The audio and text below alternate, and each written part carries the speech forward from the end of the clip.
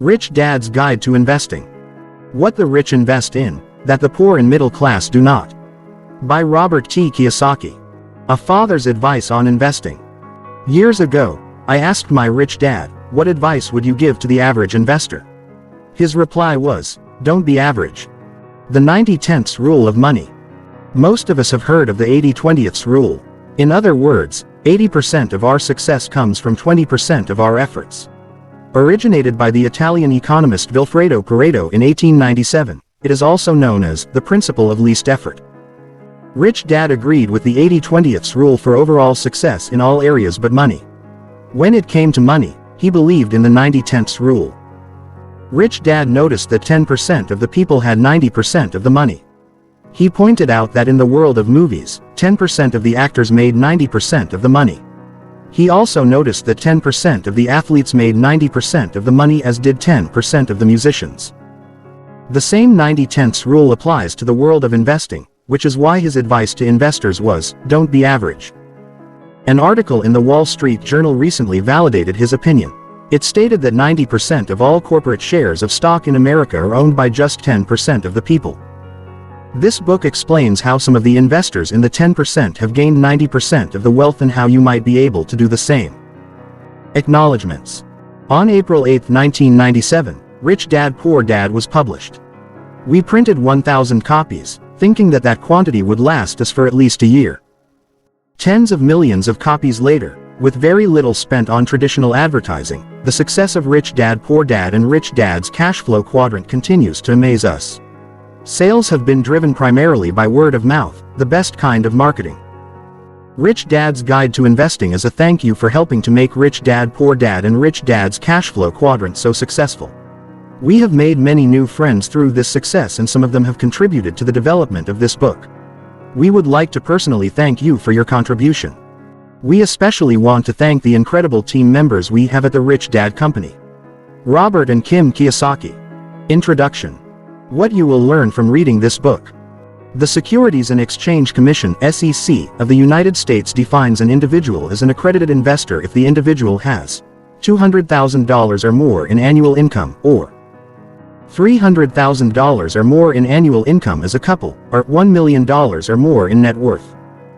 The SEC established these requirements to protect the average investor from some of the worst and most risky investments in the world. The problem is that these investor requirements also shield the average investor from some of the best investments in the world, which is one reason why Rich Dad's advice to the average investor was, don't be average. Starting with nothing. This book begins with my return from Vietnam in 1973. I had less than a year to go before I was going to be discharged from the Marine Corps. That meant that in less than a year I was going to have no job, no money, and no assets. So this book begins at a point that many of you may recognize, and that is a point of starting with nothing. All I had in 1973 was the dream of someday being very rich and becoming an investor who could qualify to invest in the investments of the rich. These are investments that few people ever hear about, that are not written about in the financial newspapers, and are not sold over the counter by investment brokers. This book begins when I had nothing but a dream in my rich dad's guidance to become an investor. This book should be of interest to you whether you have very little money to invest or have a lot to invest, whether you know very little about investing or you know a lot about investing. It is about a very complex subject but written as simply as possible. It is written for anyone interested in becoming a better informed investor, regardless of how much money they have. If this is your first book on investing, and you are concerned that it might be too complicated, please do not be concerned. All I ask is that you have a willingness to learn and read this book from the beginning to the end with an open mind. If there are parts of the book that you do not understand, then just read the words and continue on to the end. Even if you do not understand everything, you will know more about the subject of investing than many people who are currently investing in the market just by reading all the way through to the conclusion. In fact, by reading the entire book, you will know a lot more about investing than many people who are being paid to give their investment advice. This book begins with the simple and goes into the sophisticated without getting too bogged down in detail and complexity. In many ways, this book starts simple and remains simple, although it covers some very sophisticated investor strategies. This is a story of a rich man guiding a young man, with pictures and diagrams to help explain the often confusing subject of investing. The 90/10ths rule of money. My rich dad appreciated the Italian economist Vilfredo Pareto's discovery of the 80-20th rule, also known as the principle of least effort.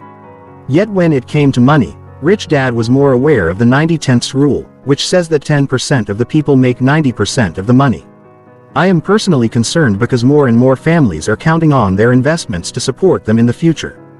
The problem is that while more people are investing, very few of them are well-educated investors.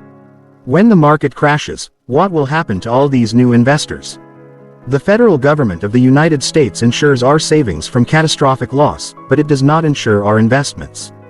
That is why, when I asked my rich dad, "What advice would you give the average investor?" his reply was, "Don't be average. How not to be average?" I became very aware of the subject of investing when I was just 12 years old. Up until that age, the concept of investing was not really in my head. Baseball and football were on my mind, but not investing. I had heard the word, but I had not really paid much attention until I saw what the power of investing could do. I remember walking along a beach with the man I call my rich dad and his son Mike, my best friend. Rich dad was showing his son and me a piece of real estate he had just purchased. Although only 12 years old, I realized that my rich dad had just purchased one of the most valuable pieces of property in our town. Even though I was young, I knew that oceanfront property with a sandy beach in front of it was more valuable than property without a beach on it. My first thought was, how can Mike's dad afford such an expensive piece of property? I stood there with the waves washing over my bare feet looking at a man the same age as my real dad who was making one of the biggest financial investments of his life. I was in awe of how he could afford such a piece of land. I knew that my dad made much more money, because he was a highly paid government official with a bigger salary. But I also knew that my real dad could never afford to buy land right on the ocean. So how could Mike's dad afford this land when my dad couldn't? Little did I know that my career as a professional investor had begun the moment I realized the power built into the word, investing. Some 40 years after that walk on the beach with my rich dad and his son Mike, I now have people asking me many of the same questions I began asking that day. In the investment classes I teach, people ask me questions similar to those I began asking my rich dad, questions such as, how can I invest when I don't have any money? I have $10,000 to invest. What would you recommend I invest in? Do you recommend investing in real estate, mutual funds, or stocks? Can I buy real estate or stocks without any money? Doesn't it take money to make money? Isn't investing risky? How do you get such high returns with low risk? Can I invest with you? People are beginning to realize the power hidden in the word investing. Many want to find out how to acquire that power for themselves. Many of these questions will be answered for you by the time you've finished reading this book, and if some are not answered here, it is my hope that you are inspired to dig further yourself to find the answers that work for you. Over 40 years ago, the most important thing my rich dad did for me was spark my curiosity on this subject of investing.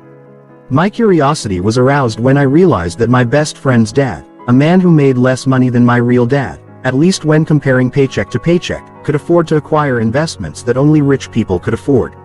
I realized that my rich dad had a power my real dad did not have, and I wanted to have that power also.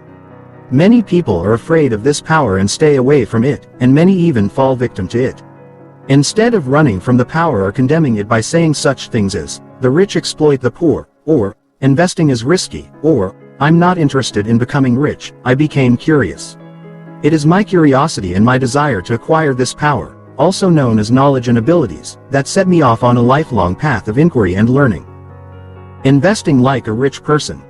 While this book may not give you all the technical answers you may want, the intention is to offer you an insight into how many of the richest self-made individuals made their money and went on to acquire great wealth. Standing on the beach at the age of 12, looking at my rich dad's newly acquired piece of real estate, my mind was open to a world of possibilities that did not exist in my home. I realized that it was not money that made my rich dad a rich investor. I realized that my rich dad had a thinking pattern that was almost exactly opposite and often contradicted the thinking of my real dad. I realized that I needed to understand the thinking pattern of my rich dad if I wanted to have the same financial power he had. I knew that if I thought like him, I would be rich forever. I also knew that if I did not think like him, I would never really be rich, regardless of how much money I had. Rich dad had just invested in one of the most expensive pieces of land in our town, and he had no money. I realized that wealth was a way of thinking and not a dollar amount in the bank. It is this thinking pattern of rich investors that I want to deliver to you in this book. Rich Dad's Answer. Standing on the beach 40 years ago, I finally worked up the courage to ask my rich dad, how can you afford to buy these 10 acres of very expensive oceanfront land when my dad can't afford it? Rich Dad then gave me an answer I have never forgotten. He put his arm around me and we turned and started walking down the beach at the water line. Rich Dad began to warmly explain to me the fundamentals of the way he thought about money and investing. His answer began with, I can't afford to buy this land either. But my business can. We walked on the beach for an hour that day, Rich Dad with his son on one side and me on his other side. My investor lessons had begun. Some time ago, I was teaching a 3-day investment course in Sydney, Australia. The first day and a half I discussed the ins and outs of building a business. Finally, in frustration, a participant raised his hand and said, I came to learn about investing. Why are you spending so much time on business? My reply was, there are 2 reasons. Reason number 1 is that what we ultimately invest in is a business. If you invest in stocks, you are investing in a business. If you buy a piece of real estate, such as an apartment building, that building is also a business. If you buy a bond, you are also investing in a business. In order to be a good investor, you first need to be good at business. Reason number 2 is that the best way to invest is to have your business buy your investments for you. The worst way to invest is to invest as an individual. The average investor knows very little about business and often invests as an individual. That is why I spend so much time on the subject of business in an investment course. And that is why this book will spend some time on how to build a business as well as how to analyze a business. I will also spend time on investing through a business because that is how Rich Dad taught me to invest. As he said to me 40 years ago, I can't afford to buy this land either. But my business can. In other words, my rich dad's rule was, my business buys my investments. Most people are not rich because they invest as individuals and not as business owners. In this book, you will see why most of the 10% who own 90% of the stocks are business owners and invest through their businesses and how you can do the same. I call these people 90/10ths investors in this book. Later in the course, the individual who had questioned me understood why I spent so much time talking about business. As the course progressed, that individual in the class began to realize that the richest investors in the world do not buy investments. Most of the 90/10ths investors created their own investments. The reason we have billionaires who are still in their 20s is not because they bought investments. They created investments, called businesses, that millions of people want to buy. Nearly every day I hear people say, I have an idea for a new product that will make millions. Unfortunately, most of those creative ideas will never be turned into fortunes. The second half of this book will focus on how the 10% turn their ideas into multi-million and even multi-billion-dollar businesses that other investors invest in. That is why Rich Dad spent so much time teaching me how to build businesses as well as how to analyze businesses to invest in. So if you have an idea that you think could make you rich, or maybe even help you join the 90/10ths Investor Club, the second half of this book is for you. Buy, hold, and pray. Over the years, Rich Dad pointed out that investing means different things to different people. Today I often hear people saying such things as, I just bought 500 shares of XYZ company for $5 a share, the price went up to $15 and I sold it. I made $5,000 in less than a week. My husband and I buy old houses, and we fix them up and sell them for a profit. I trade commodity futures. I have over $1 million in my retirement account. Safe as money in the bank. I have a diversified portfolio. I'm investing for the long term. As Rich Dad said, investing means different things to different people.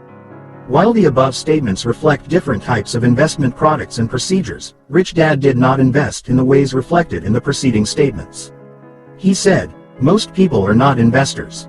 Most people are speculators or gamblers. Most people have the buy, hold, and pray mentality. Most investors live in the hope that the market stays up, and live in fear of the market crashing. A true investor makes money regardless of whether the market is going up or crashing down. They make money regardless of whether they are winning or losing. The average investor does not know how to do that, and that is why most investors are average investors who fall into the 90% that make only 10% of the money. More than buying, holding, and praying. Investing meant more to Rich Dad than buying, holding, and praying. This book will cover the following subjects. 1. The 10 investor controls that can reduce risk and increase profits. Rich Dad said, investing is not risky. Being out of control is risky. 2. The 5 phases of Rich Dad's plan to guide me from having no money to investing with a lot of money. Phase 1 of Rich Dad's plan was preparing my mind to become a rich investor. This is a simple yet very important phase for anyone who wants to invest with confidence. 3. The different tax laws for different investors. In Rich Dad's Cashflow Quadrant book, I cover the 4 different people found in the world of business. They are ESBI. The E stands for employee. The S stands for self-employed or small business. The B stands for business owner. The I stands for investor.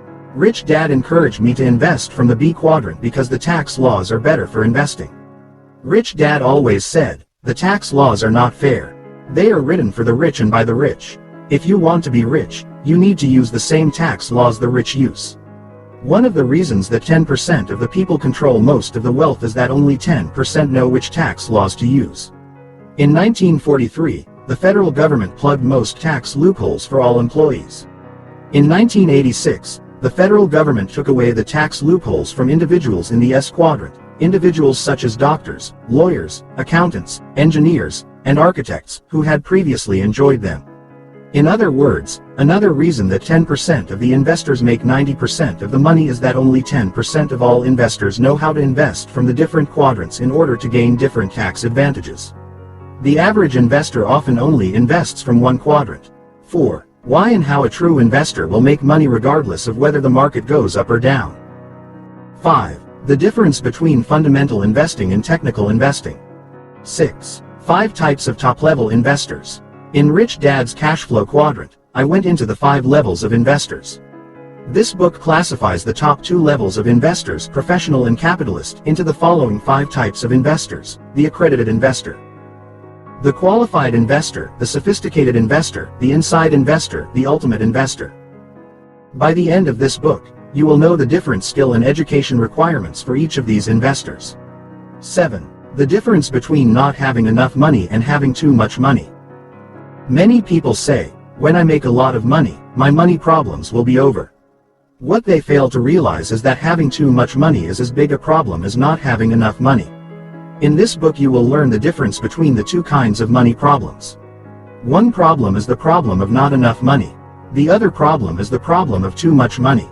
Few people realize how big a problem having too much money can be. One of the reasons so many people go broke after making a lot of money is that they do not know how to handle the problem of too much money. In this book you will learn how to start with the problem of not having enough money, how to make a lot of money, and then how to handle the problem of too much money. In other words, this book will not only teach you how to make a lot of money but, more importantly, it will teach you how to keep it. As Rich Dad said, what good is making a lot of money if you wind up losing it all? A stockbroker friend of mine once said to me, the average investor does not make money in the market. I have seen so many investors make money one year and give it all back the next year.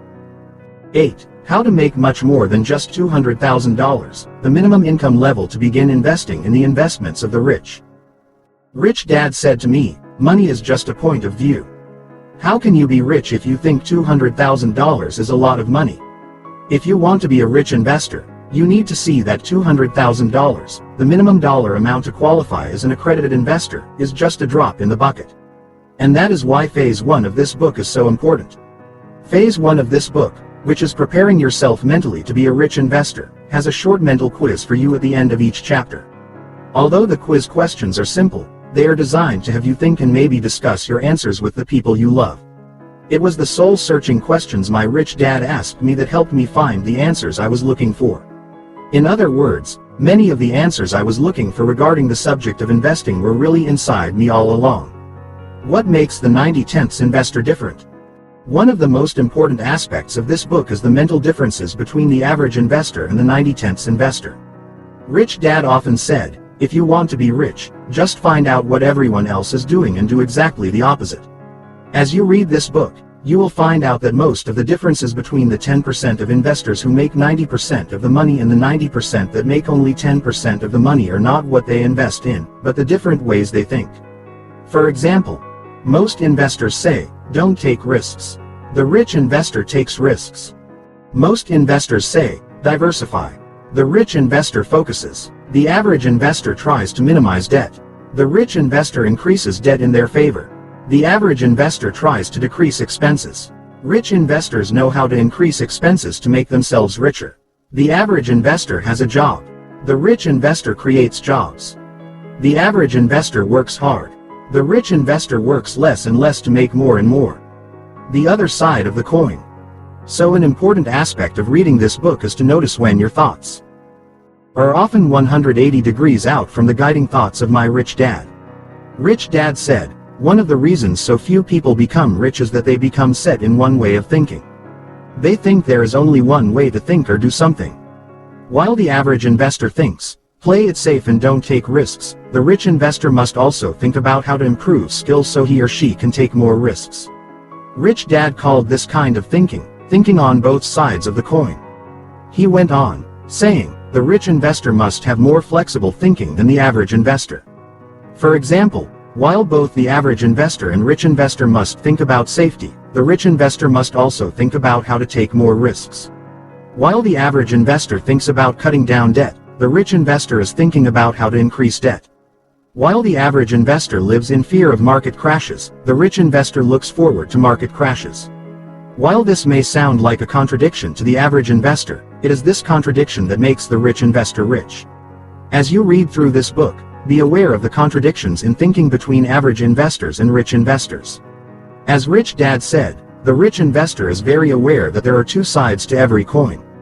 The average investor sees only one side, and it is the side the average investor does not see that keeps the average investor average and the rich investor rich. The second part of this book is about the other side of the coin. Do you want to be more than an average investor? This book is much more than just a book about investing, hot tips, and magic formulas. One of the main purposes for writing it is to offer you the opportunity to gain a different point of view on the subject of investing. It begins with my returning from Vietnam in 1973 and preparing myself to begin investing as a rich investor. In 1973, Rich Dad began teaching me how to acquire the same financial power he possessed, a power I first became aware of at the age of 12. While standing on the beach in front of my rich dad's latest investment 40 years ago, I realized that when it came to investing, the difference between my rich dad and my poor dad went far deeper than merely how much money each man had to invest. The difference is first found in a person's deep desire to be much more than just an average investor. If you have such a desire, then read on. Phase 1. Are you mentally prepared to be an investor? Chapter 1. Investor Lesson Number 1. What should I invest in? In 1973, I returned home from my tour of Vietnam. I felt fortunate to have been assigned to a base in Hawaii near home rather than to a base on the East Coast. After settling in at the Marine Corps Air Station, I called my friend Mike and we set up a time to have lunch together with his dad, the man I call my rich dad. Mike was anxious to show me his new baby and his new home, so we agreed to have lunch at his house the following Saturday. When Mike's limousine came to pick me up at the drab gray base BOQ, Bachelor Office's quarters, I began to realize how much had changed since we had graduated together from high school in 1965. Welcome home, Mike said as I walked into the foyer of his beautiful home with marble floors. Mike was beaming from ear to ear as he held his 7-month-old son. Glad you made it back in one piece. So am I replied as I looked past Mike at the shimmering blue Pacific Ocean, which touched the white sand in front of his home. The home was spectacular. It was a tropical one-level mansion with all the grace and charm of old and new Hawaiian living. There were beautiful Persian carpets, tall green potted plants, and a large pool that was surrounded on 3 sides by his home, with the ocean on the 4th side. It was very open, breezy, and the model of gracious island living, with the finest of detail. The home fit my fantasies of living the luxurious life in Hawaii. Meet my son James, said Mike. Oh, I said in a startled voice. I had slipped into a trance taking in the stunning beauty of this home. My jaw must have been hanging open. What a cute kid, I replied, as any person should reply when looking at a new baby. But as I stood there making faces at a baby blankly staring back at me, my mind was still in shock at how much had changed in 8 years. I was living on a military base in old barracks, sharing a room with 3 other messy beer-drinking young pilots, while Mike was living in a multi-million-dollar estate with his gorgeous wife and newborn baby. Come on in, Mike continued. Dad and Connie are waiting for us on the patio. The lunch was spectacular and served by their full-time maid. I sat there enjoying the meal, the scenery, and the company when I thought about my 3 roommates who were probably dining at the officers' mess hall at that very moment. Since it was Saturday, lunch on the base was probably a sub sandwich and a bowl of soup. After the pleasantries and catching up on old times, Rich Dad said, "As you can see, Mike has done an excellent job investing the profits from the business. We have made more money in the last 2 years than I made in the first 20. There is a lot of truth to the statement that the first million is the hardest. So business has been good?" I asked, encouraging further disclosure on how their fortunes had jumped so radically. "Business is excellent," said Rich Dad. "These new 747s bring so many tourists from all over the world to Hawaii that business cannot help but keep growing. But our real success is from our investments more than from our business. And Mike is in charge of the investments." "Congratulations," I said to Mike. "Well done." "Thank you," said Mike. "But I can't take all the credit. It's Dad's investment formula that is really working. I'm just doing exactly what he has been teaching us about business and investing for all these years." "It must be paying off," I said. "I can't believe you live here in the richest neighborhood in the city. Do you remember when we were poor kids, running with our surfboards between houses trying to get to the beach?" Mike laughed. "Yes, I do, and I remember being chased by all those mean old rich guys. Now I'm the mean old rich guy who is chasing those kids away. Who would have ever thought that you and I would be living?" Mike suddenly stopped talking once he realized what he was saying, that while he was living here, I was living on the other side of the island in drab military barracks. "I'm sorry," he said. "I didn't mean to." "No apologies necessary," I said with a grin. "I'm happy for you. I'm glad you're so wealthy and successful. You deserve it, because you took the time to learn to run the business. I'll be out of the barracks as soon as my contract with the Marine Corps is done."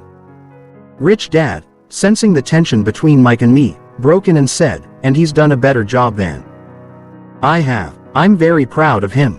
I'm proud of both my son and his wife. They are a great team and have earned everything they have. Now that you're back from the war, it's your turn, Robert. May I invest with you?" "I'd love to invest with you," I eagerly replied. "I saved nearly $3,000 while I was in Vietnam, and I'd like to invest it before I spend it. Can I invest with you?" "Well, I'll give you the name of a good stockbroker," Rich Dad said. "I'm sure he'll give you some good advice, maybe even a hot tip or two." No, I said. "I want to invest in what you are investing in. Come on, you know how long I've known you too. I know you've always got something that you're working on or investing in. I don't want to go to a stockbroker. I want to be in a deal with you guys."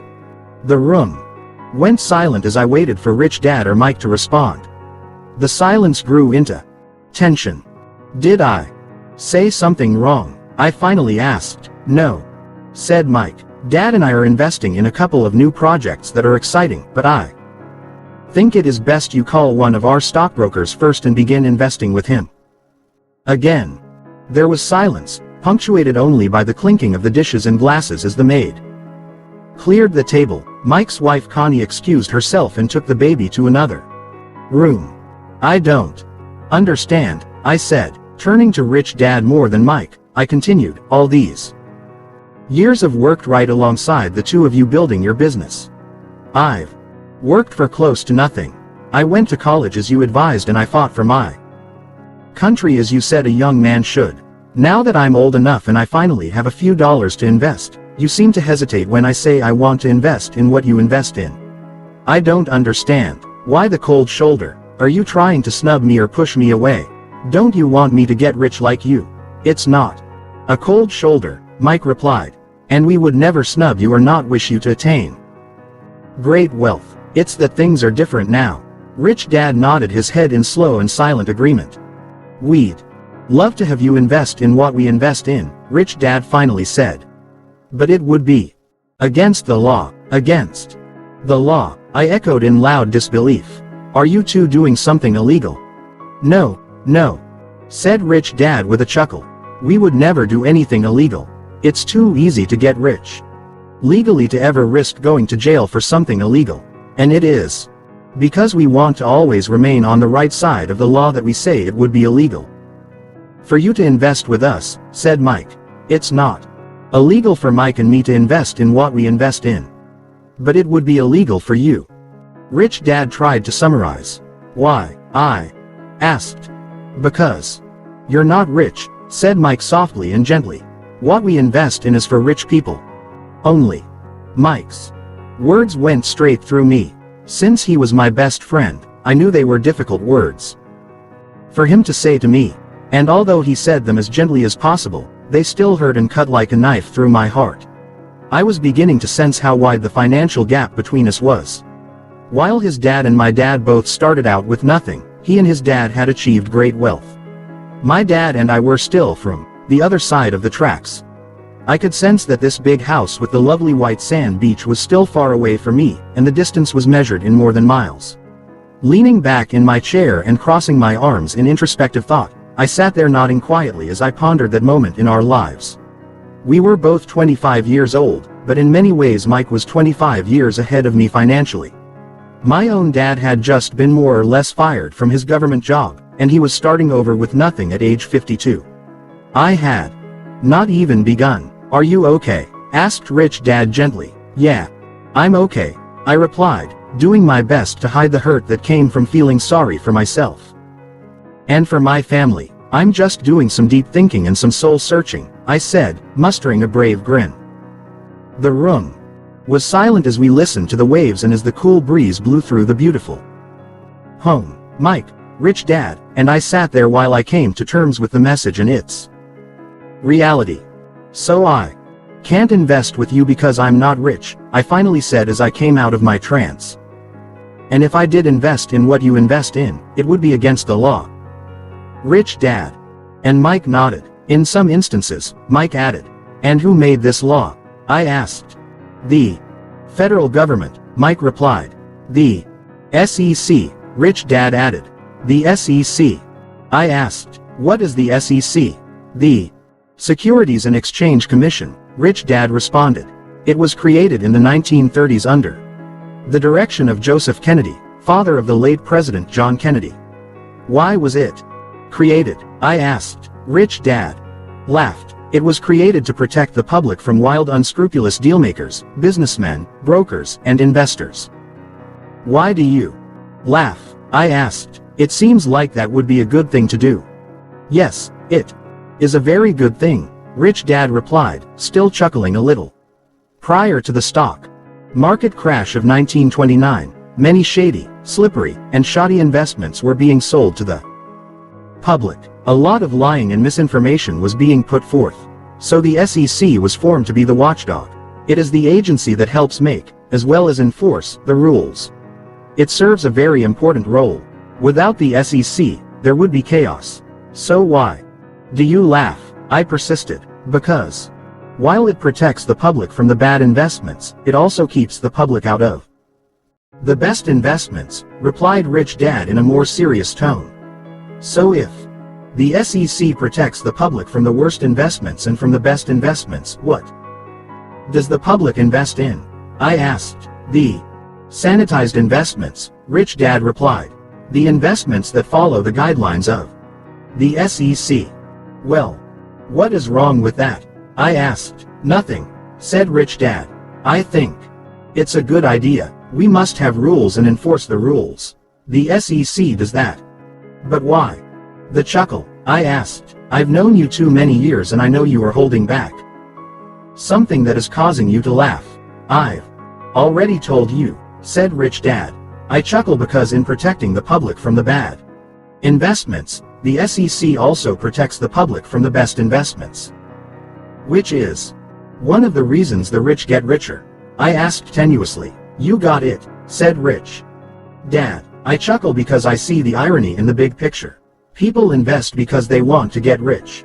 But because they're not rich, they're not allowed to invest in the investments that could make them rich. Only if you're rich can you invest in a rich person's investments. And so the rich get richer. To me, that is ironic. But why is it done this way? I asked. Is it to protect the poor and middle class from the rich? No, not necessarily, Mike responded. I think it is really to protect the poor and the middle class from themselves. Why do you say that? I asked. Because there are many more bad deals than good deals. If a person is not aware, all deals, good and bad, look the same. It takes a great deal of education and experience to sort the more sophisticated investments into good and bad investments. To be sophisticated means you have the ability to know what makes one investment good and the others dangerous. And most people simply do not have that education and experience, said Rich Dad. Mike, why don't you bring out the latest deal we are considering? Mike left the table for his office and returned with a 3-ring binder that was about 2 inches thick, filled with pages, pictures, figures, and maps. This is an example of something we would consider investing in, said Mike as he sat down. It is known as a non-registered security. This particular investment is sometimes called a private placement memorandum. My mind went numb as Mike flipped through the pages and showed me the graphs, charts, maps, and pages of written text that described the risks and rewards of the investment. I felt drowsy as Mike explained what he was looking at and why he thought it was such a great investment opportunity. Rich Dad, seeing me begin to fade away with the overload of unfamiliar information, stopped Mike and said, "This is what I wanted Robert to see." Rich Dad then pointed to a small paragraph at the front of the book that read, "Exemptions from the Securities Act of 1933. This is what I want you to understand," he said. I leaned forward to be better able to read the fine print his finger was pointing to.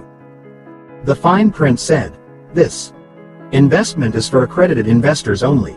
An accredited investor is generally accepted to be someone who has a net worth of $1 million or more, or has had an annual income of $200,000 or more in each of the most recent years, or $300,000. Jointly with a spouse, and who has a reasonable expectation of reaching the same income level in the current year." Leaning back in my chair, I said, "This is why you say I cannot invest in what you invest in. This investment is for rich people only, or people with high incomes," said Mike. "Not only are these guidelines tough, but the minimum amount you can invest in this investment is $35,000. That is how much each investment unit, as it is called, costs. $35,000. I said with a gasp. "That is a lot of money and a lot of risk." "You mean that is the least someone can invest in this deal?" Rich Dad nodded. "How much does the government pay you as a Marine Corps pilot?" I was earning about $12,000 a year with flight pay and combat pay in Vietnam. I really don't know what my pay will be here now that I am stationed in Hawaii. I might get some COLA, cost of living allowance, but it sure isn't going to be much, and it certainly will not cover the cost of living in Hawaii. So for you to have saved $3,000 was quite an accomplishment," said Rich Dad, doing his best to cheer me up. "You saved nearly 25% of your gross income." I nodded. Yet silently I realized how very, very far behind I was from becoming a so-called accredited investor. I realized that even if I achieved the rank of general in the Marine Corps, I would probably not earn enough money to be considered an accredited investor. So what should I do? I finally asked. "Why can't I just give you my $3,000 and you combine it with your money and we split the profits when the deal pays off?" "We could do that," said Rich Dad, "but I wouldn't recommend it. Not for you anyway." "Why?" I asked. "Why not for me? You already have a pretty good financial education foundation, so you can go way beyond just being an accredited investor. If you want, you could become a sophisticated investor. Then you will find wealth far beyond your wildest dreams." Accredited investor, sophisticated investor, what's the difference? I asked, actually feeling a spark of renewed hope. "Good question," Mike said with a smile, sensing that his friend was coming out of a slump. "An accredited investor is by definition someone who qualifies because he or she has money. That is why an accredited investor is often called a qualified investor." Rich Dad explained. "But money alone does not qualify you to be a sophisticated investor." "What is the difference?" I asked. "Well, did you see the headlines in yesterday's newspaper about the Hollywood movie star who lost millions in an investment scam?" asked Rich Dad. I nodded my head. "Yes, I did. Not only did he lose millions, he had to pay the tax department for untaxed income that went into that deal. Well, that is an example of an accredited or qualified investor, Rich Dad continued. But just because you have money does not mean you're a sophisticated investor. This is why we often hear of so many high-income people such as doctors, lawyers, rock stars, and professional athletes losing money in less than sound investments. They have the money, but they lack the sophistication. They have money but don't know how to invest it safely and for high returns. All the deals look the same to them. They can't tell a good investment from a bad one. People like them should stay only in sanitized investments or hire a professional money manager they trust to invest for them. So what is your definition of a sophisticated investor? I asked. A sophisticated investor knows the 3 E's, said Rich Dad. The 3 E's, I repeated. What are the 3 E's? Rich Dad then turned over the private placement memorandum we were looking at and wrote the following on the back of one of the pages. Education.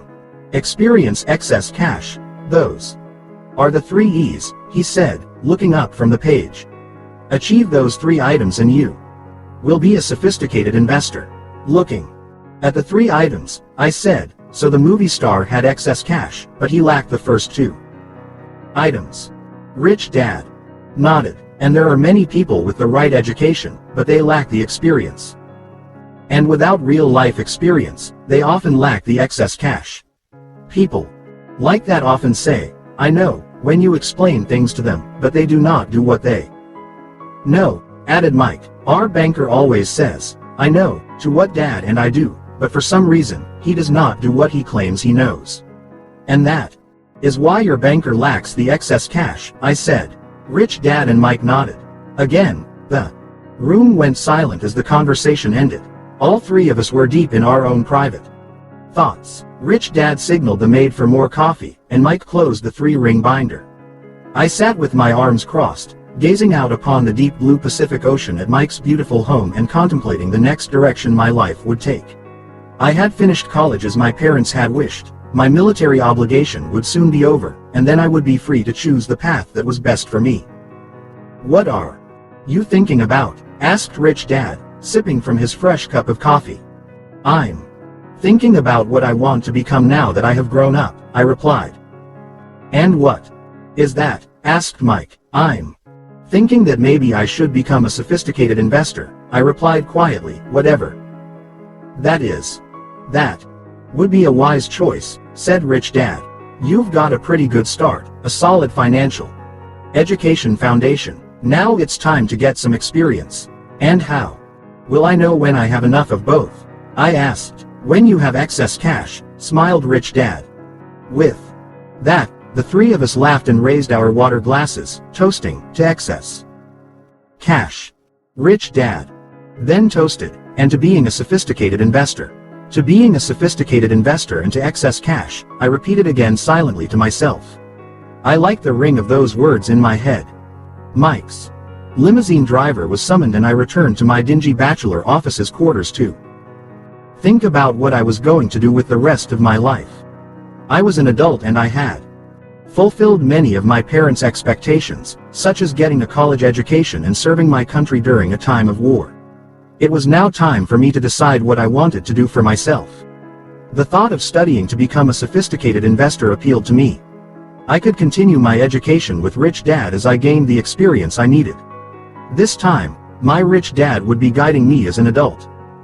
20 years later, by 1993, Rich Dad's wealth was split between his children, grandchildren, and their future children. For the next 100 years or so, his heirs would not have to worry about money. Mike received the primary assets of the business and has done a magnificent job of growing the balance of Rich Dad's financial empire, a financial empire that Rich Dad had built from nothing. I had seen it start and grow during my lifetime. It took me 20 years to achieve what I thought I should have been able to do in 10 years. There is some truth to the saying, it's the first million that is the hardest. In retrospect, making $1 million was not that difficult. It's keeping the million and having it work hard for you that I found to be difficult. Nevertheless, I was able to retire in 1994 at the age of 47, financially free and with ample money to enjoy life. Yet it was not retirement that I found exciting. It was finally being able to invest as a sophisticated investor that was exciting. To be able to invest alongside Mike and Rich Dad was a goal worth achieving. That day back in 1973 when Mike and Rich Dad said I was not rich enough to invest with them was a turning point in my life. It was the day I set the goal to become a sophisticated investor. The following is a list of some of the investments in which so-called accredited investors and sophisticated investors invest: private placements, real estate syndication and limited partnerships, pre-initial public offerings, IPOs. While available to all investors, IPOs are not usually easily accessible. Subprime financing, mergers and acquisitions, loans for startups, hedge funds for the average investor. These investments are too risky, not because the investment itself is necessarily risky, but because all too often, the average investor lacks sufficient education, experience, and excess capital to handle the exigencies of the investment. I now tend to side with the SEC and agree that it is better to protect unqualified investors by restricting their access to these types of investments. This is because I made some errors and false steps along the way and know that others may do the same. As a sophisticated investor today, I now invest in such ventures. If you know what you're doing, the risk is very low while the potential reward can be huge. Investments such as these are where the rich routinely invest their money. Although I have taken some losses, the returns on the investments that do well have been spectacular, far exceeding the few losses. A 35% return is normal, but returns of 1,000% and more are occasionally achieved. I would rather invest in these investments than in others because I find them more exciting and more challenging. It's not simply a matter of buy 100 shares of this or sell 100 shares of that. Nor is it as the PE high or as the PE low. That is not what being a sophisticated investor is about. Investing in these investments is about getting very close to the engine of capitalism. In fact, some of the investments listed here are venture capital investments which, for the average investor, are far too risky. In reality, the investments are not risky. It's the lack of education, experience, and excess cash that makes it risky for the average investor. The path. This book is not necessarily about investments. This book is specifically about the investor and the path to becoming a sophisticated investor. It is about your finding the path that's right for you to acquire the 3 E's: education, experience, and excess cash. Rich Dad Poor Dad is a book about my educational path as a child. CASHFLOW Quadrant is my educational path as a young adult between the years 1973 and 1994. This book, Rich Dad's Guide to Investing, builds on the lessons from previous years and converts the lessons into the 3 E's so that you can qualify as a sophisticated investor. In 1973, I barely had $3,000 to invest and I did not have much education and real-life experience. By 1994, I had become a sophisticated investor. Many years ago, Rich Dad said, just as there are houses for the rich, the poor, and the middle class, there are investments for each of them. If you want to invest in investments that the rich invest in, you have to be more than rich. You need to become a sophisticated investor, not just a rich person who invests. The 5 phases of becoming a sophisticated investor. Rich Dad broke my development program into 5 distinct phases, which I have organized into phases, lessons, and chapters.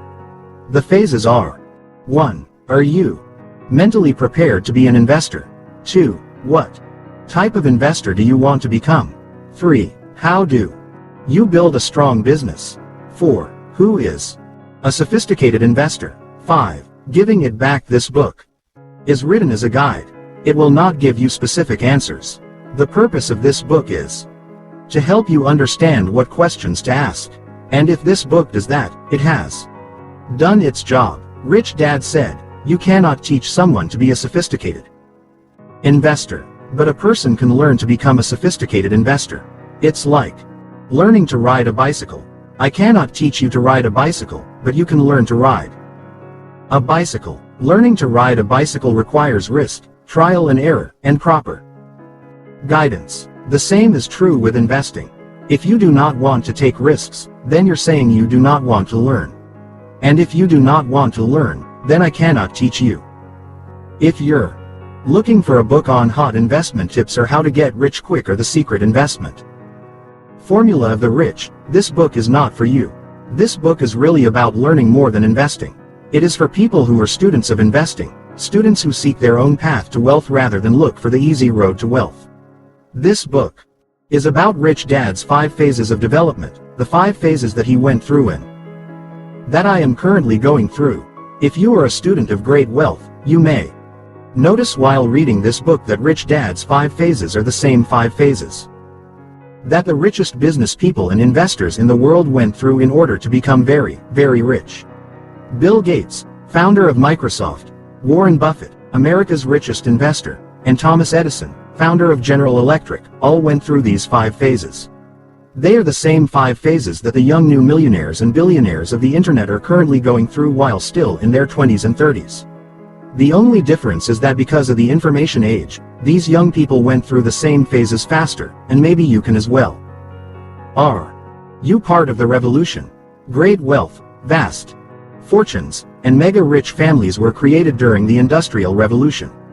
The same is going on today during the Information Revolution. I find it interesting that today we have self-made multimillionaires and billionaires who are 20, 30, and 40 years of age, yet we still have people 40 and over who have a tough time hanging on to $50,000 a year jobs. One reason for this great disparity is the shift from the industrial age to the information age. When we shifted into the industrial age, people like Henry Ford and Thomas Edison became billionaires.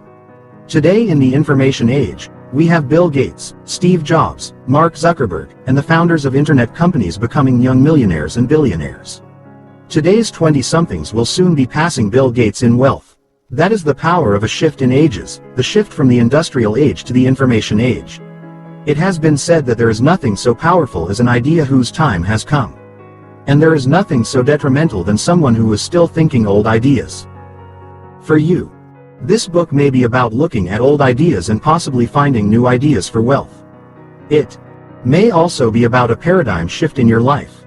It may be about a transition as radical as the shift from the industrial age to the information age. It may be about defining a new financial path for your life. It may be about thinking more like a businessperson and investor rather than an employee or a self-employed person. It took me years to go through the phases, and in fact, I am still going through them. After reading this book, you may consider going through the same 5 phases, or you may decide that this developmental path is not for you. If you decide to embark upon the same path, how fast you choose to go through these 5 phases of development is up to you. Remember that this book is not about getting rich quickly. The choice to undergo such a personal development and education program begins in phase 1, the phase of mental preparation. Are you mentally prepared to be an investor? Rich Dad often said, "Money will be anything you want it to be." What he meant was that money comes from our minds, our thoughts. If a person says, "Money is hard to get," it will probably be hard to get. If a person says, "Oh, I'll never be rich," or, "It's really hard to get rich," it will probably be true for that person. If a person says, "The only way to get rich is to work hard," then that person will probably work hard. If the person says, "If I had a lot of money, I would put it in the bank because I wouldn't know what to do with it," then it will probably happen just that way. You'd be surprised how many people think and do just that. And if a person says, "Investing is risky," then it is. As Rich Dad said, money will be anything you want it to be. Rich Dad warned me that the mental preparation it takes to become a sophisticated investor is probably similar to the mental preparation it would take to climb Mt. Everest or to prepare for the priesthood. He was kidding, yet he was putting me on notice that such an undertaking is not to be taken lightly. He said to me, "You start as I did. You start without any money. All you have is hope and a dream of attaining great wealth. While many people dream of it, only a few achieve it. Think hard and prepare mentally because you are about to learn to invest in a way that very few people are allowed to invest. You will see the investment world from the inside rather than from the outside. There are far easier paths in life and easier ways to invest. So think it over and be prepared if you decide this is the path for your life." Chapter 2. Investor Lesson Number 2. Pouring a Foundation of Wealth. Returning to the dingy gray office's quarters on base that night was very difficult. They had been fine when I left earlier that day, but after spending the afternoon in Mike's new home, the office's quarters seemed cheap, old, and tired. As expected, my 3 roommates were drinking beer and watching a baseball game on television. There were pizza boxes and beer cans everywhere. They did not say much as I passed through the shared living area. They just stared at the TV set. As I retired to my room and closed the door, I felt grateful that we all had private rooms. I had much to think about. At 25 years of age, I finally realized things that I could not understand as a kid of 9 years old, the age at which I first began working with Rich Dad. I realized that my rich dad had been working hard for years pouring a solid foundation of wealth. They had started on the poor side of town, living frugally, building businesses, buying real estate, and working on their plan.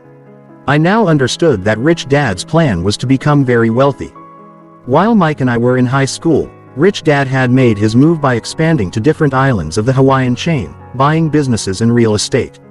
While Mike and I were in college, he made his big move and became one of the major private investors in businesses in Honolulu and parts of Waikiki. While I was flying for the Marine Corps in Vietnam, his foundation of wealth was set in place. It was a strong and firm foundation. Now he and his family were enjoying the fruits of their labor. Instead of living in the poorest of neighborhoods on an outer island, they lived in one of the wealthiest neighborhoods in Honolulu. They did not just look rich on the surface as many of the people in that neighborhood did. I knew that Mike and his dad were rich because they allowed me to review their audited financial statements. Not many people were given that privilege. My real dad, on the other hand, had just lost his job. He had been climbing the ladder in the state government when he fell from grace from the political machine that ran the state of Hawaii. My dad lost everything he had worked to achieve when he ran against his boss for governor and lost. He had been blacklisted from state government and was trying to start over. He had no foundation of wealth. Although he was 52 and I was 25, we were in exactly the same financial position. We had no money. We both had a college education and we could both get another job, but when it came to real assets, we had nothing. That night, lying quietly on my bunk, I knew I had a rare opportunity to choose a direction for my life. I say rare because very few people have the luxury of comparing the life paths of 2 fathers and then choosing the path that was right for them.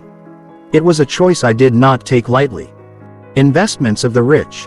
Although many things ran through my mind that night, I was most intrigued by the idea that there were investments only for the rich, and then there were investments for everyone else.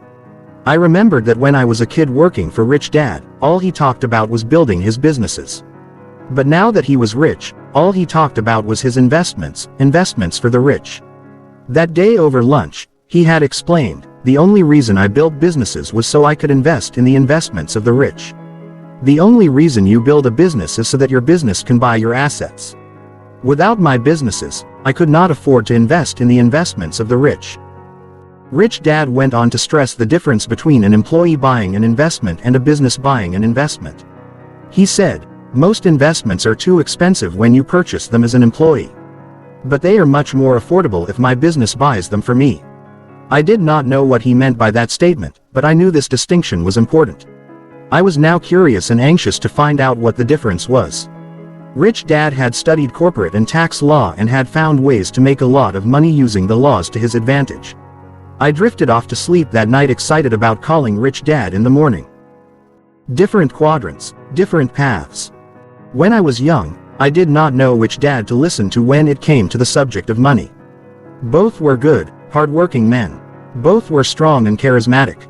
Both said I should go to college and serve my country in the military. But they did not say the same things about money or give the same advice about what to become when I grew up. Now I could compare the results of the career paths chosen by my rich dad and my poor dad. My poor dad advised me, go to school, get good grades, and then find a safe, secure job with benefits. He was recommending a career path in this direction. On the other hand, my rich dad said, learn to build businesses and invest through your businesses. He was recommending a career path that looked like this. There are core emotional differences and technical differences among the people found in each of the quadrants in the cash flow quadrant. These emotional and technical differences are important because they ultimately determine which quadrant a person tends to favor and operate from. For example, a person who needs job security will most likely seek the E quadrant. In the E quadrant are people in all walks of life, from janitors to presidents of companies. A person who needs to do things on his or her own is often found in the S quadrant, the quadrant of the self-employed or small business. I also say that S stands for specialists, solo, and smart, because this is where many of the professionals such as doctors, attorneys, accountants, and other technical consultants are found. The Cashflow Quadrant book explains the differences between the S quadrant, which is where most small business owners operate, and the B quadrant, which is the quadrant where big businesses are found. In this book, we will go into much more detail about the technical differences, because it is here that the differences between the rich and everyone else are found. The lessons resume. I had spent many hours as a child sitting at a table in one of Rich Dad's restaurants as Rich Dad discussed the affairs of his business. At these discussions, I would sit and sip my soda while Rich Dad talked with his bankers, accountants, attorneys, stockbrokers, real estate brokers, financial planners, and insurance agents. It was the beginning of my business education. Between the ages of 9 and 18, I spent hours listening to these men and women solve intricate business problems. But those lessons around the table ended when I left for 4 years of college in New York, followed by 5 years of service with the Marine Corps. Now that my college education was complete and my military duty nearly over, I was ready to continue the lessons with Rich Dad.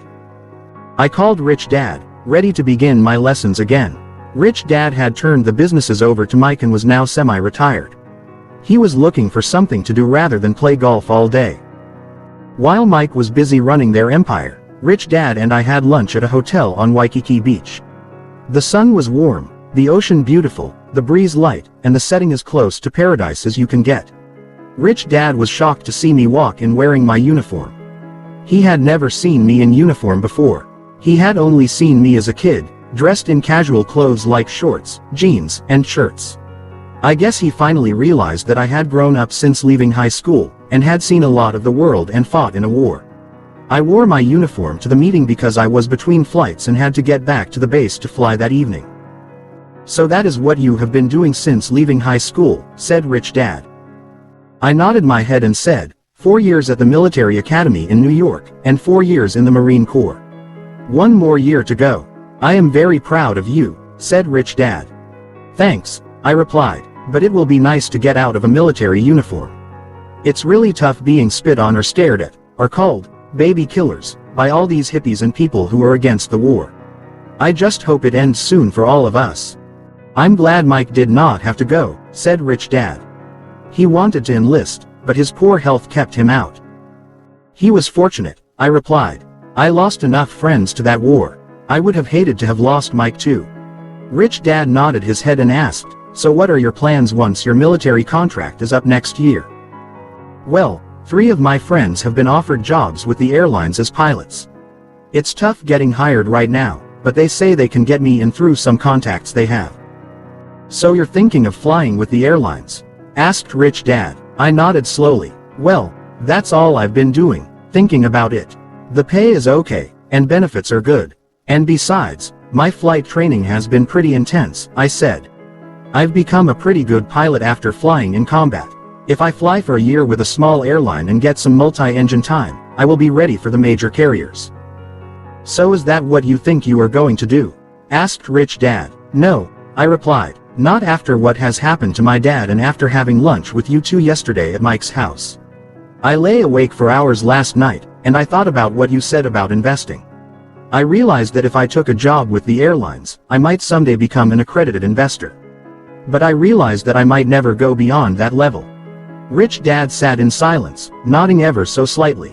"So what I said hit home," he said in a low voice. "Very much so," I replied.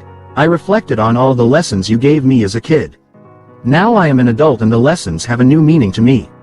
"And what did you remember?" asked Rich Dad. "I remember you're taking away my 10 cents per hour and making me work for free," I replied. "I remember that lesson of not becoming addicted to a paycheck." Rich Dad laughed at himself and said, "That was a pretty tough lesson." "Yes it was," I replied, "but a great lesson. My dad was really angry with you then. But now he is the one trying to live without a paycheck at 52 years old. I was only 9 when I got that lesson." After lunch at Mike's yesterday, I vowed that I would not spend my life clinging to job security just because I need a paycheck.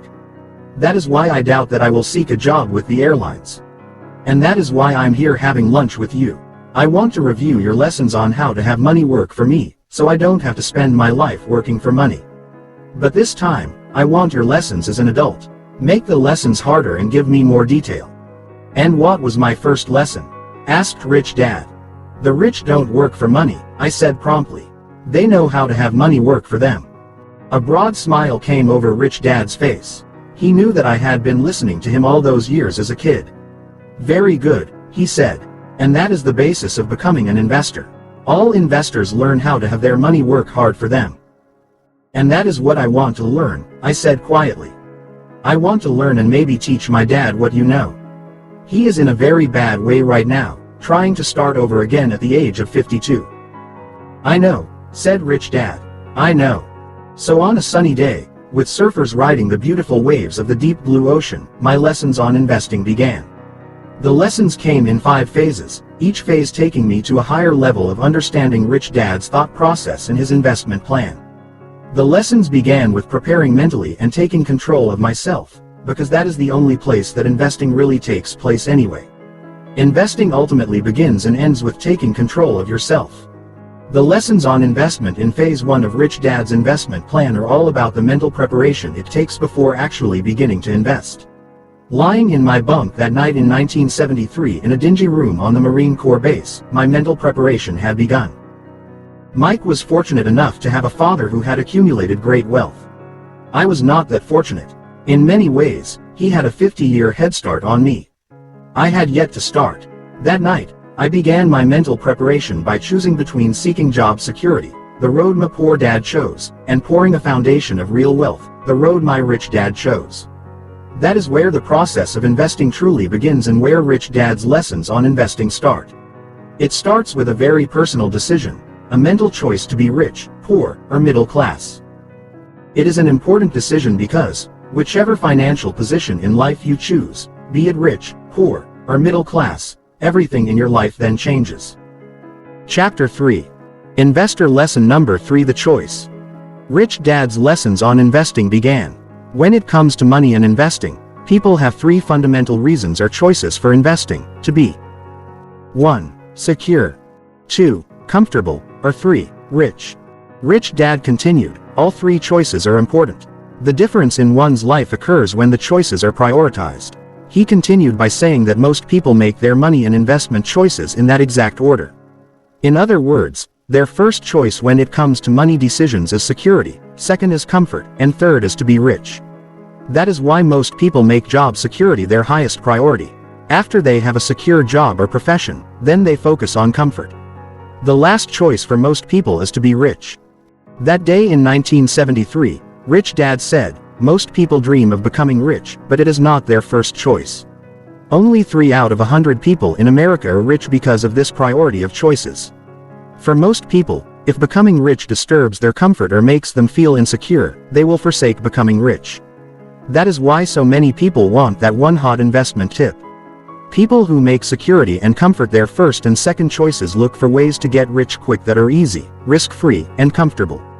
A few people do get rich on one lucky investment, but all too often they lose it all. Rich or happy? I often hear people say, I'd rather be happy than be rich. That comment has always sounded very strange to me. I have been both rich and poor and in both financial positions. I have been both happy and unhappy. I wonder why people think they have to choose between happiness and being rich.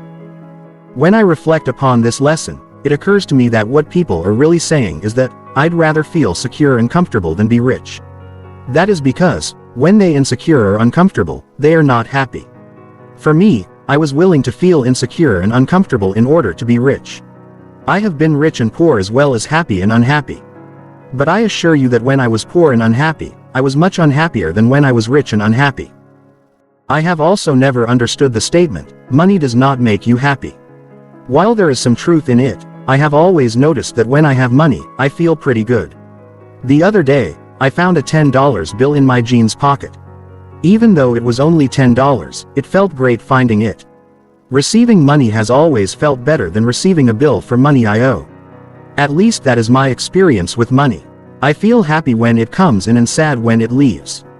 Back in 1973, I put my priorities in this order, to be 1. Rich. 2. Comfortable. 3. Secure. As stated earlier, when it comes to money and investing, all three priorities are important. Which order you put them in is a very personal decision that should be made before beginning to invest. My poor dad put, to be secure, as priority 1, and rich dad put, to be rich, as priority 1. Before beginning to invest, it is important to decide what your priorities are. Mental attitude quiz. To be rich, comfortable, and secure are personal core values. One is not better than the other. I do know, however, that making the choice of which core values are most important to you often has a significant long-term impact upon the kind of life you choose. That is why it is important to know which core values are most important to you, especially when it comes to the subject of money and financial planning. So the mental attitude question is, what are your core values? List in order of importance which core values are most important to you. 1. Blank, underscore, blank. 2. Blank, underscore, blank. 3. Blank, underscore, blank. Some of you may need to work through your true feelings. Talk seriously with your spouse or mentor. Make pro and con lists. Knowing what your personal priorities are will save you many agonizing decisions and sleepless nights later. One of the reasons the 90/10 rule of money applies may be because 90% of the people choose comfort and security over being rich. Chapter 4. Investor Lesson Number 4. What kind of world do you see? One of the most startling differences between my rich dad and poor dad was the kind of world they saw. My poor dad always saw a world of financial scarcity. That view was reflected when he said, "Do you think money grows on trees?" Or, "Do you think I'm made of money?" Or, "I can't afford it." When I spent time with my rich dad, I began to realize that he saw a completely different world. He could see a world of too much money. That view was reflected when he said, "Don't worry about money. If we do the right things, there will always be plenty of money. Don't let not having money be an excuse for not getting what you want." In 1973, during one of Rich Dad's lessons, he said, "There are only two kinds of money problems. One problem is not enough money. The other problem is too much money. Which type of money problem do you want?" In my classes on investing, I spend a lot of time on this subject. Most people come from families where the money problem was not enough money. Since money is only an idea, if your idea is that there is not enough money, then that is what your reality will be. One of the advantages I had, coming from two families, was that I could see both types of problems, and rest assured, both are problems. My poor dad always had problems of not enough money, and my rich dad always had problems of too much money. Rich Dad had a comment on that strange phenomenon. He said, "People who suddenly become rich, by things such as inheritance, a big jackpot from Las Vegas, or the lottery, suddenly become poor again because psychologically, all they know is a world of not enough money. So they lose all their suddenly found wealth and go back to the only world of money they know, a world of not enough money." One of my personal struggles was shaking the idea that the world was a world of not enough money. From 1973 on, Rich Dad had me become very aware of my thoughts when it came to the subjects of money, working, and becoming rich. Rich Dad truly believed that poor people remained poor simply because that was the only world they knew. Rich Dad would say, "Whatever your reality is about money inside of you is the reality of money outside of you. You cannot change your outside reality until you first change your inside reality about money." Rich Dad connected what he saw as some of the causes of scarcity to the effect it has on people's attitudes. The more security you need, the more scarcity there is in your life. The more competitive you are, the more scarcity there is in your life. That is why people compete for jobs and promotions at work and compete for grades in school. People who are creative, cooperative, and have good financial and business skills often have lives of increasing financial abundance. I could see these differences in attitudes between my two dads. My real dad always encouraged me to play it safe and seek security. My rich dad encouraged me to develop skills and be creative. The second half of this book is about how to take your creative ideas and create a world of abundance rather than a world of scarcity. During our discussions about scarcity, Rich Dad would take a coin out of his pocket and say, "When a person says, 'I can't afford it,' that person sees only one side of the coin. The moment you say, How can I afford it? You begin to see the other side. The problem is that even when people see the other side, they see it with only their eyes. That is why poor people see rich people doing what rich people do on the surface, but they fail to see what rich people are doing inside their minds. If you want to see the other side of the coin, you have to see what is going on inside a very rich person's mind. The second half of this book is about what goes on in a rich person's mind. I asked Rich Dad why lottery winners usually go broke.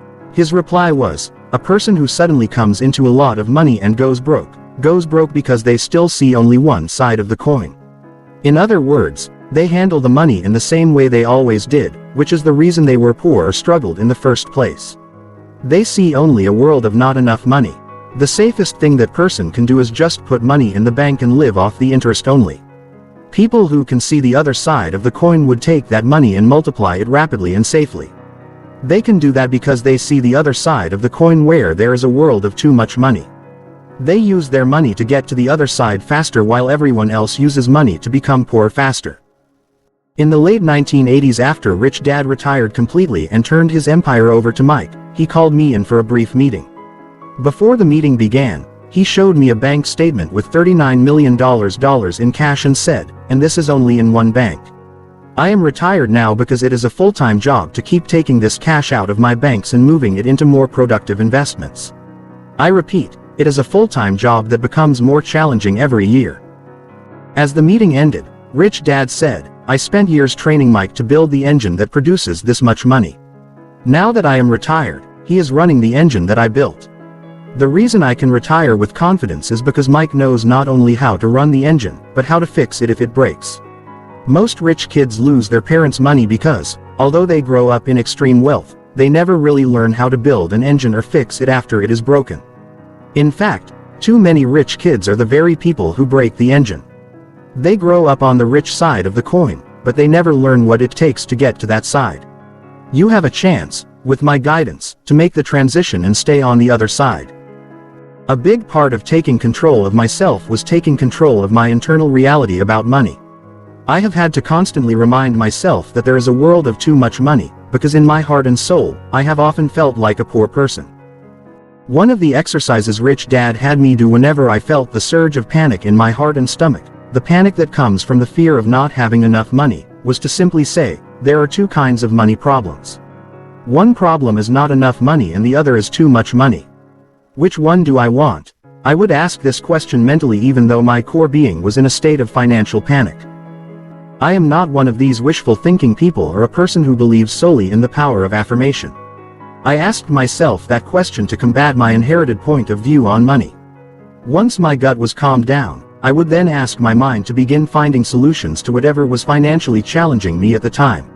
Solutions could mean seeking new answers, finding new advisors, or attending a class on a subject I was weak on. The main purpose for combating my core panic was to allow me to calm down so I could move forward again. I have noticed that most people let their panic about money defeat them and dictate the terms and conditions of their lives. Hence, they remain terrified about risk and money. As I wrote in Cashflow Quadrant, people's emotions often run their lives. Emotions such as fear and doubt lead to low self-esteem and a lack of self-confidence.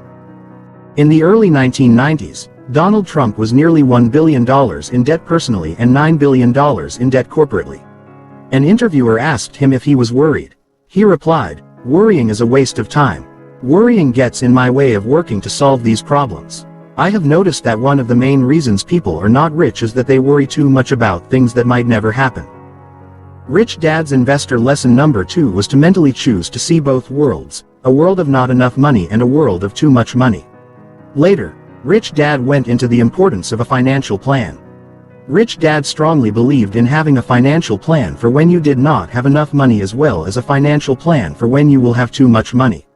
He said, if you do not have a plan for having too much money, then you will lose all your money and go back to the only plan you know, which is what 90% of the population knows, a world of not enough money. Security and scarcity. Rich Dad said, the more a person seeks security, the more scarcity they will have in their life. Security and scarcity go hand in hand. That is why people who seek job security or guarantees are often the people with less abundance in their life. One of the reasons the 90/10 rule of money holds true is that most people spend their lives seeking more security instead of seeking more financial skills. The more financial skills you have, the more abundance you will have in your life. It was these financial skills that gave Rich Dad the power to begin acquiring some of the most valuable real estate in Hawaii even though he had very little money. These same financial skills give people the power to take an opportunity and turn it into millions of dollars. Most people can see opportunities. They just cannot turn that opportunity into money. That is why they often seek even more security. Rich Dad also said, the more a person seeks security, the less they can see of the opportunities that abound. They see only one side of the coin and never see the other side. That is why the more they seek security, the less opportunity they see on the flip side of the coin. As the great baseball player, Yogi Berra, once said, strike out just 7 out of 10 times and you're in the Hall of Fame. In other words, if he came to bat 1,000 times in his baseball career and if he struck out only 700 times, he would be in the Hall of Fame. After reading Yogi Berra's quote, Rich Dad said, most people are so security conscious that they live their entire lives avoiding striking out just once. Mental attitude quiz. I came from a family that saw the world as a world of not enough money. My personal challenge was to repeatedly remind myself that another kind of world existed, a world of too much money, and that I needed to keep an open mind to see a world of both possibilities for me. So the mental attitude questions are: 1. Can you see that two different worlds of money can exist, a world of not enough money and a world of too much money? Yes, blank, no, blank. 2. If you currently live in a world of not enough money, are you willing to see the possibility of your living in a world of too much money? Yes, blank, no, blank. Chapter 5. Investor Lesson Number 5: Why Investing is Confusing. One day I was waiting in Rich Dad's office and he was speaking on the phone. He was saying things such as, so you're long today. If the prime drops, what will that do to the spread? Okay, now I understand why you're buying an option straddle to cover that position. You're going to short that stock. Why not use a put option instead of a short? After Rich Dad put his phone down, I said, I have no idea what you were talking about. Investing seems so confusing. Rich Dad smiled and said, what I was talking about was not really investing. It wasn't investing. Then what was it? It sounded like what investors on TV and in the movies sound like. Rich Dad smiled and laughed, saying, first of all, investing means different things to different people. That is why it seems so confusing. What most people call investing is not really investing. People are all talking about different things, yet they often think they are talking about the same thing. What? I said, screwing up my face. People are talking about different things, yet think they are talking about the same thing. Again Rich Dad laughed. The lesson had begun. Investing means different things to different people. As Rich Dad began the lesson that day, he repeatedly stressed that main point: investing means different things to different people. The following are some of the highlights of this important lesson. Different people invest in different things. Rich Dad explained some of the differences in value. Some people invest in large families. A large extended family is a way to ensure care for the parents in their old age. People invest in a good education, job security, and benefits. The individual and his or her marketable skills become the assets. Some people invest in external assets. In America, about 45% of the population owns shares in companies. This number is growing as people realize that job security and lifetime employment are no longer guaranteed. There are many different investment products. Here is a sample of some of the different types of investments: stocks, bonds, mutual funds, real estate, insurance, commodities, savings, collectibles, precious metals, hedge funds, and others. Each one of these groups can then be broken down into different subgroups. Let's take stocks, for example. Stocks can be subdivided into common stock, preferred stock, stocks with warrants, small cap stock, blue chip stock, convertible stock, technical stock, industrial stock, and on and on and on. Real estate can be subdivided into single family, commercial office, commercial retail, multifamily, warehouse, industrial, raw land to the curb, and on and on and on. Insurance can be subdivided into whole, Term, variable life. Universal, variable universal. Blended whole and term in one policy. First, second, or last to die. Used for funding buy-sell agreement. Used for executive bonus and deferred compensation. Used for funding estate taxes. Used for non-qualified retirement benefits. And on and on and on.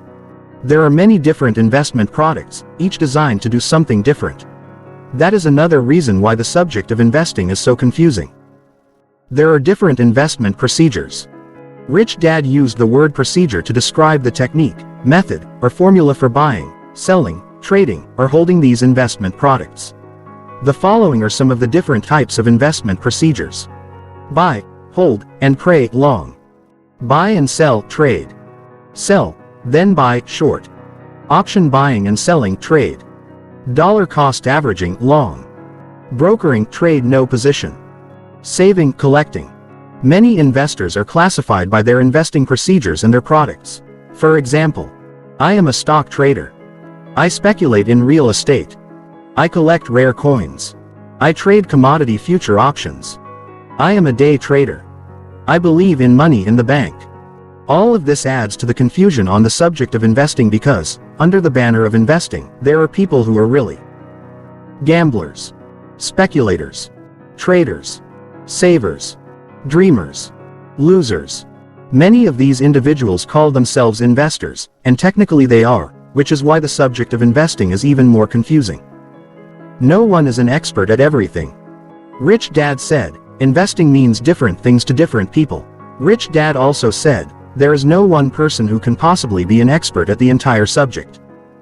Everyone has a bias. A person who is good at stocks will say, stocks are your best investment. A person who loves real estate will say, real estate is the basis of all wealth. Someone who hates gold will say, gold is an obsolete commodity.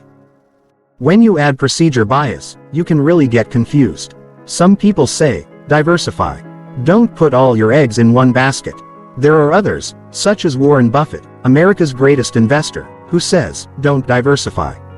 Put all your eggs in one basket and watch that basket closely. All of this personal bias from so-called experts adds to the confusion that shrouds the subject of investing. Same market, different directions. Adding to the confusion is that everyone has a different opinion on the direction of the market and the future of the world. If you watch the financial news stations, they will have one so-called expert who says, the market is overheated. It will crash in the next 6 weeks. 10 minutes later, another expert will come on and say, the market is set to go up even further. There will be no crash. Late to the party.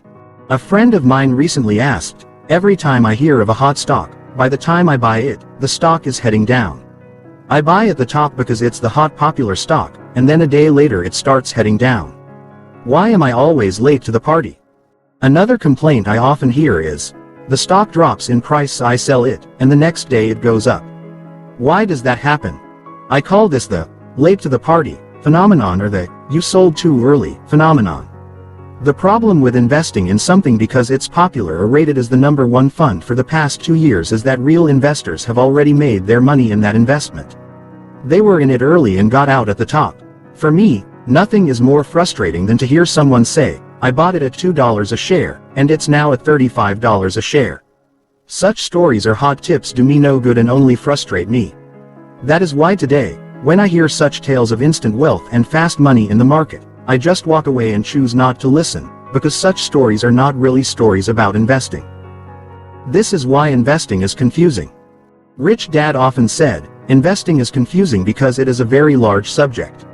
If you look around you, you'll see that people have invested in many different things.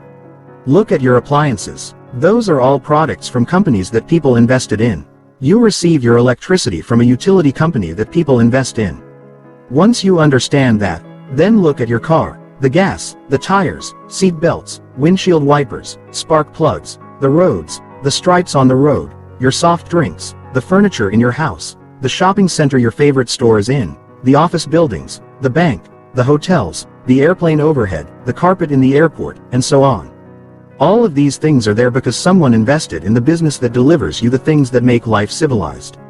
That is what investing really is all about. Rich Dad often ended his lessons on investing with this statement, investing is such a confusing subject for most people because what most people call investing is not really investing. In the next chapter, Rich Dad guides me into reducing the confusion and into understanding what investing really is. Mental Attitude Quiz. Investing is a vast subject with many different people having as many different opinions. So the mental attitude questions are: 1. Do you realize that investing means different things to different people? Yes, blank, no, blank. 2. Do you realize that no one person can know all there is to know about the subject of investing? Yes, blank, no, blank. 3. Do you realize that one person may say an investment is good and another person may say the same investment is bad, and that both could have valid points? Yes, blank, no, blank. 4. Are you willing to keep an open mind to the subject of investing and listen to different points of view on the subject? Yes, blank, no, blank. 5. Are you now aware that focusing on specific products and procedures may not necessarily be investing? Yes, blank, no, blank. 6. Do you realize that an investment product that is good for one person may not be good for you? Yes, blank, no, blank. Chapter 6. Investor Lesson Number 6. Investing is a plan, not a product or procedure. I am often asked questions like, I have $10,000 to invest. What do you recommend I invest in? And my standard reply is, do you have a plan? A few months ago, I was on a radio station in San Francisco. The program was on investing and was hosted by a very popular local stockbroker. A call came in from a listener wanting some investment advice. I am 42 years old. I have a good job, but I have no money. My mother has a house with a lot of equity in it. Her home is worth about $800,000 and she owes only $100,000 on it. She said she would let me borrow some of the equity so I could begin investing. What do you think I should invest in? Should it be stocks or real estate? Again, my reply was, do you have a plan? I don't need a plan, was the reply. I just want you to tell me what to invest in. I want to know if you think the real estate market is better or the stock market. I know that is what you want to know, but do you have a plan? I again asked as politely as possible. I told you I don't need a plan, said the caller. I told you my mother will give me the money. So I have money. That's why I don't need a plan. I'm ready to invest. I just want to know which market you think is better, the stock market or the real estate market. I also want to know how much of my mom's money I should spend on my own home. Prices are going up so fast here in the Bay Area that I don't want to wait any longer. Deciding to use another approach, I asked, if you're 42 years old and have a good job, why is that you have no money? And if you lose your mother's equity money from her home, can she continue to afford the home with the added debt? And if you lose your job or the market crashes, can you continue to afford a new house if you can't sell it for what you paid for it? To an estimated 400,000 listeners came his answer. That is none of your business. I thought you were an investor. You don't need to dig into my private life to give me tips on investing. And leave my mother out of this. All I want is investment advice, not personal advice. Investment advice is personal advice. One of the most important lessons I learned from my rich dad was this: investing is a plan, not a product or procedure. He went on to say, investing is a very personal plan. During one of my lessons on investing, he asked, do you know why there are so many different types of cars and trucks? I thought about the question for a while, finally replying, I guess because there are so many different types of people and people have different needs. A single person may not need a large 9-passenger station wagon, but a family with 5 kids would need one. And a farmer would rather have a pickup truck than a 2-seater sports car. That's correct, said Rich Dad. And that is why investment products are often called investment vehicles. They're called vehicles, I repeated. Why investment vehicles? Because that is all they are, said Rich Dad. There are many different investment products, or vehicles, because there are many different people with many different needs, just as a family with 5 children has different needs than a single person or a farmer. But why the word vehicles? I asked again.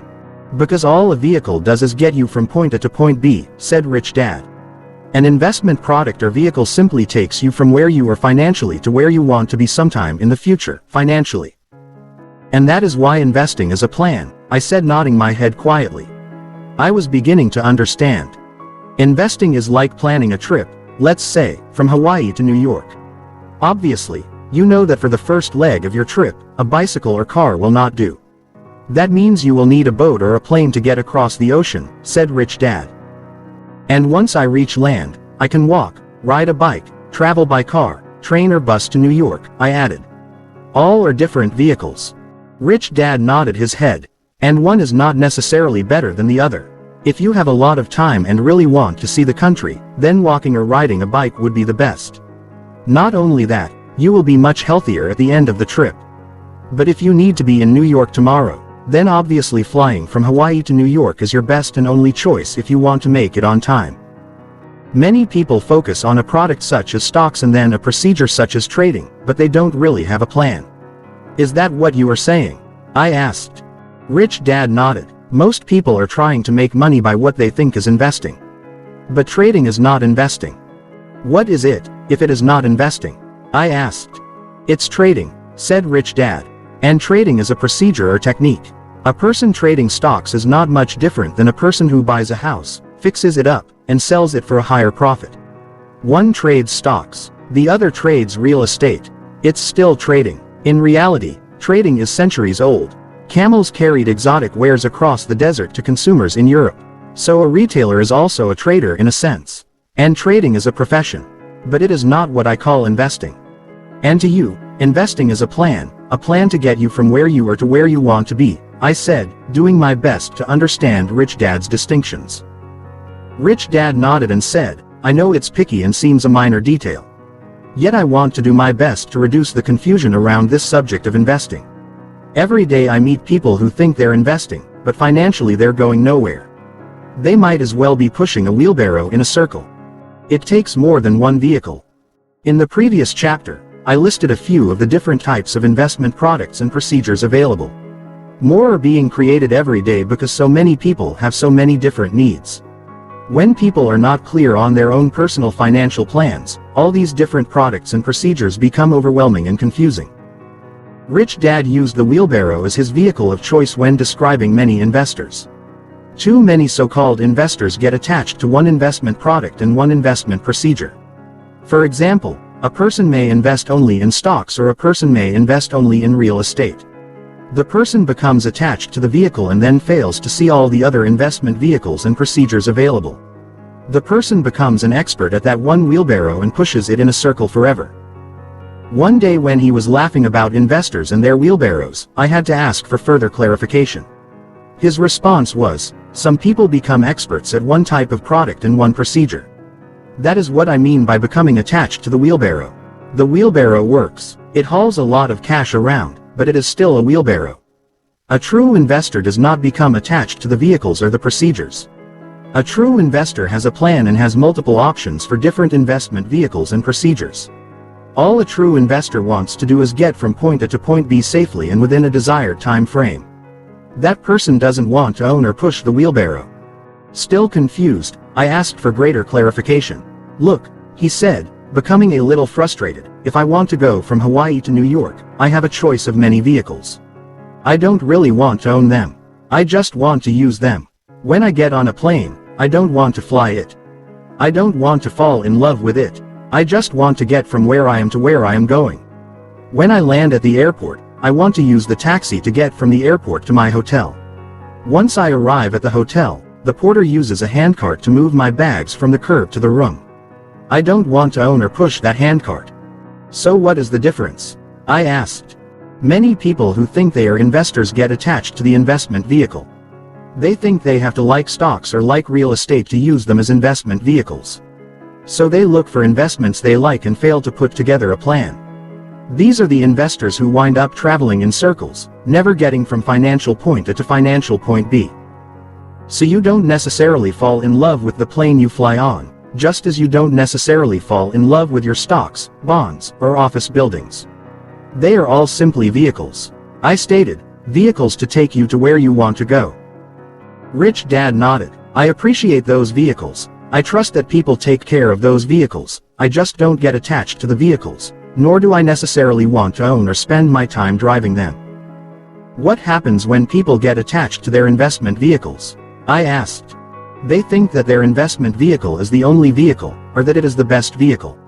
I know people who invest only in stocks as well as people who invest only in real estate. That is what I mean by getting attached to the wheelbarrow. There is not anything necessarily wrong with that type of thinking. It's just that they often focus on the vehicle rather than their plan. So even though they may make a lot of money buying, holding, and selling investment products, that money may not take them to where they want to go. So I need a plan, I said, and my plan will then determine the different types of investment vehicles I will need. Rich Dad nodded, saying, in fact, don't invest until you have a plan. Always remember that investing is a plan, not a product or procedure. That is a very important lesson. Mental attitude quiz. Before a person builds a house, he or she usually calls in an architect to draw up the plans. Could you imagine what could happen if someone just called in some people and began to build a house without a plan? Well, that is what happens to many people's financial houses. Rich Dad guided me in writing out financial plans. It was not necessarily an easy process, nor did it make sense at first. But after a while, I became very clear on where I was financially, and where I wanted to go. Once I knew that, the planning process became easier. In other words, for me, the hardest part was figuring out what I wanted. The mental attitude questions are: 1. Are you willing to invest the time to find out where you are financially today and where you want to be financially, and are you willing to spell out how you plan to get there? In addition, always remember that a plan is not really a plan until it is in writing and you can show it to someone else. Yes, blank, no, blank. 2. Are you willing to meet with at least one financial professional and find out how his or her services may help you with your long-term investment plans? Yes, blank, no, blank. You may want to meet with 2 or 3 professionals just to find out the differences in their approaches. Chapter 7. Investor Lesson Number 7. Are you planning to be rich, or are you planning to be poor? Most people are planning to be poor, said Rich Dad. What? I replied in disbelief. Why do you say that? How can you say that? I just listen to what people say, said Rich Dad. If you want to see a person's past, present, and future, just listen to his or her words. The power of words. Rich Dad's lesson on the power of words was very powerful. He asked, have you ever heard someone say, it takes money to make money? Standing to get 2 soft drinks from the refrigerator, I replied, yes. I hear it all the time. Why do you ask? Because the idea that it takes money to make money is one of the worst ideas there is, especially if a person wants more money, said Rich Dad. Handing Rich Dad his soft drink, I said, I don't understand. You mean it doesn't take money to make money? No, said Rich Dad, shaking his head. It does not take money to make money. It takes something available to all of us and is a lot less expensive to obtain than money. In fact, in many cases, what it takes is free. That statement made me very curious, but he would not tell me what it was. Instead, as the lesson on investing ended, he gave me an assignment. Before we meet again, I want you to invite your dad out to dinner, a long, slow dinner. All through the dinner, I want you to pay careful attention to the specific words he uses. After you hear his words, begin to pay attention to the message his words are sending. By this time, I was accustomed to Rich Dad giving me strange assignments that seemed unrelated to the subject we were discussing or studying. Yet he was a firm believer in experience first and lesson second. So I called my dad and set up a date for dinner at his favorite restaurant. About a week later, Rich Dad and I met again. How was dinner? He asked. Interesting, I replied. I listened very carefully to his choice of words, the meaning of the words, and the thoughts behind the words. And what did you hear? I heard, I'll never be rich, I said. But I've heard that most of my life. In fact, he often said to the family, the moment I decided to become a schoolteacher, I knew I'd never be rich. So you've heard some of the same lines before? Inquired Rich Dad. I nodded, saying, many times. Over and over again. What else have you heard repeatedly? Asked Rich Dad. Do you think money grows on trees? Do you think I'm made of money? The rich don't care about people like I do. Money is hard to get.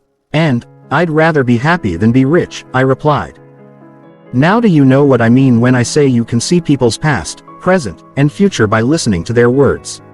Asked Rich Dad. Nodding, I said, and I noticed something else. And what was that? Asked Rich Dad. You have the vocabulary of a businessman and an investor. My dad has the vocabulary of a schoolteacher. You use words such as capitalization rates, financial leverage, EBIT, producer price index, profits, and cash flow. He uses words such as test scores, grants, grammar, literature, government appropriations, and tenure. Rich Dad smiled as he said, "It does not take money to make money. It takes words." The difference between a rich person and a poor person is the person's vocabulary. All a person needs to do to become richer is increase his or her financial vocabulary. And the best news is that most words are free. During the 1980s, I spent much time teaching entrepreneurship and investing and became acutely aware of people's vocabulary and how their words related to their financial well-being. I did some research and found out that there are approximately 1 million words in the English language. The average person has command of only a few thousand words. If people want to begin increasing their financial success, it begins with increasing their vocabulary in a certain subject. For example, when I was investing in small real estate deals such as single-family rental properties, my vocabulary increased in that subject area. When I shifted to investing in private companies, my vocabulary had to increase before I felt comfortable investing in such companies. In school, lawyers learn the vocabulary of law, medical doctors learn the vocabulary of medicine, and teachers learn the vocabulary of teachers. If a person leaves school without learning the vocabulary of investing, finance, money, accounting, corporate law, and taxation, it is difficult to feel comfortable as an investor. One reason I created the CASHFLOW board game was to familiarize non-investors with the vocabulary of investing. In all our games, players quickly learn the relationships behind the words of accounting, business, and investing. By repeatedly playing the games, the players learn the true definition of such misused words as asset and liability. Rich Dad often said, more than not knowing the definitions of words, using the wrong definition of a word is what really causes long-term financial problems. Nothing is more destructive to a person's financial stability than to call a liability an asset. That is why he was a stickler for the definition of financial words. He taught me that the word mortgage comes from mortier, which is French for death. So a mortgage is an engagement until death. And that is why Rich Dad would often say, it does not take money to make money. It takes a rich person's vocabulary to make money and, more importantly, to keep money. As you read this book, please be aware of the different words that may be used. And always remember that one of the fundamental differences between a rich person and a poor person is his or her words, and words are free. Planning to be poor. After this lesson with Rich Dad, by simply listening to others' words, I began to notice why most people are unconsciously planning to be poor. Today, I often hear people say, when I retire, my income will go down. And it does. They also often say, my needs will go down after I retire, so that is why I will need less income. But what they often fail to realize is that while some expenses do go down, other expenses go up. And often these expenses, such as full-time nursing home care when they are very old, if they are lucky enough to become very old, are large. An average nursing home for the elderly can cost more than many people's monthly incomes today. Other people say, I don't need to plan. I have a retirement and medical plan from my work. The problem with such thinking is that there is more to an investment plan than simply investments and money. A financial plan is important before someone begins to invest because it needs to take into consideration many different financial needs. These needs include college education, retirement, medical costs, and long-term health care. Many of these often large and pressing needs can be provided for by investing in products other than stocks and bonds or real estate, such as insurance products and different investment vehicles. The future. I write about money to help educate people to provide for their long-term financial well-being. Ever since the advent of information age retirement plans, which are 401ks in America, superannuation plans in Australia, and registered retirement savings plans (RRSP) in Canada, I have grown concerned about the people who are not prepared for the information age.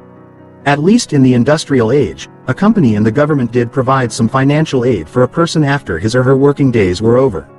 Today, when a person's 401k or cash balance retirement plan, which isn't a traditional pension, is drained dry, it will be the individual's problem, not the company's. It is imperative that our schools begin to teach young people to invest for their long-term health and financial well-being. If we do not, we will have a massive socio-economic time bomb on our hands. I often say to my classes, be sure you have a plan. First, ask yourself if you are planning to be rich or if you are planning to be poor. If you are planning to be poor, the older you get, the more difficult you will find the financial world. Rich Dad said to me many years ago, the problem with being young is that you don't know what it feels like to be old. If you knew what being old felt like, you would plan your financial life differently. Planning for being old. It is important to plan as early in life as possible. When I say this to my classes, most of my students nod in agreement. No one disagrees on the importance of planning. The problem is that very few people actually do it. Realizing that most people agreed that they needed to write a financial plan but that few were going to actually take the time to do it, I decided to do something about it. About an hour before lunch in one of these classes, I found a cotton clothesline and cut it into different lengths. I asked the students to take one piece of line and tie each end around one of their ankles, much like one would hobble a horse. With their ankles tied about a foot apart, I gave them another piece of the line and had them loop it around their neck and tie it back down at their ankles. The overall result was that they were hobbled at the ankles, and instead of standing erect, they stooped over at about a 45-degree angle. One of the students asked if this was a new form of torture. No, I replied, I'm just taking each of you into the future, if you're lucky to live so long. The ropes now represent what old age could feel like. A slow moan came from the class. A few were getting the picture. The hotel staff then brought in lunch on long tables. The lunch consisted of sandwiches, salad, and beverages. The problem was that the cold cuts were simply stacked, the bread was not sliced, the salad was not made, and the beverages were the dry mix type that had to be combined with water. The students, now stooped and aged, had to prepare their own lunch. For the next 2 hours, they struggled to slice their bread, stack their sandwiches, make their salads, mix their drinks, sit, eat, and clean up. Naturally, many also needed to go to the restroom during the 2 hours. When the 2 hours were up, I asked them if they wanted to take a few minutes to write out a financial plan for their life. The answer was an enthusiastic yes. It was interesting to observe them actively taking an interest in what they planned to do once the ropes came off. Their interest in planning had increased dramatically once their point of view on life had been changed. As Rich Dad said, the problem with being young is that you don't know what it feels like to be old. If you knew what being old felt like, you would plan your financial life differently. He also said, the problem with many people is that they plan only up to retirement. Planning up to retirement is not enough. You need to plan far beyond retirement. In fact, if you're rich, you should plan for at least 3 generations beyond you. If you don't, the money could be gone soon after you're gone. Besides, if you don't have a plan for your money before you depart from this earth, the government does. Mental attitude quiz. We frequently do not pay close attention to our silent and seemingly unimportant thoughts. Rich Dad said, it's not what we say out loud that determines our lives. It's what we whisper to ourselves that has the most power. So the mental attitude questions are: 1. Are you planning to be rich, or are you planning to be poor? Rich _ blank, poor _ blank. 2. Are you willing to pay more attention to your deep, often silent, thoughts? Yes _ blank, no _ blank. 3. Are you willing to invest time to increase your financial vocabulary? Yes _ blank, no _ blank. Your first goal could be to learn 1 new financial word a week. Simply find a financial word, look it up in the dictionary, find more than 1 definition for the word, and make a mental note to use the word in a sentence that week. Rich Dad was a stickler for words. He often said, words form thoughts, thoughts form realities, and realities become life. The primary difference between a rich person and a poor person is the words he or she uses. If you want to change a person's external reality, you need to first change that person's internal reality. That is done through changing, improving, or updating the words he or she uses. If you want to change people's lives, first change their words. The good news is that words are free. Chapter 8. Investor Lesson Number 8. Getting rich is automatic, if you have a good plan and stick to it. My friend Tom is an excellent stockbroker. He often says, the sad thing is that 9 out of 10 investors do not make money. Tom explains that while 9 out of 10 investors may not lose money, they still fail to make money. Rich Dad said a similar thing to me. most people who consider themselves investors make money one day and then give it back a week later. Even though they do not lose money, they simply fail to make money. Yet they consider themselves investors. Years ago, Rich Dad explained to me that much of what people think is investing is really the Hollywood version of investing. The average person often has mental images of floor traders shouting buy, sell orders at the start of the trading day, or images of tycoons making millions of dollars in a single trade, or images of stock prices plummeting and investors diving out of tall office buildings. To Rich Dad, that was not investing. I remember watching a program where Warren Buffett was being interviewed. During the course of the interview, I heard him say, "The only reason I go to the market is to see if someone is about to do something silly." Buffett went on to explain that he did not watch the pundits on TV or watch the ups and downs of share prices to gain his investing advice. In fact, his investing was actually done far away from all the noise and promotion of stock promoters and people who make money from so-called investment news. Investing is not what most people think. Years ago, Rich Dad explained to me that investing is not what most people think it is. He said, "Many people think investing is this exciting process where there is a lot of drama. Many people think investing involves a lot of risk, luck, timing, and hot tips. Some realize they know little about this mysterious subject of investing, so they entrust their faith and money to someone they hope knows more than they do. Many other so-called investors want to prove they know more than other people, so they invest, hoping to prove that they can outsmart the market. But while many people think this is investing, that is not what investing means to me. To me, investing is a plan, often a dull, boring, and almost mechanical process of getting rich."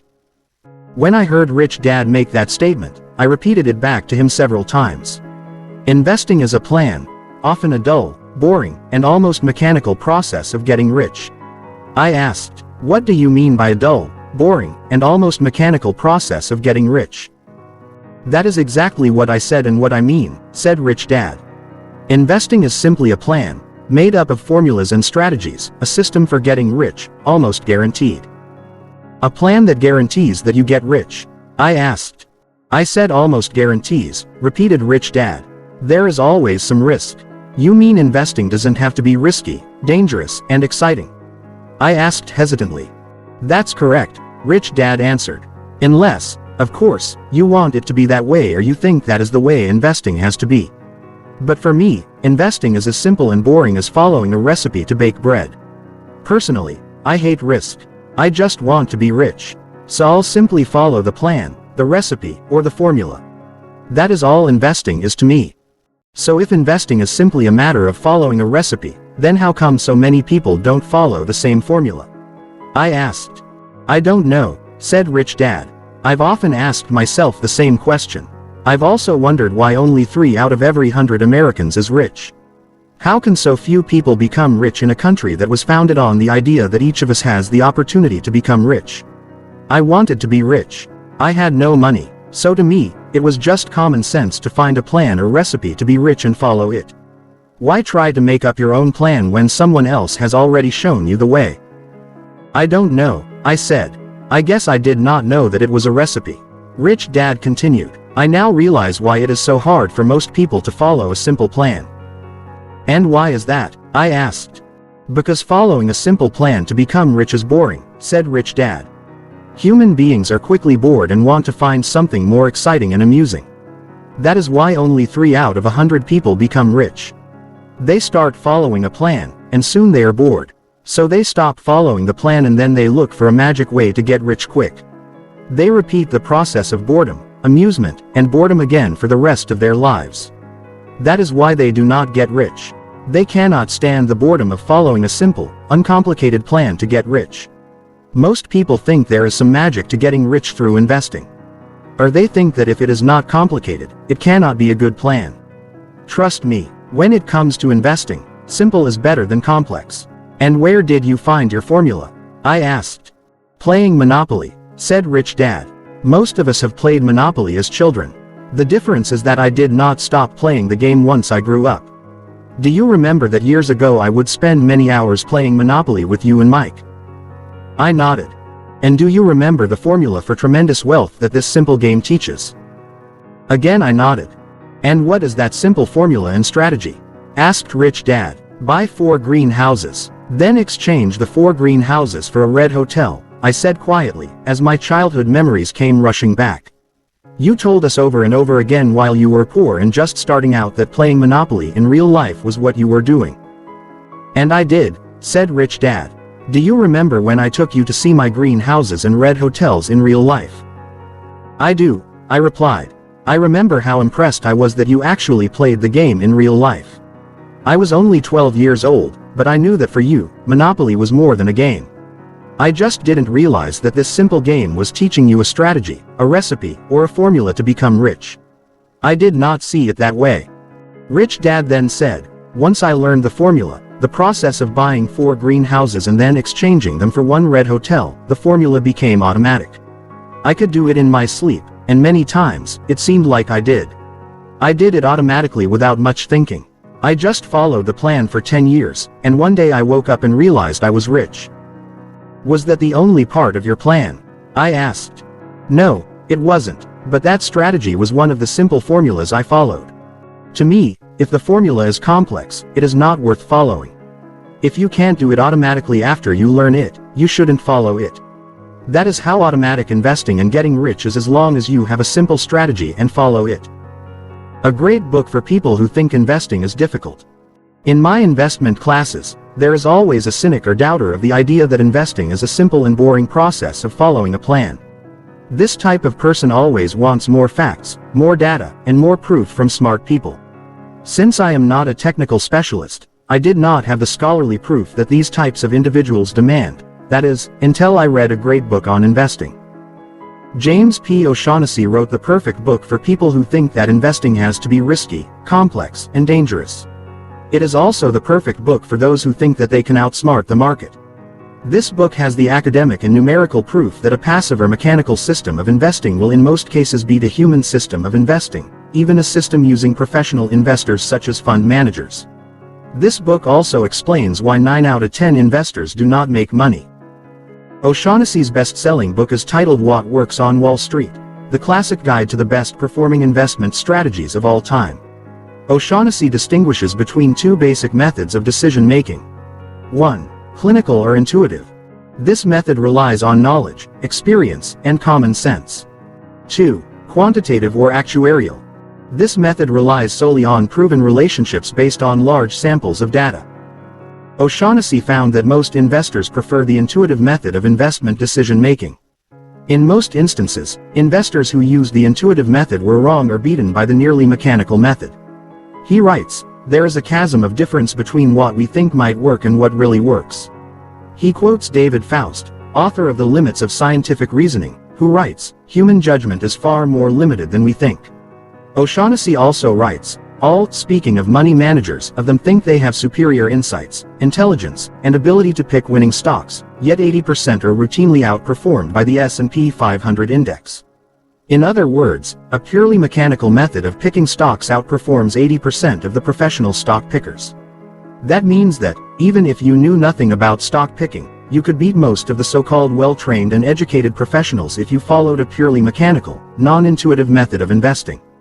It is exactly as Rich Dad said, it's automatic. Said another way, the less you think, the more money you make with less risk and with a lot less worry. Other interesting ideas that O'Shaughnessy's book points out are: 1. Most investors prefer personal experience to simple basic facts or base rates. Again, they prefer intuition to reality. 2. Most investors prefer complex rather than simple formulas. There seems to be this idea that if the formula is not complex and difficult, it can't be a good formula. 3. Keeping it simple is the best rule for investing. He states that instead of keeping things simple, we make things complex, follow the crowd, fall in love with the story of a stock, let our emotions dictate decisions, buy and sell on tips and hunches, and approach each investment on a case-by-case basis, with no underlying consistency or strategy. 4. Professional institutional investors tend to make the same mistakes that average investors make. O'Shaughnessy writes, institutional investors say they make decisions objectively and unemotionally, but they don't. Here's a quotation from the book, Fortune and Folly, by William M. O'Barr and John M. Conley. While institutional investors' desks are cluttered with in-depth analytical reports, the majority of pension executives select outside managers based on gut feelings and keep managers with consistently poor performance simply because they have good personal relationships with them. 5. The path to achieving investment success is to study long-term results and find a strategy or group of strategies that make sense. Then stay on the path. He also states, we must look at how well strategies, not stocks, perform. 6. History does repeat itself, yet people want to believe that this time, things will be different. He writes, people want to believe that the present is different from the past. Markets are now computerized, block traders dominate, individual investors are gone, and in their place sit money managers controlling huge mutual funds to which they have given their money. Some people think these masters of money make decisions differently, and believe that a strategy perfected in the past offers little insight into how it will perform in the future. But not much has changed since Sir Isaac Newton, a brilliant man indeed, lost a fortune in the South Sea trading company bubble of 1720. Newton lamented that he could calculate the motions of heavenly bodies, but not the madness of men. 7. The longer period of time for which you have data, the better your judgment. O'Shaughnessy looked for the formula that performed the best over the longest amount of time.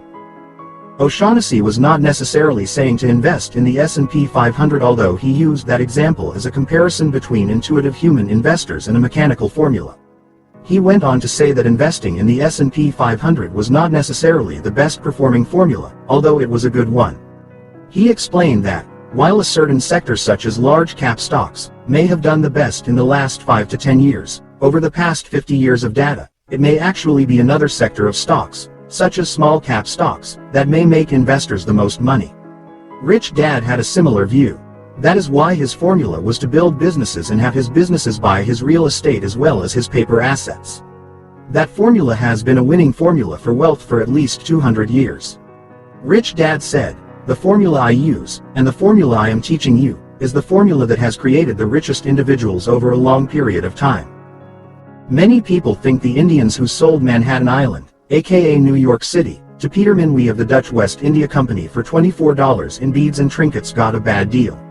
Yet if the Indians had invested that money for an 8% annual return, that $24 would be worth over $27 trillion today. They could buy Manhattan back and have plenty of money left over. The problem was not the amount of money they were given, but the lack of a plan for their money. Find a formula that works and follow it. Rich Dad's simple message to me years ago was, find a formula that will make you rich, and follow it. I am often disturbed when people come up to me and start telling me about the stock they bought for $5 and how it went up to $30 and they sold it. I find myself disturbed because those kinds of stories distract from their plan, their success. Such stories of hot tips and quick cash often remind me of a story Rich Dad told me. He said, many investors are like a family taking a drive in the country. Suddenly, on the road ahead of them appear several large deer with massive horns. The driver, usually the male of the household, shouts, "Look at the big bucks." The bucks instinctively bolt from the road and onto the farmland alongside the road. The driver veers the car off the road and begins chasing the big bucks across the farm and into the trees. The ride is rough and bumpy. The family is screaming for the driver to stop. Suddenly, the car goes over a stream embankment and crashes into the water below.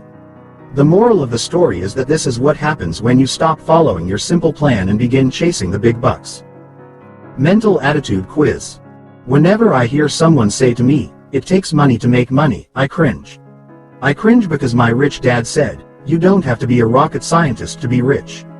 You don't need a college education, a high-paying job, or any money at all to start. All you have to do is know what you want, have a plan, and stick to it. In other words, all it takes is a little discipline. The problem when it comes to money, however, is that a little discipline is often a rare commodity. O'Shaughnessy highlights one of my favorite quotations. It comes from the famous comic strip character Pogo, created by Walt Kelly, who said, "We've met the enemy, and he is us." That statement is very true for me. I'd be a lot better off financially if I had simply listened to Rich Dad and just followed my formula. So the mental attitude question is, are you ready to find a simple formula as part of your plan and stick to it until you reach your financial goal? Yes, blank, no, blank. Chapter 9. Investor Lesson Number 9. How can you find the plan that is right for you? How do I find the plan that is right for me? Is a question I am asked often. My standard answer is that it comes in steps. 1. Take your time. Think quietly about your life up to this point. Take days to think quietly. Take weeks if you need to. 2. Ask yourself in these moments of quiet, what do I want from this gift called my life? 3. Don't talk to anyone else for a while, at least until you are certain you know what you think you want. All too often, people either innocently or intentionally want to impose on others what they want for those people instead of respecting what others want for themselves. The biggest killers of deep inner dreams are your friends and family members who say, "Oh, don't be silly," or, "You can't do that." 4. Remember that Bill Gates was in his 20s when he started with $50,000 and became the richest man in the world with $90 billion. It's a good thing he did not ask too many people for their ideas on what they thought was possible for his life. 5. Call professional investors. All investment plans begin with a financial plan. If you do not like what the professional says, find another one. You would ask for a second opinion for a medical problem, so why not ask for many opinions for financial challenges? Financial advisors come in many forms. The advisor could be a coach or a mentor, someone who has already done what you want to do. Choose an advisor who is equipped to assist you in developing a written financial plan. Many financial advisors sell different types of products. One such product is insurance. Insurance is a very important product and needs to be considered as part of your financial plan, especially when you are first starting out. For example, if you have no money but have 3 children, insurance is important in case you die, are injured, or for whatever reason, are unable to complete your investment plan. Insurance is a safety net, or a hedge against financial liabilities and weak spots. Also, as you become rich, the role of insurance and the type of insurance in your financial plan may change as your financial position and financial needs change. So keep that part of your plan up to date. 2 years ago, a tenant in one of my apartment buildings left his Christmas tree lights on and went out for the day. A fire broke out. Immediately, the fire crews were there to put out the fire. I was never so grateful to a bunch of men and women. The next people on the scene were my insurance agent and his assistant. They were the second most important group of people I was grateful to see that day. Rich Dad always said, insurance is a very important product in anyone's life plan. The trouble with insurance is that you can never buy it when you need it. So you have to anticipate what you need and buy it, hoping you'll never need it. Insurance is simply peace of mind. Important note: some financial advisors specialize in helping people at different financial levels. In other words, some advisors work only with rich people. Regardless of whether or not you have money, find an advisor you like and who is willing to work with you. If your advisor does a good job, you may find yourself outgrowing your advisor. My wife Kim and I have often changed our professional advisors, which include doctors, attorneys, and accountants. If the person is a professional, he or she will understand. But even if you change advisors, be sure you stick to your plan. So how do you find your plan? I had a goal of being a multimillionaire before I was 30 years old. That was the end result of my plan. Even though I achieved my goal by the time I was 30, the problem was that I then immediately lost all my money. Through that experience, I discovered flaws in my plan which needed to be corrected, but I kept my overall strategy. After I lost my money, I simply needed to refine my plan according to what I had learned from that experience. I then reset my goal, which was to be financially free and a millionaire by age 45. It took me until age 47 to reach the new goal. The point is that my plan remained the same. I just improved upon it as I learned more and more. So how do you find your own plan? The answer is to begin with a financial coach or mentor who has already done what you want to do. Ask them to provide their qualifications and interview several. It will very likely be an eye-opening experience. Set realistic goals. I set a goal of becoming a multimillionaire in 5 years because it was realistic for me. It was realistic because I had my rich dad guiding me. Yet even though he guided me, it did not mean I was free from making mistakes, and I made many of them, which is why I lost my money so quickly. As I said, life would have been easier if I had just followed Rich Dad's plan. Being young, however, I had to do things my way. So start with realistic goals, and then improve upon or add to the goals as your education and experience increase. Always remember that it is best to start by walking before you run in a marathon. You find your own plan first by taking action. Begin by calling a professional and set realistic goals, knowing the goals will change as you change, but stick to the plan. For most people, the ultimate plan is to find a sense of financial freedom, freedom from the day-to-day drudgery of working for money. Realize that investing is a team sport. In this book, I will go into the importance of my financial team. I have noticed that too many people think they need to do things on their own. Well, there are definitely things you need to do on your own, but sometimes you need a team. Financial intelligence helps you know when to do things on your own and when to ask for help. When it comes to money, many people often suffer alone and in silence. It's likely their parents did the same thing. As your plan evolves, you will begin to meet the new members of your team who will assist you by helping make your financial dreams come true. Members of your financial team may include banker, accountant, lawyer, broker, bookkeeper, insurance agent, successful mentor. You may want to hold meetings over lunch with all these people on a regular basis. That is what Rich Dad did, and it was at these meetings that I learned the most about business, investing, and the process of becoming very rich. Remember that finding a team member is much like finding a business partner, because that is what team members are, in many ways. They are partners in minding the most important business of all, the business of your life. Always remember what Rich Dad said. Regardless of whether you work for someone else or for yourself, if you want to be rich, you've got to mind your own business. And in minding your own business, the plan that works best for you will slowly appear. So take your time, yet keep taking one step a day, and you will have a good chance of getting everything you want in your life. Mental attitude quiz. My plan has not really changed, yet in many ways it has changed dramatically. What has not changed about my plan is where I started and what I ultimately want for my life. Through many of the mistakes, the learning experiences, the wins, the losses, the highs, and the lows, I have grown up and gained knowledge and wisdom along the way. Therefore, my plan is constantly under revision because I am under revision.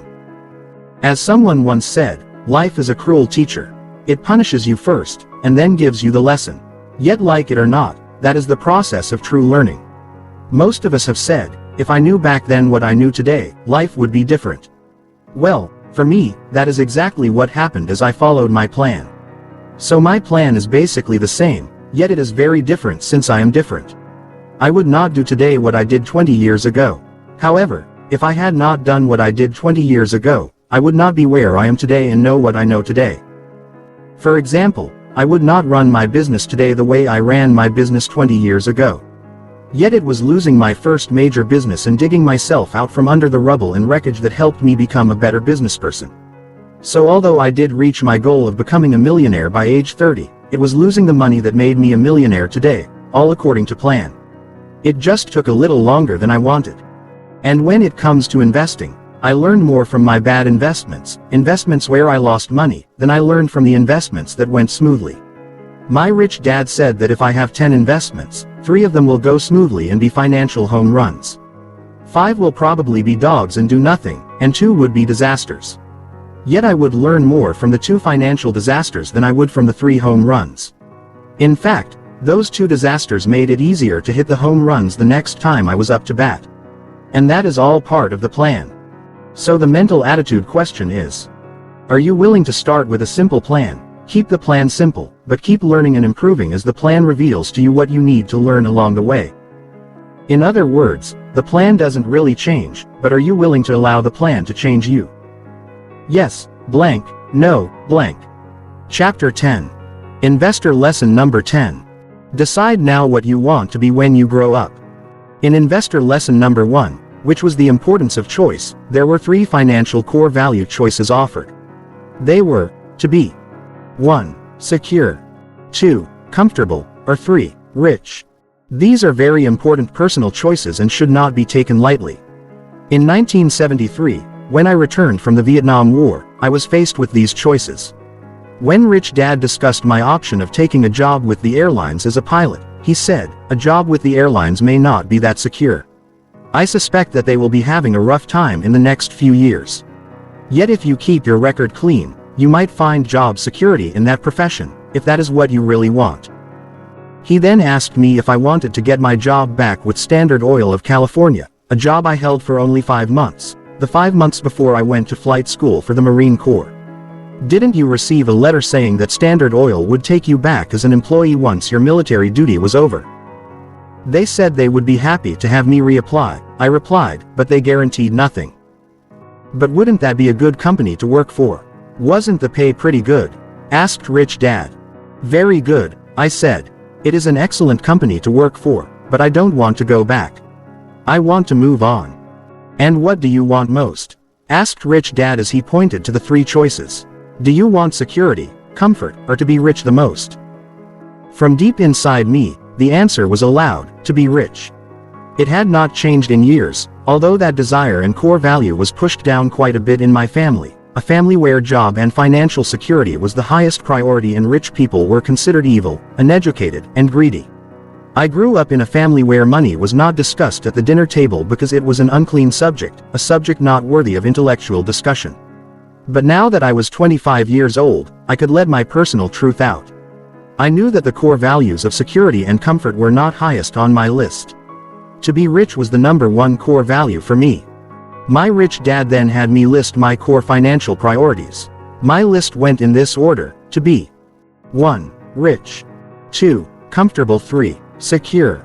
Rich Dad looked at my list and said, okay. Step 1 is to write out a financial plan to be financially secure. What? I asked. I just told you I wanted to be rich. Why should I bother with a plan to be secure? Rich Dad laughed. Just as I thought, he said. The world is filled with guys like you who only want to be rich. The problem is that most guys like you don't make it because you don't understand what being financially secure or financially comfortable really means. While a few people like you do make it, the reality is that the road to wealth is littered with wrecked lives of reckless people, people just like you. I sat there ready to scream. All my life, I had lived with my poor dad, a man who valued security above all. Now that I was finally old enough to be outside of my poor dad's values, my rich dad was telling me the same thing. I was ready to scream. I was ready to get rich, not be secure. It was 3 weeks before I could talk to Rich Dad again. I was very upset. He had thrown back in my face everything I had done my best to get away from. I finally calmed down and called him for another lesson. Are you ready to listen? Rich Dad asked when we met again. I nodded, saying, I'm ready, but not really willing. Step 1. Rich Dad started. Call my financial advisor. Say, I want a written financial plan for lifetime financial security. Okay, I said. Step 2, said Rich Dad. After you have a written plan for basic financial security, call me and we'll go over it. Lesson is over. Goodbye. It was a month before I called him. I had my plan, and I showed it to him. Good, he said. Are you going to follow it? I don't think so, I said. It's just too boring and automatic. That is what it is supposed to be, said Rich Dad. It's supposed to be mechanical, automatic, and boring. But I can't make you follow it, although I do recommend you do so. I was calming down as I said, now what? Now you find your own advisor and you write a plan on how to be financially comfortable, said Rich Dad. You mean a long-term financial plan that is a little bit more aggressive? I asked. That is correct, said Rich Dad. That is more exciting, I said. That one I can get into. Good, said Rich Dad. Call me when you have that one ready. It was 4 months before I could meet with Rich Dad again. This plan was not that easy, or as easy as I thought it would be. I checked in by phone with Rich Dad every so often, but the plan was still taking longer than I wanted. Yet the process was extremely valuable because I learned a tremendous amount by talking to different financial advisors. I was gaining a better understanding of the concepts Rich Dad was trying to teach me. The lesson I learned was that, unless I am clear about what I want, it is hard for the advisor to be clear about it and help me achieve my goals. Finally, I was able to meet with Rich Dad and show him my plan. Good, was all he said for a while. He sat there looking at the plan and then asked, so what did you learn about yourself? I learned that it is not that easy to really define what it is I want from my life, because today we have so many choices, and so many of them look exciting.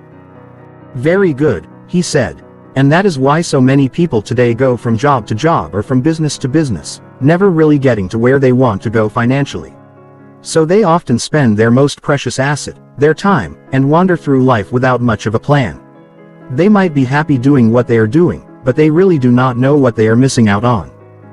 Exactly, I agreed. This time, instead of just being secure, I really had to think what I wanted to do with my life, and surprisingly, I had to explore ideas that would never have occurred to me before. Like what? Asked Rich Dad. Well, if I really want to be comfortable with my life, then I have to think about what I want to have in my life. Things like travel to faraway lands, fancy cars, expensive vacations, nice clothes, big houses, and so on. I really have to expand my thoughts into the future and find out what I want for my life. And what did you find out? Asked Rich Dad. I found out that security was so easy because I was planning on being secure only. I did not know what true comfort meant. So security was easy. Defining comfort was more difficult, and I now cannot wait to define what rich means and how I plan to achieve great wealth. That's good, said Rich Dad. Very good, he continued by saying, so many people have been conditioned to live below their means, or save for a rainy day, that they never know what could be possible for their lives. So people splurge or get into debt by taking the annual vacation or buying a nice car, and then they feel guilty. They never take the time to figure out what could be financially possible if only they had a good financial plan, and that is a waste. That is exactly what happened, I said. By meeting with advisors and discussing what was possible, I learned a lot. I learned that I was really selling myself short. In fact, I felt like I have been walking in a house with a low ceiling for years, trying to scrimp, save, be secure, and live below my means. Now that I have a plan of what is possible relative to being comfortable, I am excited about defining what the word rich means. Good, said Rich Dad with a smile. The key to staying young is to decide what you want to be when you grow up, and then keep growing up.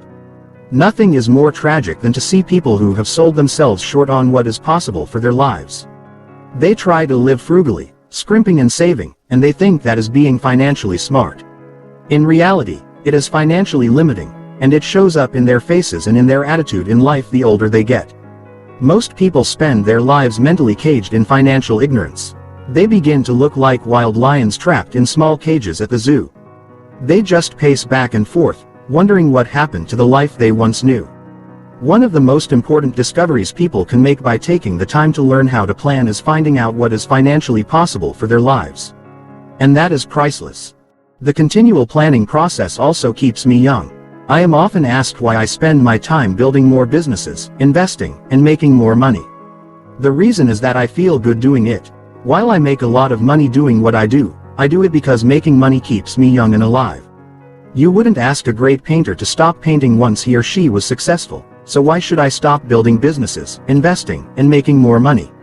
That is what I do, just as painting is what artists do to keep their spirits young and alive, even though the body ages.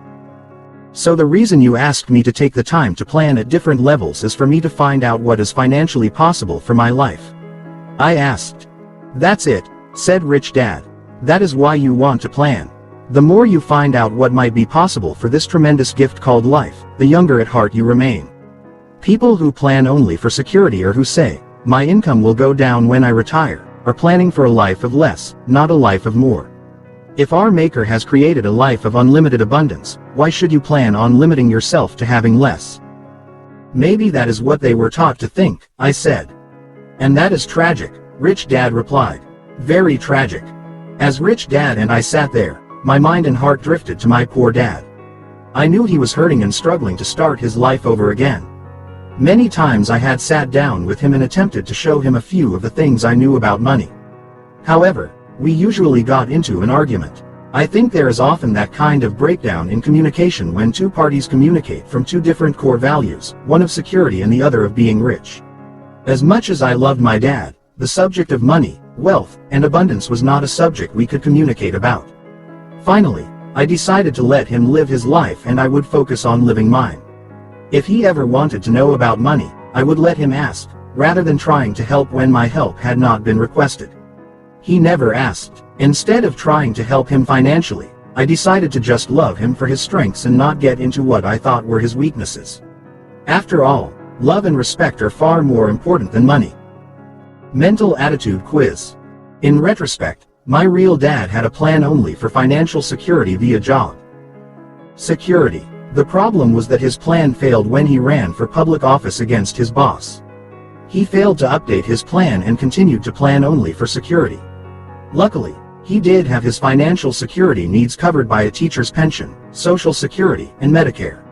If not for those safety nets, he would have been in very bad financial shape. The reality was that he planned for a world of scarcity, a world of bare minimum survival, and that is what he got. My rich dad, on the other hand, planned for a world of financial abundance, and that is what he achieved. Both lifestyles require planning. Sadly, most people plan for a world of not enough, although a parallel world of financial plenty is also possible. All it requires is a plan. So the mental attitude question is, do you have a written financial plan to be? Please remember Rich Dad's lesson that all three plans are important. But security and comfort still come before being rich, even though being rich may be your first choice. The point is that if you want to be rich, you will need all three plans: a plan to be secure, a plan to be comfortable, and a plan to be rich. To be comfortable, you need only 2 plans. And to be secure, you need only 1 plan. Remember that only 3 out of every 100 Americans are rich. Most fail to have more than 1 plan. Many don't have any kind of written financial plan at all.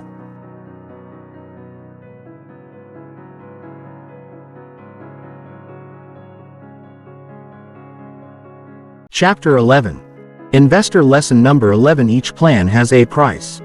What is the difference between the plan to be rich and the plan to be comfortable or secure? I asked. Rich Dad turned to his yellow legal tablet, wrote down the following words. 1. Secure. 2. Comfortable. 3. Rich. And then asked, you mean the difference between rich and secure and comfortable? That's what I am asking, I responded. The difference is the price, said Rich Dad. There is a tremendous price difference between a financial plan to be rich and the other 2 positions. You mean the investments in the rich financial plan cost more money? I asked. Well, to most people, it looks like the price is measured in terms of money. But if you look closer, you'll see that the price is not measured in money. It is really measured in time. And of the assets of time and money, time is really the more precious asset. A scowl came over my face as I tried to comprehend what Rich Dad was telling me. What do you mean by, the price is measured in time?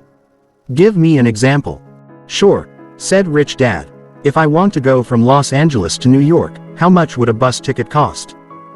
I don't know. I'd guess under $100, I replied. I've never purchased a bus ticket from LA to New York. Neither have I, said Rich Dad. Now tell me how much an airplane ticket from LA to New York would cost. Again, I don't really know.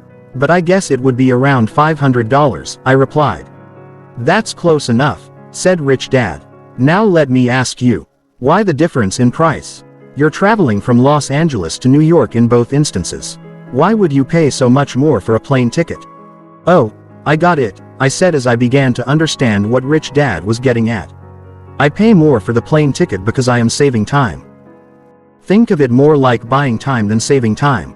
The moment you begin to think of time as precious and that it has a price, the richer you will become.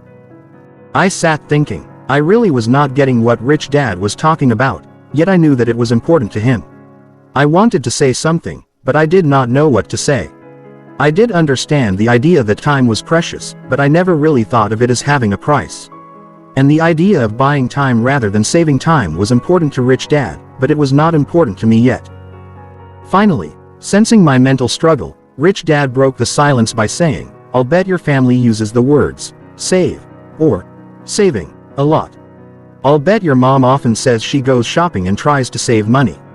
And your dad thinks that how much money he has in savings is important. Yes, they do, I replied. So what does that mean to you?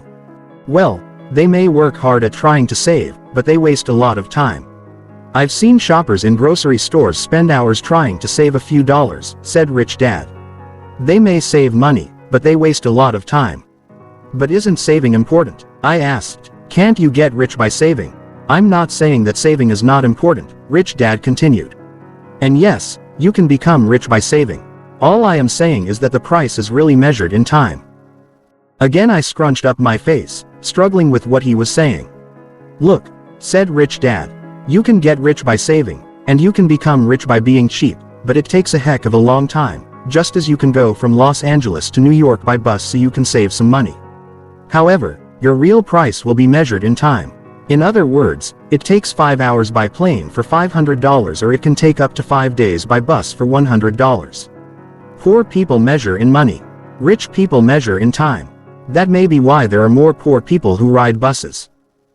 Because they have more time than money. I asked, is that why they ride the bus?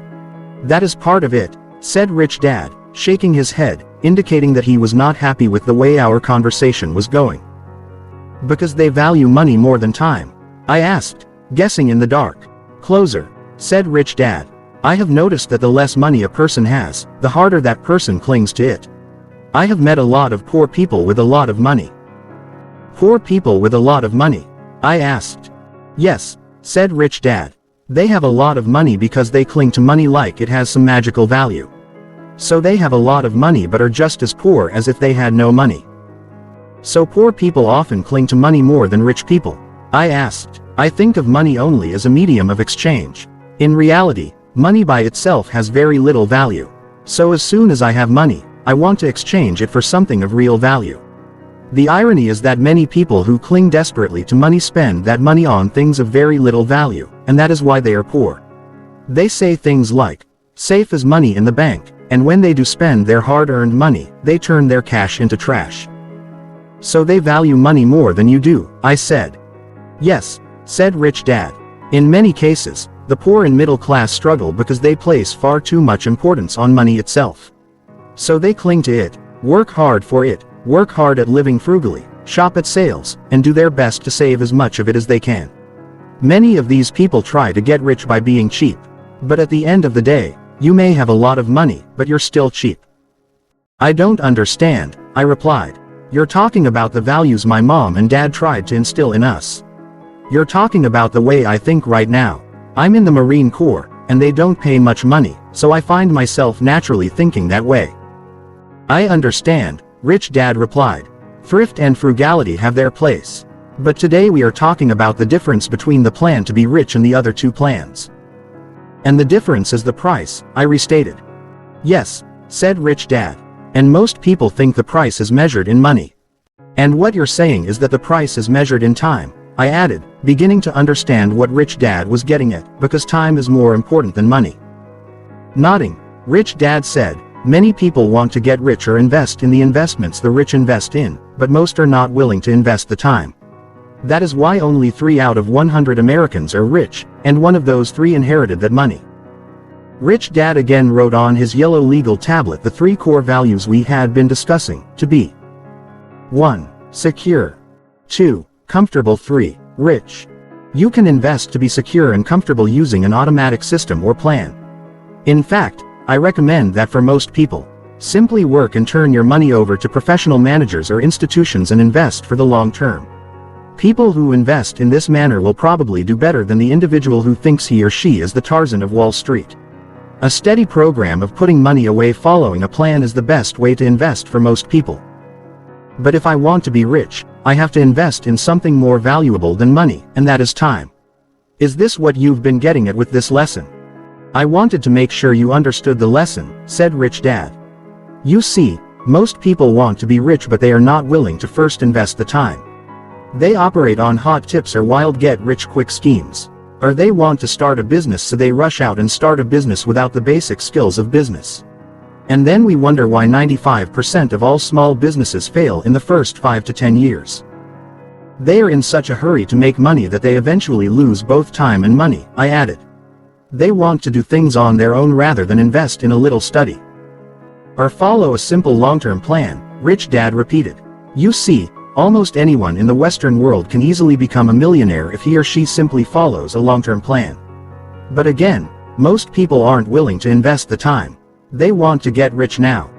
Instead of investing the time, they say things like, investing is risky, it takes money to make money, or, I don't have the time to learn to invest. I'm too busy working and I have bills to pay, I added, as I began to understand Rich Dad's point. Rich Dad nodded. And those very common ideas or excuses are why so few people achieve great wealth in a world that is filled with money. Those ideas or words are why 90% of the population has the problem of not having enough money rather than the problem of having too much money. Their ideas about money and investing cause their money problems. All they have to do is change a few words, a few ideas, and their financial world will change like magic. But most people are too busy working, and they do not have the time. Many often say, "I'm not interested in learning to invest. It is a subject that does not interest me." Yet they fail to see that when they say those words, they become slaves to money, working for money, having money dictate the financial boundaries of their lives, living frugally and within their means, instead of investing a little time, following a plan, and having money work for them. "So time is more important than money," I said. "That is true for me," said Rich Dad. "So if you want to move on to the rich level of investing, you are going to have to invest much more time than you do at the other two levels. Most people do not go beyond secure and comfortable because they are not willing to invest the time. That is a personal decision we all need to make. At least the person has a financial plan to be secure or comfortable. There is nothing more high risk than a person who does not have those two basic plans, who is focused only on becoming rich. While a few make it, most don't. You see them in the later years of their lives, broke, spent, and talking about the deal they almost made or the money they once had. At the end of their lives, they have neither time nor money. So I think it is time I begin to invest more time, especially since I want to invest at the rich level," I said, shuddering at the thought of being a broken old man, muttering in my beer about the deals that almost happened. I had already seen and met such investors. It is not pretty to see a person who is out of both time and money. Mental attitude quiz. Investing at the secure level and the comfortable level should be as mechanical or as formula-driven as possible. They should be no-brainers. Do your homework, and work with professional, and hopefully reputable, managers so they follow your plan. If you start early and if the stars shine on you, at the end of the rainbow should be the pot of gold. Investing can, and should be, that simple at these two fundamental levels. There is a word of caution, however. There is no such thing in life as risk-free. There are lower risk things, however, and that is true for investing. So if you feel uncertain about the fate of the financial world and don't trust the people or the industry, then you have much more research to do to learn the facts and the truth. It is important to be true to your emotions and instincts, but don't let them run your entire life. So if you cannot shake this nervousness, then invest with greater caution. But always remember the price. The more secure an investment, the more time it takes to make money, if it makes money. There is always a trade-off, or as the saying goes, there is no such thing as a free lunch. Everything has a price, and in the investment world, that price is measured in both time and money. Once your investment plans of being financially secure or comfortable are in place and on track, you are better able to speculate on that hot stock tip you heard from a friend. Speculating in the world of financial products is fun, yet it should be done responsibly. There are many so-called investors in the markets who are really addicts with a gambling problem. When people ask me questions such as, "What stocks are you investing in?" I have to say, I don't pick stocks. Professional money managers do that for me. They then often say, "I thought you were a professional investor." And I reply, "I am, but I do not invest in the ways that most people invest. I invest the way my rich dad taught me to invest. I personally and actively invest in the rich level of investing. Very few people invest or play the game of investing at this level. The remainder of this book is dedicated to the level of investing which my rich dad taught me. It is not a method for everyone, especially if you do not already have the secure and comfort levels already in place. So the mental attitude questions are: 1. Are you willing to set in place an investment plan to cover your financial needs to be secure or comfortable? Yes, blank, no, blank. 2. Are you willing to invest the time to learn to invest at the rich level, the level of my rich dad? Yes, blank, no, blank. If you are not sure of your answers and want to find out what level of study commitment Rich Dad's investment requires, the rest of the book will give you some insights as to what it takes to invest at the rich level. Chapter 12. Investor Lesson Number 12: Why Investing Isn't Risky. People say that investing is risky for three main reasons. 1. First, they have not been trained to be investors. If you have read CASHFLOW Quadrant, the sequel to Rich Dad Poor Dad, you will recall that most people go to school to be trained for the left side of the cashflow quadrant rather than for the right side. 2. Second, most investors lack control or are out of control. As an example, my rich dad would say, there is some risk just driving a car, but driving the car with your hands off the steering wheel is really risky. He then said, when it comes to investing, most people are driving with their hands off the steering wheel. Phase 1 of this book is about taking control of yourself before investing. If you don't have a plan, a little discipline, and some determination, the other investor controls will not mean much. The rest of this book will go into the remainder of Rich Dad's 10 investor controls. 3. Third, people say investing is risky because most people invest from the outside, rather than from the inside. Most of us know intuitively that if you want a real deal, you have to be on the inside. You often hear someone say, "I have a friend in the business." It does not matter what the business is. It could be to buy a car, tickets to a play, or a new dress. We all know that, on the inside, is where the deals are made. The investment world is no different. As Gordon Gekko, the villainous character played by Michael Douglas in the movie Wall Street, said, "If you're not on the inside, you're outside." We will review this relationship between being on the outside or inside later. What is interesting to note at this time is that people on the left side of the cash flow quadrant usually invest from the outside. In contrast, B's and I's are able to invest from the inside as well as from the outside. An important note. As this book progresses, many sacred money cows may be slaughtered. Inside investing is one of them. In the real world, there is legal inside investing and there is illegal inside investing. That is an important distinction. What makes the news is the illegal insider investing. Yet there is more legal insider investing in the real world that does not make the news, and that is the type of inside investing I am talking about. A hot tip from a taxi driver is in many ways an insider tip. The real question in insider investing is really, how close to the inside are you? Rich Dad's plan. When Rich Dad listed the 3 core financial values, to be secure, comfortable, and rich, he said, it makes perfect sense to invest from the outside when you invest at the secure and the comfortable level of investing. That is why you turn your money over to a professional you hope is closer to the inside than you are. But if you want to be rich, you have to be closer to the inside than the professional to whom most people entrust their money. And that was the focus of Rich Dad's plan to be rich. That is what he did, and that was why he was so rich. To follow his plan, I needed the education and experiences found on the right side of the cash flow quadrant, not the left. To do that, I needed to invest a lot more time than the average investor, and that is what the rest of this book is really about. This book is about what it takes to move from the outside to the inside. Before you decide. I realize that many people do not want to invest that much time into the subject of investing just to get to the inside. But before you decide and before getting into more detail about Rich Dad's plan, I thought I would give you a very simplified overview of the subject of investing.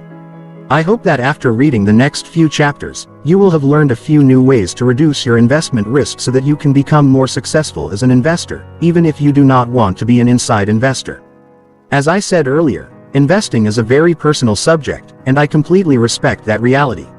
I know that many people do not want to commit the time to the subject of investing the way Rich Dad and I did. Before going into Rich Dad's educational plan to teach me to be an investor at the rich level, I offer you a simple overview of Rich Dad's investment plan in the next few chapters.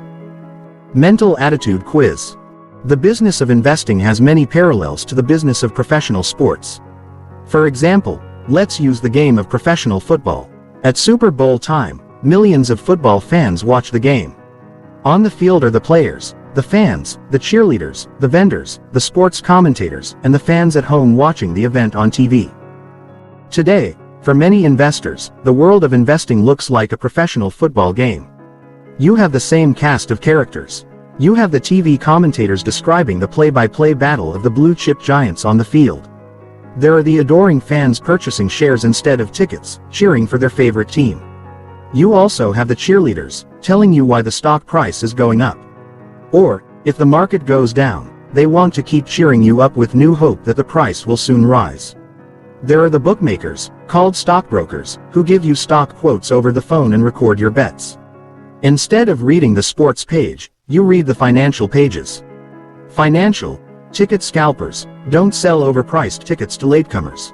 They sell overpriced financial tip sheets to people who want to get closer to the inside game. Then there are the hot dog vendors, who also dispense antacid pills, as well as the people who sweep up the mess after the trading day is over. And of course, we have the viewers at home. What most people do not see in both arenas of the sports world and the investment world is what is going on behind the scenes. And that is the business behind both games. Oh, you may see the owner of the team occasionally, just as you may see a CEO or the president of the company, but the figurehead is not really the business. So as Rich Dad said, the business behind the business is the real game. It's the business behind the business that makes money regardless of who wins the game or which way the market goes, up or down. It's the business that sells the tickets to the game. It does not buy the tickets. That is the investment game Rich Dad taught me that creates the richest people in the world. So the mental attitude questions are: 1. Are you willing to start taking control over yourself? Yes, blank, no underscore, blank. 2. Based on what you know so far, are you willing to invest the time to gain the education and experience to become a successful investor as an insider? Yes, blank, no underscore, blank. Chapter 13. Investor lesson number 13. On which side of the table do you want to sit? My poor dad always said, work hard and save money. My rich dad said, working hard and saving money are important if you want to be secure and comfortable. But if you want to be rich, working hard and saving money will probably not get you there. On top of that, people who work hard and save money are often the same people that say, investing is risky. There were many reasons Rich Dad reminded Mike and me that working hard and saving money was not the way he got rich. He knew that working hard and saving money was good for the masses, but not for anyone wanting to become rich. There were 3 reasons why he recommended finding a different plan for becoming rich. 1. First, he would say, people who work hard and save money have a hard time getting rich because they pay more than their fair share of taxes. The government taxes these people when they earn, when they save, when they spend, and when they die. If you want to be rich, you will need greater financial sophistication than merely working hard and saving money. Rich Dad explained further by saying, if you want $1,000 in savings, plan on the government taking its share out in taxes. So it might take $1,300 or more in earnings just to save $1,000. Then that $1,000 is immediately being eaten away by inflation, so each year your $1,000 is worth less. The meager sum of interest you are paid is also eaten by inflation as well as taxes. So let's say your bank pays you 5% interest, inflation runs at 4% and taxes take 30% of the interest. Your net result is a loss of money. That is why Rich Dad thought that working hard and saving money was a hard way to try to get rich. 2. The second reason he recommended a different plan to become rich is because people who work hard and save often think investing is risky. People who think things are risky often also avoid learning something new. 3. The third reason was because people who believe in hard work and saving, and believe that investing is risky, rarely ever see the other side of the coin. This chapter covers some of the reasons why investing does not have to be risky. Why investing isn't risky. Rich Dad had a way of taking very complex subjects and simplifying them so almost everyone could understand at least the basics of what he was talking about. In Rich Dad Poor Dad, I shared the diagrams of the income statement and the balance sheet that he used to teach me the basics of accounting and financial literacy. In Cashflow Quadrant, I shared his diagram that explains the core emotional and educational differences between the people found in the 4 quadrants. In order for me to understand investing, I first needed to fully understand the lessons taught in those 2 books. When I was between the ages of 12 and 15, Rich Dad would occasionally have me sit at his side while he interviewed people who were looking for a job. At 4:30 p.m., which was the time he did all his interviews, I would sit behind a large brown wooden table in a chair next to Rich Dad. Across the table was a single wooden chair for the person who was being interviewed. One by one, his secretary would let the prospective employees into the large room and instruct each person to sit in the lone open chair. I saw grown adults asking for jobs that paid $1 an hour, with minimal benefits. Even though I was a young teenager, I knew that it was difficult to raise a family, much less get rich, on $8 a day. I also saw people with college degrees, even several with doctorates, asking Rich Dad for managerial or technical jobs that paid less than $500 a month. After a while, the novelty of sitting behind the table on Rich Dad's side of the table wore off. Rich Dad never said anything to me before, during, or after these interviewing days. Finally, when I was 15 and bored of sitting behind the table, I asked him, "Why do you want me to sit here and watch people ask for jobs? I'm not learning anything, and it's getting boring. Besides, it is painful to see grown-ups so needy for a job and money. Some of those people are really desperate. They can't afford to quit their present job unless you give them another job. I doubt some of them could last 3 months without a paycheck. And some of them are older than you and obviously have no money. What's happened to them? Why do you want me to see this? It hurts me every time I do this with you. I have no problem with their asking for a job, but it's the desperation for money. I can see it in their eyes, and that really bothers me. Rich Dad sat still at the table for a moment, collecting his thoughts. I've been waiting for you to ask this question, he said. It hurts me too, and that is why I wanted you to see this before you got much older. Rich Dad took his legal pad and drew the cash flow quadrant. You are just starting high school. You are soon going to be making some very important decisions about what you will be when you grow up, if you haven't already made them. I know your dad is encouraging you to go to college so you can get a high-paying job. If you listen to his advice, you will be going in this direction. Rich Dad then drew an arrow to the E and S side. If you listen to me, you will be studying to become a person on the right side of the cash flow quadrant. He then drew an arrow to the B and I side. You've shown me this and told me this many times, I replied quietly. Why do you continue to go over it? Because if you listen to your dad, you will soon find yourself sitting in that solitary wooden chair on the other side of the table. If you listen to me, you will be sitting in the wooden chair on my side of the table. That is the decision you are making, consciously or unconsciously, as you enter high school. I've had you sit on my side of the table because I wanted you to know that there is a difference in points of view. I'm not saying one side of the table is better than the other side. Each side has its pluses and minuses. I just want you to start choosing now which side you want to sit on, because what you study from this day forward will determine which side of the table you wind up on. Will you wind up on the E and S side or the B and I side of the table? A gentle reminder 10 years later. In 1973, Rich Dad reminded me of that discussion we had when I was 15 years old. Do you remember me asking you which side of the table you wanted to sit on? He asked. I nodded and said, who could have predicted back then that my dad, the proponent for job security and lifelong employment, would be sitting on the other side of the table again, at the age of 52. He had everything going for him at 40, and it was all over just 10 years later. Well, your dad is a very courageous man. Unfortunately, he did not plan for this happening to him, and now he's getting into professional as well as financial trouble. It could get worse if he does not make some rapid changes. If he keeps going with his old beliefs about jobs and job security, I am afraid he will waste the last years of his life. I cannot help him right now, but I can help guide you, said Rich Dad.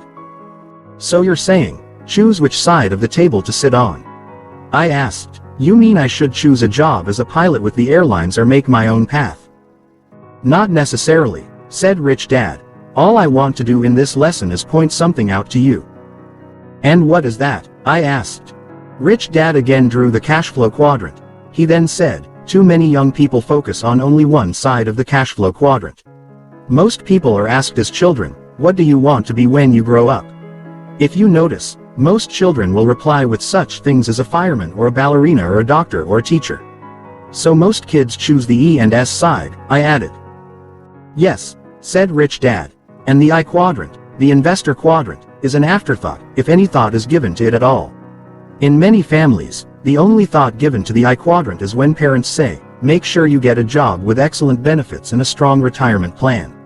In other words, the idea is to let the company be responsible for your long-term investment needs. That is changing rapidly as we speak. Why do you say that? I asked. Why do you say it's changing? We are entering a period of a global economy, said Rich Dad. For companies to compete in the world, they need to get their costs down. And one of their major costs is employee compensation and employee retirement plan funding. You mark my words, in the next few years businesses will begin shifting the responsibility of investing for retirement to the employee. You mean people will have to provide for their own pension instead of relying on their employer or the government? I asked. Yes, the problem will be the worst for poor people. They are the people I worry about, said Rich Dad. That is why I reminded you about sitting across the table from people whose only financial support was a job. By the time you are my age, figuring out what to do with people who have no financial and medical support when they are older will be a massive problem. And your generation, the baby boomer generation, will probably be tasked with solving that problem. The severity of this problem will be very prominent starting around 2010. So what should I do? I asked. Make the I quadrant the most important quadrant. Choose to be an investor when you're grown up. You'll want to have your money working for you so you don't have to work if you don't want to work or if you cannot work. You don't want to be like your dad at 52, starting all over again, trying to figure out which quadrant he can earn the most money from, and realizing he is trapped in the E quadrant, said Rich Dad. You want to learn how to operate from all quadrants. Being able to sit on both sides of the table allows you to see both sides of the coin, Rich Dad said in summary, referring to his two-sided coin story. The most important quadrant. Rich Dad explained to me that one of the differences between rich people and poor people comes from what the parents teach their kids at home. He said, Mike already had a personal investment portfolio of over $200,000 by the time he was 15. You had nothing. All you had was the idea of going to school so you could get a job with benefits. That is what your dad thought was important. Rich Dad reminded me that his son Mike knew how to be an investor before he left high school. I never tried to influence him in his choice of careers, said Rich Dad. I wanted him to follow his interests, even if it meant he did not take over my business. But whether he chose to be a policeman, politician, or a poet, I wanted him to first be an investor. You'll become far richer if you learn to be an investor, regardless of what you do to earn the money along the way. Years later, as I met more and more people who came from well-to-do families, many of them said the same thing. Many of my wealthy friends said that their families started an investment portfolio for them when they were very young and then guided them in learning to be investors, before they decided what type of profession they wanted to enter. Mental attitude quiz. In the industrial age, the rules of employment were that your company would employ you for life and take care of your investing needs once your working days were over. In 1960, the average length of retirement before death was only 1 year for men and 8 years for women. In other words, all you had to do was focus on the E quadrant and your employer would take care of the I quadrant. That message was very comforting, especially to my parents' generation since they lived through a horrible World War and the Great Depression. Those events had a tremendous impact upon their mental attitude and financial priorities. Many lived with that financial attitude, and they often taught that same attitude to their children. Many people also continue to believe that their home is an asset and their most important investment. That idea is an industrial age way of thinking. In the industrial age, that was all a person needed to know about money management because the company or labor union and the government took care of the rest. The rules have changed. In today's information age, most of us need greater financial sophistication. We need to know the difference between an asset and a liability. We are living much longer and therefore need more financial stability for our retirement years. If your home is your biggest investment, then you're probably in financial trouble. Your financial portfolio needs to be a much bigger investment than your home. The good news is that the I quadrant is a great quadrant to place as a top priority, and to learn to be responsible for, because freedom comes from this quadrant. So the mental attitude questions are: 1. Which quadrant will you place first? Which is the most important to you? E underscore underscore underscore underscore S underscore underscore underscore underscore B underscore underscore underscore underscore I underscore underscore underscore underscore. 2. What side of the table do you eventually plan to sit on? Blank, underscore, blank. I have asked question 2 and left it without an answer because of this phenomenon. You may have noticed that when a major company announces a layoff of thousands of employees, the company's share price often goes up. That is an example of the two sides of the table. When a person shifts to the other side of the table, his or her point of view of the world also changes. And when a person shifts quadrants, if only mentally and emotionally, then loyalties often change. I believe that this shift is brought on by the change of ages, the change from industrial age thinking to information age thinking. This shift will create some of the biggest challenges in the future for businesses and business leaders. The rules have just begun to change. Chapter 14. Investor Lesson Number 14: Basic Rules of Investing. One day I was feeling frustrated about my financial progress in life. I had about 4 months before I was to leave the military and enter the civilian world. I had stopped all efforts to get a job with the airlines. I had decided that I was going to enter the business world in June of 1974 and see if I could make it in the B quadrant. It was not a hard decision since Rich Dad was willing to guide me, but the pressure to become financially successful was building. I felt that I was so far behind financially, especially when I compared myself to Mike. During one of our meetings, I shared my thoughts and frustrations with Rich Dad. I've got my 2 plans in place. One plan is to ensure that I have basic financial security, and the other more aggressive investment plan is so I will be comfortable financially. But at the rate those plans will be successful, if they even are successful, I'll never be rich like you and Mike, I said. Rich Dad grinned when he heard that. Smiling and laughing quietly to himself, he said, investing is not a race. You are not in competition with anyone else. People who compete usually have huge ups and downs in their financial life. You are not here to try to finish first. All you need to do to make more money is simply focus on becoming a better investor. If you focus on improving your experience and education as an investor, you will gain tremendous wealth. If all you want to do is get rich quickly, or have more money than Mike, then chances are you will be the big loser. It's okay to compare and compete a little, but the real objective of this process is for you to become a better and more educated investor. Anything other than that is foolish and risky. I sat there nodding and feeling a little bit better. I knew then that rather than try to make more money and take bigger risks, I would focus on studying harder. That made more sense to me, it seemed less risky, and it certainly took less money, and money was not something I had much of then. Rich Dad went on to explain his reasons for starting Mike out in the I quadrant, rather than the B or E quadrant. Since the objective of the rich is to have your money work for you so you don't have to work, why not start where you want to wind up? He went on to explain why he encouraged Mike and me to play golf when we were 10 years old. He said, golf is a game you can play all your life. Football is a game you can play for only a few years. So why not start with the game you will end up with? Of course I had not listened to him. Mike continued playing golf. I went on to baseball, football, and rugby. I was not very good at any of them, but I loved the games and I am glad I played them.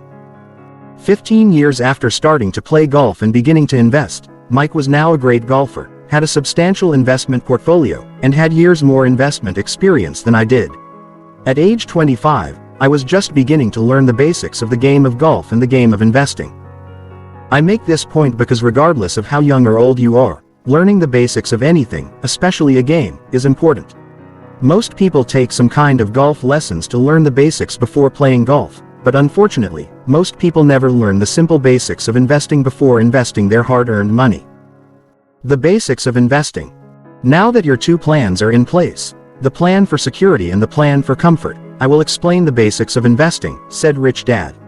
He went on to explain that too many people begin investing without having the first 2 plans in place, and that was risky in his mind. He said, after you have those 2 plans firmly in place, then you can experiment and learn more exotic techniques utilizing different investment vehicles. That is why I waited for you to take the time to put those 2 automatic or mechanical investment plans in place before I continued on with your lessons. Basic rule number 1. Investment basic rule number 1, said Rich Dad, is to always know what kind of income you are working for. For years, Rich Dad had always said to Mike and me that there were 3 different kinds of income. 1. Ordinary earned income is generally derived from a job or some form of labor. In its most common form, it is income from a paycheck. It is also the highest taxed income, so it is the hardest income with which to build wealth. When you say to a child, get a good job, you are advising the child to work for ordinary earned income. 2. Portfolio income is generally derived from paper assets such as stocks, bonds, and mutual funds. Portfolio income is by far the most popular form of investment income, simply because paper assets are easier to manage and maintain. 3. Passive income is generally derived from real estate. It can also be derived from royalties from patents or license agreements. Yet approximately 80% of the time, passive income is from real estate. There are many tax advantages available for real estate. One of the conflicting viewpoints between my 2 dads was what a parent should say to a child. My poor dad always said to me, work hard at school so you can get good grades. When you get good grades, you will be able to get a good job. Then you become a good hard-working man. While Mike and I were in high school, Rich Dad would snicker at that idea. He used to say, your dad is a good hard-working man, but he will never get rich if he continues to think that way. If you boys listen to me, you will work hard for portfolio income and passive income if you want to become rich. Back then, I did not fully understand what either man was saying or what the difference in philosophies was all about. At age 25, I was beginning to understand a little better. My dad was 52 and starting all over again, focused only on ordinary earned income, something he had thought was the right thing to do all his life. My rich dad was rich and enjoying life simply because he had worked hard for passive and portfolio income. I now knew which type of income I was going to work hard for, and it was not earned income. Basic rule number 2. Investment basic rule number 2, said rich dad, is to convert ordinary earned income into portfolio income or passive income as efficiently as possible. Rich dad then drew this diagram on his yellow legal tablet, and that, in a nutshell, is all an investor is supposed to do, rich dad summarized with a smile. That is about as basic as it can get. But how do I do it? I asked. How do I get the money if I don't already have the money? What happens if I lose the money? How, said rich dad. You sound like an Indian chief from an old movie. But those are real questions, I whined. I know they are real questions. But for now, I just want you to understand the basics. Later, I'll go into the how. Okay, and watch out for the negative thoughts. Look, risk is always part of investing, as it is with life. People who are too negative and avoid risk back themselves out of most opportunities because of their negativity and fear of risk. Got it? I nodded. I got it. Start with the basics. Basic rule number 3.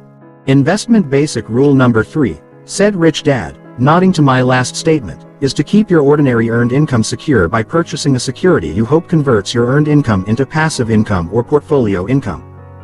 Secure in a security? I asked. I'm confused. What happened to assets and liabilities? Good question, said rich dad. I'm now expanding your vocabulary. It is time for you to go beyond the simple understanding of assets and liabilities, an understanding that most people never achieve, I might add. But the point I am making here is that all securities are not necessarily assets, as many people think they are. You mean a stock or a piece of real estate is a security, but it may not be an asset? I asked. That is correct. However, many average investors cannot distinguish between a security and an asset. Many people, including many professionals, do not know the difference. Many people call any security an asset. So what is the difference? I asked. A security is something you hope will keep your money secure. And generally, these securities are bound up tightly by government regulations. And that is why the US government organization that watches over much of the world of investing in this country is called the Securities and Exchange Commission, SEC. You may notice that its title is not the Assets and Exchange Commission. So the government knows that securities are not necessarily assets, I stated. Rich dad nodded and said, and neither is it called the Securities and Guarantees Commission. The government knows that all it can do is maintain a tight set of rules and do its best to maintain order by enforcing those rules. It does not guarantee that everyone who acquires a security will make money. That is why securities are not called assets. If you remember the basic definition, an asset puts money in your pocket, or the income column. A liability takes money out of your pocket, and that shows up in your expense column. It's simply a matter of basic financial literacy. I nodded. So it is up to the investor to know which securities are assets and which securities are liabilities, I stated, beginning to understand where Rich Dad was going with this. That is correct, said Rich Dad, again reaching for his legal tablet. He drew this diagram on it. The confusion begins for most investors when someone tells them that securities are assets. Average investors are nervous about investing because they know that just because they buy a security, it does not mean they will make money. The problem with buying a security is that the investor can also lose money, said Rich Dad. He went on, so if the security makes money, as the diagram shows, it puts money into the income column of the financial statement and it is an asset. But if it loses money and that event is recorded in the expense column of the financial statement, then that security is a liability. In fact, the same security can change from being an asset into a liability. For example, I bought 100 shares of stock in ABC Company in December for which I paid $20 per share. In January, I sold 10 shares for $30 per share. Those 10 shares of stock were assets because they generated income for me. But in March, I sold 10 more shares for only $10, so that same stock had become a liability because it generated a loss, an expense. Rich Dad cleared his throat before continuing. So the way I look at this is that there are instruments called securities in which I invest. It is up to me as the investor to determine if each security is an asset or liability. And that is where the risk comes in, I said. It is the investor not knowing the difference between an asset and a liability that makes investing risky. Basic rule number 4. Investor basic rule number 4 is that it is the investor who is really the asset or the liability, said Rich Dad. What? I asked. The investor is the asset or liability, not the investment or security. Rich Dad nodded. You often hear people say, investing is risky. But really it is the investor who is risky. It is ultimately the investor who is the asset or the liability. I have seen many so-called investors lose money when everyone else is making money. I have sold businesses to many so-called business people and watched the businesses soon go bust. I have seen people take a perfectly good piece of real estate that is making a lot of money, and in a few years, that same piece of real estate is running at a loss and falling apart. And then I hear people say that investing is risky. It's the investor who is risky, not the investment. In fact, a good investor loves to follow behind a risky investor because that is where the real investment bargains are found. And that is why you love to listen to investors who are crying the blues about their investment losses, I said. You want to find out what they did wrong and see if you can find a bargain. You've got it, said Rich Dad. I'm always looking for the skipper of the Titanic. And that is why you don't like to hear stories about people making a lot of money in the stock market or the real estate market. You hate it when someone tells you that he or she bought a stock at $5 and it went to $25. You have observed me well, said Rich Dad. Listening to tales of quick money and instant wealth is a fool's game. Such stories draw in only the losers. If a stock is well known or has made a lot of money, the party is often already over or soon to be over. I'd rather hear tales of woe and misery because that is where the bargains are.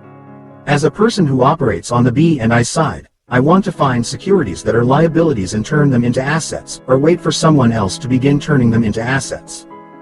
So that would make you a contrarian investor, I ventured, a contrarian who goes against the popular sentiment of the market. That is the lay person's idea of what a contrarian investor is. Most people just think a contrarian investor is antisocial and does not like going along with the crowd. I like to think of myself as a repairman. I want to look at the wreck and see if it can be fixed. If it can be fixed, then it would still be a good investment only if other investors also want it fixed. If it cannot be fixed or if no one would want it even after it is fixed, I don't want it either. So a true investor must also like what the crowd likes, and that is why I would not say I am a pure contrarian. I will not buy something just because no one else wants it. So is there an investor basic rule number 5? I asked. Basic rule number 5. Yes, there is, said Rich Dad. Investor basic rule number 5 is that a true investor is prepared for whatever happens. A non-investor tries to predict what and when things will happen. What does that mean? I asked. Have you ever heard someone say, I could have bought that land for $500 an acre 20 years ago? And look at it now. Someone built a shopping center right next to it, and now that same land is $500,000 an acre. Yes, I have heard those stories many times. We all have, said Rich Dad. Well, that is a case of someone who was not prepared. Most investments that will make you rich are available for only a narrow window of time. A few moments in the world of trading or a window of opportunity that is open for years, as it is in real estate. But regardless of how long the window of opportunity is open, if you are not prepared with education and experience or extra cash, a good opportunity will pass. So how does one prepare? You need to focus and keep in mind what others are already looking for. If you want to buy a stock, then attend classes on how to spot bargains in stocks. The same is true for real estate. It all begins with training your brain to know what to look for and being prepared for the moment the investment is presented to you. It is much like the sport of soccer. You play, and then all of a sudden the winning kick at the goal appears. You're either prepared, or you're not. You're either in position, or you're not. But even if you miss the shot in soccer or in investing, there is always another shot at the goal or another opportunity of a lifetime investment right around the corner. The good news is that there are more and more opportunities every day, but first you need to choose your game and learn to play the game. So that is why you chuckle when someone complains about missing out on a good deal or tells you that you must get into this deal or that deal. Exactly. Again, there are so many people who come from the mindset that there is scarcity, instead of abundance, in the world. They often cry about missing a deal and hang on to a deal too long thinking that it is the only deal, or they buy thinking that what they are looking at is the only deal. If you are good at the B&I side of the cash flow quadrant, you have more time and more deals to look at, and your confidence is high because you know you can take a bad deal that most people would reject and turn it into a good deal. That is what I mean about investing the time in order to be prepared. If you're prepared, there is a deal of a lifetime being presented to you every day of your life. And that is how you found that big piece of raw land. Just walking down the street, I commented, recalling how Rich Dad found one of his best pieces of real estate. You saw that the "for sale" sign had fallen down and had been trampled on, so no one knew the land was for sale. You called the owner and offered him a low but fair price at your terms, and he took it. He took your offer because no one else had made him an offer in over 2 years. That is what you mean, isn't it? Yes, that is what I mean, and that piece of raw land was a better deal than most. That is what I mean about being prepared. I knew what the land was worth, and I also knew what was going to happen in that neighborhood in a few months, so there was very low risk coupled with a very low price. I would love to find 10 more pieces of land today in that same neighborhood. And what do you mean by, "don't predict"? I asked. Well, have you ever heard someone say, "What if the market crashes? What will happen to my investment then?" That is why I am not going to buy. I am going to wait and see what happens. Many times, I said. Rich Dad said, I have heard many people, when presented with a good investment opportunity, back away from the investment because their core fears begin to predict the disasters that will occur. They send out their negative vibes and never invest, or they sell when they shouldn't sell and they buy something they shouldn't buy based on either optimistic or pessimistic emotional predictions. They could have handled that investment opportunity more wisely if they were a little educated, had a little experience, and were prepared, I said. Exactly, said Rich Dad. Besides, one of the basics of being a good investor is being prepared to profit when the market moves up or if it moves down. In fact, the best investors make more money in a down market simply because the market falls faster than it rises. As the saying goes, the bull comes up the stairs and the bear goes out the window. If you are not covered for either direction, you as the investor are too risky, not the investment. That means many people predict themselves right out of being rich investors. Rich Dad nodded. I have heard so many people say, I don't buy real estate because I don't want calls at midnight to fix toilets. Well, I don't either. That is why I have property managers. But I do love the tax advantages that cash flow from real estate that do not come from stocks. So people often predict themselves right out of opportunities instead of being prepared, I echoed, beginning to understand why being prepared was so important. How do I learn to be prepared? I'll teach you some basic trading techniques that all professional investors should know. Techniques such as shorts, call options, put options, straddles, and so on. But that will come later. Right now, that is enough about the advantages of preparation over prediction for you. But I have one more question about preparation, I protested. And what is that? Asked Rich Dad.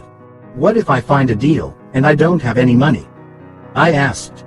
Basic rule number 6. That is investment basic rule number 6, said Rich Dad. If you are prepared, which means you have education and experience, and you find a good deal, the money will find you or you will find the money. Good deals seem to bring out the greed in people. So when a person finds a good deal, the deal, because it promises great rewards, attracts the cash.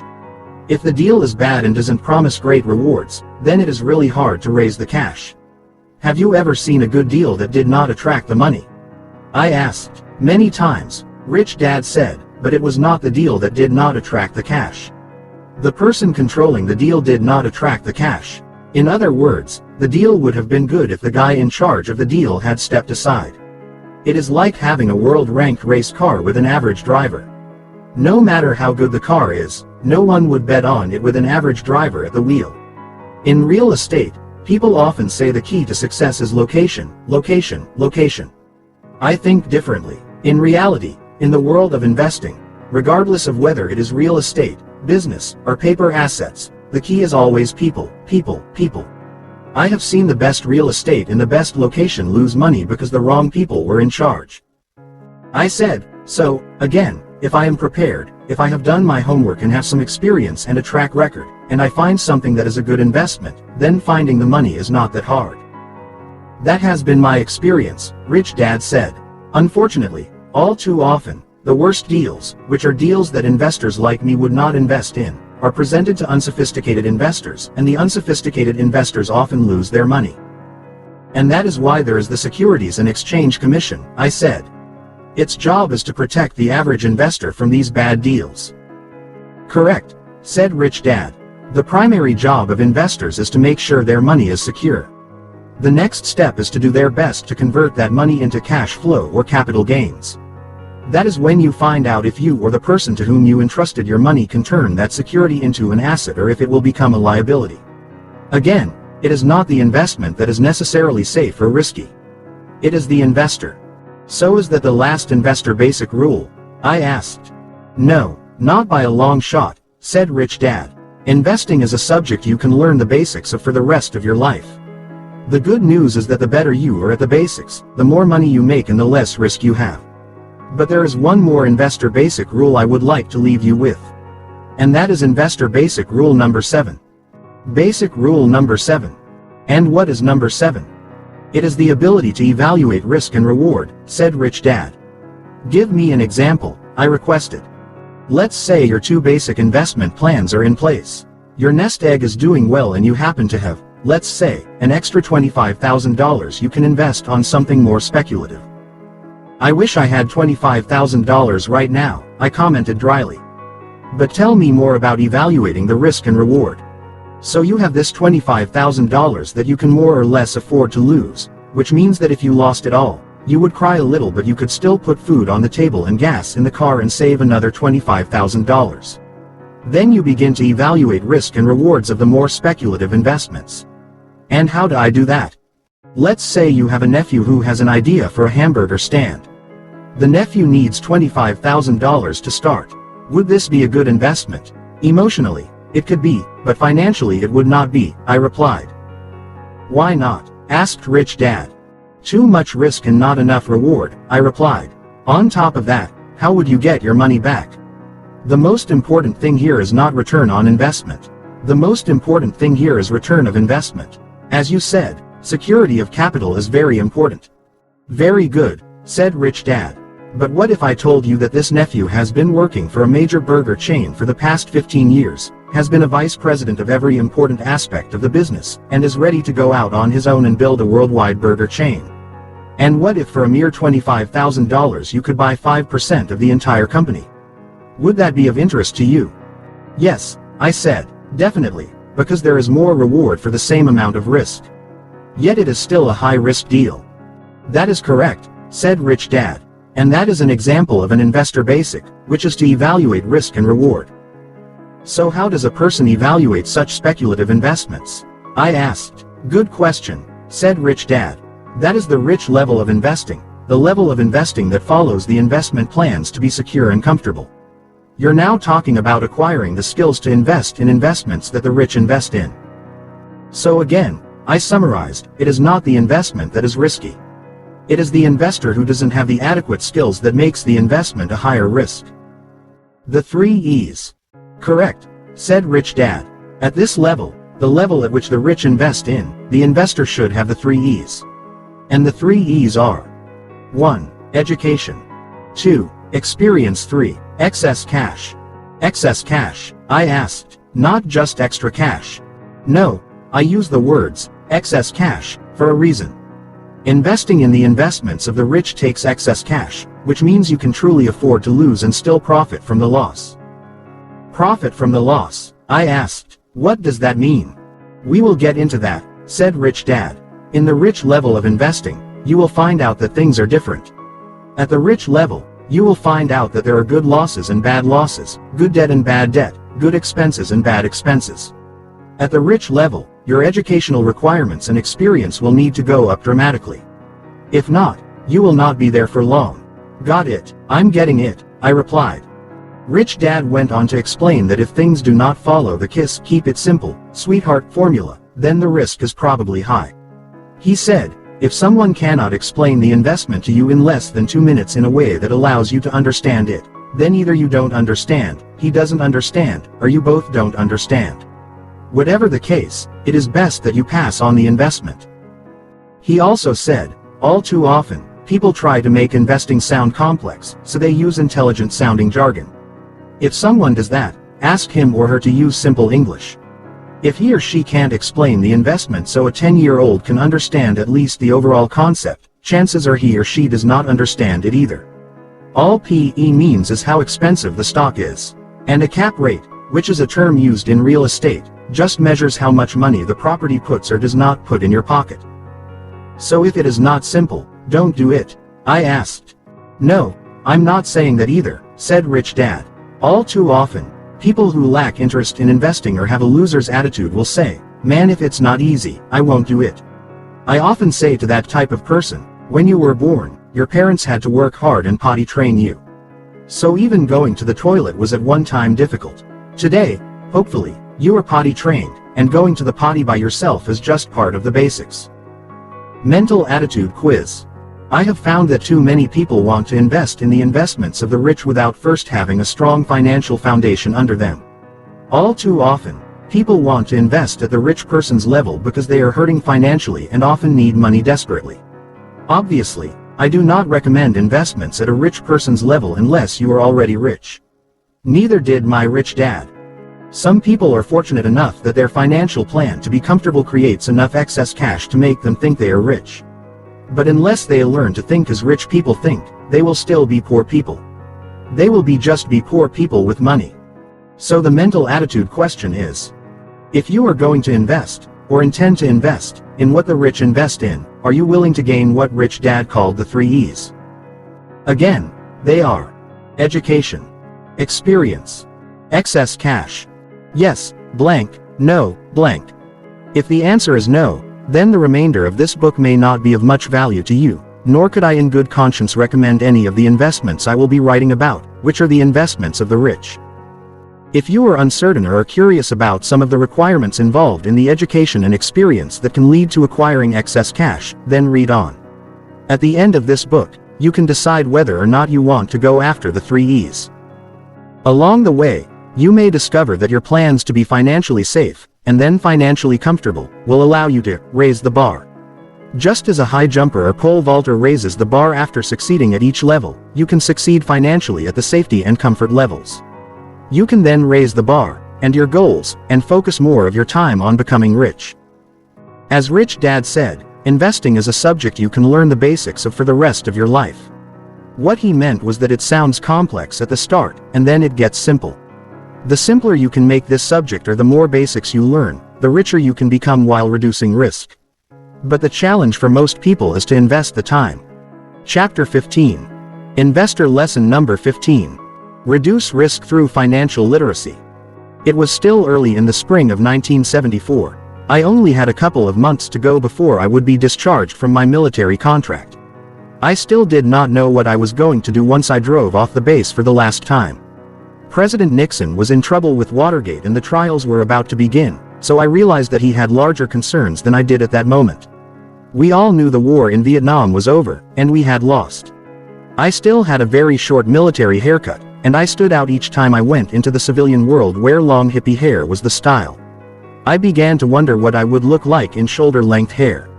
I had worn a military haircut since 1965, ever since I entered the military academy for college. It was the wrong period of time to have short hair.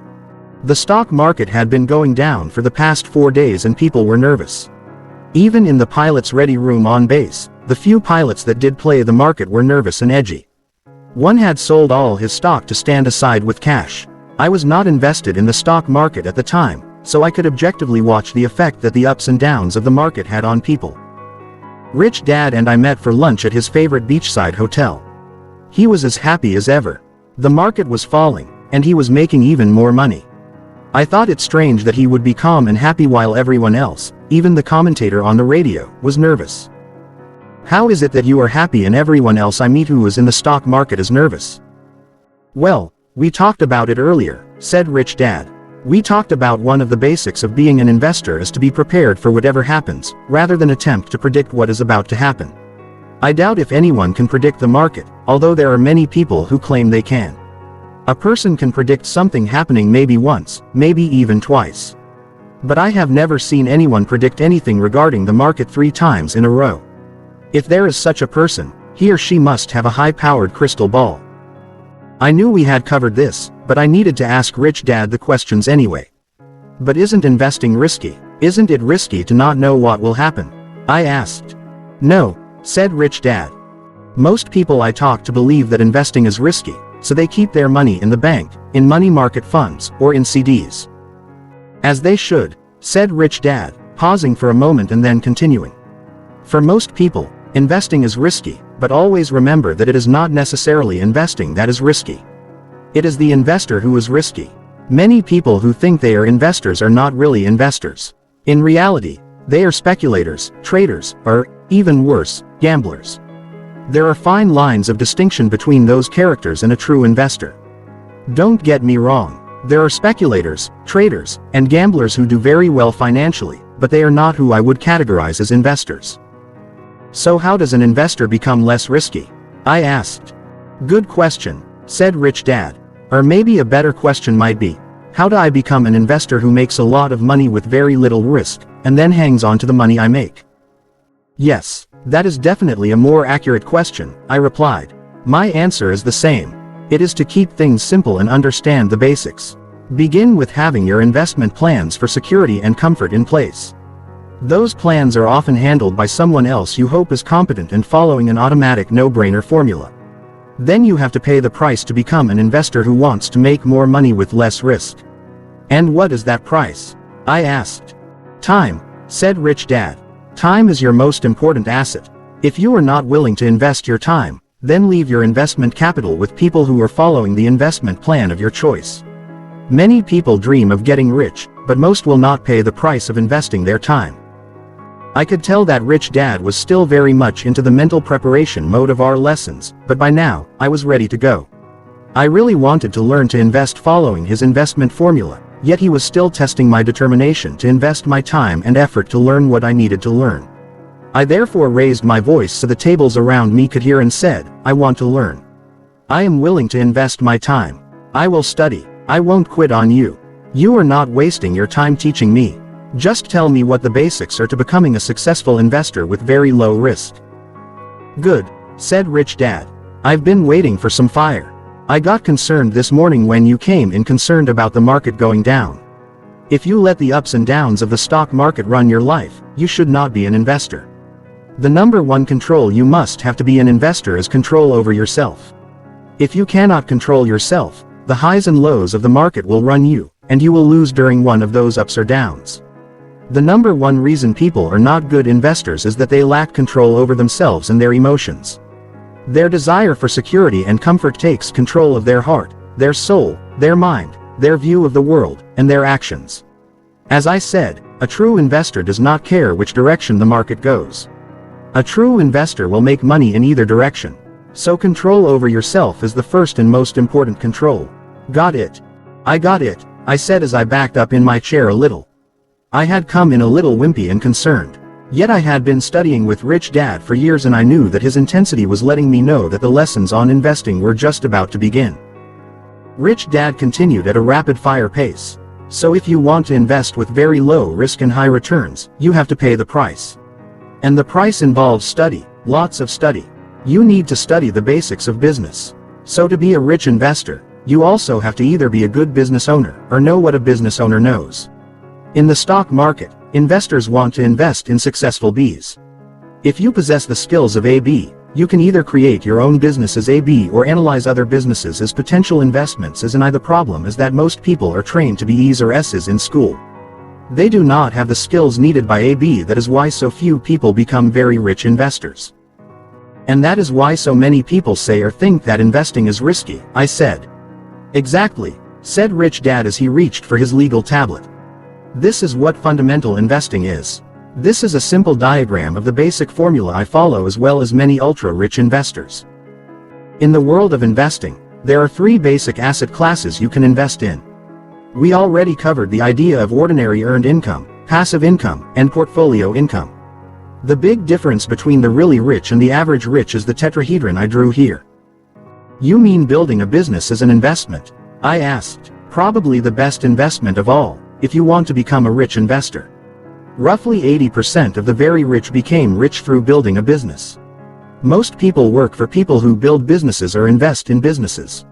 Then they wonder why the person who built the business is so rich. The reason is that the builder of a business will always trade money for the asset. You mean the builder or owner of the business values the asset more than the money? I asked. That is part of the picture because all an investor really does is trade time, expertise, or money for a security that they hope or intend will become an asset. So just as you trade money to buy an investment piece of real estate, like a rental house, or pay money for a share or stock, a business owner will pay people money to build a business asset. One of the main reasons the poor and middle class struggle is that they value money over true assets. So the poor and the middle class value money, and the rich don't really value it. Is that what you're saying? Partially, said Rich Dad. Always remember Gresham's Law. Gresham's Law, I replied. I've never heard of Gresham's Law. What is that? Gresham's Law is an economic law that states that bad money will always drive out good money. Good money, bad money, I asked, shaking my head. Let me explain, said Rich Dad. Gresham's Law has been in effect since humans began valuing money. Back in Roman times, people used to clip silver and gold coins. Clipping coins meant that people would shave a little bit off the coin before handing it to someone else. So the coin began to lose value. The Roman people were not stupid and soon noticed that the coins were lighter. Once the Roman people knew what was happening, they hoarded the coins with high silver and gold content and spent only the lighter coins. That is an example of bad money driving good money out of circulation. To combat this clipping of coins, the government began distributing coins with reeded, or grooved, edges. That is why coins of value have the tiny grooves on the edge. If a coin had the grooves filed down, a person knew the coin had been tampered with. Ironically, it is the government that does the most clipping of the value of our money. But that was back in Roman times. How does that law apply today? I asked. In 1965, less than 10 years ago, Gresham's Law began working in the United States when the government stopped producing coins with silver in them. In other words, the government began producing bad coins, or coins without any real value to them. Immediately, people began hoarding the real silver coins and spending the debased or fake coins. In other words, people somehow intuitively know that government money is not worth much, I stated. It seems that way, said Rich Dad, which may be why I think people save less and spend more. Unfortunately, the poor and middle class buy things that have even less value than their money. They turn cash into trash. Meanwhile, the rich buy things like businesses, stocks, and real estate with their money. They are looking for secure securities in a time when money has an ever-decreasing real value. That is why I've constantly said to you and Mike, the rich do not work for money. If you want to be rich, you have to know the difference between good money and bad money, assets and liabilities. Good securities and bad securities, I added. Rich Dad nodded. I say that the rich don't work for money because the rich are smart enough to know that money is worth less and less.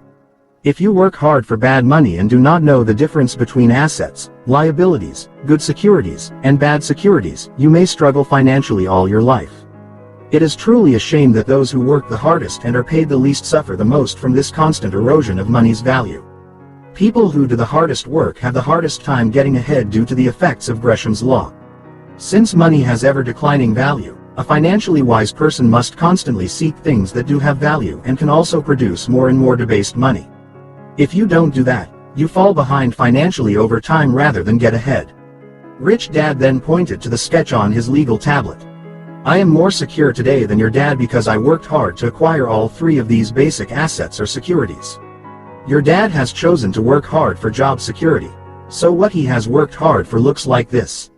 Rich Dad then crossed out job security. So when he lost his job, he found out that he had worked hard for nothing. And worst of all, he was successful. He worked himself all the way to the top of the state education system, but then he bucked the system. There goes his job security with the state government.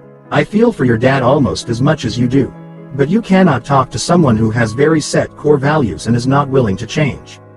He is out looking for another job rather than asking himself if a job will get him what he really wants.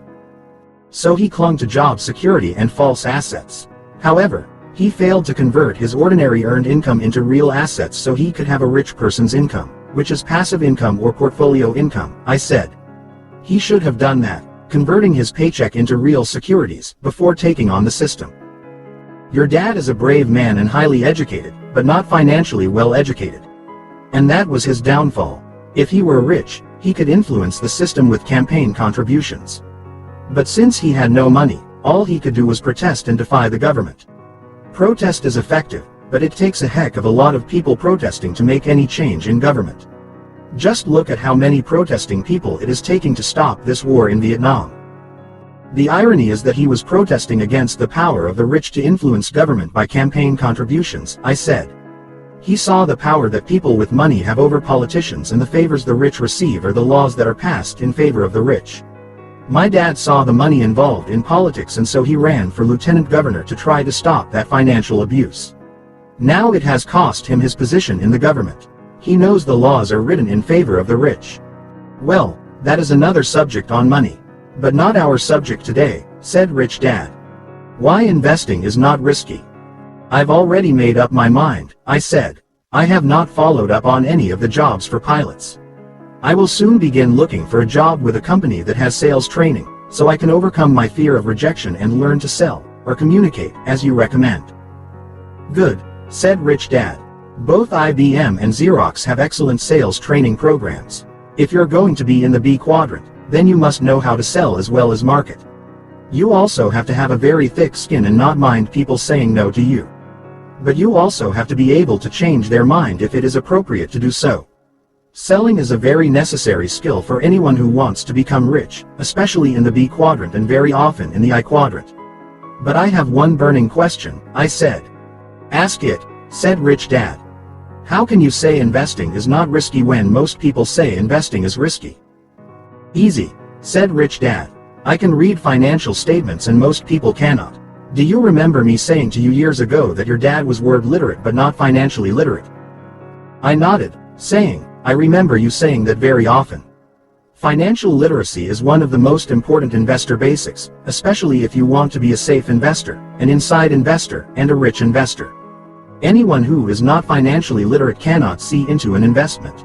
Just as a doctor uses X-rays to look into the human body, a financial statement allows you to look into an investment and see the truth, the facts, the fiction, the opportunities, and the risk. Reading a financial statement of a business or individual is like reading a biography or an autobiography. So one of the reasons many people say investing is risky is simply that they have never been taught to read financial statements. I asked in surprise, and that is why you began teaching Mike and me to read financial statements when we were 9 years old. Well, if you remember, you told me when you were just 9 years old that you wanted to be rich. When you told me that, I began with the basics. Never work for money. Learn to spot opportunities, not jobs. Learn to read financial statements. Most people leave school looking for jobs, not opportunities. They have been taught to work hard for ordinary earned income rather than passive income or portfolio income, and most have never been taught how to balance a checkbook, much less read and write a financial statement. Small wonder they say investing is risky. Rich Dad again took his legal tablet and drew the following diagram. A business has a financial statement. A stock certificate is a reflection of a financial statement. Every real estate property has a financial statement, and each individual human being has a financial statement, said Rich Dad. Every security and human being? I asked. Even my dad, even my mom? Sure, said Rich Dad. Everything, regardless of whether it is a business, stock, real estate, or human being, that transacts money has an income statement and balance sheet, whether or not they know it. People who are not aware of the power of a financial statement often have the least money and the biggest financial problems. You mean like my dad is having right now, I said. Unfortunately, that is true, said Rich Dad. Not knowing the simple difference between assets and liabilities, earned income from passive and portfolio income, and not knowing where they all appear and how they flow on a financial statement has been a costly oversight for your dad. So when you look at a business, you look at the financial statement, not the price of its stock that day. I asked, doing my best to move the discussion away from my dad. That is correct, said Rich Dad. That is called fundamental investing. Financial literacy is fundamental to fundamental investing. When I look at the financials of a business, I look at the guts of a business. When I look at the financials, I can tell if the business is fundamentally strong or weak, growing or declining. I can tell if the management is doing a good job or wasting a lot of the investor's money. The same is true with an apartment building or office building. So by reading the financials, you can tell for yourself if the investment is risky or safe, I added. Yes, said Rich Dad. The financials of a person, a business, or a real estate property will tell me much more than that. But a cursory look at a financial statement does three more important things. And they are: for one thing, being financially literate gives me a checklist of what is important. I can look at each line and determine what is not being done right, or what I can do to improve the business and make things right. Most investors look at the price and then the stock's PE, or price-earnings ratio. The PE of a stock is an outsider's indicator of the business. An insider needs other indicators, and that is what I will teach you. Those indicators are part of a safety checklist to make sure that all the parts of the business are functioning well. If you are not financially literate, you cannot tell the differences. Then, of course, investing becomes risky for that person. And the second thing, I asked. The second thing is that when I look at an investment, I overlay it on my personal financial statement and see where it fits. As I said, investing is a plan. I want to see how the financial statement of the business, the stock, the bond, or the real estate will impact my personal financial statement. I want to know that this investment will get me to where I want to go. I can also analyze how I can afford the investment. By knowing my numbers, I know what will happen if I borrow money to buy an investment and the long-term impact balanced with income and outflow due to debt payments. And the third thing, I want to know that this investment is safe and will make me money. I can tell if it is going to make money or lose money in a very short period of time. So if it does not make me money, or I cannot fix the reason why it will not make me money, why should I buy it? That would be risky. So if you do not make money, you don't invest. I asked. In most instances, said Rich Dad. Yet as simple as that sounds, it always amazes me when I meet people who are losing money or making no money and they think they are investors. Many people who invest in real estate lose money every month and then say, but the government gives me a tax break for my losses. That is like saying, if you lose $1, the government will give you 30 cents back. A few very sophisticated business people and investors know how to use that government ploy to their advantage, but very few people really do. Why not make $1 and get an additional 30-cent bonus from the government? That is what a real investor does. People actually do that. They actually lose money and think it is investing. On top of that, they think losing money for tax advantages is a good idea. Do you know how easy it is to find an investment that loses money? Asked Rich Dad. I imagine it would be pretty easy, I said. The world is filled with stocks, mutual funds, real estate, and businesses that do not make any money. So a real investor first wants to make money, and then after making money, they want an additional bonus from the government. So a real investor will make $1 as well as get a 30-cent bonus from the government. An unsophisticated investor will lose $1 and be thrilled to get 30 cents from the government in the form of a tax write-off. Just because that person cannot read a financial statement, I asked. That is one of the basics. Financial literacy is definitely an important investor basic at the rich investment level. The other basic is to invest to make money. Never invest with the intent to lose money and then be happy with a tax write-off. You invest for one reason only, to make money. Investing is risky enough without investing to lose money. Your report card. As we ended the lesson for the day, Rich Dad said, now do you realize why I had you do your personal financial statements so often? I nodded and said, as well as analyze the financial statements of businesses and real estate investments. You kept saying you wanted me to think in financial statements. Now I understand why. While you were in school, you got a report card once a quarter. A financial statement is your report card once you leave school. The problem is that since most people have not been trained to read financial statements or trained in how to keep a personal financial statement, they have no idea how they are doing once they leave school. Many people have failing marks on their personal financial statements but think they are doing well because they have a high-paying job and a nice home. Unfortunately, if I were handing out the grades, anyone who was not financially independent by age 45 would receive a failing grade. It is not that I want to be cruel. I just want people to wake up and maybe do a few things differently, before they run out of their most important asset, time. So you reduce risk by being able to read financial statements, I replied. A person needs to get his or her personal financial statement under control before investing. Definitely, said Rich Dad. This whole process I have been talking about is the process of taking control of yourself, which also means your financial statement. So many people want to invest because they are deep in debt. Investing in the hopes of making more money so you can pay bills or buy a bigger house or a new car is a fool's investment plan. You should invest for only one reason: to acquire an asset that converts ordinary earned income into passive income or portfolio income. That conversion of one form of income into another form of income is the primary objective of a true investor. To do that requires a higher degree of financial literacy than simply balancing a checkbook. So you're not concerned about the price of a stock or a real estate property as much as the operating fundamentals that you can see with a financial statement. Right, said Rich Dad. That is why I got upset when you were concerned about the stock market prices. While price is important, it is far from the most important thing in fundamental investing. Price is more relevant in technical investing, but technical investing is another lesson. Now do you understand why I had you do so many personal financial statements and analyze businesses and real estate investments? I nodded. I hated it at the time, but now I'm glad you had me do so many of them. I realize now how much I analyze things using mental pictures of my financial statement. I visualize how what I do with my money is affecting my financial statement. I did not realize that most people do not think with these types of visual reference points. The magic carpet. You are far ahead of the game, said Rich Dad, the game of getting rich.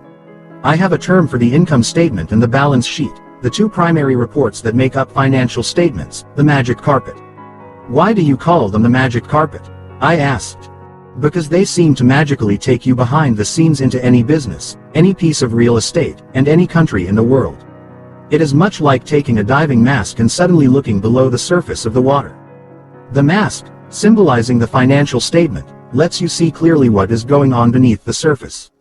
Alternatively, a financial statement is like having Superman's X-ray vision. Instead of trying to jump over the tall building, a financially literate person can see right through the building's concrete walls. Another reason I call them the magic carpet is that they free you to see and do so many things in so many parts of the world while sitting at your desk. You can invest in so many parts of the world or just in your backyard with so much more knowledge and insight. Improving my financial literacy ultimately reduces my risk and improves my investment returns. A financial statement lets me see what the average investor cannot see. It also gives me control over my personal finances, and that allows me to go where I want to go in my life. Having control over financial statements also allows me to operate multiple businesses without being in the business physically. Truly understanding financial statements is one of the keys necessary for a person in the S quadrant to move to the B quadrant. And that is why I call the income statement and balance sheet the magic carpet. Mental attitude quiz. If we were going to buy a used car, we would probably want a mechanic to look it over and hook it up to an electronic analyzer before deciding if it was worth the asking price. If we were looking at a house, we would ask a home inspector to go through a checklist and check out the condition of the foundation, plumbing, electricity, roof, and so on, before buying the house. If we were going to marry someone, we would probably want to know what was really going on beneath the pretty face before deciding to spend a lifetime with that pretty face. Yet when it comes to investing, most investors never read the financial statements of the company they are investing in. Most investors would rather invest on a hot tip or a low price or high price, depending upon the momentum of the market. Most people get their cars tuned up and checked out annually or have an annual health physical. But most people never have their financial statements analyzed for flaws or potential problems. The reason is that most people leave school unaware of the importance of a financial statement, much less how to control one. It's no wonder that so many people say investing is risky. Investing is not risky, but being financially illiterate is. How to see investment opportunities. If you plan to become rich by being an investor, I would say that having a good working knowledge of a financial statement is a minimum requirement. It will not only improve your safety factor, but it will also allow you to make much more money in a shorter period of time. Being able to read a financial statement will allow you to see investment opportunities that the average investor misses. The average investor looks primarily at price as the opportunity to buy or sell. The sophisticated investor has trained his or her brain to see opportunities other than price. The sophisticated investor knows that most of the best investment opportunities are not visible to the untrained eye. Rich Dad taught me that you make the most money as an investor by being financially literate as well as knowing internal strengths and weaknesses of the investment. He said, where you find the best investment opportunities is from understanding accounting, the tax code, business law, and corporate law. It is in these invisible realms where the real investors shop for the biggest investment bargains. That is why I call the income statement and balance sheet the magic carpet. So the mental attitude question is, if you plan to become wealthy as an investor and invest in the investments of the rich, are you willing to keep an updated personal financial statement and practice reading other financial statements on a regular basis? Yes, blank, no, blank. Chapter 16. Investor lesson number 16. Financial literacy made simple. Your dad struggles financially because he is word literate, but not financially literate, Rich Dad often said to me. If he just took the time to learn how to read numbers and the vocabulary of money, his life would change dramatically. Financial literacy was one of Rich Dad's 6 lessons in Rich Dad Poor Dad. To Rich Dad, financial literacy was crucial for anyone who was sincere about being a business owner or a professional investor. I will quickly review financial literacy in the simple and easy to understand way that Rich Dad explained it to me. The basics. A sophisticated investor should be able to read many different financial documents. The income statement and balance sheet are at the center of all the documents. I am not an accountant, but I have attended several classes on accounting.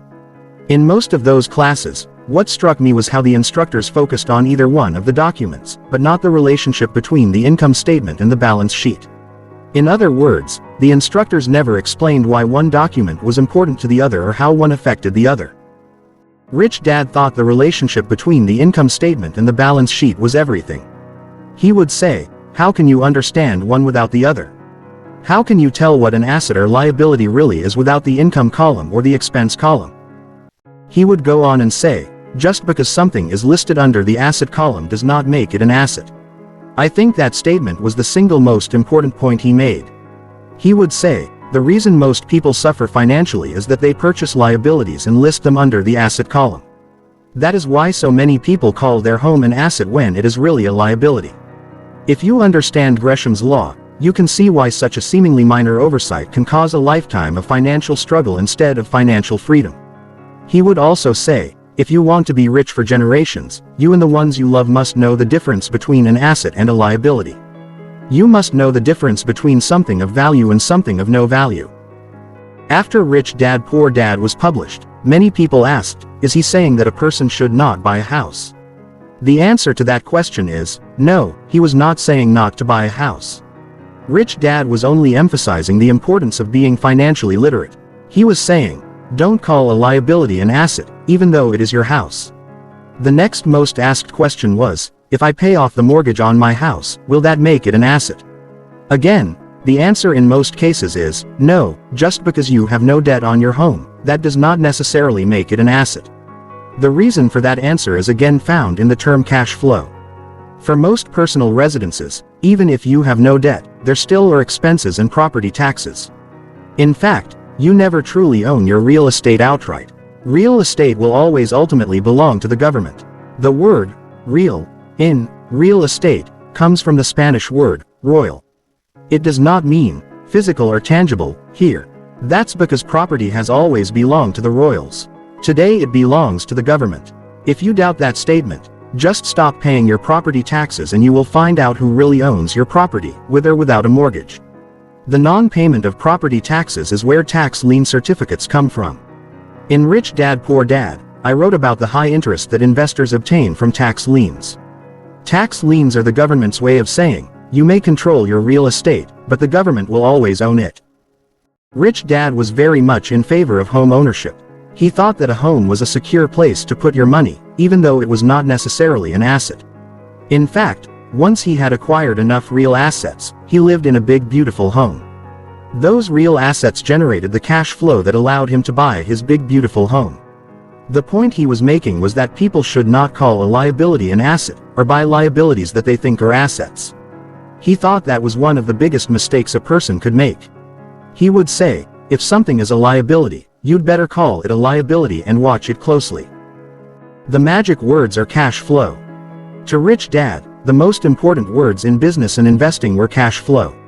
He would say, just as a fisherman must watch the ebb and flow of the tides, an investor and businessperson must be keenly aware of the subtle shifts in cash flow. People and businesses struggle financially because they have poor control of their cash flow. Financial literacy for a child. Rich Dad may not have been formally educated, but he had a way of taking complex subjects and making them simple enough for a 9-year-old child to understand, because that is how old I was when he began explaining these things to me. I must confess that I have not progressed much beyond the simple line drawings Rich Dad drew for me. I still like to keep things simple. Yet Rich Dad's simple explanations allowed me to better understand money and its flow and guided me to a financially secure life. Today, my accountants do the hard work and I continue to use Rich Dad's simple diagrams as my guides. If you can understand the following diagrams, you have a better chance of acquiring great wealth. Leave the technical accounting work to the accountants who are trained to do such important work. Your job is to take control of your financial numbers and guide them to increasing your wealth. Rich Dad's Basics of Financial Literacy. Literacy Lesson Number 1. It is the direction of cash flow that determines if something is an asset or a liability at that moment. In other words, just because your real estate broker calls your house an asset does not mean it is an asset. Rich Dad's definition of an asset is, an asset puts money in your pocket. This is the cash flow pattern of an asset. Rich Dad's definition of a liability is, a liability takes money out of your pocket. This is the cash flow pattern of a liability. A point of confusion. Rich Dad explained to me, confusion occurs because the accepted method of accounting allows us to list both assets and liabilities under the asset column. He would then draw a diagram to explain and say, this is why it is confusing. In this diagram, we have a $100,000 house where someone has put $20,000 cash down and now has an $80,000 mortgage. How do you know if this house is an asset or a liability? Is the house an asset just because it is listed under the asset column? The answer of course is no. The real answer is that you need to refer to the income statement to find out if it is an asset or a liability. Rich Dad then drew the following diagram, saying, this is a house that is a liability. You can tell it is a liability because its only line items are under the expense column. Nothing is in the income column. Changing a liability to an asset. Rich Dad then added to the diagram a line that read, rental income, and net rental income, the key word being, net. That addition to the financial statement changed this house from a liability to an asset. After understanding the concept, Rich Dad would add the numbers, just so I could understand the concept better. Let's say all the expenses associated with this house add up to $1,000. That includes the mortgage payment, real estate taxes, insurance, utilities, and maintenance. And you now have a tenant paying you $1,200 a month. So you now have a net rental income of $200 a month, which makes it an asset because this house is now putting money in your pocket, as verified by the $200 monthly income. If your expenses stayed the same but you collected only $800 a month in rent, you would now be losing $200 each month. Even though you would have a gross rental income of $800 a month, the property would become a liability. So even with rental income, the property could still be a liability instead of an asset. Then I hear people say, but if I sell it for more than I paid for it, then it becomes an asset. Yes, that could eventually become true, but only when that event occurs sometime in the future. Contrary to popular belief, the price of real estate does go down on occasion. So the saying, don't count your chickens before they hatch, is a wise bit of financial wisdom. The government changed the rules. Literally billions of dollars were lost on real estate after the 1986 Tax Reform Act.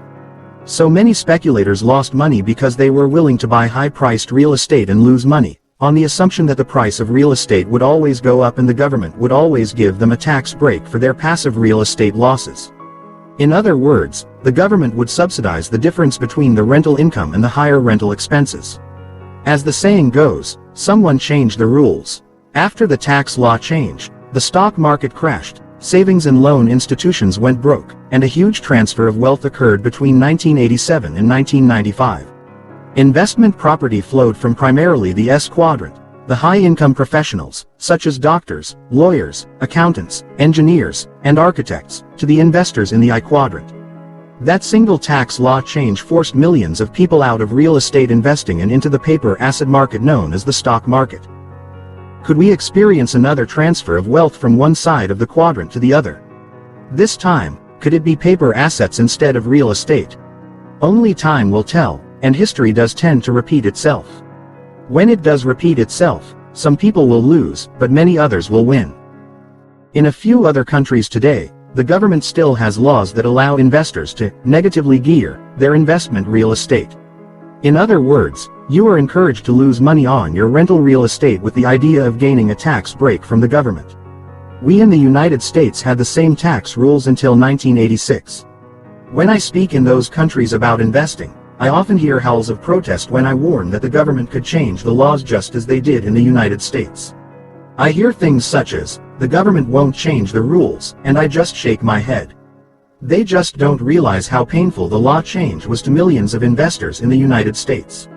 Several of my friends had to declare bankruptcy and lost everything they had worked years or decades to acquire. The point I make is, why subject yourself to the risk? Why not find a property that makes money? Any person can find a property or investment that loses money. You don't have to look too far to find an investment that loses money. You don't have to be smart or financially literate to find an investment that loses money. The problem that I have and that rich dad had with the idea that losing money is a good idea because of the tax breaks, is because such ideas often cause people to be sloppy. I often hear people say, it's okay that I am losing money. The government gives me a tax break for losing money. That means for every dollar you lose, the government gives you back approximately 30 cents depending on your tax bracket. To me, there is something missing in that logic. Why not invest so you can have it all? Security, income, appreciation, and tax breaks. The idea behind investing is to make money, not to lose money.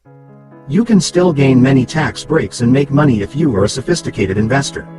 A real estate broker in Sydney, Australia, told me, people come into this real estate office every day and say, my accountant told me to come in here and look for property that I can negatively gear. In other words, my accountant told me to buy a property to lose money on. He then says, you don't need my help to find a property that loses money. There are thousands of them all around you. What I can help you find is a property that will make you money, and you will still get your tax breaks. The reply often is, no thanks. I want to find a property to lose money on. The same thing was going on in America before 1986. There are several important lessons from this example. 1. The idea that losing money is okay because of tax breaks often causes people to become sloppy in choosing investments. 2. These people do not look as hard for real investments. They do not look at the financials closely when analyzing an investment. 3. Losing money destabilizes your financial position. There is enough risk involved with investing as it is. Why make it any more risky? Take the extra time and look for solid investments. You can find them if you can read the numbers. 4. The government does change the rules. 5. What might be an asset today could be a liability tomorrow. 6. While millions of investors lost money in 1986, there were other investors who were prepared for the change. Those who were prepared made the millions that the unprepared investors lost. The biggest risk of all. Rich Dad said, the riskiest investor of all is a person who has no control over his or her personal financial statement. The riskiest of all investors are those who have nothing but liabilities that they think are assets, who have as much in expenses as they have in income, and whose only source of income is their labor. They are risky because they are often desperate investors. In my investment classes, I still have people come up to me and argue that their home is an asset. Recently one man said, I bought my house for $500,000 and today it's worth $750,000. I then asked him, how do you know that? His reply was, because that is what my real estate broker said it was worth. To which I asked, will your broker guarantee you that price for 20 years? Why no, he said. He just said that was the comparable average price of houses in the neighborhood being sold today. And that is exactly why my rich dad said the average investor does not make much money in the market. Rich Dad said, the average investor has the count your chickens before they hatch mentality. They buy items that cost them money each month, yet call them assets based upon opinions. They count on their house going up in value in the future, or they act like their house can be sold immediately for what their real estate broker told them it is worth. Have you ever ended up selling your home for less than what your broker or banker thought it was worth? I have. Because people base their financial decisions on other people's opinions and expectations, they lose control over their personal finances. That to me is very risky. If you want to be rich, you must take control over your education as well as your personal cash flow. There is nothing wrong with hoping the price of something goes up in the future, as long as you do not lose control of your finances today. He would also say, if you're so certain the price is going up, why not buy 10 of those houses? This mentality also applies to people who say, my retirement account is worth $1 million today. It will be worth $3 million when I retire. Again, I would ask, how do you know that? What I learned from my rich dad was that the average investor often counts their chickens before they hatch. Or they bet everything on one event, which means they literally wait for their ship to come in sometime in the future. It is true that many eggs do hatch and most ships do eventually come in, yet the professional investor does not want to take that chance. The sophisticated investor knows that being financially educated gives you more control today and, if you keep studying, greater financial control tomorrow.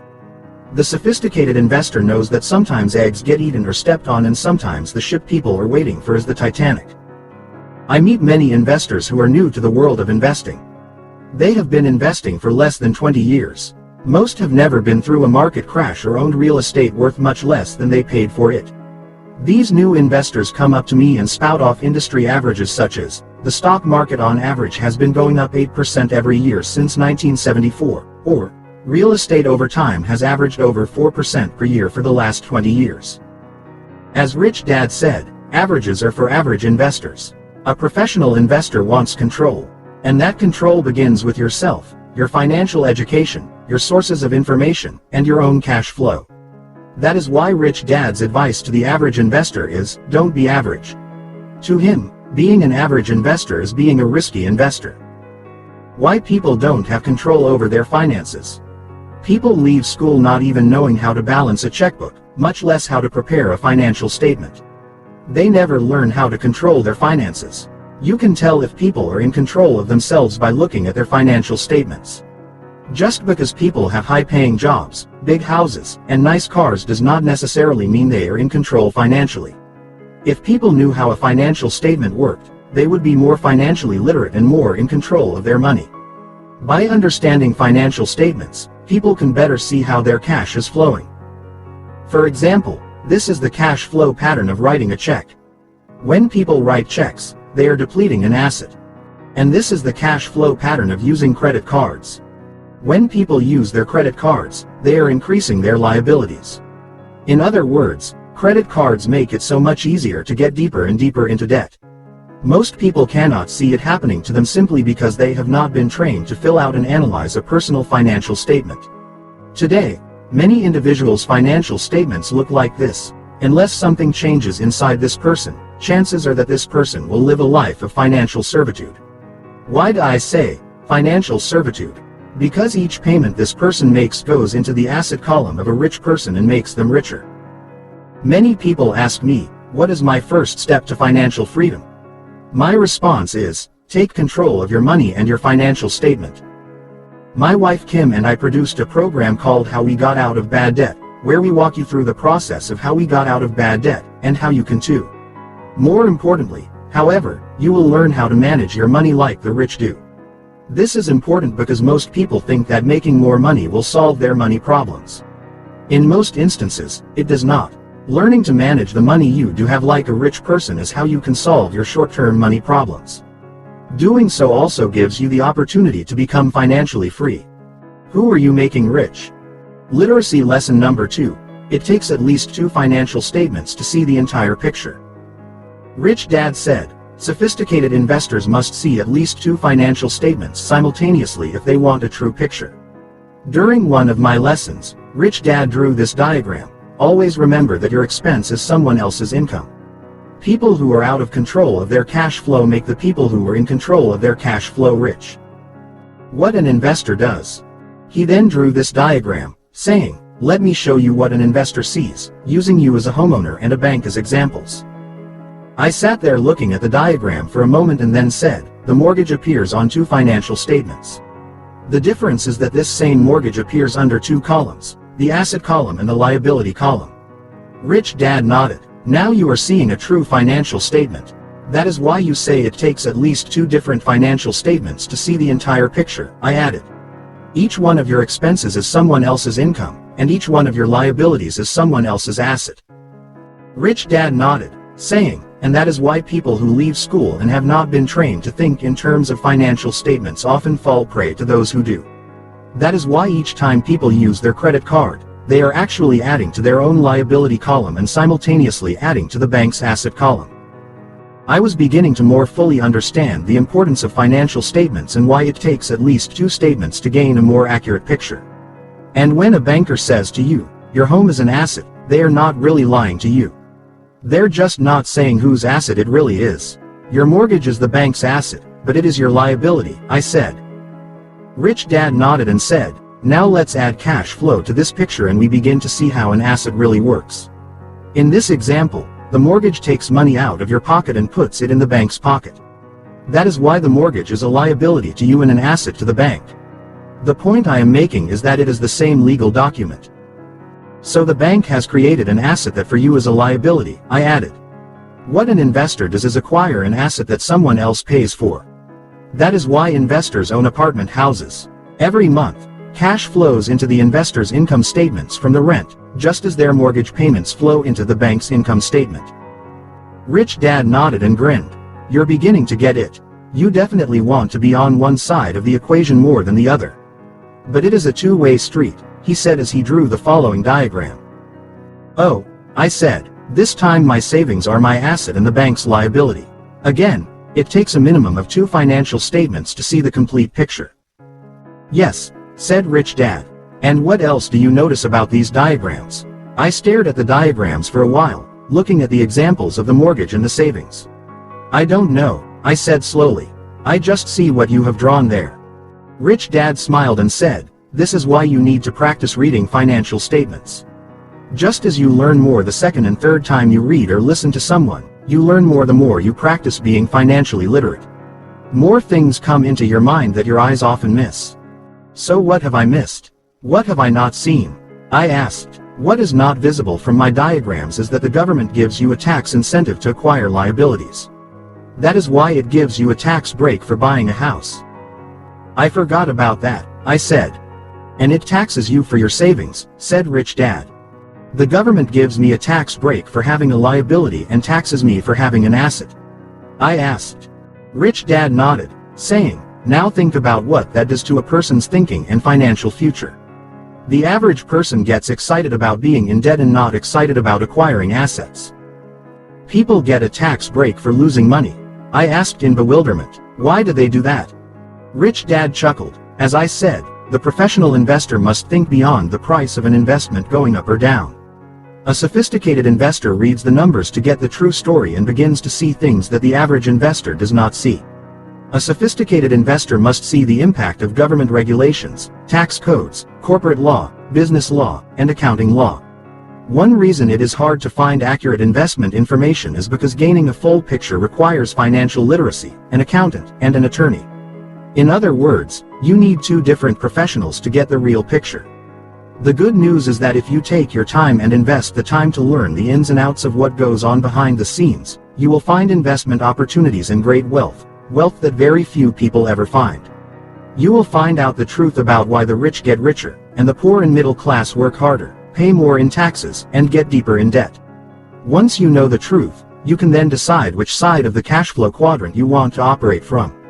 It's not hard, it just takes time. Time that people who just want a hot investment tip do not want to invest. I did not have to think about which side of the quadrant I wanted to operate from. I knew I wanted to invest legally from the inside, not the outside. I wanted to know what the truths were, regardless of whether I became rich or not. I now wanted to know how and why the rich got richer. The need for financial education. In the early 1980s, I began teaching entrepreneurship and investing to adults as a hobby. One of the problems I ran into immediately was that most people who wanted to start businesses or invest with greater confidence lacked the basics of financial literacy. I believe that this lack of financial education is why 9 out of 10 new businesses fail in the first 5 years, and why most investors think investing is risky and do not make or keep much money. When I recommended that people take classes in accounting, finance, and investing before starting a business or investing, most of them groaned and did not want to go back to school. That is when I began to search for a way that individuals could gain the basic knowledge in an easy and fun way. In 1996, I created the CASHFLOW games that teach the basics of financial literacy, accounting, and investing. Teaching versus learning. I created CASHFLOW as a game because investing and financial analysis are subjects that you cannot learn by reading.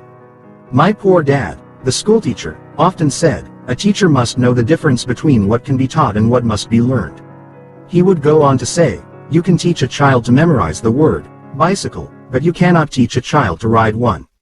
A child needs to learn how to ride a bicycle by doing. I have observed thousands of people learning to be investors by playing the CASHFLOW games. They learn the basics by doing things I could never teach by writing or by lecturing. The games teach in a few hours what took me 30 years to learn with my rich dad guiding me. And that is why this book is titled Rich Dad's Guide to Investing. That is what he did. He guided me, because that was the best method for me to learn the material. Investing and accounting are subjects that he could not teach me. I had to want to learn. The same is true for you. Improving your results. The more you read financial statements, annual reports, and prospectuses, the more your financial intelligence, or financial vision, will increase. Over time you will begin to see things that the average investor never sees. We all know that repetition is how we learn and retain what we learn. For years, Rich Dad had me review financial statements. Today, I think automatically in terms of financial statements. When we learn to ride a bicycle, we train our subconscious mind to ride our bike. Once that is done, we don't have to think or remember how to ride a bike as we ride. When we learn to drive a car, we also train our subconscious mind. That is why, once we have trained our subconscious mind to drive, we can drive and talk to someone else, eat a hamburger, think about problems at work, or listen to the radio and sing along. Driving is automatically handled. The same can happen with reading financial statements. What takes the longest time to find a good investment is analyzing the numbers. Learning to read financial statements is a tedious process, especially when you first begin to learn. The good news is that it gets easier and faster as you practice. Not only does it get easier, but you can also review many more investment opportunities almost automatically without thinking, just like riding a bike or driving a car. Mental attitude quiz. We humans learn to do many things subconsciously. If you are serious about becoming a more successful investor, an investor who makes more money with less and less risk, I recommend training your brain to analyze financial statements. Analyzing financial statements is basic to the world's best fundamental investors such as Warren Buffett. The way this is done is by something called deal flow. Every professional investor has a continuous number of potential business or real estate investments that need investment capital. Rich Dad had Mike and me read, study, and analyze these investments, regardless of whether we were interested in them or not. Even though it was slow and painful at first, over the years, the process became faster, easier, more fun, and more exciting. So we learned by repetition, and that repetition has paid off by allowing me to retire early, be more financially secure, and make even more money. So the mental attitude question is, are you willing to practice filling out your own financial statement and keeping it up to date as well as read the statements of other businesses? Yes, blank, no, blank. You will note that this question is very similar to the question at the end of the last chapter. It is repeated to emphasize the importance of financial literacy.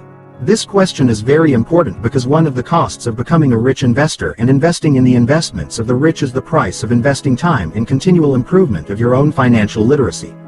If your answer is no to this question, then most of the investments that the rich invest in are far too risky for you. If you are financially literate, then you will be better prepared to find the very best investments in the world.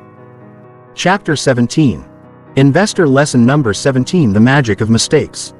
My real dad came from the world of academics, a world where mistakes are perceived as bad and are to be avoided. In the world of education, the more mistakes a person makes, the less intelligent that person is thought to be. My rich dad came from the streets. He had a different view on mistakes. To him, mistakes were opportunities to learn something new, something he did not know before. To him, the more mistakes a person made, the more the person learned. He often said, there is a bit of magic hidden in every mistake. So the more mistakes I make and I take the time to learn from, the more magic I have in my life. My rich dad constantly used the example of learning to ride a bicycle to reinforce the idea of the magic found inside of mistakes. He would say, just remember the frustration you went through as you struggled to learn how to ride a bicycle. All your friends are riding, but all you are doing is climbing on the bike and immediately falling off. You make mistake after mistake. Then suddenly, you stop falling off, you begin to pedal, the bike begins rolling, and then like magic, a whole new world opens up to you. That is the magic found in mistakes. Warren Buffett's mistake. Warren Buffett, America's richest investor, is known and respected for his company, Berkshire Hathaway. Today, shares of Berkshire Hathaway are among the highest-priced company shares in the world. While many investors value Berkshire Hathaway's stock, few people realize that acquiring Berkshire Hathaway was one of Warren Buffett's biggest investment mistakes. When he acquired the company, Berkshire Hathaway was a shirt manufacturing company that was slowly going out of business. Warren Buffett thought his team could turn the company around. Well, as most of us know, textile manufacturing was dying in America and moving to other countries. It was a trend that even Warren Buffett could not go against, and the company eventually failed as a manufacturing company, even with Warren Buffett behind it. Yet inside of this company failure, Warren Buffett found the gems that ultimately made him extremely rich. Other mistakes. Another company, Diamond Fields, was formed to look for diamonds, but the company's head geologist had made a mistake. Instead of finding diamonds, they struck one of the largest nickel deposits in the world. Their stock price soared upon the discovery. Levi Strauss headed for the gold fields of California to strike it rich in mining. However, Levi was not a good miner, so he instead began sewing pants out of canvas for the miners who were successful. Today, I think most of the world has heard of Levi's jeans. It is said that Thomas Edison would never have invented the light bulb if he had been an employee for the company he ultimately founded, General Electric.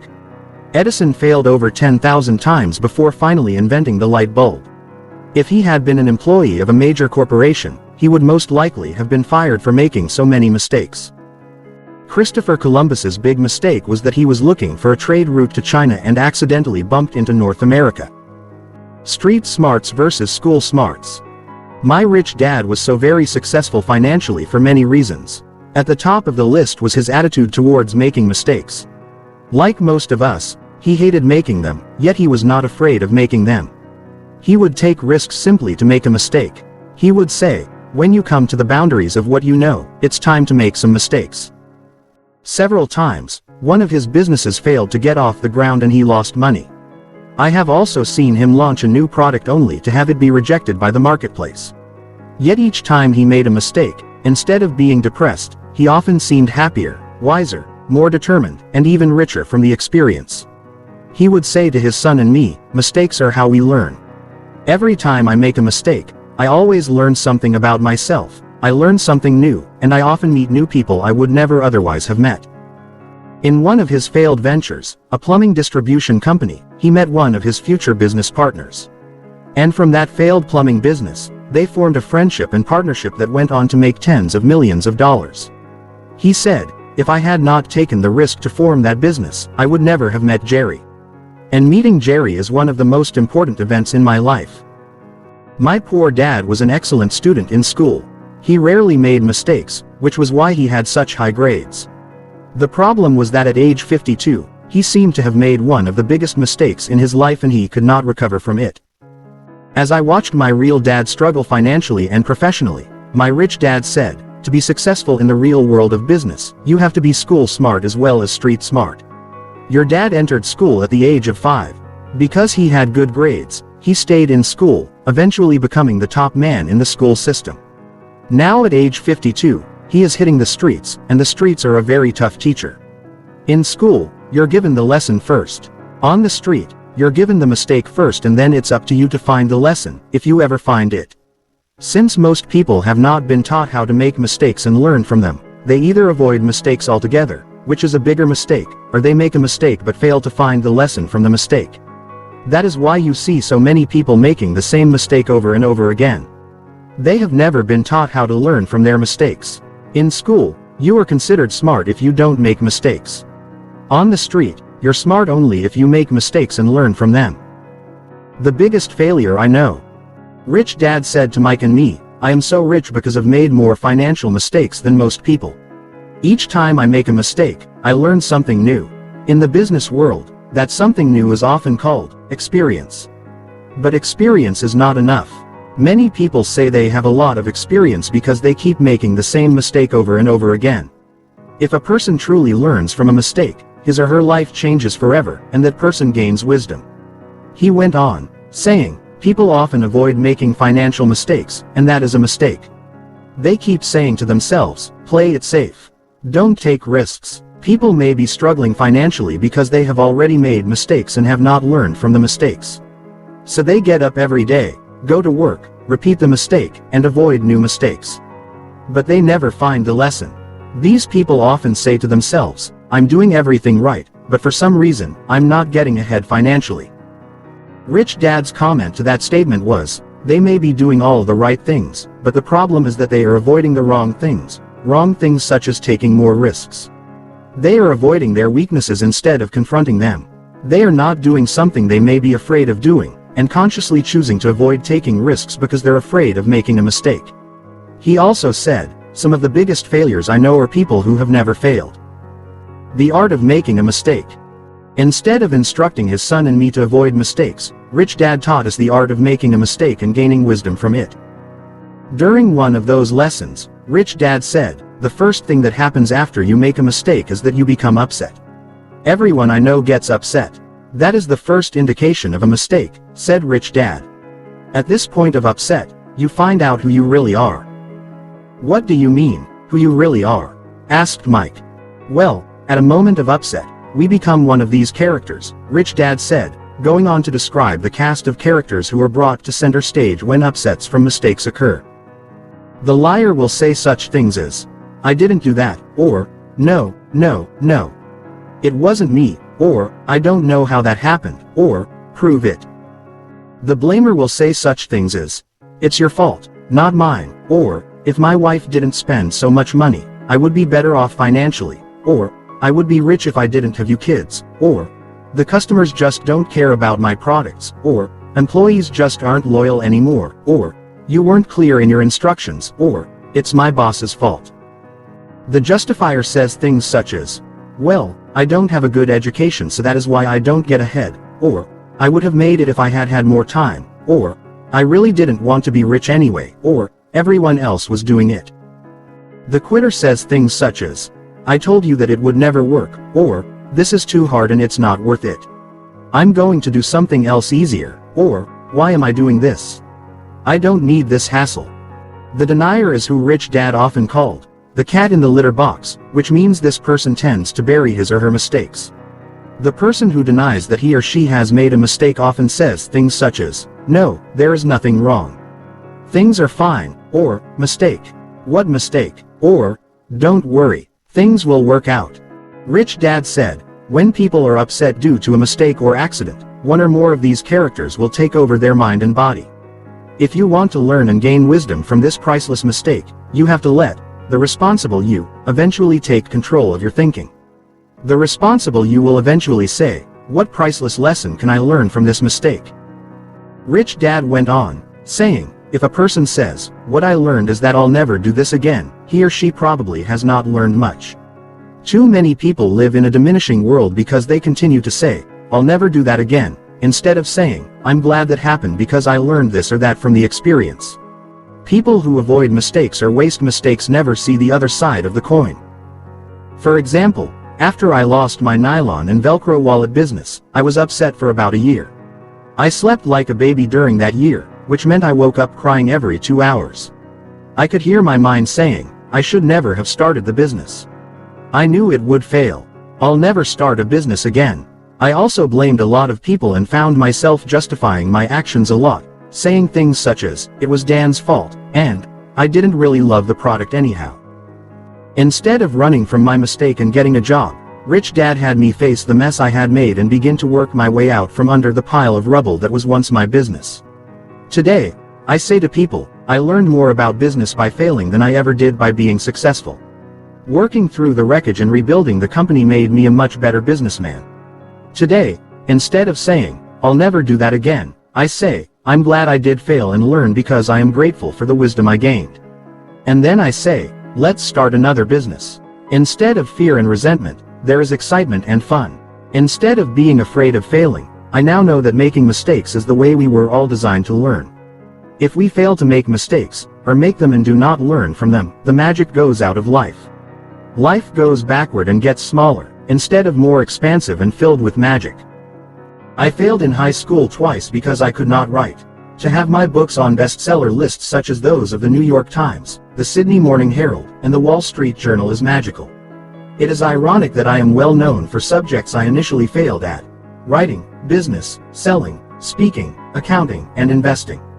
I am not known for the subjects that were easy and enjoyable for me: surfing, economics, rugby, and painting. What is the lesson? Whenever I hear people saying, investing is too risky, or, I don't like taking risks with my money, or, what if I fail? Or, what if I lose my money? I am often reminded of my poor dad, because what he was really saying was, I don't want to make a mistake. In his world, the world of academics, people who make mistakes are considered stupid. In Rich Dad's world, risk, mistakes, and failure are integral parts of human development. So instead of avoiding risk and mistakes, he learned to manage risk and mistakes. He believed that a mistake was simply a lesson with emotions attached to it. He said, whenever we make a mistake, we become upset. And upset is our maker's way of telling us that we need to learn something. It is a tap on our shoulder saying, pay attention. You have something important to learn. If you lie, blame, justify, or deny the upset, you waste the upset and will waste a precious gem of wisdom. Rich Dad taught me to count to 10 if I was angry, or to 100 if I was very angry. After cooling off, I simply say, I apologize, and never blame the other person, no matter how angry I am. If I blame, I give power to the other person. If I take responsibility for whatever happened, I will learn a precious lesson that I obviously need to learn. If I lie, blame, justify, or deny, I learn nothing. Rich Dad also said, unsuccessful people blame the other person. They often want the other person to change, and that is why they stay upset for so long. They are upset because they fail to learn their personal lesson. Instead of being upset, such people should be grateful for the other person being there to teach them something they need to learn. People come together to teach each other lessons. The problem is that we often do not know what lesson we are teaching. To be upset or hold a grudge against the other person is like being upset with your bicycle because you fell off once or twice while trying to learn something new, Rich Dad would say. Learning from mistakes. When markets go up, individuals who have never invested before will get into the market and start investing. You'll hear them say things like, I have made so much money in the market, or, I'm in early and the price has gone up 20%. Those are often enthusiastic words of new investors, investors who have never lost in a down market. When markets go down, the same new investors will find out what it feels like to make a mistake in the market. That's when you'll see who the real investors are. As Rich Dad said, it's not how much your investment goes up that matters. It's how much it can come down that is most important. Real investors must be prepared to profit as well as learn when things do not go as they want them to in the market. The best thing a market can teach you is how to learn from your mistakes. For me, learning to control my temper has been a lifelong process. So has the process of being willing to take risks, make mistakes, and be grateful for the other person, even though I may no longer speak to or do business with that person. When I reflect back on my life, I would say that it is this mental attitude that has made me the most money, has brought me the most success, and has ultimately allowed me to have the most magic in my life. Mental attitude quiz. I learned from both dads that both school smarts and street smarts are important. Being intelligent is recognizing the differences between the two. As Rich Dad said, school smarts are important, but street smarts make you rich. So the mental attitude questions are: 1. What are your attitudes about risk, making mistakes, and learning? 2. What are the attitudes of the people around you about risk, making mistakes, and learning? 3. Are there still some financial, professional, or business upsets that remain unresolved for you? 4. Are you still angry with someone else in regard to money? 5. If you are upset with someone else or yourself, what lesson can you learn and be grateful for because you were courageous enough to take a risk and maybe learn something? I always remember my rich dad saying, I have so much money because I was willing to make more mistakes than most people and learn from them. Most people have not made enough mistakes or continue to make the same mistakes over and over again. Without mistakes and learning, there is no magic in life. This subject of the magic of mistakes is one of Rich Dad's most important lessons, especially in this brave new world we enter. It is the people who fear mistakes who will be left behind financially and professionally as the information age continues to expand. As Winston Churchill said, success is the ability to go from one failure to another with no loss of enthusiasm. Chapter 18. Investor Lesson Number 18. What is the price of becoming rich? Rich Dad would tell me that there are many ways a person can become rich, and each one has a price. 1. You can become rich by marrying someone for his or her money. Rich Dad would scrunch up his face and say, both men and women marry for money, but can you imagine spending your life with someone you don't love? That is a very high price. 2. You can become rich by being a crook, a cheat, or an outlaw. He would say, it is so easy to become rich legally. Why would people want to break the law and risk going to jail unless they really enjoyed the thrill of it all? To risk going to jail is much too high a price for me. I want to be rich for my freedom, so why risk going to jail? I would lose my self-respect. I could not face my family and friends if I were doing something illegal. Besides, I am a bad liar, I have a poor memory, and I cannot keep track of all my lies, so it is best to just tell the truth. In my opinion, honesty is the best policy. 3. You can become rich through inheritance. Rich Dad would say, Mike often feels like he did not earn his keep. He wonders if he could have become rich on his own. I have therefore given him very little. I have guided him as I guide you, but it is up to him to create his own wealth. It is important for him to feel he has earned it. Not everyone fortunate enough to inherit money feels that way. As Mike and I grew up together, both our families were relatively poor. By the time we were adults, however, Mike's dad had become very rich, while my real dad was still poor. Mike stood to inherit a fortune from his dad, the man I call my rich dad. I was starting with nothing. 4. You can become rich by winning the lottery. All Rich Dad could say to that was, it's okay to buy a ticket now and then, but to bet your financial life on winning the lottery is a fool's plan on becoming rich. Unfortunately, winning the lottery is how many Americans say they plan on becoming rich. Living your life with odds of 1 in 100 million is a very high price to pay. And even if you win, if you do not have a plan on how to handle the problem of too much money, you will go back to being poor. There was a story in the paper of a man who won the lottery. He had a great time but was soon so deeply in debt that he considered filing bankruptcy. He was doing fine financially before he won the lottery. So to solve his problem, he went out and played the lottery again, and won. The second time, he hired coaches and mentors to advise him with his money. The moral of the story is, if you win the lottery once, have a plan for the money. Not too many people win it twice. 5. You can become rich by being a movie star, a rock star, a sports star, or someone outstanding in one field or another. Rich Dad would say, I am not smart, talented, good-looking, or entertaining. So becoming rich by being outstanding is not realistic for me. Hollywood is filled with actors who are broke. Clubs are filled with rock bands dreaming of cutting a gold record. The golf courses are filled with golfers dreaming of becoming a pro like Tiger Woods. However, if you look closely at Tiger Woods, you will notice that he paid a high price to get to where he is today. Tiger started playing golf at the age of 3 and did not turn pro until he was 20. His price was 17 years of practice. 6. You can become rich by being greedy. The world is filled with people like this. Their favorite saying is, I got mine and I am going to keep it. Greedy with their money and assets usually means they are also tied with other things. When asked to help other people, or to teach other people, they often do not have the time. The price for being greedy is that you have to work even harder to keep what you want. Newton's third law states, for every action, there is an equal and opposite reaction. If you're greedy, people will respond to you in kind. When I meet people who are having a tough time with money, I ask them to start giving money away on a regular basis, to their church or favorite charity. Following the laws of economics and physics, give what you want. If you want a smile, first give a smile. If you want a punch, first throw a punch. If you want money, first give some money. For greedy people, opening up their fist or wallet can be very hard to do. 7. You can become rich by being cheap. This is the one that set Rich Dad's blood boiling. He said, the problem with becoming rich by being cheap is that you are still cheap. The world hates rich people who are cheap. That is why people hated the character Scrooge in Charles Dickens' famous story, A Christmas Carol. Rich Dad would say, It is people who become rich like Scrooge that give the rich a bad name. To live poor and die poor is a tragedy. But to live poor and die rich is insanity. After he calmed down, he would say, I think money is meant to be enjoyed, so I work hard, my money works hard, and I enjoy the fruits of our labor. My rich dad would say, there are two ways to become rich. One way is to earn more. The other way is to desire less.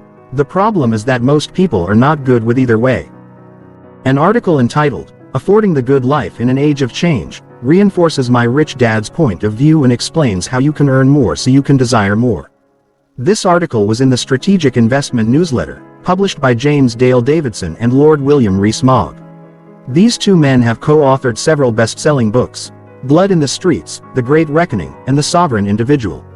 These books have dramatically affected the way I invest and how I look to the future. Davidson is the founder of the National Taxpayers Union. Rees-Mogg is a former editor of the Times of London and former vice chairman of the British Broadcasting Corporation. Affording the Good Life in an Age of Change discusses why being cheap is not a way to really become wealthy. Davidson's point is that, while it is possible to become rich by being cheap, there is a huge price to pay. In fact, there are many prices to pay. Being cheap does not necessarily mean that you have the competence to become richer. All you know how to do is to be cheap, and that is an expensive price to pay.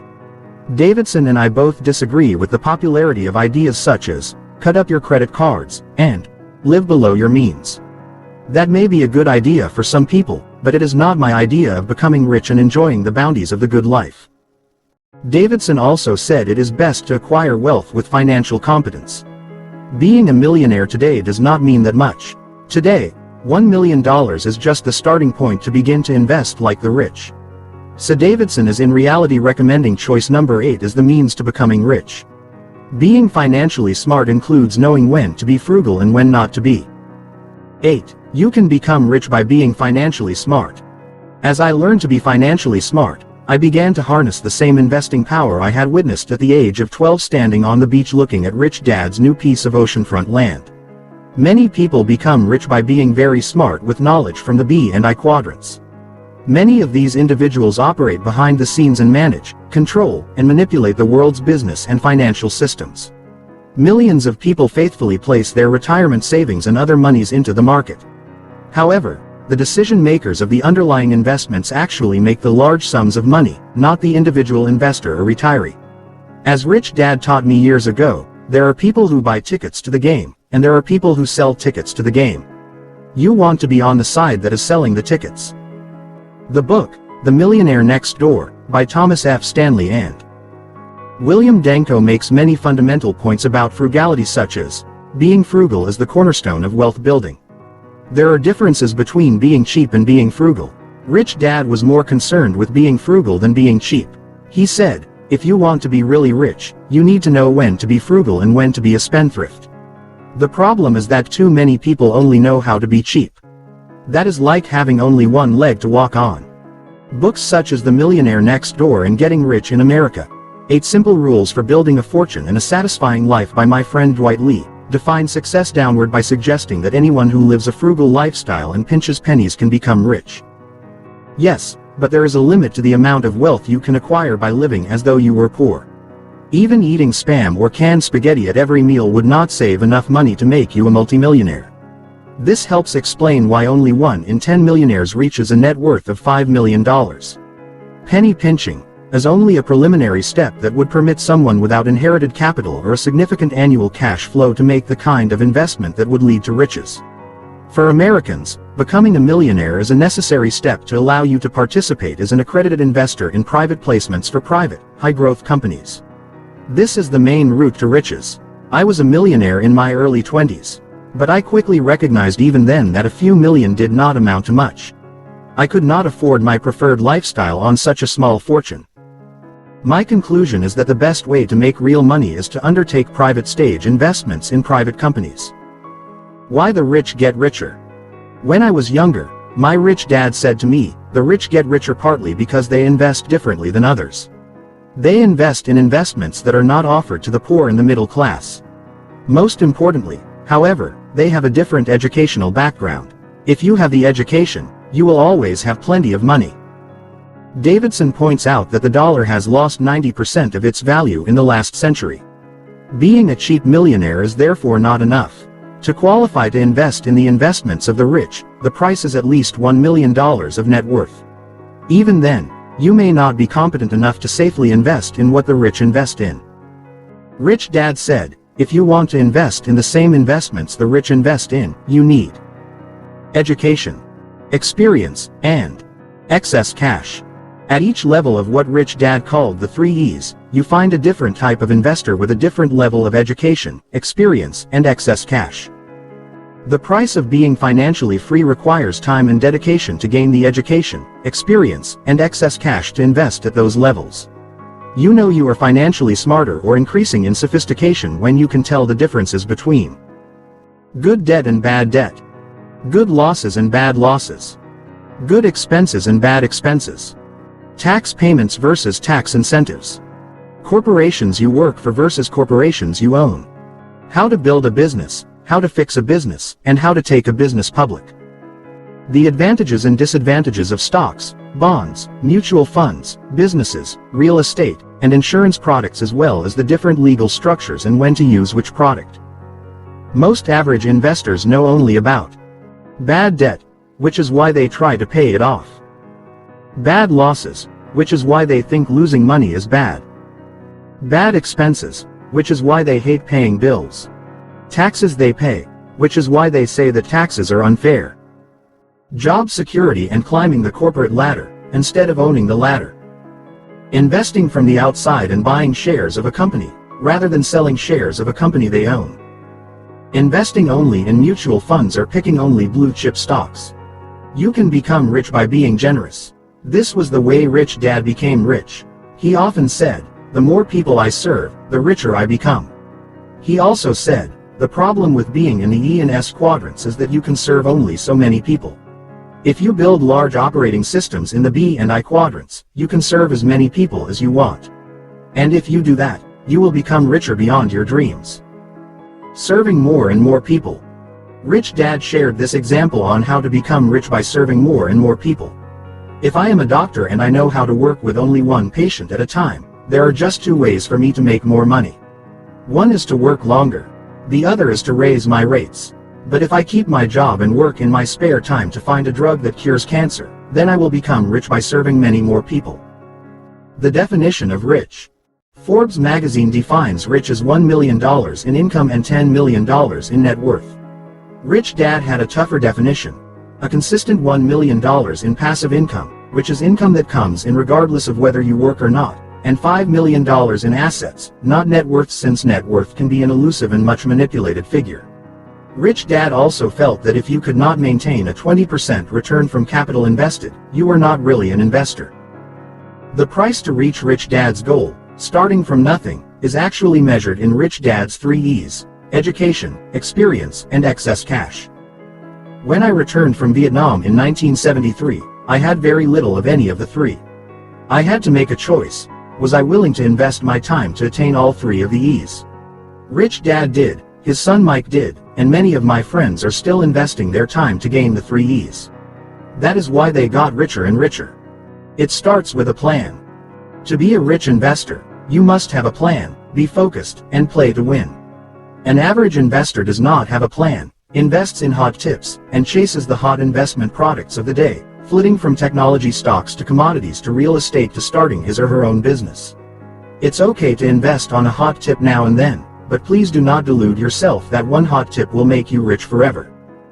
In addition to the 3 E's, Rich Dad had a list of what he called the 5 D's that were required to become very rich, especially when you start with nothing. They are 1. Dream. 2. Dedication. 3. Drive. 4. Data. 5. Dollars. Most people focus on the last 2, data and dollars. Many people go to school and think that the education or data they gain there will get them the dollars. Alternatively, if they don't have a formal education, they say, I can't be rich because I don't have a college education, or, it takes money to make money, or, if I work harder and make more money, then I'll be rich. In other words, many people use the lack of education or the lack of money as their excuse for not being rich as investors. Rich Dad concluded his discussion on the 5 D's by saying, In reality, it is the focus on the first 3 Ds that ultimately gains you the data and dollars you need to become very, very rich. In other words, the data and the dollars are derived from having a dream, being dedicated, and having the drive to win. In my classes, I often find people who want more data before they begin doing anything, or think that first earning more money will make them rich. In most cases, exclusively trying to get more data or more dollars does not make a person rich. While data and dollars are important, it really takes just getting out there and doing it, especially if you are starting with nothing. End of Phase 1. This completes Phase 1, which is, in my opinion, the most important phase. Money is just an idea. If you think money is hard to get and you'll never be rich, then it will be true for you. If you think that money is abundant, then that can be true also. The remaining 4 phases cover the specifics of Rich Dad's plan and how they were similar to the plans of some of the richest people in the world.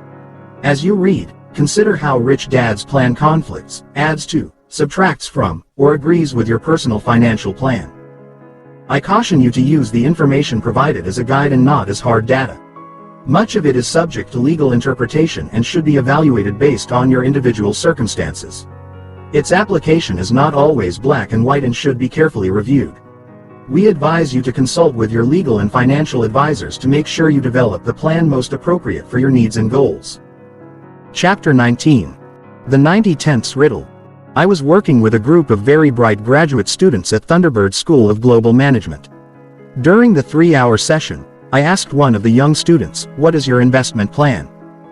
Without hesitation, he replied, "When I graduate, I will find a job that pays me at least $150,000 a year and will put aside at least $20,000 a year to buy investments." I thanked him for his willingness to share his plan with me. Then I said, "Do you remember my discussion of Rich Dad's 90-tenths principle of money?" "Yes," said the young man with a smile, knowing that I was about to challenge the way he was thinking.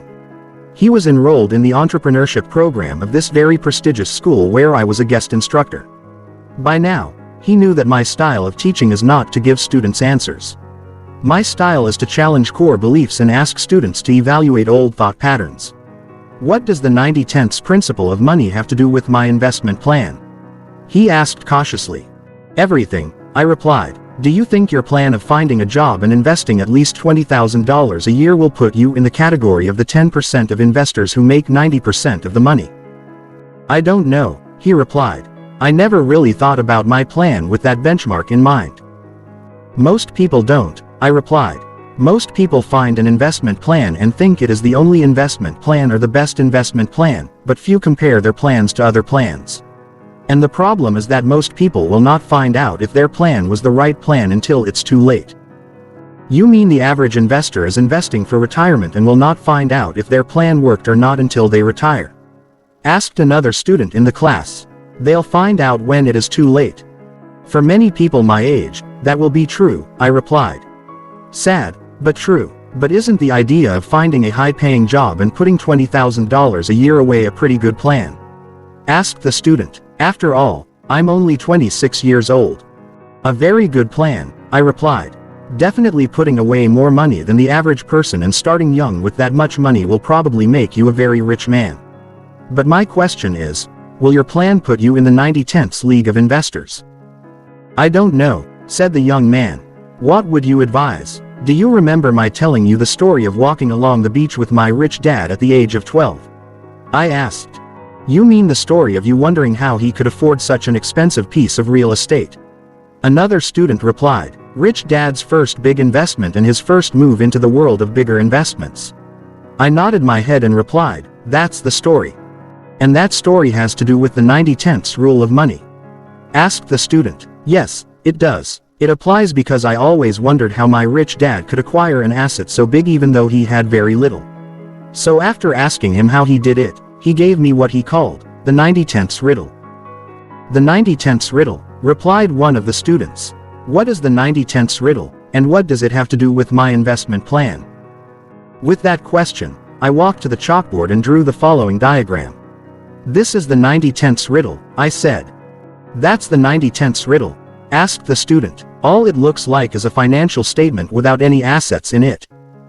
And it is. So this is the question that completes the riddle, I said with a grin, watching the students' faces to see if they were still with me.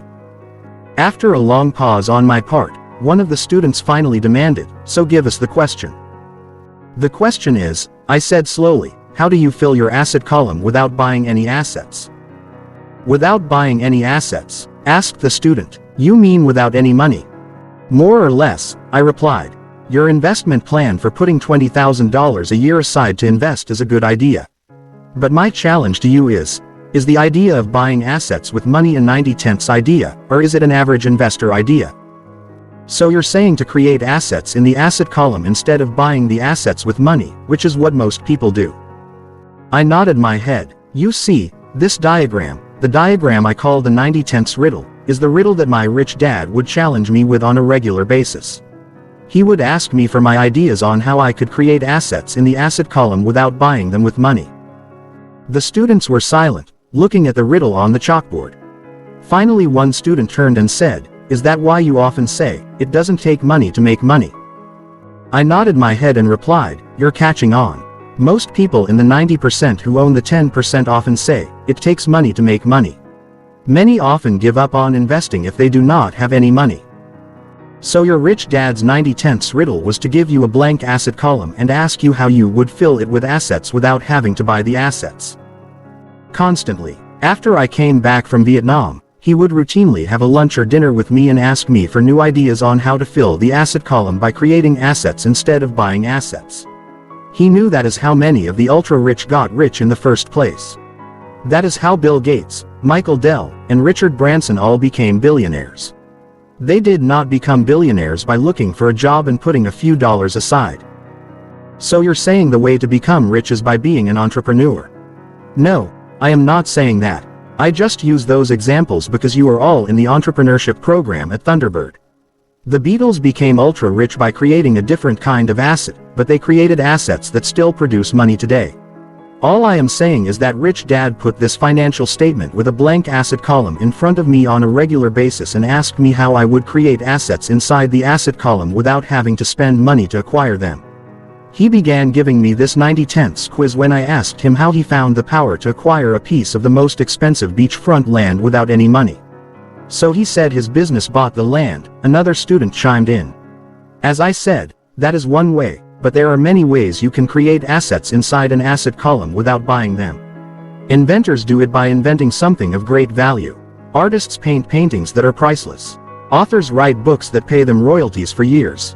Creating a business is the way an entrepreneur does it, but you don't have to be an entrepreneur to create an asset inside the asset column. I've done it with real estate without using any money. All you have to do is be creative, and you can be rich for life. "You mean I can invent something with new technology and become rich?" asked one of the students. "You could, but it does not have to be an invention or new technology," I said, pausing for a while. "It is a way of thinking that creates assets. Once you have that way of thinking, you will be richer than you ever dreamed possible." "What do you mean it doesn't have to be a new invention or technology? What else could it be?" Doing my best to make my point, I asked, "Do you remember the story about the comic books in my book, Rich Dad Poor Dad?" "Yes," said one of the students.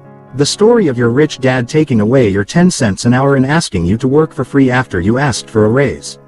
He took away the 10 cents because he did not want you to spend your life working for money." "Yes, that story," I replied. "That is a story about filling the asset column with an asset without buying the asset." The students stood quietly for a while thinking about what I had just said. Finally one spoke up and said, "So you took old comic books and turned them into assets?" I nodded my head. "But were the comic books the asset?" I asked. "Not until you turned them into an asset," replied another student. "You took something that was being thrown out as trash and turned it into an asset." "Yes, but were the comic books the asset, or were the comic books merely the part of the asset you could see?" "Oh," another one of the students jumped in. "It was the invisible thought process that took the comic book and created an asset out of it. The thought process was the real asset. That is how my rich dad saw it. He later told me that the power he had was his thinking process. It was a thinking process that he often jokingly called, turning trash into cash. He also said, most people do exactly the opposite and turn cash into trash. That is why the 90-tenths rule holds true. He was like the ancient alchemists, said one of the students, the alchemists who searched for the formula to turn lead into gold. Exactly, I said. The people who are in the 90/10ths grouping of money are modern-day alchemists. The only difference is that they are able to turn nothing into assets. Their power is the ability to take ideas and turn them into assets. But as you say, many people have great ideas. They are just not able to convert them into assets, said a student. I nodded my head, and that was my rich dad's secret power that I saw that day on the beach. It was that mental power or financial intelligence that allowed him to acquire such an expensive piece of real estate, while the average investor would walk away from it, saying, "I can't afford it," or, "It takes money to make money." How often did he give you the 90/10ths quiz? Asked a student. Very often, I replied.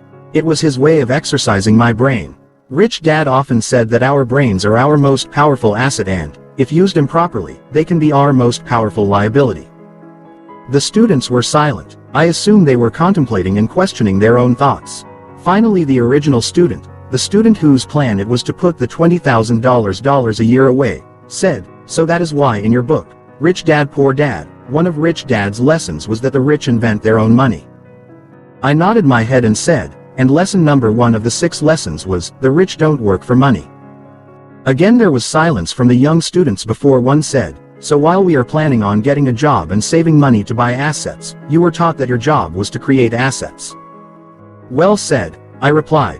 You see, the idea of a job was created in the industrial age, and ever since 1989, we have been in the information age. What do you mean the idea of a job is an industrial age idea? One student asked with a start.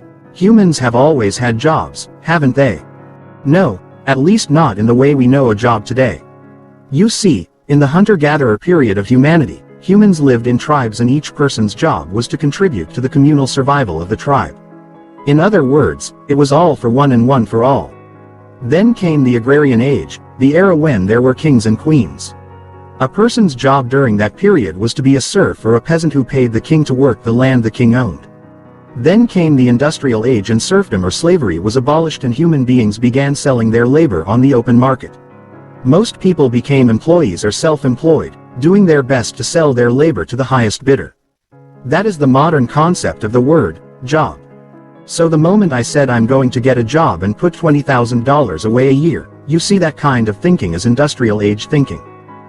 I nodded my head. Just as today there are still agrarian age workers who are known as farmers and ranchers. Today there are still hunter-gatherers, commercial fishermen, for example. Most people are working with industrial age ideas, and that is why so many people have jobs. So what would an information age idea of work be? Asked a student. People who do not work because their ideas are at work. Today there are students who are much like my rich dad who are going from school to becoming rich without a job. Look at many of the internet billionaires. Some of them dropped out of college to become billionaires without ever having a formal job. In other words, they started with an empty asset column and filled it with a very big asset, an information age asset, added one of the students. Many built multi-billion-dollar assets, I said. They went from students to billionaires. Soon there will be high school students who will go from high school students to billionaires without ever applying for a job. I already know of one who was a millionaire without ever having a job. After reading my book and playing my games, he bought a large piece of real estate, sold off a section of vacant land, kept the apartment house, and paid off his loan with the money from the land. He now owns the apartment house, which is worth a little over $1 million, and has cash flow of $4,000 a month income without working. He will graduate from high school in about a year. The students stood silently again, thinking about what I just said. Some had a hard time believing my story about the high school student, yet they knew the story of college dropouts becoming billionaires was true. Finally one spoke up. So in the information age, people are getting rich with information. Not just in the information age, I replied. It has been this way throughout the ages. It is the people who do not have assets who work for, or are controlled by, those people who create, acquire, or control the assets. So you're saying a high school kid could beat me financially, even though he does not have a great education from a prestigious school or a high-paying job, said the first student. That is exactly what I am saying. It's more about the way you think than about your education. Best-selling author Thomas Stanley states in his book, The Millionaire Mind, that his research found no correlation between high SAT scores, good grades, and money. The student with the $20,000 a year investment plan then said, "So if I want to join the 90 Tenths Investor Club, I am better off to practice creating assets instead of buying assets. I should acquire assets by being creative rather than by doing what everyone else does." That is why billionaire Henry Ford said, "Thinking is the hardest work there is." That is why so few people engage in it, I replied. It also explains why, if you do what the 90% of investors do, you will join them in sharing only 10% of the wealth. Or why Einstein said, "Imagination is more important than knowledge," added another student. Or why my rich dad gave me this tip when hiring an accountant. He said that when you're interviewing an accountant, ask him or her, "What is 1 plus 1? If the accountant answers 3, don't hire the person. They're not smart. If the accountant answers 2, you also don't hire them because they are not smart enough. But if the accountant answers, "What do you want 1 plus 1 to be?" you hire them immediately. The students laughed as we began packing up our materials. "So you create assets that buy other assets and liabilities. Is that correct?" asked a student. I nodded my head. "Do you ever use money to buy other assets?" asked the same student. "Yes, but I like to use the money generated by the asset I create to buy other assets," I replied, picking up my briefcase. "Remember that I don't like working for money. I'd rather create assets that buy other assets and liabilities." A young student from China gave me a hand with my bags and said, "And is that why you recommend network marketing so much? For very little money and risk, a person can build an asset in their spare time." I nodded my head, an asset they can pass on to their kids if their kids want it. I don't know of too many companies that will let you pass on your job to your kids. That is one test of an asset. You can hand it on down to the people you love. My dad, the man I call my poor dad, worked very hard to climb the government ladder. Even if he had not been fired, he would not have been able to pass on his years of hard work to his kids, not that any of us wanted the job or were qualified to take the job anyway. The students gave me a handout to my car. "So think about creating assets rather than working hard and buying assets," said the $20,000 student. "If you want to get into the 90 Tenths Investor Club," I replied. That is why my rich dad constantly challenged my creativity to create different types of assets in the asset column without buying them. He said it was better to work years at creating an asset rather than to spend your life working hard for money to create someone else's asset. As I climbed into my car, the $20,000 student then said, "So all I have to do is take an idea and create an asset, a big asset, that makes me rich. If I do that, I will solve the 90 tenths riddle and join the 10% of all investors who control 90% of the wealth." Laughing, I pulled my door shut and replied to his last comment, "If you solve the 90 tenths riddle in real life, you will have a good chance of joining the 10% that control 90% of the money. If you don't solve the 90 tenths riddle in real life, you will probably join the 90% that control just 10% of the money." I thanked the students and drove away. Mental attitude quiz. As Henry Ford said, thinking is the hardest work there is. That is why so few people engage in it. Or as my rich dad said, your brain can be your most powerful asset. But if not used properly, it can be your most powerful liability. My rich dad had me repeatedly create new assets in an empty asset column. He would sit down with his son and me and ask us how we could create a new and different asset. He really did not care if the idea was crazy. He just wanted us to be able to substantiate how our idea could be turned into an asset. He would ask us to defend our thoughts and challenge his challenges. In the long run, it was a lot better than him telling us to work hard, save money, and live below our means, which was what my poor dad recommended. So the mental attitude quiz question is, are you willing to consider creating your own assets rather than buying them? Yes, blank, no, blank. There are many books and educational programs written on how to buy assets wisely. For most people, buying assets is the best plan for them. I would also recommend that you buy assets for the secure and comfortable levels of your investment plan. Invest in such assets as blue chip stocks for the secure and comfortable level. But if you have dreams of becoming a very rich investor, the question is, are you willing to create your assets rather than buy someone else's assets? If not, then as I said, there are many books and educational programs about how to purchase assets. If you are willing to consider how to create assets, then the remainder of this book will be valuable, maybe priceless. It is about how to take an idea and turn it into an asset that will acquire other assets. It is not only about how to make a lot of money in the asset column. It is also about how to keep the money that asset makes and have it acquire even more assets, as well as the luxuries of life. It reveals how many of the 10% came to acquire 90% of the money. So if this is of interest to you, then please read on. Again, this is the 90/10ths riddle. The riddle is, how do you create an asset in the asset column without spending money to acquire it? The smart way to keep your money. My first big business was the nylon and Velcro surfer wallet business in 1977. It was created as a very big asset in the asset column. The problem was that the size of the created asset was big, but my business skills were small. So while I was technically a millionaire in my 20s, I also lost it all in my 20s. I repeated the same process 3 years later in the rock and roll business. When MTV hit, our little company was in the perfect position to capitalize on the craze. Again, the asset created was bigger than the people who created it.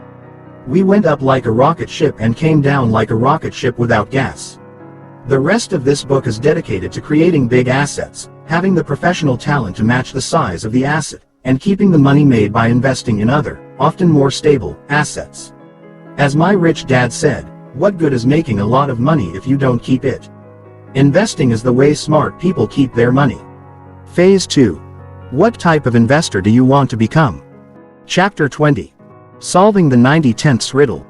My rich dad said, there are investors who buy assets, and there are investors who create assets. If you want to solve the 90/10ths riddle for yourself, you need to be both types of investors. In the introduction, I told the story of rich dad walking along a beach with Mike and me, looking at a very expensive piece of beachfront real estate he had just purchased. You may recall that I asked rich dad how he could afford such an expensive piece of real estate when my poor dad could not. Rich dad's reply was, I can't afford to buy this land either, but my business can. All I could see was a piece of land with old abandoned cars, an old building falling down, lots of brush and debris, and a large, for sale, sign sticking up from the middle of the property. At the age of 12, I could not see any business on this land, but my rich dad could. The business was being created in his head. That ability to create businesses in his head was the reason he would go on to be one of the richest men in Hawaii. In other words, rich dad solved his 90/10ths riddle by creating assets that in turn purchased other assets. That plan was not only rich dad's investment plan. It is the investment plan for most of the 10% who make 90% of the money, in the past, in the present, and into the future. For those of you who read Rich Dad Poor Dad, you may recall the story of Ray Kroc saying to my friend's MBA class that McDonald's, the company he founded, was not in the business of hamburgers. Their business was the business of real estate.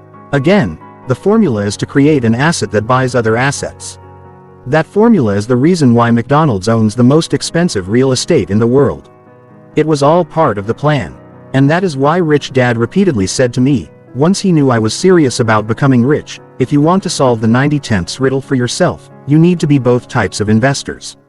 You need to be a person who knows how to create assets, as well as a person who knows how to buy assets.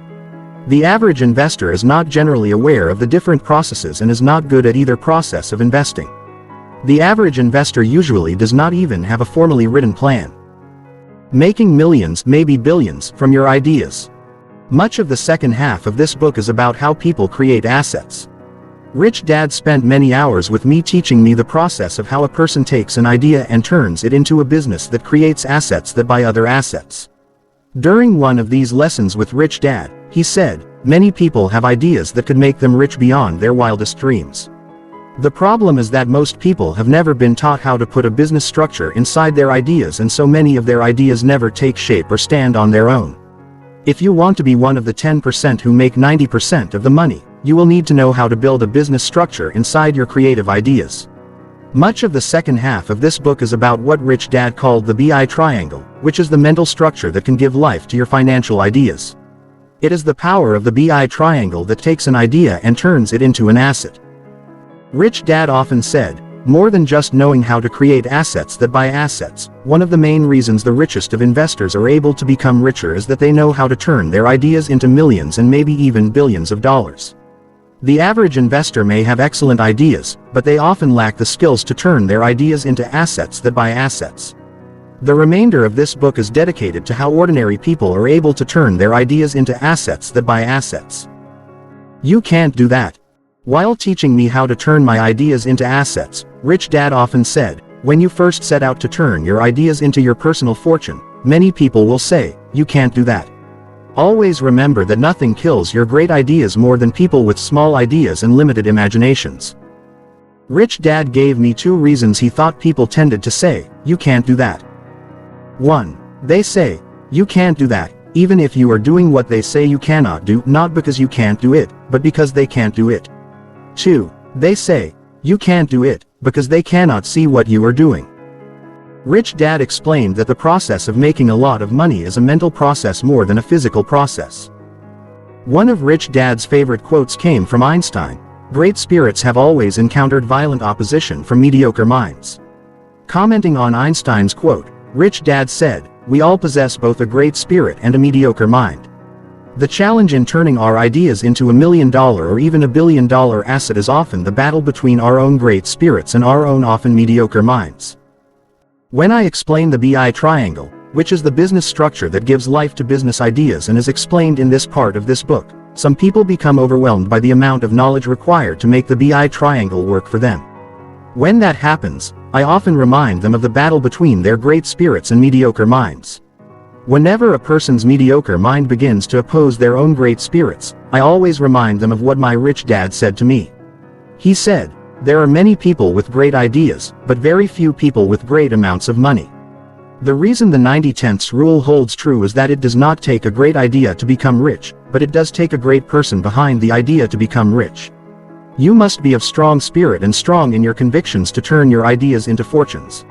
Even if you understand the process via which your ideas can become millions or even billions of dollars, always remember that great ideas only become great fortunes if the person behind the idea is also willing to be great. It is often difficult to keep going when everyone around you is saying, you can't do it. You must have a very strong spirit to withstand the doubt of those around you. But your spirit must be even stronger when you are the person saying to yourself, you can't do that. This does not mean that you plow blindly on, not listening to the good and bad ideas of your friends or yourself. Their thoughts and input should be listened to and often used when their ideas are better than yours.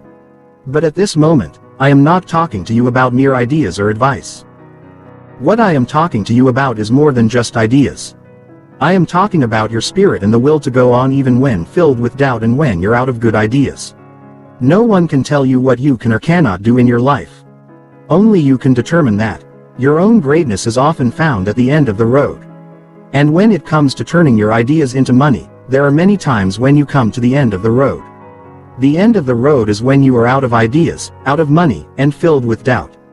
If you can find in yourself the spirit to go on, you will find out what it really takes to turn your ideas into great assets.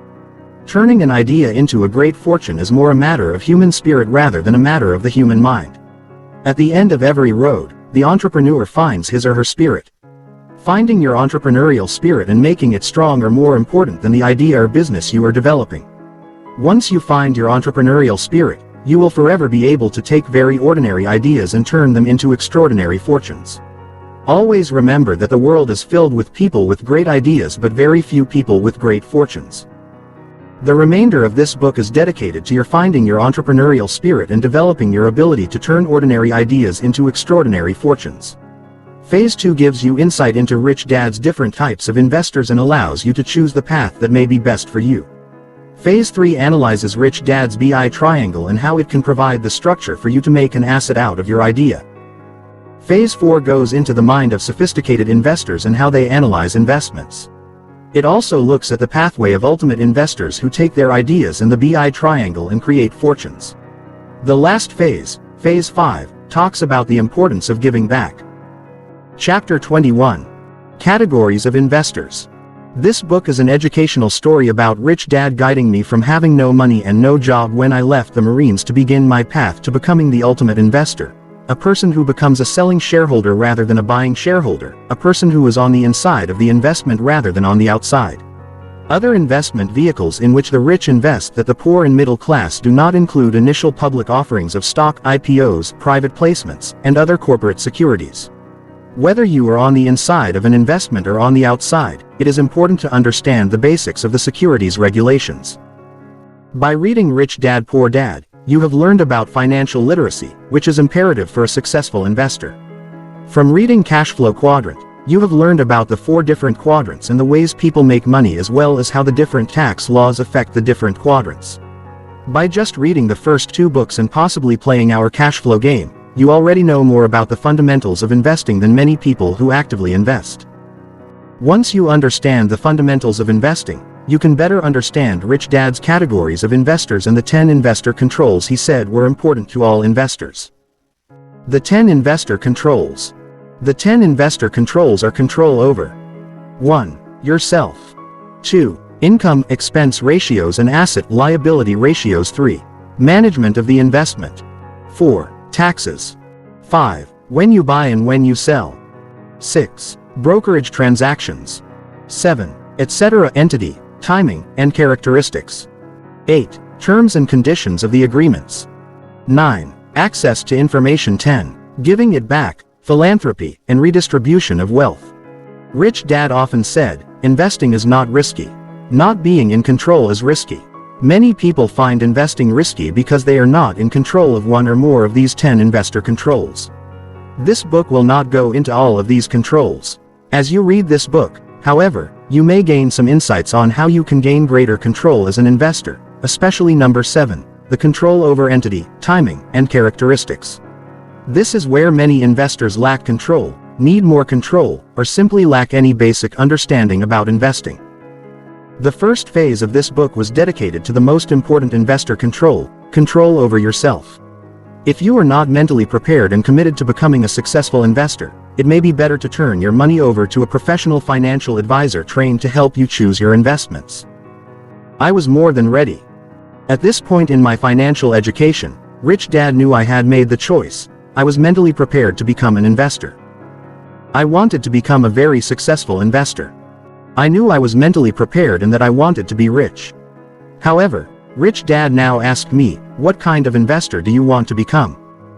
A rich investor, was my answer. This is when Rich Dad brought out his yellow pad again and wrote down the following categories of investors. 1.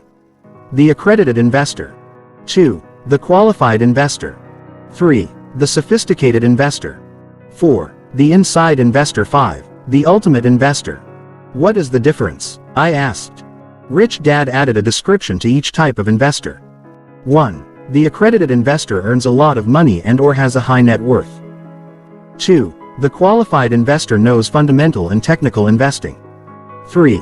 The sophisticated investor understands investing and the law.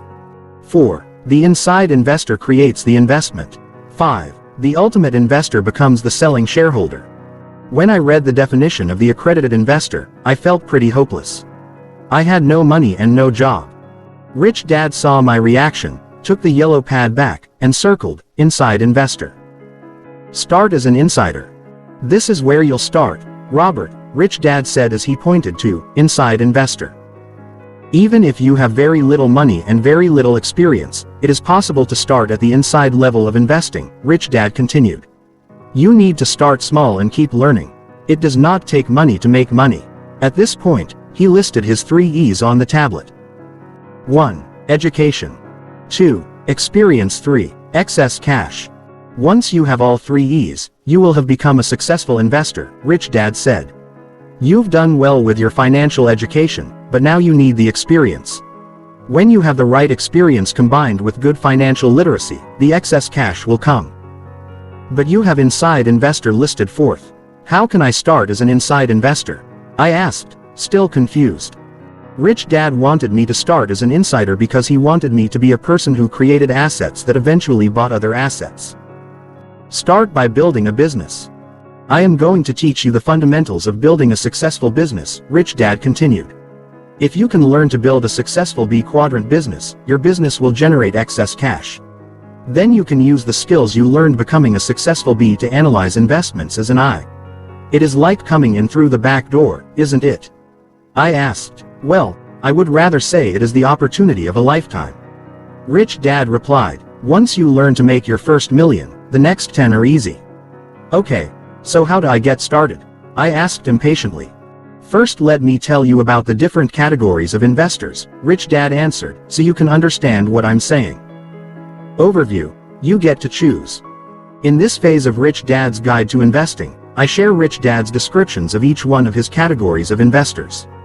The following mini chapters explain the distinctions, the advantages and disadvantages of each category, because the path I chose may not be the right path for you. The accredited investor. The accredited investor is someone with high income or high net worth. I knew I could not qualify as an accredited investor. A long-term investor who has chosen to invest for security and comfort may very well qualify as an accredited investor. There are many E's and S's who are very content with their financial position. They recognized early on the need to provide for their financial future through the I quadrant and adopted a plan for investing with their income earned as E's and S's. Their financial plans, whether to be secure or comfortable, have been met. In Cashflow Quadrant, we discussed this two-legged approach to building financial security. I applaud these individuals for their foresight and discipline in developing a financial plan and providing for their financial future. For them, the path I took will sound like either an impossible mission or a lot of hard work. There are also many highly paid E's and S's who qualify as accredited investors based on their income alone. If you can qualify as an accredited investor, you will have access to investments that most people do not. To be successful in choosing your investments, however, you still need financial education. If you choose not to invest your time in your financial education, you should turn your money over to competent financial advisors who can assist you with your investment decisions. Reportedly, in America, less than 3% of the population meet the qualifications of an accredited investor.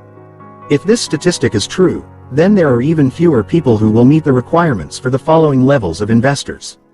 This means there are many unqualified investors investing in high-risk speculative investments they should not be investing in. Again, the SEC definition of an accredited investor today is 1. $200,000 or more annual income for an individual. 2. $300,000 or more for a couple, or 3. $1 million net worth. Realizing that there are so few people who qualify as accredited investors indicates to me that working hard for money is a very difficult way to qualify to invest in the investments of the rich. As I sit and ponder the idea of needing a $200,000 minimum income, I realize that my dad, the person I call my poor dad, would never have come close to qualifying, no matter how hard he worked and how many pay raises his government job provided. If you have played the Cashflow 101 game, you may note that the fast track of the game is the track that represents where the accredited investor meets the minimum requirements. Technically, less than 3% of the US population meets the requirements to invest in the investments found on the game's fast track.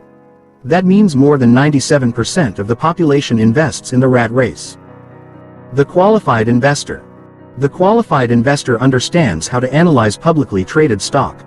This investor would be considered an outside investor as opposed to an inside investor. Generally, qualified investors include stock traders and analysts. The sophisticated investor.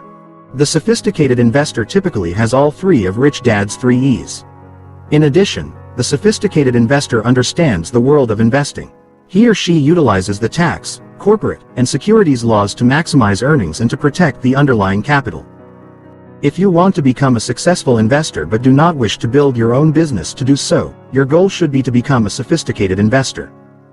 From the sophisticated investor on, these investors know that there are two sides of the coin. They know that on one side of the coin, the world is black and white. They also know that the other side of the coin is a world of different shades of gray. It is a world where you definitely do not want to do things on your own. On the black and white side of the coin, some investors can invest on their own. On the gray side of the coin, an investor must enter with their team. The inside investor. To build a successful business is the goal of the inside investor. The business may be a single piece of rental real estate or a multi-million-dollar retail company. A successful B knows how to create and build assets. Rich Dad would say, the rich invent money. After you learn to make your first million, the next 10 will be easy. A successful B will also learn the skills needed to analyze companies for investment from the outside. Therefore, A successful inside investor can learn to become a successful sophisticated investor. The ultimate investor. To become the selling shareholder is the goal of the ultimate investor. The ultimate investor owns a successful business in which he or she sells ownership interest to the public. Hence, he or she is a selling shareholder. Which investor are you? The next few chapters will go into each type of investor in greater detail. After you have studied each type of investor, you may be better prepared to choose your own goal for investing. Chapter 22. The Accredited Investor. Who is an accredited investor? Most developed countries have laws written to protect the average person from bad and risky investments. The problem is that these very same laws can also prevent the masses from being able to invest in some of the best investments.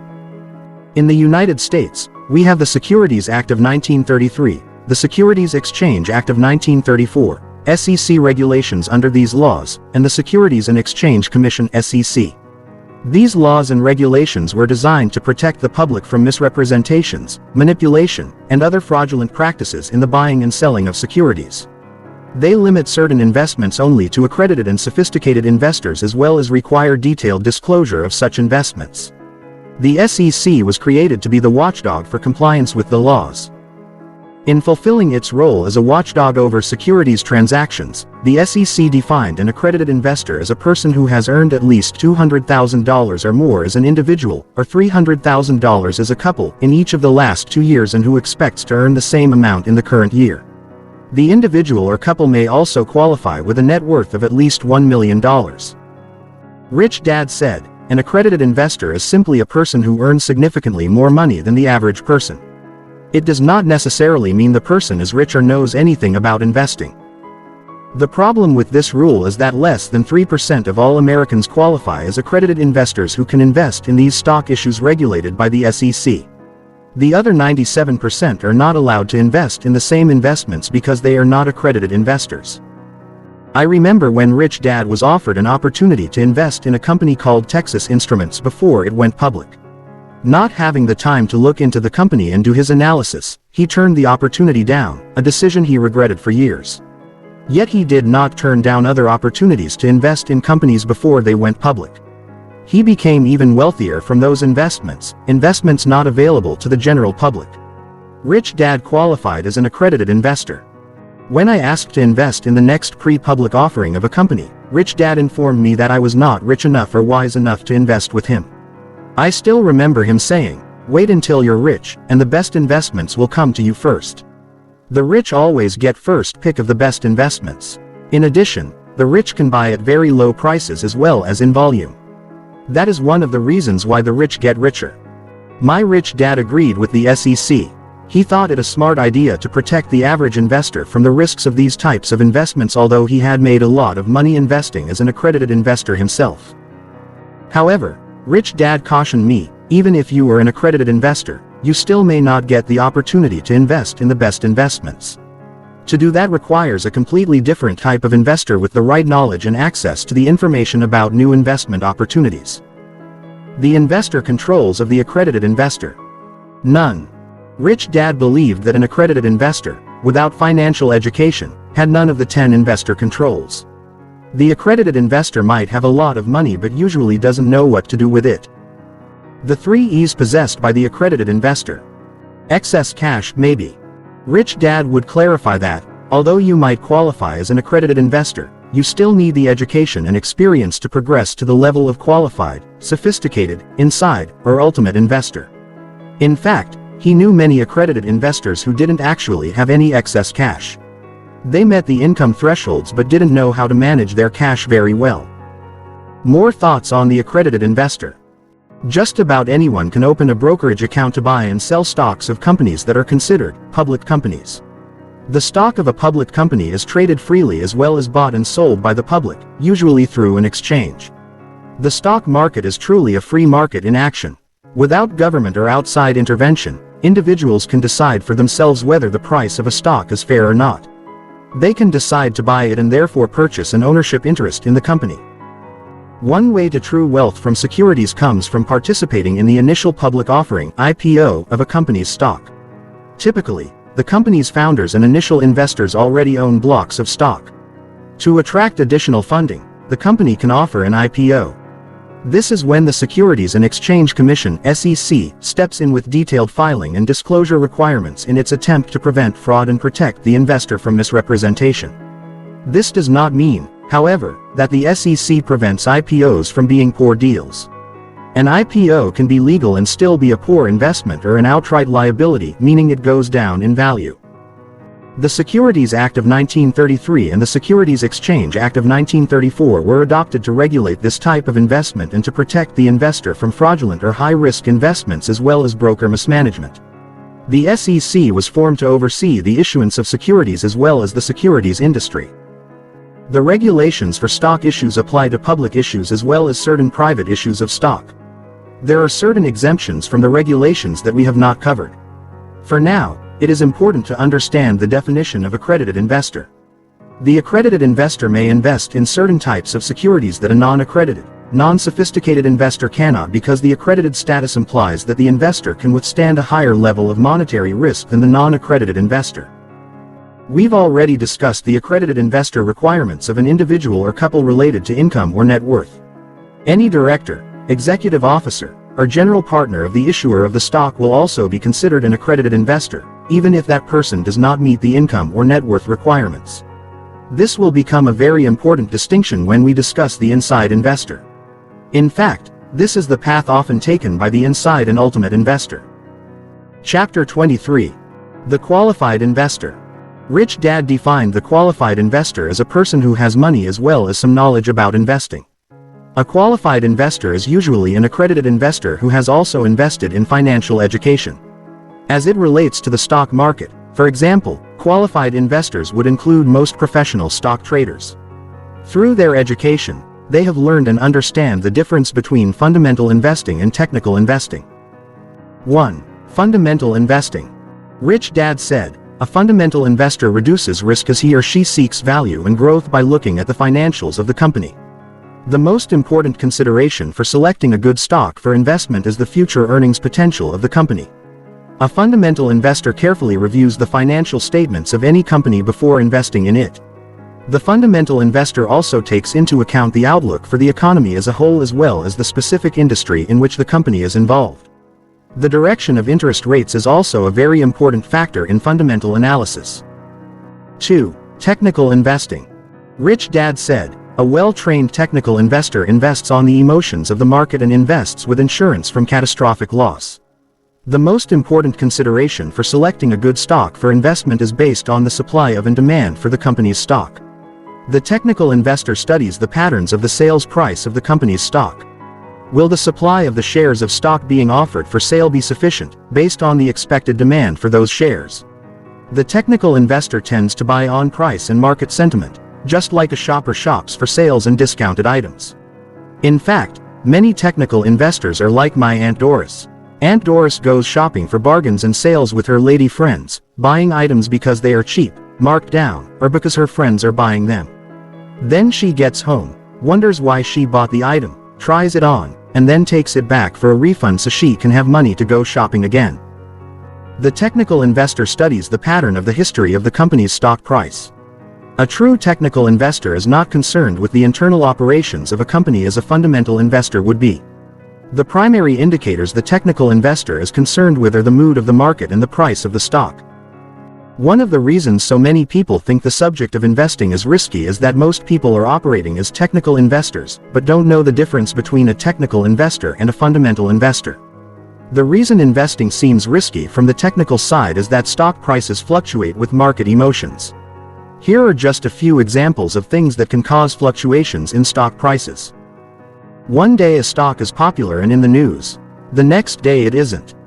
The company manipulates supply and demand by either splitting the stock, diluting the pool with additional shares created through such things as secondary offerings, or cutting back the number of shares by buying them back, or an institutional buyer, like a mutual fund or pension fund, buys or sells the shares of a certain company in such volume that it disturbs the market.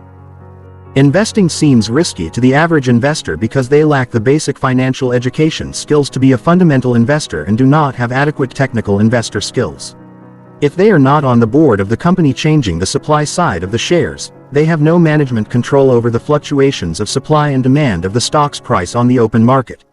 They remain at the whim of the market emotions. Many times a fundamental investor will find an excellent company with great profits, but, for some reason, the technical investors will not be interested in it, so the price of the company's shares will not go up, even though it is a profitable, well-managed company. During the dot-com bubble, many people invested in IPOs of internet companies that had no sales or profits. That is a case of technical investors determining the value of a company's stock. In a bullish stock market, people who operate strictly as fundamental investors do not do as well as investors who also consider the technical side of the market. In a bullish market, people who take the most risk win, and people with more cautious and value-oriented views lose out. In fact, many of the risk takers frighten many technical investors with their high prices of stock without any value. But in a crash, it is the investors with strong fundamental investments and technical trading skills who do well. The amateur speculators rushing into the market, as well as all the new startup IPOs flush with money, are hurt in a downturn. Rich Dad said, "The trouble with getting rich quickly without a parachute is that you fall farther and faster. Lots of easy money makes people think they are financial geniuses when in fact, they become financial fools." Rich Dad believed that both technical and fundamental skills were important to survive the ups and downs of the world of investing. Charles Dow of Dow Jones fame was a technical investor. That is why the Wall Street Journal, the paper he helped found, is primarily a paper written for technical investors and not necessarily for fundamental investors. The difference between the two investment styles is dramatic. The fundamental investor analyzes the company from its financial statements to assess the company's strength and potential for future success. In addition, the fundamental investor tracks the economy and the industry of the company. Warren Buffett has been acknowledged as one of the best fundamental investors. A technical investor invests from charts that track the price and volume trends and patterns of the company's stock. The technical investor may review the put-call ratio for the stock as well as the short positions taken in the stock. George Soros is often recognized as one of the best technical investors. While both types of investors invest from the facts, they find their facts from different sources of data. Also, both types of investors require different skills and a different vocabulary. The frightening thing is that most of today's investors are investing without either technical or fundamental investor skills. In fact, I'll bet most new investors today do not know the difference between a fundamental and technical investor. Rich Dad used to say, qualified investors need to be well versed in both fundamental analysis as well as technical analysis. He would draw the following diagrams for me. These diagrams are why Kim and I and the Rich Dad Company develop our products the way we do. We want people to be able to learn to be financially literate and to teach their children to be financially literate at a young age, as Rich Dad taught me. ABC Corporation. I am often asked, why does a qualified investor need to understand both fundamental investing and technical investing? My answer is found in one word: confidence. Average investors feel that investing is risky because they are on the outside trying to look into the inside of the company or property they are investing in. If they do not know how to read financial statements, they are totally dependent on others' opinions. If only at an subconscious level, people know that insiders have better information and therefore lower risk. If people cannot read financial statements, their personal financial statements are often a mess. And as Rich Dad said, if a person's financial foundation is weak, his or her self-confidence is also weak. A friend of mine once said, the main reason people do not want to look at their personal financial statements is that they might find out they have financial cancer. The good news is that once they cure the financial disease, the rest of their lives also improves, and sometimes even their physical health too. Most people know how to make money only when the market is going up, and they live in terror of the market coming down.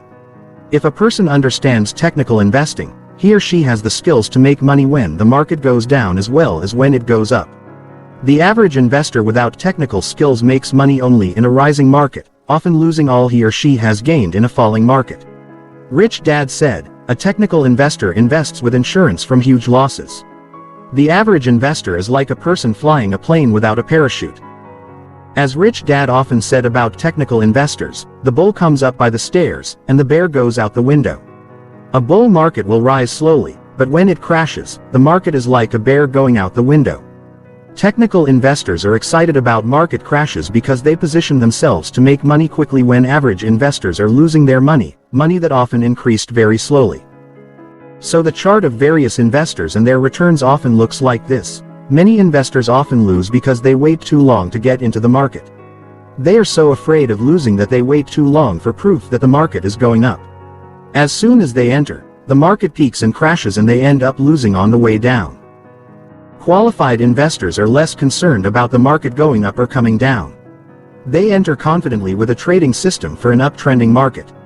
When the market reverses, they will often change trading systems, exiting their previous trades and using short selling, and put options to profit while the market comes down. Having multiple trading systems and strategies helps them have more confidence as investors.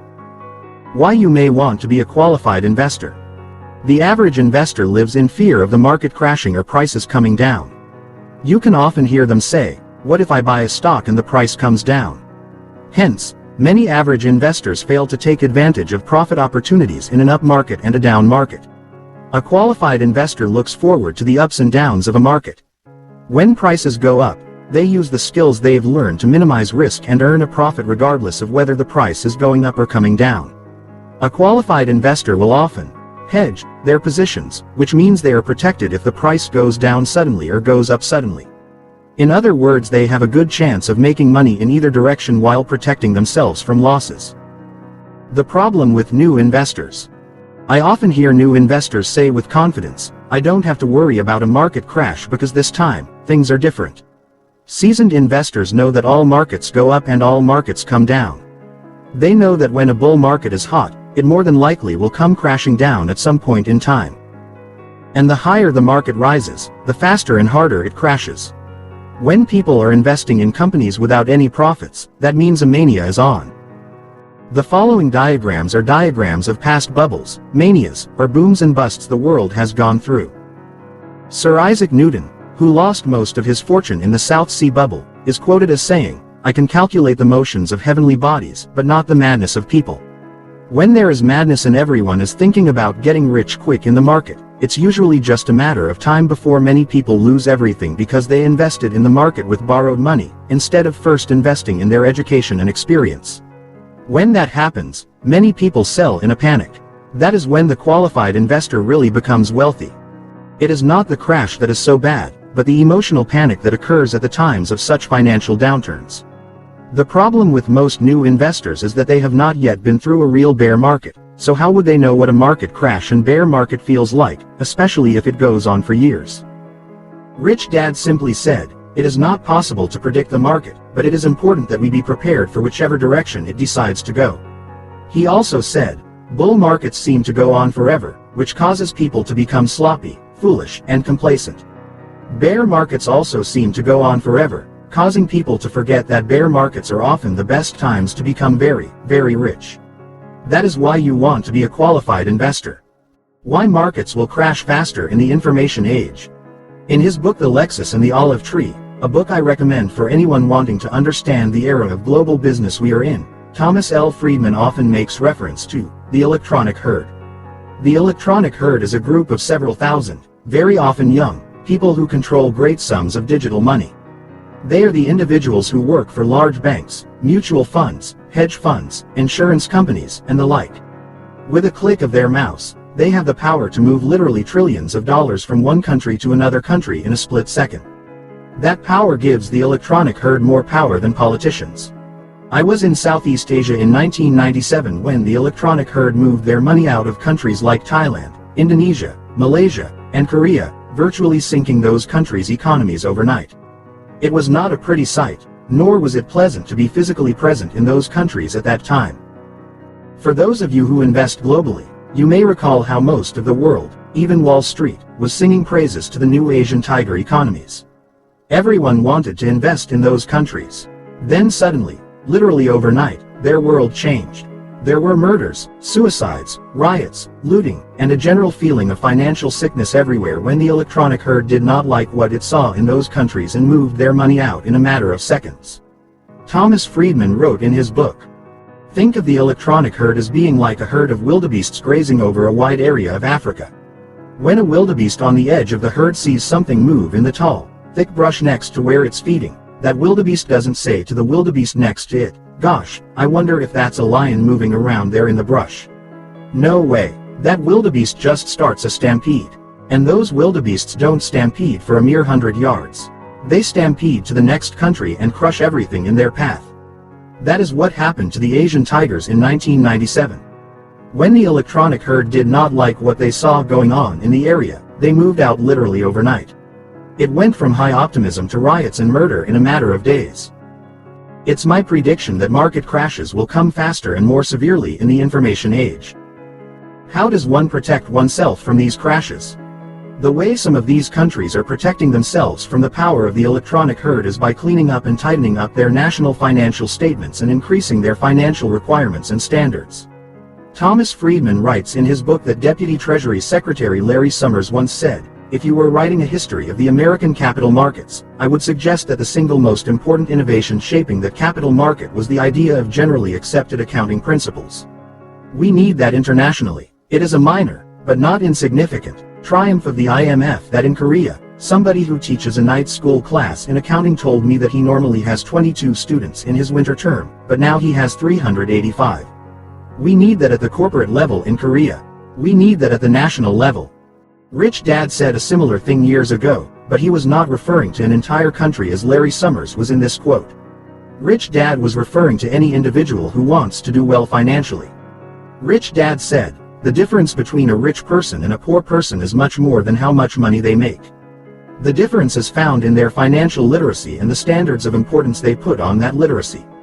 Simply put, poor people have very low financial literacy standards, regardless of how much money they make."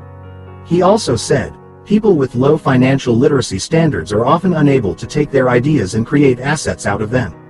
Instead of creating assets, many people create liabilities with their ideas just because of low financial literacy standards. Getting out is more important than getting in." Rich Dad often said, "The reason most average investors lose money is that it is often easy to invest into an asset, but it is often difficult to get out. If you want to be a savvy investor, you need to know how to exit an investment as well as how to get into the investment. Today when I invest, one of the most important strategies I must consider is my exit strategy." To help me understand its importance, Rich Dad put the importance of an exit strategy in these terms. He said, "Buying an investment is often like getting married. In the beginning, things are exciting and fun. But if things do not go well, then the divorce can be much more painful than all that initial excitement and fun. That is why you must really think about an investment almost like a marriage. Getting in is often a lot easier than getting out." Both my dads were very happily married men.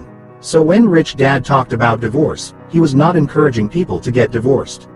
He was just advising me to think about the long term. He said, "The odds are that 50% of all marriages will end in divorce, and the reality is that nearly 100% of all marriages think they will beat those odds. And that may be why so many new investors are buying IPOs, buying shares from the more seasoned investors." Rich Dad's best words on this subject were, "Always remember that when you are excitedly buying an asset, there is often someone who knows more about the asset who is excitedly selling it to you." When people learn to invest by playing the cash flow games, one of the technical skills they learn is when to buy and when to sell. Rich Dad said, "When you buy an investment, you should also have an idea of when to sell it, especially investments offered to accredited and higher investors. In the more sophisticated types of investments, your exit is often more important than the entry strategy. When getting into such investments, you should know what will happen if the investment goes well and what will happen if the investment goes badly." Financial skills of a qualified investor. For people who want to learn the basic financial skills, we develop the cash flow games. We recommend playing it at least 6 to 12 times. By playing Cashflow 101 repeatedly, you begin to understand the basics of fundamental investment analysis. After playing 101 and gaining an understanding of the financial skills it teaches, you may want to move on to playing Cashflow 202, where you begin to learn the complex skills and vocabulary of technical trading. You learn to use trading techniques such as short selling, which is selling shares you do not own in anticipation of the price coming down. You also learn to use call options, put options, and straddles. All of these are very sophisticated trading techniques which all qualified investors need to know. The best thing about these games is that you learn by playing and using play money. That same education in the real world could be very expensive. Why games are better teachers. In 1950, a nun who was a history and geography teacher in Calcutta was called on to help the poor and to live among them. Instead of just talking about caring for the poor, she chose to say very little and help the poor with her actions, not just her words. It was because of her actions that when she did speak, people listened. She had this to say about the difference between words and actions: there should be less talk. A preaching point is not a meeting point. There should be more action on your part. I chose to use games as the means of teaching the investment skills my rich dad taught me because games require more action than a lecture. As Mother Teresa said, a preaching point is not a meeting point. Our games are meeting points. Games provide a social interaction for learning and helping someone else to learn. When it comes to investing, there are too many people trying to teach investing by preaching. We all know that there are certain things that are not best learned by simply reading and listening. Some things require action to be learned, and games provide this elementary action step to learning. There is an old aphorism that goes, "I hear and I forget. I see and I remember. I do and I understand." My purpose in going beyond just writing books about money and investing, and creating games as learning tools, is to create more understanding. The more understanding people have, the more they can see the other side of the coin.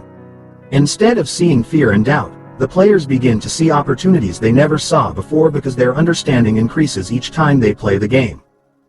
There are many stories of people who have played our games and have had their lives suddenly changed.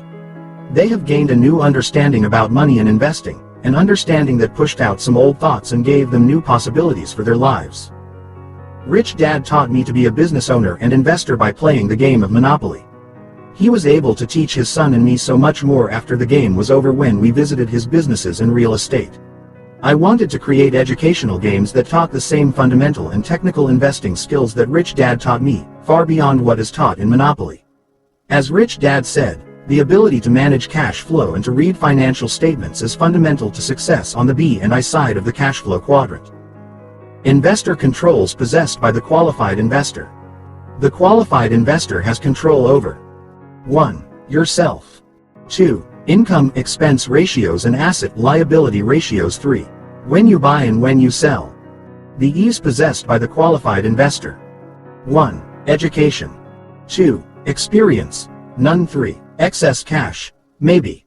The qualified investors, both fundamental and technical, are analyzing a company from the outside. They are deciding whether to become buying shareholders. Many very successful investors are happy operating as qualified investors. With the proper education and financial advice, many qualified investors can become millionaires. They are investing in businesses developed and run by others. Because they have studied and obtained a financial education, they are able to analyze the company from its financial statements. What does PE mean? The qualified investor understands the price-earnings PE ratio of a stock, which is also referred to as the market multiplier. The PE ratio is calculated by dividing the current market price of a stock by the previous year's earnings per share. Generally, a low PE would mean that a stock is selling at a relatively low price compared to its earnings. A high PE would indicate that a stock's price is high and may not be much of a bargain. The PE ratio of one successful company may be very different from that of another successful company if the two companies are in different industries. For example, high-tech companies with big growth and high earnings generally sell at much higher PEs than low-tech or mature companies where growth has stabilized. Some stocks can sell at very high prices even when the companies have no earnings. The high prices reflect the market's expectation for high earnings in the future. Future PE is the key. A qualified investor recognizes that the current PE is not as important as the future PE. The investor wants to invest in a company that has a strong financial future. In order for the PE ratio to be helpful to the investor, much more information about the company may be needed. Generally, the investor will compare a company's ratios for the current year with that of previous years to measure the growth of the company. The investor will also compare the company's ratios with those of other companies in the same industry. Not all day traders are qualified investors. Many people participate in day trading, which has become popular due to the convenience and availability of online trading. The day trader is hoping to earn profits through buying and selling securities within a single day. The day trader is very familiar with PE ratios. What distinguishes a successful day trader from an unsuccessful day trader is often his or her ability to see behind the P/E ratio. For the most part, successful day traders have taken the time to learn the basics of technical or fundamental trading. Day traders without proper financial education and financial analysis skills are operating more like gamblers than traders. Only the most educated and successful day traders would be considered qualified investors. In fact, it has been said that the majority of new day traders lose some or all of their capital and quit trading within 2 years. Day trading is an extremely competitive S-quadrant activity in which the most knowledgeable and best prepared use everyone else's money. Learning how to keep a cool head and invest wisely during a crash is a very important qualified investor skill. Besides, it is during a crash that many people become very rich. Chapter 24. The Sophisticated Investor. The sophisticated investor knows as much as the qualified investor but has also studied the advantages available through the legal system. Rich Dad defined the sophisticated investor as an investor who knows what the qualified investor knows and who is familiar with the following specialties of law. 1. Tax law. 2. Corporate law. 3. Securities law. While not a lawyer, sophisticated investors may base as much of their investment strategy on the law as on the investment product and potential returns. The sophisticated investor often gains higher returns with very low risk by using the different disciplines of law. Knowing the ETC. By knowing the basics of the law, the sophisticated investor is able to use the advantages of ETC, which stands for entity, timing, character. Rich Dad would describe the ETC as follows. The E stands for control over the entity, which means the choice of business structure. If you are an employee, this is not usually in your control. A person from the S quadrant usually can choose from the following entities: a sole proprietorship, a partnership, which is the worst structure because you are entitled to your share of income but are responsible for all the risk, an S corporation, an LLC, limited liability company, an LLP, limited liability partnership, or a C corporation. Today in the United States, if you are an attorney, doctor, architect, dentist, and so on, and choose the C corporation as your entity, your minimum tax rate is 35% versus 15% for someone like me because my business is a non-licensed professional services business. That additional 20% tax rate differential adds up to a lot of money, especially when measured over years. It means a non-professional would have a 20% financial head start over a professional within a C corporation at the start of each year. Rich Dad would say to me, but just think about people in the E quadrant who cannot elect their choice of entity. For them, regardless of how hard they work and how much they make, the government always gets paid first through income tax withholding. And the harder you work to make more money, the more the government takes. That's because people in the E quadrant have virtually no control over entity, expenses, and taxes. Again, people in the E quadrant cannot pay themselves first because of the Current Tax Payment Act of 1943, which started the withholding of income taxes from employees. After the passage of that act, the government always got paid first. In America, partnerships, S corporations, LLPs, and LLCs are often called pass-through entities because the income passes through the entities, returns and shows up on the owner's return. Consult a tax advisor for applicability of which entity is appropriate for your situation. C corporations. And you always try to operate via a C corporate entity, don't you? I would ask Rich Dad. In most cases, he replied, remember that the plan precedes the product or, in this case, the corporate entity. The point is that those who operate from the B quadrant tend to have more choices, and hence more control, over the best entity to make their plan work. Again, those fine points should be discussed with both your tax attorney and your tax accountant. But why a C corporation? I asked. What is the difference that is so important to you?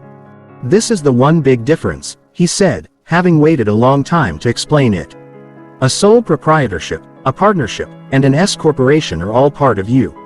They are, in simple terms, an extension of you. And what is a C corporation? I asked. A C corporation is another you. It is not just an extension of you. A C corporation has the ability to be a clone of you.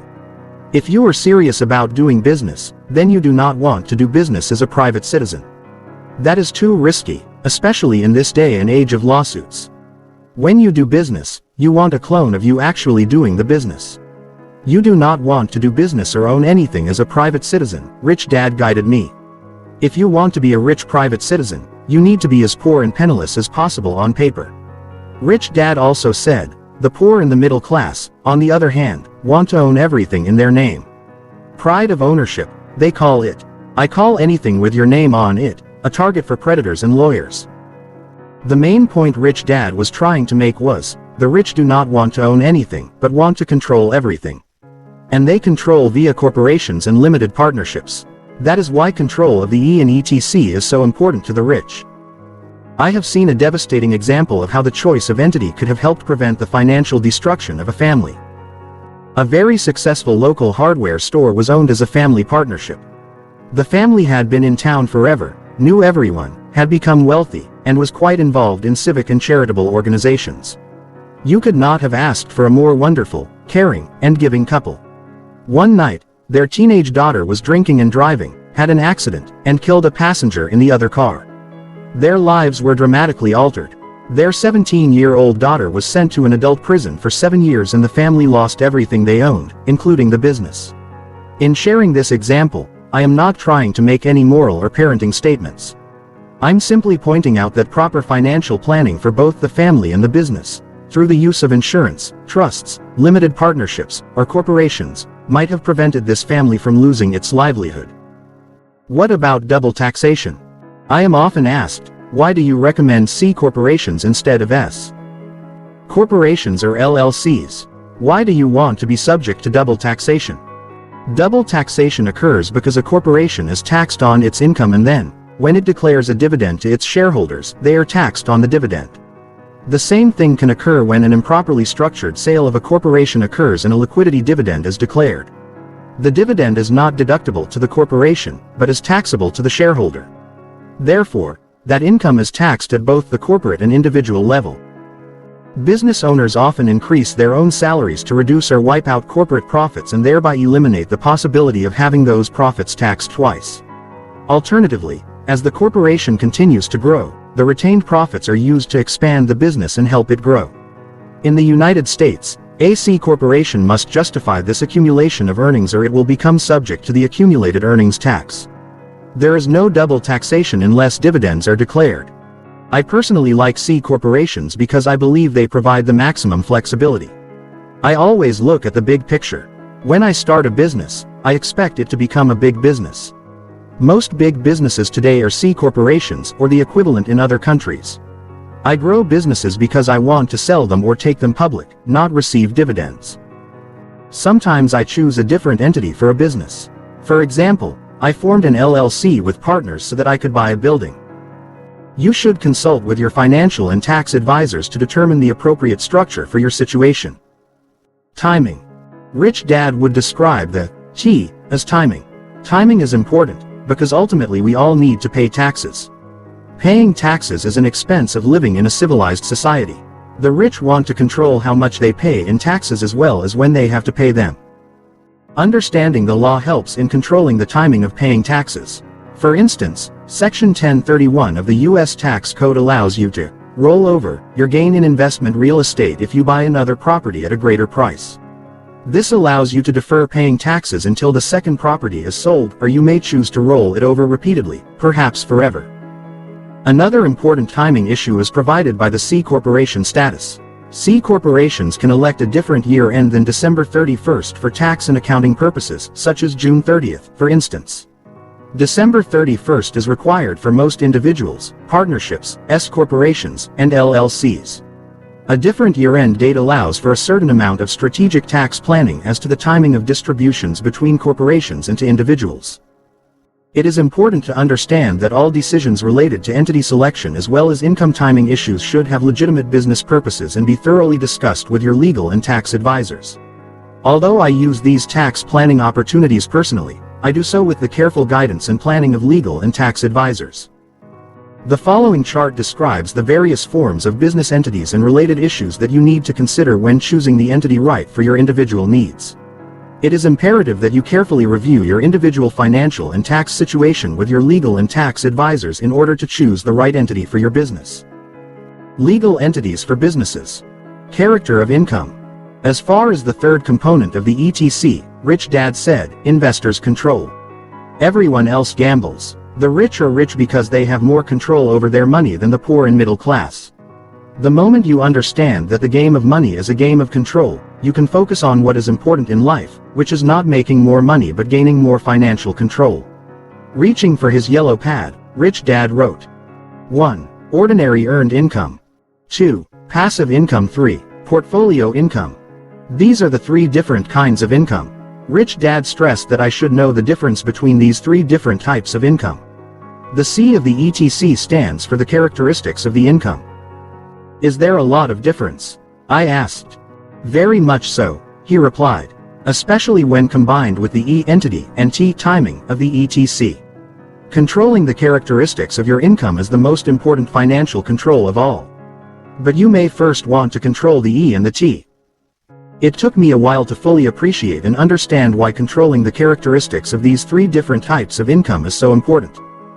It's important because the characteristics of the income are what separate the rich from the middle class, Rich Dad said. The poor and middle class focus on ordinary earned income, also called wages or paycheck income. The rich focus on passive income and portfolio income. That is the fundamental difference between the rich and the middle class, which explains why control of the C characteristics is a fundamental control, especially if you plan on being rich. In America and other advanced economies, even the first dollar of earned income is taxed at higher rates than passive and portfolio income. The higher rates are necessary to provide various forms of social insurance, Rich Dad explained. Social insurance stands for payments the government makes to various people. In the United States, this would include Social Security, Medicare, and unemployment insurance, just to name a few. Income taxes are then calculated on top of social insurance taxes. Passive and portfolio income are not subject to social insurance taxes. So every day that I get up and focus on working hard to earn money, I am focusing on ordinary earned income, which means I pay more in taxes, I said.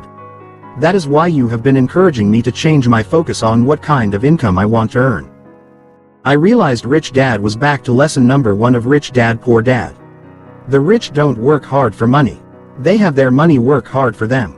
It suddenly all made sense. I needed to learn how to convert ordinary earned income into passive and portfolio income so my money could start working for me. The investor controls of the sophisticated investor. 1. Control over yourself. 2. Control over income, expense ratios and asset liability ratios. 3. Control over taxes. 4. Control over when you buy and when you sell. 5. Control over brokerage transactions. 6. Control over the ETC entity, timing, characteristics. The 3 E's possessed by the sophisticated investor. 1. Education. 2. Experience. 3. Excess cash. The SEC test of a sophisticated investor is a non-accredited investor who either alone or with his purchasing representative has enough knowledge and experience in financial and business matters to be able to evaluate the merits and risks of the prospective investment. The SEC presumes that accredited investors, as defined earlier as the well-to-do who can afford to hire advisors, are capable of watching out for their own interests. In contrast, we believe many accredited and qualified investors are not sophisticated. Many wealthy individuals have not learned the basics of investing in the law. Many of them rely on investment advisors whom they hope are sophisticated investors to do the investing for them. Sophisticated investors understand the impact and advantages of the law and have structured their investment portfolio to take maximum advantage of entity selection, timing, and characteristics of income. In doing so, sophisticated investors have sought the advice of their legal and tax counsel. Many sophisticated investors are often content investing in other entities as outside investors. They may not possess control over the management of their investments, which distinguishes them from the inside investor. They may invest in management teams without possessing a controlling interest in the company. Alternatively, they may invest as partners in real estate syndications or as shareholders in large corporations. They study and invest prudently, but lack control over the management of the underlying asset and therefore have access only to public information of the company's operations. This lack of management control is the defining difference between a sophisticated investor and an inside investor. However, sophisticated investors still use the advantages provided by the ETC analysis for their own financial portfolio. In Phase 4, we will discuss how the sophisticated investor applies these principles to obtain the maximum advantage provided by the law. Good versus bad. In addition to the 3 characteristics of income, 3 other general principles distinguish a sophisticated investor from an average investor. A sophisticated investor knows the difference between good debt and bad debt, good expenses and bad expenses, good losses and bad losses. As a general rule, good debt, good expenses, and good losses all generate additional cash flow for you. For instance, debt taken to acquire a rental property, which has a positive cash flow each month, would be good debt. Likewise, paying for legal and tax advice are good expenses if they save you thousands of dollars in reduced taxes from tax planning. An example of a good loss is the loss generated by depreciation from real estate. This good loss is also called a phantom loss, because it is a paper loss and does not require an actual outlay of cash. The end result is a savings in the amount of tax paid on the income offset by the loss. Knowing the difference between good and bad debt, expenses, and losses is what distinguishes the sophisticated investor from the average investor. When average investors hear the words debt, expense, and loss, they usually react negatively. Generally, their experiences with debt, expenses, and losses result in additional cash flowing out of their pockets instead of into their pockets. Sophisticated investors enlist the advice of accountants, tax strategists, and financial advisors to structure the most beneficial financial organization for their investments. They look for and invest in those deals that include the ETC features that support their personal financial plan, the map they are following to become rich. How can you identify a sophisticated investor? I remember a story my rich dad once told me about risk. While part of it has been covered in other parts of the book, it is worth repeating here. The average investor views risk from a completely different point of view than the sophisticated investor. And it is this view of risk that truly differentiates the sophisticated investor. One day I went to my rich dad and said, "My dad thinks that what you do is far too risky. He thinks that one financial statement is secure, but you think that controlling only one financial statement is risky. It seems like a contradiction in points of view." Rich dad just chuckled. "It is," said rich dad, continuing to chuckle. "Almost exactly opposite and contradictory." Rich dad paused for a moment to gather his thoughts. "If you want to become really rich," he said, "then one of the things you will have to change is your point of view on what you think is risky and what is secure. What the poor and middle class think is secure, I think is risky." I thought about that statement for a brief moment, letting the idea sink in that what my dad thought was secure, my rich dad thought was risky. "I don't fully understand," I finally replied. "Can you give me an example?" "Sure," said rich dad. "Just listen to our words. Your dad always says, get a safe, secure job. Is that correct?" I nodded my head. "Yes, he thinks that is a secure way to run your life." "But is it really secure?" asked rich dad. "I guess he thinks it is," I replied. "But you see it differently." Rich dad nodded his head and then asked, "What often happens when a public company announces a large layoff of employees?" "I don't know," I replied. "You mean what happens when a company fires a lot of employees?" "Yes," said rich dad. "What often happens to the price of their stock?" "I don't know," I replied. "Does the share price go down?" Rich dad shook his head. Quietly he said, "No. Unfortunately, when a publicly listed company announces a large layoff of employees, the share price of that company often goes up." I thought about that statement for a moment and then said, "And that is why you have often said there is a big difference between people on the left side of the cash flow quadrant and people on the right." Rich dad nodded his head. "A big difference. What is secure for one side is risky to the other. And that is why so few people become really rich?" I asked. Again rich dad nodded his head and repeated, "What seems secure to one side seems risky to the other side. If you want to be rich and keep your wealth for generations, you must be able to see both sides of risk and security. The average investor only sees one side. What seems secure is really risky." As an adult, I now see what my rich dad saw. Today, what I think is secure most people think is risky. The following are some of the differences. In conclusion, what looks secure to some investors seems risky to others. Chapter 25. The Inside Investor. The inside investor is someone who is on the inside of the investment and has some degree of management control. Although an important distinction of the inside investor is the aspect of control over management, the most important distinction Rich Dad pointed out was that you don't need to have a lot of income or net worth to be considered an inside investor. An officer, director, or owner of 10% or more of the outstanding shares of the corporation is an inside investor. Most investment books are written for people who are on the outside of the world of investing. This book is written for people who want to invest from the inside. Rich Dad always wanted his son and me to be investors on the inside rather than the outside. It is one very important way to reduce risk and increase returns. Someone with the financial education, but not the financial resources, of an accredited investor can still become an inside investor. This is where many people enter the world of investing today. By building their own companies, inside investors are building assets that they can run, sell, or take public. In his book, What Works on Wall Street, James P. O'Shaughnessy analyzes the returns by market capitalization of various types of investments. He shows that the small stocks far outperform the other categories. A chart from his book is included for your reference later in this chapter.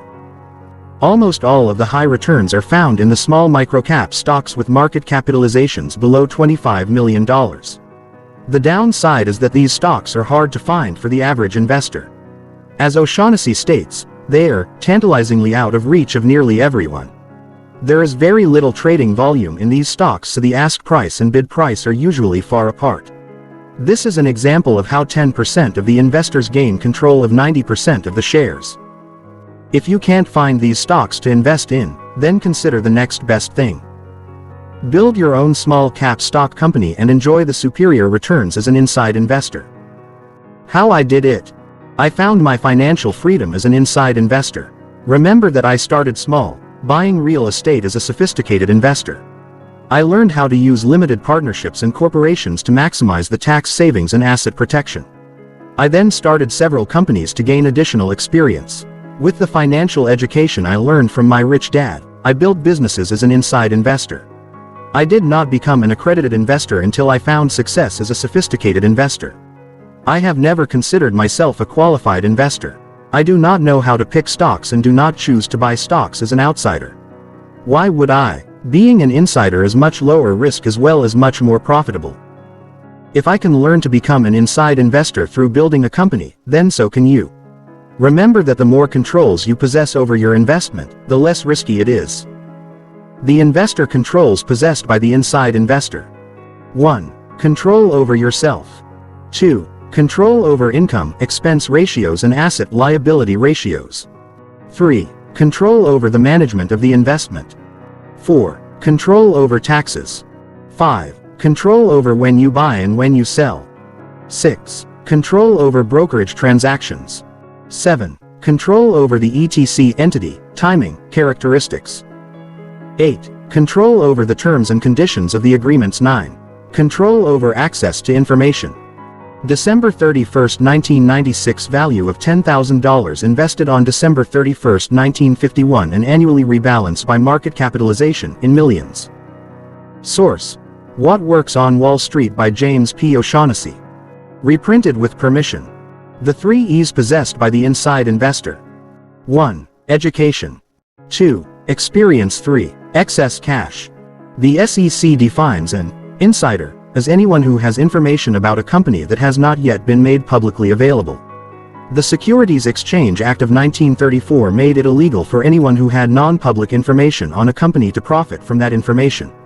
This includes the insider as well as anyone to whom he or she gives a tip who subsequently profits from the information. I use the word insider to define investors who have management control over the operations of the business. The inside investor has control over the direction of the company. An outside investor does not. I strongly oppose illegal insider trading. It is too easy to make money legally. Creating control. The money you invest and risk as the owner of a private business is your own. If you have outside investors, you have a fiduciary responsibility to manage their investment well, but you are able to control the management of the investment as well as access to insider information. Buying control. In addition to building a business on your own, you may become an inside investor through buying a controlling interest in an existing company. Buying a majority of the stock in a company allows you to acquire the controlling interest. Remember that as you increase the number of investor controls you possess, you continue to reduce your risk in the investment. That is, of course, if you possess the skill to manage the investment properly. If you already own a business and wish to expand, you may acquire another business through merger or acquisition. The important issues in mergers and acquisitions are far too numerous to explore here. However, it is very important to seek competent legal, tax, and accounting advice before any purchase, merger, or acquisition to make sure such transactions are done properly. To move from being an inside investor to an ultimate investor, you must decide to sell a portion or all of your business. The following questions may help you in your decision process. 1. Are you still excited about the business? 2. Do you want to start another business? 3. Do you want to retire? 4. Is the business profitable? 5. Is the business growing too rapidly for you to handle it? 6. Does your company have large capital funding needs that can best be met through selling stock or selling to another business? 7. Does your company have the money and time for a public offering? 8. Can your focus be diverted from the daily operations of the company to negotiate a sale or public offering without hurting the operations of the company? 9. Is the industry that your business is in expanding or contracting? 10. What impact will your competitors have on a sale or public offering? 11. If your business is strong, can you pass it on to your children or other family members? 12. Are there well-trained and managerially strong family members, children, to pass it on to? 13. Does the business need managerial skills that you lack? Many inside investors are extremely happy running their businesses and investment portfolios. They have no desire to sell a portion of their business through a public or private offering, nor do they want to sell the business outright. This is the type of investor that my best friend Mike has become. He is very content running the financial empire that he and his father built. Chapter 26. The Ultimate Investor. The ultimate investor is a person such as Bill Gates or Warren Buffett. These investors build giant companies that other investors want to invest in. The ultimate investor is a person who creates an asset that becomes so valuable that the asset they created is worth literally billions of dollars to millions of people. Both Gates and Buffett became rich, not because of their high salaries or great products, but because they built great companies and took the companies public. While it is not likely that many of us will ever build a Microsoft or Berkshire Hathaway, we all have the possibility of building a smaller business and becoming wealthy by selling it privately or selling it publicly. Rich Dad used to say, some people build houses to sell. Others build cars, but the ultimate is to build a business that millions of people want to own a share of. Investor controls possessed by the ultimate investor. 1. Control over yourself. 2. Control over income, expense ratios and asset-liability ratios. 3. Control over the management of the investment. 4. Control over taxes. 5. Control over when you buy and when you sell. 6. Control over brokerage transactions. 7. Control over the ETC entity, timing, characteristics. 8. Control over the terms and conditions of the agreements. 9. Control over access to information. 10. Control over giving it back, philanthropy, redistribution of wealth. The 3 E's possessed by the ultimate investor. 1. Education. 2. Experience. 3. Excess cash. Advantages and disadvantages of IPOs. There are advantages and disadvantages of going public, which we will discuss in greater detail later. However, here are a few of the advantages and disadvantages of an initial public offering (IPO). Advantages. 1. To allow business owners to cash in some of their equity in the business. For example, Gates's original partner, Paul Allen, sold some of his Microsoft shares in order to buy cable TV companies. 2. To raise expansion capital. 3. To pay off company debt. 4. To raise the company's net worth. 5. To allow the company to offer stock options as benefits to its employees. Disadvantages. 1. Your operations become public. You are forced to disclose information to the public that had previously been private. 2. The IPO is very expensive. 3. Your focus is diverted from running the operations of the business to facilitating and meeting the requirements of being a public company. 4. Compliance with the IPO and ongoing quarterly and annual reporting requirements are extensive. 5. You risk losing control of your company. 6. If your stock does not perform well in the public market, you risk being sued by your shareholders. For many investors, the potential financial reward of taking their company public greatly overshadows any potential disadvantage of an IPO. Starting on my path. The rest of this book is about Rich Dad guiding me as an inside investor and sophisticated investor on my path to becoming the ultimate investor. He no longer had to guide his son Mike. Mike was content being an inside investor. You will gain some insights into what Rich Dad thought was important, what I needed to learn, and some of the mistakes I made along the way. It is my hope that you can learn from my successes as well as from my mistakes on your own path to becoming the ultimate investor. Chapter 27. How to Get Rich Slowly. Rich Dad would regularly review the various levels of investors with me. He wanted me to understand the various ways investors made their fortunes. My Rich Dad had become wealthy by first investing as an inside investor. He had started small and learned the tax advantages available to him. He quickly gained confidence and became a truly sophisticated investor at an early age. He had built an incredible financial empire. My real dad, on the other hand, had worked hard all his life as a government employee and had little to show for it. As I got older, the gap between my rich dad and my poor dad was increasingly evident. I finally asked my rich dad why he was becoming wealthier while my real dad was working harder and harder. In the introduction of this book, I related the story of walking along the beach with my rich dad, looking at the large piece of oceanfront property he had just purchased. During that walk on the beach, I realized that my rich dad had just purchased an investment that only a rich person could acquire. The problem was that my rich dad was not really a rich man yet. That is why I asked him how he could afford such an expensive investment when I knew my real dad, a man who made more money than my rich dad, could not. It was during this walk on the beach that my rich dad shared the basis of his investment plan.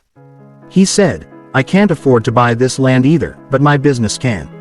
As I stated in the introduction, this was when my curiosity about the power of investing began and when I became a student of the profession.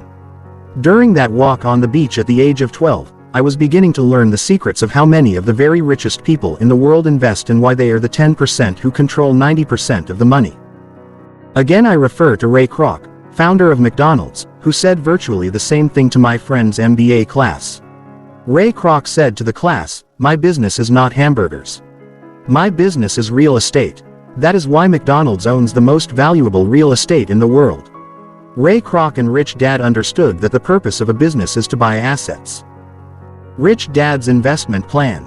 When I was a young boy still in elementary school, Rich Dad was already placing ideas in my head about the differences between being rich, poor, and middle class. During one of our Saturday lessons, he said, "If you want job security, follow your dad's advice. If you want to be rich, you need to follow my advice. The chances of your dad having both job security and becoming rich are slim. The laws are not written in his favor." One of Rich Dad's 6 lessons described in Rich Dad Poor Dad was a lesson about the power of corporations. In CASHFLOW Quadrant, I wrote about how the different quadrants were governed by different tax laws. Rich Dad used these lessons to show me the difference between his investment plan and my real dad's investment plan. These differences greatly affected my life's path after my formal education was complete and my military duty was over.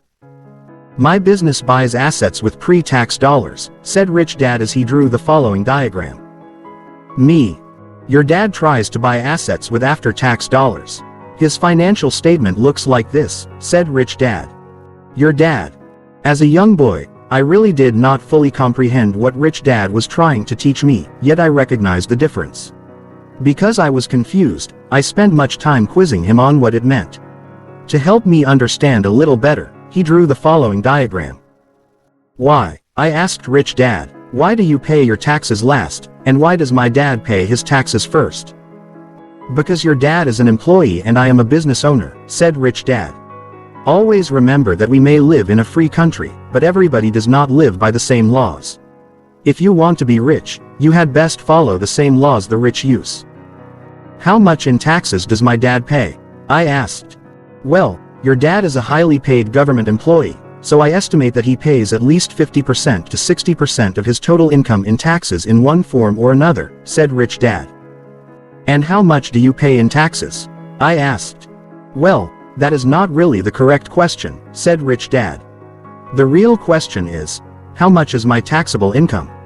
I became confused and asked, what is the difference?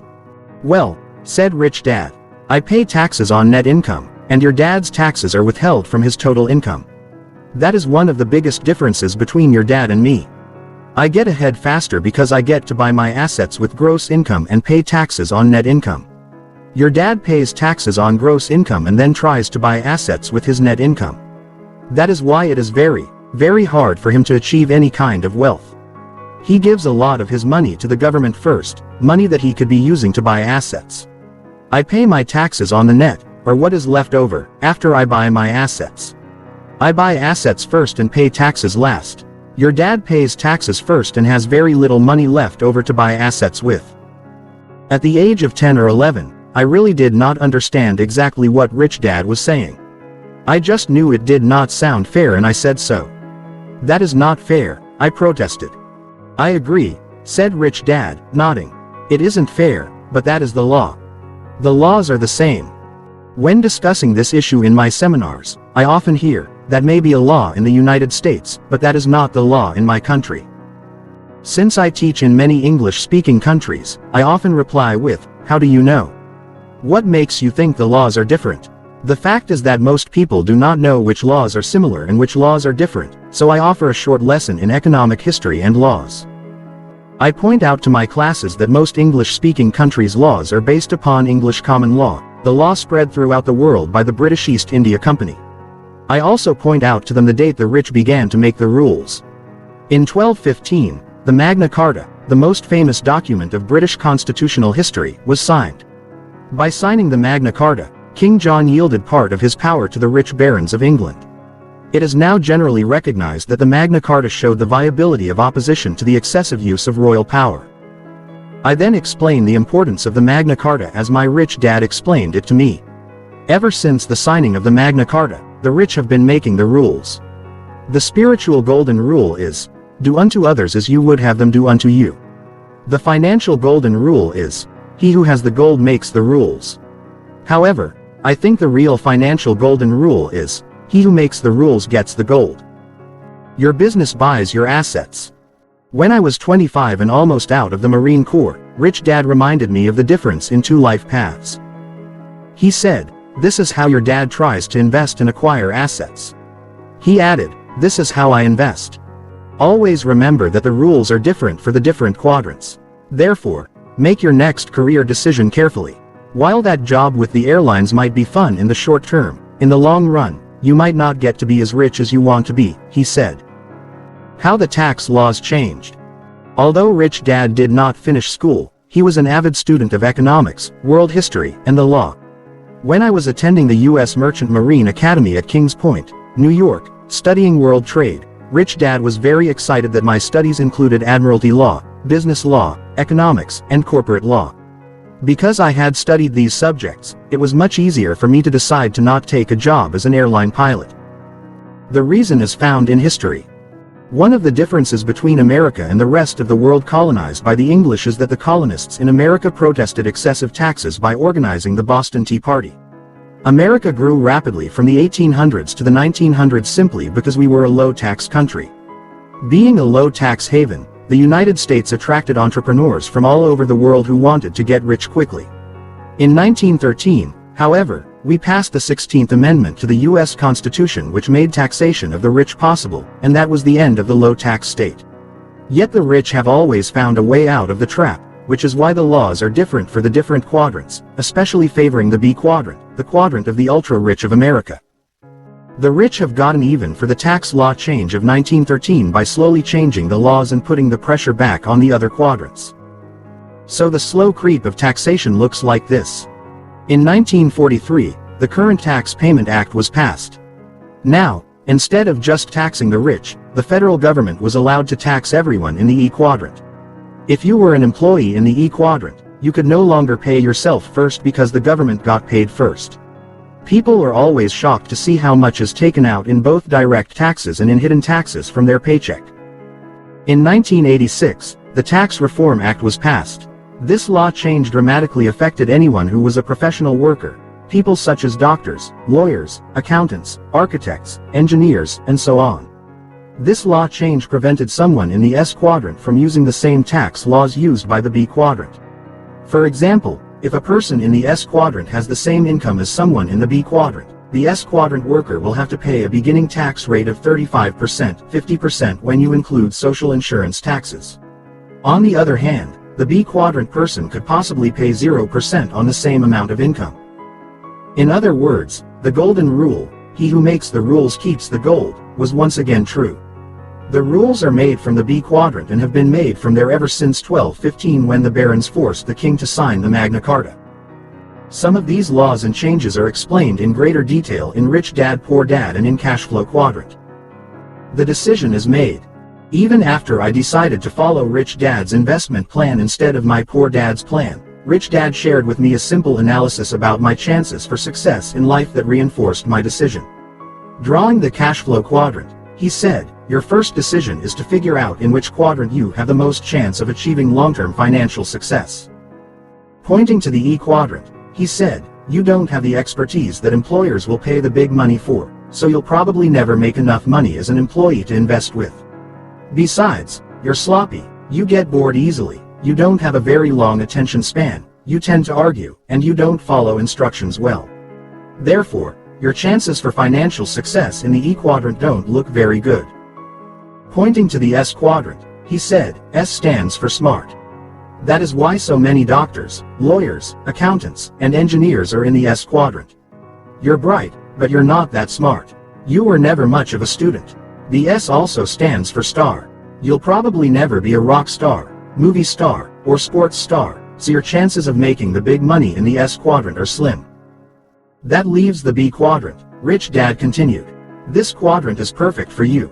Since you lack any special talent or expertise, your chances for attaining great wealth will be in this quadrant. And with that comment, I was certain. I decided that my best chance for great wealth and financial success would be through building a business. The tax laws were in my favor, and my lack of stardom in the other quadrants just made my decision easier. Lessons in hindsight. I try to pass along the bits of wisdom I learned from my rich dad. When I am asked how I invest, I usually tell the group about investing through a business, or as Rich Dad said, my business buys my assets. Invariably, people raise their hands and say things such as, but I am an employee, and I do not own my own business. Not everyone can own a business. Starting a business is risky. I don't have any money to invest. To these types of responses to Rich Dad's investment plan, I offer these ideas. To the statement that, not everyone can own a business, I remind people that less than 100 years ago, most people did own their own businesses. Just 100 years ago, approximately 85% of the US population was either independent farmers or small shopkeepers. I know that both sets of my grandparents were small business owners. Only a small percentage of the population was comprised of employees. I then say, it seems that the industrial age, with its promise of high-paying jobs, job security for life, and pension benefits, has bred that independence out of us. I also add that our educational system was designed to create employees and professional people, not entrepreneurs, so it would be only natural for people to feel that starting a business would be risky. The points I make are: 1. Chances are that you all have the potential to be great business owners if you have the desire to develop the skills. Our ancestors developed and depended upon their entrepreneurial skills. If you do not have a business today, the question is, do you want to go through the process of learning how to build a business? You are the only one who can answer that question. 2. When people say, I have no money to invest, or, I need a real estate deal I can buy for no money down, I reply, maybe you should switch quadrants and invest from the quadrant that allows you to invest with pre-tax dollars. Then you might have a lot more money to invest. One of the first considerations in your investment plan should be to decide in which quadrant lies the best opportunity for you to make the most money quickly. That way, you can begin investing for the highest returns, with the least risk, and you'll have the best chance of becoming very, very rich. Chapter 28. Keep your day job and still become rich. Once I decided to build a business, the next problem facing me was that I had no money. First, I did not know how to build a business. Second, I had no money to build a business with, and third, I had no money to live on. Feeling weak in the stomach and lacking confidence in myself, I called Rich Dad and asked him what I should do. He immediately said, go get a job. His reply shocked me. I thought you were telling me to start my own business. Yes, I did, But you still have to eat and put a roof over your head, he said. I have shared with countless people what he said to me next. Rule number 1 in becoming an entrepreneur is to never take a job for money. Take a job only for the long-term skills you will learn. The first and only job I got after the Marine Corps was with the Xerox Corporation. I chose it because it had the best sales training program. Rich Dad knew I was very shy and terrified of rejection. He recommended I learn to sell, not for the money, but to learn to overcome my personal fears. Each day, I had to go from office building to office building knocking on doors trying to sell people a Xerox machine. It was a very painful learning process, yet this process has made me millions of dollars over the years. Rich Dad would say, if you cannot sell, you cannot be an entrepreneur. For 2 years, I was the worst salesperson in the Honolulu branch. I took extra classes on selling, bought tapes and listened to them. Finally, after nearly being fired several times, I began to make sales. Although I was still painfully shy, the sales training helped me to develop the skills I needed to acquire wealth. The problem was that no matter how hard I worked and how many machines I sold, I was always short of cash. I had no money with which to invest or to start a business. One day I told Rich Dad that I planned to take a part-time job to supplement my income so I could invest. That was the moment he had been waiting for. Rich Dad said, the biggest mistake people make is that they work too hard for their money. He went on, saying, most people do not get ahead financially because when they need more money, they take a part-time job. If they really want to get ahead, they need to keep their day job and start a part-time business. Rich Dad drew this diagram for me once he knew I was learning valuable skills and was serious about becoming a business owner and investor. It is time for you to start your business, part-time, he said. Don't waste your time with a part-time job. A part-time job keeps you in the E quadrant, but a part-time business moves you towards the B quadrant. Most big companies are started as part-time businesses. In 1977, I started my nylon and Velcro wallet business part-time. Many of you are familiar with that product line today. From 1977 to 1978, I worked very hard at Xerox, eventually becoming one of the top sales representatives in the branch. In my spare time, I was also building a business that would soon become a worldwide, multi-million-dollar business. When people ask me if I loved my product line, a line that consisted of colorful nylon wallets, nylon watch bands, and nylon shoe pockets that attached to the laces of a running shoe and held a key, money, and ID card, I answer, no. I was not in love with the product line, but I did enjoy the challenge of building the business. I mention this point specifically because so many people tell me such things as 1. I have a great idea for a new product. 2. You have to feel passionate about your product. 3. I'm looking for the right product before I begin my business. To these people, I generally say, the world is filled with great ideas for new products. The world is also filled with great products. But the world is short of great business people. The primary reason to start a business part-time is not so much to make a great product. The real reason for starting a part-time business is to make yourself a great businessperson. Great products are a dime a dozen. But great business people are rare and rich. If you look at Bill Gates, founder of Microsoft, he did not even invent his software product. He bought it from a group of computer programmers and then went on to build one of the most powerful and influential companies in world history. Gates did not build a great product, but he did build a great business that helped him become the richest man in the world. Do not bother trying to make a great product. Focus more on starting a business so you can learn to become a great business owner.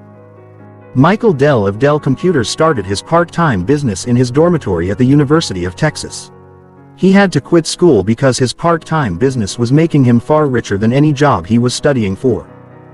Jeff Bezos started Amazon.com in a garage on a part-time basis.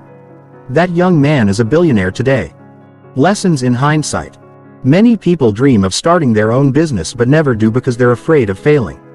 Many other people dream of becoming rich but don't because they lack the skills and experience. The business skill and experience is where money really comes from. Rich Dad said to me, the education you receive in school is important, but the education you receive on the street is even better. Starting a business at home part-time allows you to learn priceless business skills and subjects such as 1. Communication skills. 2. Leadership skills. 3. Team building skills. 4. Tax law. 5. Corporate law. 6. Securities law. These skills and subjects cannot be learned in a weekend course or in a single book. I continue to study them today. The more I study them, the more my businesses improve. One reason people learn so much by starting a part-time business is that they start as insiders in their own business. If someone can learn to build businesses, a whole new world with virtually unlimited financial opportunity becomes available. One of the problems with being in the E quadrant or the S quadrant, however, is that the opportunities are often limited by how hard one person can work and how many hours there are in a day. Chapter 29. The Entrepreneurial Spirit. People invest for two basic reasons. 1. To save for retirement. 2. To make a lot of money. While most of us invest for both reasons, and both are important, it seems that the majority of people lean more toward the first reason. They put money away as savers and hope it will increase in value over time. They invest, but they are more concerned about losing than winning. I have met many people whose fear of losing prevents them from acting. People need to be true to their emotional senses when investing. If the pain and the fear of losing are too great, it is best for that investor to invest very conservatively. Yet if you look at the great wealth of this world, that wealth has not come from cautious investors. The great changes in this world have come from investors backing what my rich dad called the entrepreneurial spirit. One of my favorite stories is that of Christopher Columbus, a brave Italian explorer who believed the world was round and who had a bold plan to find a faster route to the riches of Asia. However, the popular belief of his day was that the world was flat. Everyone thought that Columbus would sail off the edge of the earth if he attempted his plan. In order to test his theory that the world was round, Columbus had to go to the royalty of Spain and convince them to invest in his business venture. King Ferdinand and Queen Isabella put up what is called the front money and invested in his business venture. My history teacher in school tried to tell me that the money was raised to further knowledge via exploration. My rich dad told me that it was purely a business venture that needed capital. The king and queen knew that if this entrepreneur named Columbus succeeded in sailing west to reach the east, they would earn a high return on their investment. Columbus and the king and queen who backed him all had the true spirit of the entrepreneur. The king and queen did not invest to lose money. They invested because they wanted to make more money. It was the spirit of venturing or risk with the possibility of great reward. They invested in that spirit. Why start a business? As I began to formulate my plans to start my part-time business, Rich Dad was adamant about the spirit with which I undertook this new adventure, the adventure of building a worldwide business. He said, "You build a business because of the challenge. You build a business because it is exciting, it's challenging, and it will require everything you've got to make it successful." Rich Dad wanted me to start a business in order to find my entrepreneurial spirit. He often said, "The world is filled with people with great ideas but only a few people with great fortunes from their ideas." So he encouraged me to start a business, any business. He did not care about what the product was or how much I liked the product. He was not concerned about my failing. He just wanted me to start. Today I see so many people with great ideas who are afraid to start, or they start, fail, and quit. That is why Rich Dad often quoted Einstein's saying, "Great spirits have always encountered violent opposition from mediocre minds." He wanted me to simply start any business just so that I could challenge my own mediocre mind and, in the process, develop my entrepreneurial spirit. Rich Dad would also say, "The main reason so many people buy assets rather than create them is that they have not called upon their own entrepreneurial spirit to take their ideas and turn those ideas into great fortunes." Don't do it for only $200,000. Going back to the definition of the accredited investor, Rich Dad said, all a person needs to do to be an accredited investor is have a salary of $200,000. That is a lot of money to some people, but it is not enough of a reason to start building a business. If all you dream of is a salary of $200,000, then stay in the E or S quadrants. The risks are too great in the B and I quadrants for such a small sum. If you decide to build a business, don't do it for a mere $200,000. The risks are too high for a payoff so low. Do it for a much bigger payday. Do it for millions, maybe billions, or don't do it at all. But if you decide to pursue building a business, you must call on your entrepreneurial spirit. Rich Dad also said, there is no such thing as a successful poor entrepreneur or business owner. You can be a successful and poor doctor, or a successful and poor accountant. But you cannot be a successful and poor business owner. There is only one kind of successful business owner, and that is a rich one. Lessons in hindsight. I am often asked, how much is too much? Or, how much is enough? The person who asks that question is often someone who has never built a successful business that made a lot of money. I have also noticed that many of the people who ask that question are in the E and S quadrants. Another big difference between people on the left side and people on the right side is that the people on the left side generally have only one financial statement because they often have only one source of income. Those on the right side have multiple financial statements and multiple sources of income. My wife and I are employees of several corporations in which we also have ownership interests. Therefore, we have financial statements as individuals and financial statements from our businesses.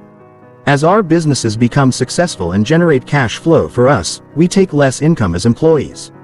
Many people on the left side do not know what it feels like to have more and more money coming in that requires less and less work. While the money is important, it is not the primary motivating factor for building a business.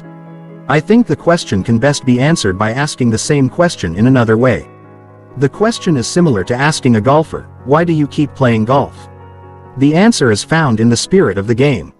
Although it took me many years of occasional pain and misery, the challenge and the spirit were always the propelling factors for my desire to build a business. Today, I have friends who have sold their businesses for millions of dollars. Many of them take a few months off, and then they are right back in the game.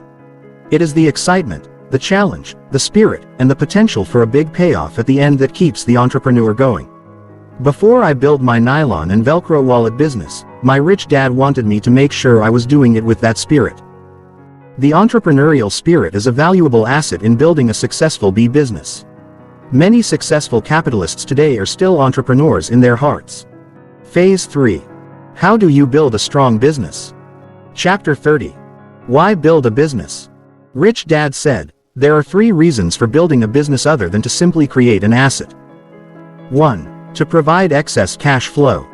In his book, How to Be Rich, Paul Getty states that his first rule is that you must be in business for yourself. He goes on to imply that you will never get rich working for someone else. One of the primary reasons Rich Dad started so many businesses was that he had excess cash flow from his other businesses. He also had the time because his businesses required minimal effort on his part. This allowed him the free time and extra money to keep investing in more and more assets tax-free. That is why he became rich so quickly and why he said to mind your own business. 2. To sell it. The problem with having a job is that you cannot sell the job, regardless of how hard you work. The problem with building a business in the S quadrant is that there is usually a limited market that would want to buy it. For example, if a dentist builds a practice, generally the only other person who may want to buy it is another dentist. To Rich Dad, that was too narrow of a market. He said, for something to be valuable, there must be many more people than you who want it. The problem with an S quadrant business is that you are often the only person who wants it. Rich Dad said, an asset is something that puts money in your pocket, or it can be sold to someone else for more than you have paid or invested in it. If you can build a successful business, you will always have a lot of money. If you learn to build a successful business, you will have developed a profession that few people ever achieve. In 1975, while I was learning to sell Xerox machines, I came across a young man who owned 4 quick copy print shops in Honolulu. The reason he was in the business of making copies was interesting. While in school, he had run the university's copy shop and learned the business side of the operation. When he came out of school, there were no jobs, so he opened up a copy shop in downtown Honolulu doing what he knew best. Soon, he had 4 of these copy centers in 4 of the bigger downtown office buildings, all on long-term leases. A major copy shop chain came to town and made him an offer he could not refuse. He took their $750,000, a giant sum in those days, bought a boat, gave $500,000 to a professional money manager, and sailed around the world. When he returned a year and a half later, the manager had grown his investment to nearly $900,000, so the young man just sailed off again, back to the islands of the South Pacific. I was the guy who sold him the copy machines, and all I got was my small commission. He was the guy who built a business, sold it, and sailed away. I never saw him again after 1978, but I have heard that he pulls back into town every so often, checks his portfolio, and sails off again. My rich dad said, as a business owner, you don't have to be right 51% of the time. You need to be right only once. He also said, Building a business is the riskiest road for most people. But if you can survive and keep improving your skills, your potential for wealth is unlimited. If you avoid risk and play it safe on the E&S side, you may be safer, but you'll also limit what you can truly earn. 3. To build a business and take it public. This was Rich Dad's idea of becoming what he called the ultimate investor. It was building a business and taking it public that made Bill Gates, Henry Ford, Warren Buffett, Ted Turner, and Anita Roddick very, very wealthy. They were the selling shareholders while we were all the buying shareholders. They were insiders, while we were outsiders trying to look in. You're never too old and you're never too young. If anyone tells you that you can't build a business that others want to buy, use that small-minded thought to inspire you. It is true that Gates was very young when he started Microsoft, but Colonel Sanders was 66 when he started Kentucky Fried Chicken. In the next few chapters, I will be describing what Rich Dad called the BI triangle. I use this triangle as a guide to building a business. It outlines the primary technical skills that are required. Rich Dad also felt certain personal traits were required to be a successful entrepreneur. Vision, the ability to see what others cannot see. Courage, the ability to act despite tremendous doubt. Creativity, the ability to think outside the box. The ability to withstand criticism. There is not one successful person who has not been criticized. The ability to delay gratification. It can be very difficult to learn to deny short-term, immediate self-gratification in favor of a greater long-term reward. Chapter 31. The BI Triangle. The Key to Great Wealth. Rich Dad called the following diagram the BI Triangle, the key to great wealth. The BI Triangle was very important to Rich Dad because it gave structure to his ideas. As he often said, there are many people with great ideas but few people with great fortunes. The BI Triangle has the power to turn ordinary ideas into great fortunes. The BI Triangle is the guide to taking an idea and creating an asset. It represents the knowledge required to be successful on the B and I side of the cash flow quadrant. I have modified it a little over the years.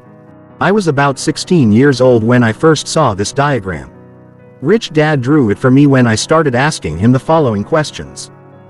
1. How is it that you have so many businesses and other people can barely handle one? 2. Why do your businesses grow while other people's businesses stay small?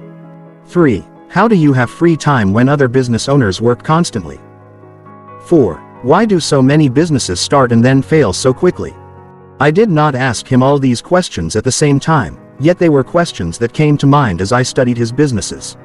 Rich Dad was about 40 years old, and I was amazed at how he could run several different companies, all in different industries. For example, he had a restaurant business, a fast food business, a convenience store chain, a trucking company, a real estate construction business, and a property management business. I knew he was following his plan to have his businesses buy his true investments, which for him was real estate, but it was amazing how many businesses he could run all at the same time. When I asked him how he could start, own, and manage so many businesses, his response was to draw the BI triangle. Today, I own interests in several different companies in completely different businesses because I use the BI triangle as a guide. I do not own as many companies as Rich Dad did, but by following the same formula outlined in the BI triangle, I could own more if I wanted to. Explaining the BI triangle. Obviously, the amount of material that could be written, and needs to be written, to cover the information represented by the BI triangle is more than this book could cover. However, we will review the basics. Mission. Rich Dad said, a business needs both a spiritual and a business mission to be successful, especially at the beginning. When he explained this diagram to his son and me, he always began with the mission since he thought it to be the most important aspect of the triangle, which is why it was at the base. If the mission is clear and strong, the business will weather the trials every business goes through during its first 10 years. When a business gets big and it forgets its mission, or the mission it was created for is no longer needed, the business begins to die. Rich Dad chose the words, spiritual, and business. He said, many people start a business only to make money. Just to make money is not a strong enough mission. Money alone does not provide enough fire, drive, or desire. The mission of a business should fill a need that the customers want. And if it fills that need, and fills it well, the business will begin to make money. When it came to the spiritual component of the mission, Rich Dad said, Henry Ford was a man driven by a spiritual goal first, and a business goal second. He wanted to make the automobile available to the masses, not just the rich. That is why his mission statement was, "Democratize the automobile." When the spiritual mission and business mission are both strong and in line, the combined power builds huge businesses. Rich Dad's spiritual mission and business mission were closely in line. His spiritual mission was to provide jobs and opportunities for many of the poor people to whom he served food in his restaurants. Rich Dad thought the mission of a business was very important, although it was hard to see and to measure. He said, "Without a strong mission, a business is not likely to survive its first 5 to 10 years." He also said, "At the start of a business, the mission and the entrepreneur's spirit are essential for the business to survive. The spirit and mission must be preserved long after the entrepreneur is gone, or the business will die. The mission of a business is a reflection of the spirit of the entrepreneur." General Electric was a company founded from the brilliance of Thomas Edison, and it has grown by preserving the spirit of the great inventor by continuing to invent new and innovative products. Ford Motor Company has survived by continuing in the tradition of Henry Ford. Today, I believe that Bill Gates' spirit continues to drive Microsoft to dominate the world of software. By contrast, when Steve Jobs was pushed out of Apple and a management team from the traditional corporate world replaced him, the company went downhill rapidly. As soon as Jobs was brought back into Apple, the spirit of the company rebounded, new products came forth, profitability increased, and the share price went up. Although the mission of a business is hard to measure, impossible to see, and for all practical purposes and intangible, most of us have experienced it. We can identify the mission of someone who is trying only to sell us something for a commission just as easily as we can tell when someone is trying to help meet our needs. As the world becomes crowded with more and more products, the businesses that survive and do well financially will be businesses that focus on serving and fulfilling the company's spiritual mission, their customers' needs, rather than just increasing the company's revenues.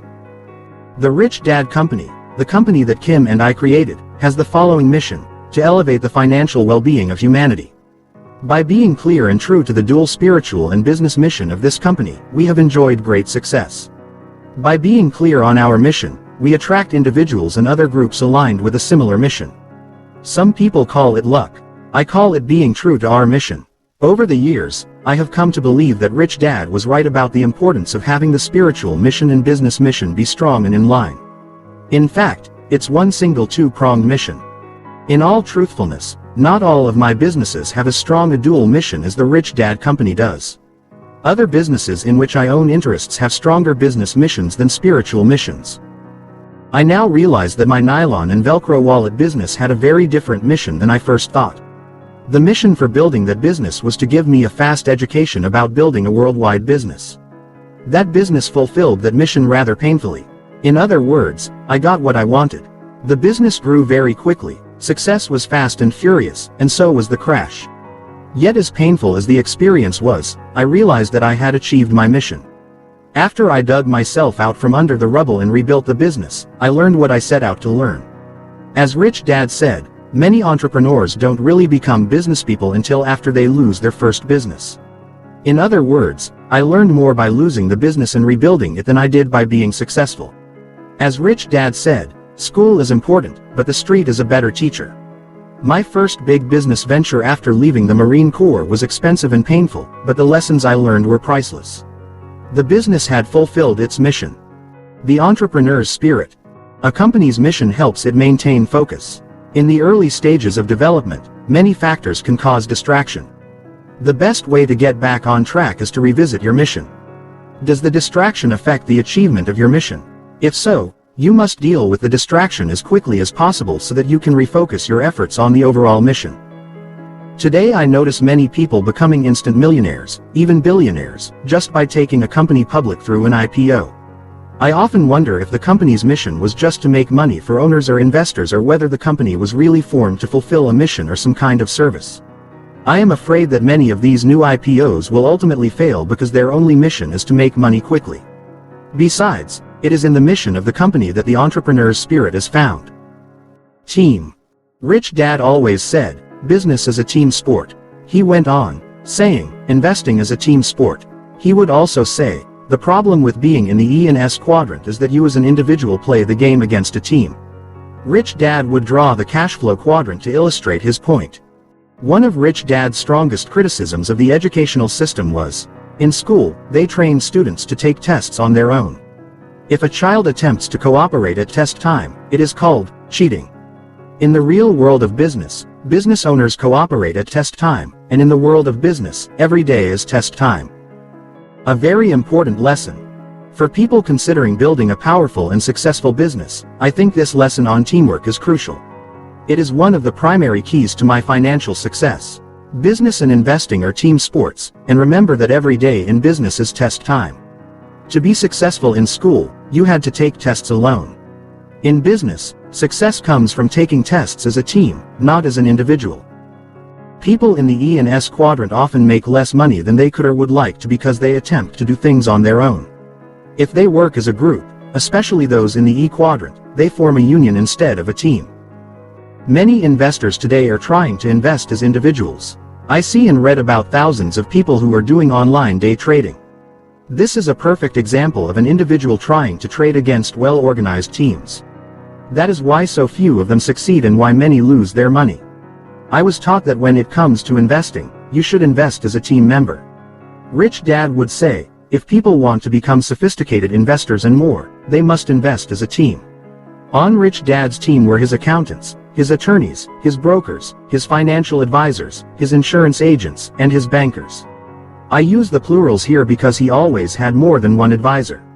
When he made a decision, it was with his team's input. Today, I do the same. A big team before a big boat. On television today, I see commercials of a rich couple sailing their yacht in some warm tropical waters. The ad seems to draw in all the individuals who are trying to get rich on their own. Whenever I see that commercial, I often think of Rich Dad saying to me, most small business people dream of someday owning a boat or a plane. That is why they will never own that boat or plane. When I was first starting out, I dreamed of having my own team of accountants and attorneys, not a boat. Rich Dad wanted me to aim to have a team of accountants and attorneys working only on my business, before I dreamed of a boat. To drive his point home, he had me go to an accountant in town with my meager little tax return. As I sat across the table from Ron, the CPA, the first thing I noticed was a stack of manila folders sitting on his desk. Immediately, I got Rich Dad's lesson. This CPA was minding about 30 other businesses on that day alone. How could he pay full attention to my business? Returning to Rich Dad's office that afternoon, I saw something I had never noticed before. As I sat in the reception area waiting for Rich Dad's personal secretary to let me in, I could see a team of people working only on Rich Dad's business. In the working area of his office was a row of bookkeepers, about 14 of them. There were also 5 full-time accountants and a chief financial officer, CFO. He also had 2 full-time attorneys working in his main office. When I sat down in front of Rich Dad, all I said was, "They're all minding your businesses and no one else's." Rich Dad nodded. As I said, most people work hard and dream of getting away on their own boat. I first dreamed of having a team of full-time accountants and attorneys. That is why I can now have the big boat and the free time. It is a matter of priorities. How do you afford the team? I am often asked, how can you afford to pay for this team? That question usually comes from someone in the E or S quadrant. Again, the difference goes back to the different laws and rules for the different quadrants. For example, when a person in the E quadrant pays for professional services, the transaction looks like this. Employees. Business owners pay their business expenses first before they pay taxes. That means they have more money before taxes to pay their team, and have less net income left over for the government to tax. The transaction looks like this. Business owners. There is also a difference between the B quadrant business owner and the squadrant business owner. The B quadrant business owner does not hesitate to pay for these services because the business system, the entire BI triangle, is paying for the services. S quadrant business owners are often paying for the services out of their own sweat and blood, so most of them cannot afford to hire a full-time staff because they often do not earn enough to cover their own financial needs. The best education. My answer is the same when I am asked questions such as, how did you learn so much about investing in business? How do you get such high returns with such low risk? What gives you the confidence to invest in what others see as risky? How do you find the best deals? I answer, my team. My team consists of my accountants, attorneys, bankers, brokers, and so on. When people say, building a business is risky, they often speak from a point of view of doing it alone, a habit they learned from school. In my opinion, not building a business is risky. By not building a business, you are failing to gain priceless real-world experience, and you are failing to get the best education in the world, the education that comes from your team of advisors. As Rich Dad would say, people who play it safe lose out on the best education in the world, and they waste a lot of precious time. Time is our most valuable asset, especially as you get older. As someone once lamented, the most unexpected thing that happens to us is old age. Tetrahedrons and teams. I am often asked, what is the difference between a B quadrant business and an S quadrant business? My reply is, the team. Most S quadrant businesses are either structured as sole proprietorships or partnerships. They could be teams, but not the kind of team I am talking about. Just as people in the E quadrant often bind together as a union, people in the S quadrant often organize as a partnership. When I think of a team, I think of different types of people with different skills coming together to work together. In a union or partnership, such as the teachers' union or a law partnership, the same kinds of people and professions often come together. One of my greatest teachers was Dr. R. Buckminster Fuller. Dr. Fuller set out years ago to find what he called the building blocks of the universe. In his search, he found out that squares and cubes do not exist in nature. He would say, tetrahedrons are the basic building blocks of nature. When I look at the Great Pyramids of Egypt, I understand a little more about what Dr. Fuller was talking about. While tall skyscrapers come and go, those pyramids have withstood the test of time through many centuries. Dr. Fuller was looking for a stable structure in the universe, and he found it in the tetrahedron. The different models. The following are graphic portrayals of different business structures. 1. This is a sole proprietorship with one individual. 2. This is a partnership with two individuals. 3. This is a B quadrant business with a team. The prefix, tetra, means 4. In other words, it has 4 points. After studying with Dr. Fuller, I began to see the importance of having structures with a minimum of 4. It's no coincidence that the cash flow quadrant has 4 parts. Therefore, a stable business structure would look like the following diagram. A well-managed business will have excellent employees. In this instance, I say the E stands for both excellent and essential, because the employees are responsible for the day-to-day activities of the business. The E also stands for extension, because the employees are the extension of the business owner and represent the business to the customer. The specialists are typically from the S quadrant.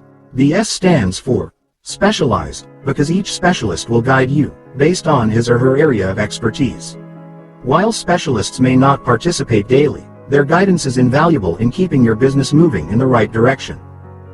The structure has a better chance of being stable and enduring if the 4 points are working in concert. While the investors provide the funding, the business owners must work with the specialists and employees to develop the business and make it grow so there will be a return on the investor's original investment. Another interesting tetra relationship I came across is the 4 fundamental elements that make up this world we live in, which the ancients believed to be earth, air, fire, and rain, water. In a sole proprietorship as well as in a partnership, in order to be successful, the individual needs to be all 4: investor, business owner, employee, and specialist, or earth, air, fire, and rain, which is difficult. While most of us have all 4 elements in us, we each tend to be weighted predominantly to one of the elements. For example, I am fire, born under the sign of Aries and the planet Mars. That means I am good at starting things, but not completing them. By having a tetrahedron, I am better able to be successful than if I were on my own. My wife Kim, on the other hand, is earth. She and I have a good marriage because she has a grounding effect on me as well as on the people I upset around me. She often says, speaking to you is like speaking to a blowtorch. Without her, I would have nothing but angry and upset people around the company. As the company grew, people came and went until the right tetra team finally locked in place. Once this model stabilized, the company began to radiate out, growing rapidly and with stability. I am not saying this is a hard and fast rule for a successful business. However, all one needs to do is look at the pyramids of Egypt and a sense of strength, stability, and longevity comes to mind. Only 2 elements. I often jokingly say that if you put only 2 elements together, as in a partnership, you get some strange phenomena. For example, air and water equals spray, Air and earth equals dust. Water and earth equals mud. Earth and fire equals lava or ashes. Fire and water equals steam. Fire and air equals flame. A team is made up of different levels. One of the first things I look at as an investor is the team behind the business. If the team is weak or lacks experience and a proven track record, I rarely invest. I meet many people who are running around trying to raise money for their new product or business. The biggest problems most of them have are that they personally lack experience and they have no team behind them, a team that inspires confidence. Many people want me to invest in their business plan. One of the things most of them say is, once this company is up and running, we're going to take it public. That statement always intrigues me, so I ask, who on your team has experience taking a company public, and how many companies has that person taken public? If the answer to that question is weak, I know I am listening to a sales pitch more than to a business plan. Another line I look at in the numbers of a business plan is the line item called salaries. If the salaries are high, I know I am looking at people who are raising money in order to pay themselves fat salaries. I ask them if they are willing to work for free or to cut the salaries in half. If the answer is weak or a definite no, I know the true mission of their business. The mission of the business is probably to provide them a job with a nice salary. Investors invest in management. They look at the team within the proposed business and want to see experience, passion, and commitment. It is hard for me to believe that there is a high level of commitment from people who are trying to raise money to pay their own salaries. A word on games. Games are important because they encourage cooperative learning. In the real world, being able to cooperate with as many people as possible and helping people without crippling them are very important human skills. Games encourage people to learn cooperatively and to teach each other, because the more we teach, the more we learn. Too much of our children's lives is already spent in isolation. They spend hours alone in front of a computer, alone watching TV, and alone taking tests. We then wonder why so many children are antisocial. To be successful, we all need to learn to get along with many different types of people. For this reason, games such as CASHFLOW are important because they require you to play with other human beings. We need to learn to operate as individuals as well as members of a team, and we can always improve those skills. Money follows management. I often mention that money follows management in the world of business capital. To succeed, a business must have the proper expertise in key areas. When you do not have the money up front to hire the talent you need, consider attracting the talent as members of an advisory board with the understanding that, once sufficient capital is raised, your team will come on board. Your chance of success is much stronger if your management team has a track record of success in the business or industry of your proposed business. Your team also includes your outside advisors. Proper guidance from your accountants, tax advisors, financial advisors, and legal counsel is imperative for building a strong, successful business. If your business is real estate, your real estate brokers become an important part of your team. Although these advisors can be expensive, their advice can provide you with an incredible return on your investment by helping you structure a strong business while avoiding pitfalls along the way. Leadership. And that leads to the next part of the BI triangle, leadership, because every team needs a leader. One reason I attended a federal military academy rather than a normal university was that Rich Dad knew I needed to develop leadership skills if I wanted to become an entrepreneur. After graduation, I went into the U.S. Marine Corps and became a pilot to test my skills in the real world, in a place called Vietnam. I still remember the commanding officer of my squadron saying, "Gentlemen, your most important job is to ask your troops to risk their lives for you, your team, and your country." He went on, saying, "If you don't inspire them to do that, they will probably shoot you in the back." Troops do not follow a leader who does not lead. The same thing goes on in business today and every day. More businesses fail from the inside than from the outside. In Vietnam, I learned that one of the most important qualities of a leader is trust. As a helicopter pilot with a crew of 4, I had to trust my life to my team, and they had to entrust their lives to me. If that trust was ever broken, I knew that we would probably not come back alive. Rich Dad would say, a leader's job is to bring out the best in people, not to be the best person. If you are the smartest person on your business team, your business is in trouble. When people ask how they can gain leadership skills, I always say the same thing: volunteer more. In most organizations, it is hard to find people who actually want to lead. Most people just hide in the corner hoping no one will call on them. I tell them, At your church, volunteer to take on projects. At work, volunteer to lead projects. Now, volunteering alone will not necessarily make you a great leader, but if you accept the feedback and correct yourself well, you can grow into a great leader. Through volunteering, you can get feedback on your real-life leadership skills.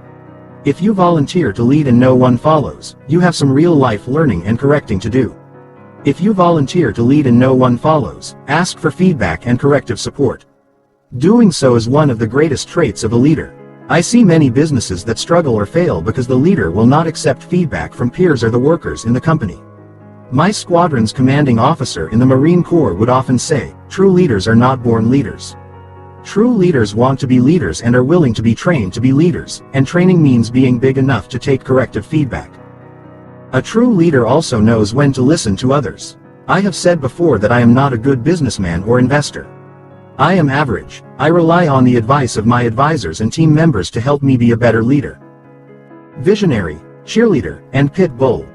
A leader's roles are a combination of visionary, cheerleader, and pit bull. As a visionary, the leader must keep his or her focus on the corporate mission. As a cheerleader, he or she must inspire the team as it works together towards that mission as well as herald the successes along the way. As the pit bull, he or she must be able to make the tough calls regarding issues that distract the team from achieving the mission. The unique ability to take decisive action while maintaining focus on the ultimate mission is what defines a true leader. With the right mission, team, and leader, you are well on your way to building a strong B business. As I said earlier, money follows management. It is at this point that you can start attracting money from outside investors. 5 building blocks are essential to developing a strong business: cash flow, communications, systems, legal, and product. Each of these will be discussed separately in the chapters that follow. Chapter 32. Cash Flow Management. Rich Dad would say, cash flow management is a fundamental and essential skill if a person truly wants to be successful in the B and I quadrants. That is why he insisted that Mike and I read financial statements of other companies. In fact, he spent most of his time teaching us to be financially literate. He would say, financial literacy allows you to read the numbers, and the numbers tell you the story of the business, based on facts. If you ask most bankers, accountants, or loan officers, they will tell you that many people are weak financially simply because they are not financially literate. I have a friend who is a respected accountant in Australia. He once said to me, "It is shocking to see a perfectly good business go down just because the owners are not financially literate." Many small business owners fail because they do not know the difference between profit and cash flow. As a result, many very profitable businesses go broke. They fail to realize that profit and cash flow are not the same things. Rich Dad would drum into my head the importance of cash flow management. Business owners need to see the two types of cash flow if they want to be successful. There is actual cash flow, and there is phantom cash flow. It is the awareness of these two cash flows that makes you rich or poor. One of the skills the cash flow games teach is how to recognize the differences between these two types of cash flow. Repeatedly playing the game helps many people begin to sense the differences. That is why the positioning statement of the game is, the more you play this game, the richer you become. You become richer because your mind begins to sense the often invisible phantom cash flow. Rich Dad also said, the ability to run a company from financial statements is one of the primary differences between a small business owner and a big business owner. Cash flow tips. Cash flow is to a business what blood is to the human body. Nothing can impact a business more dramatically than not being able to make payroll one Friday. Proper cash flow management starts on the first day you begin your business. When Kim and I started the Rich Dad Company, we agreed that no purchase would be made if it were not justified by an increase in sales. In fact, we often chuckle about our strategy for increasing book sales early in 1998 so we could buy a $300 copy machine. Our strategy worked, and by December 1998 we were able to replace the $300 well-worn copy machine with a new $3,000 one. It is this attention to detail in the early stages of your business that will set the tone for your success. Good cash flow managers review their cash position daily, looking at cash sources and needs for the next week, month, and quarter. This allows them to plan for any large cash need before it becomes a cash crisis. This type of review is imperative for a company that is growing quickly. I have listed some cash flow tips that may help you in structuring your business. Each step applies to your business, whether it is an international business, a single rental unit, or a hot dog stand. Initial corporate startup phase. Delay taking a salary until your business is generating cash flow from sales. In some cases, this may not be possible due to an extended development period. However, your investors will be much more supportive if they see that you are sharing in the development process by investing your time. We advise keeping your full-time job and starting your business part-time. By delaying taking a salary, you can reinvest sales to help grow your business. Sales and accounts receivable. Invoice your customers quickly upon shipment of goods or when services are provided. Require payment up front until credit has been established. Require that credit applications be completed before granting credit, and always check references. Standard credit forms are available at office supply stores. Establish a minimum dollar amount for orders before granting credit. Establish late payment penalties as part of your terms and conditions, and enforce them. As your business grows, to speed up the receipt of cash, you may want to have your customers pay their bills online with direct deposit. Expenses and accounts payable.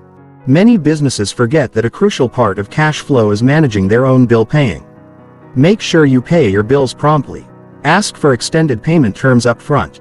After you have paid timely for 2 to 3 months, ask for additional extensions on your payable terms. A supplier will usually extend credit for 30 to 90 days to a good customer.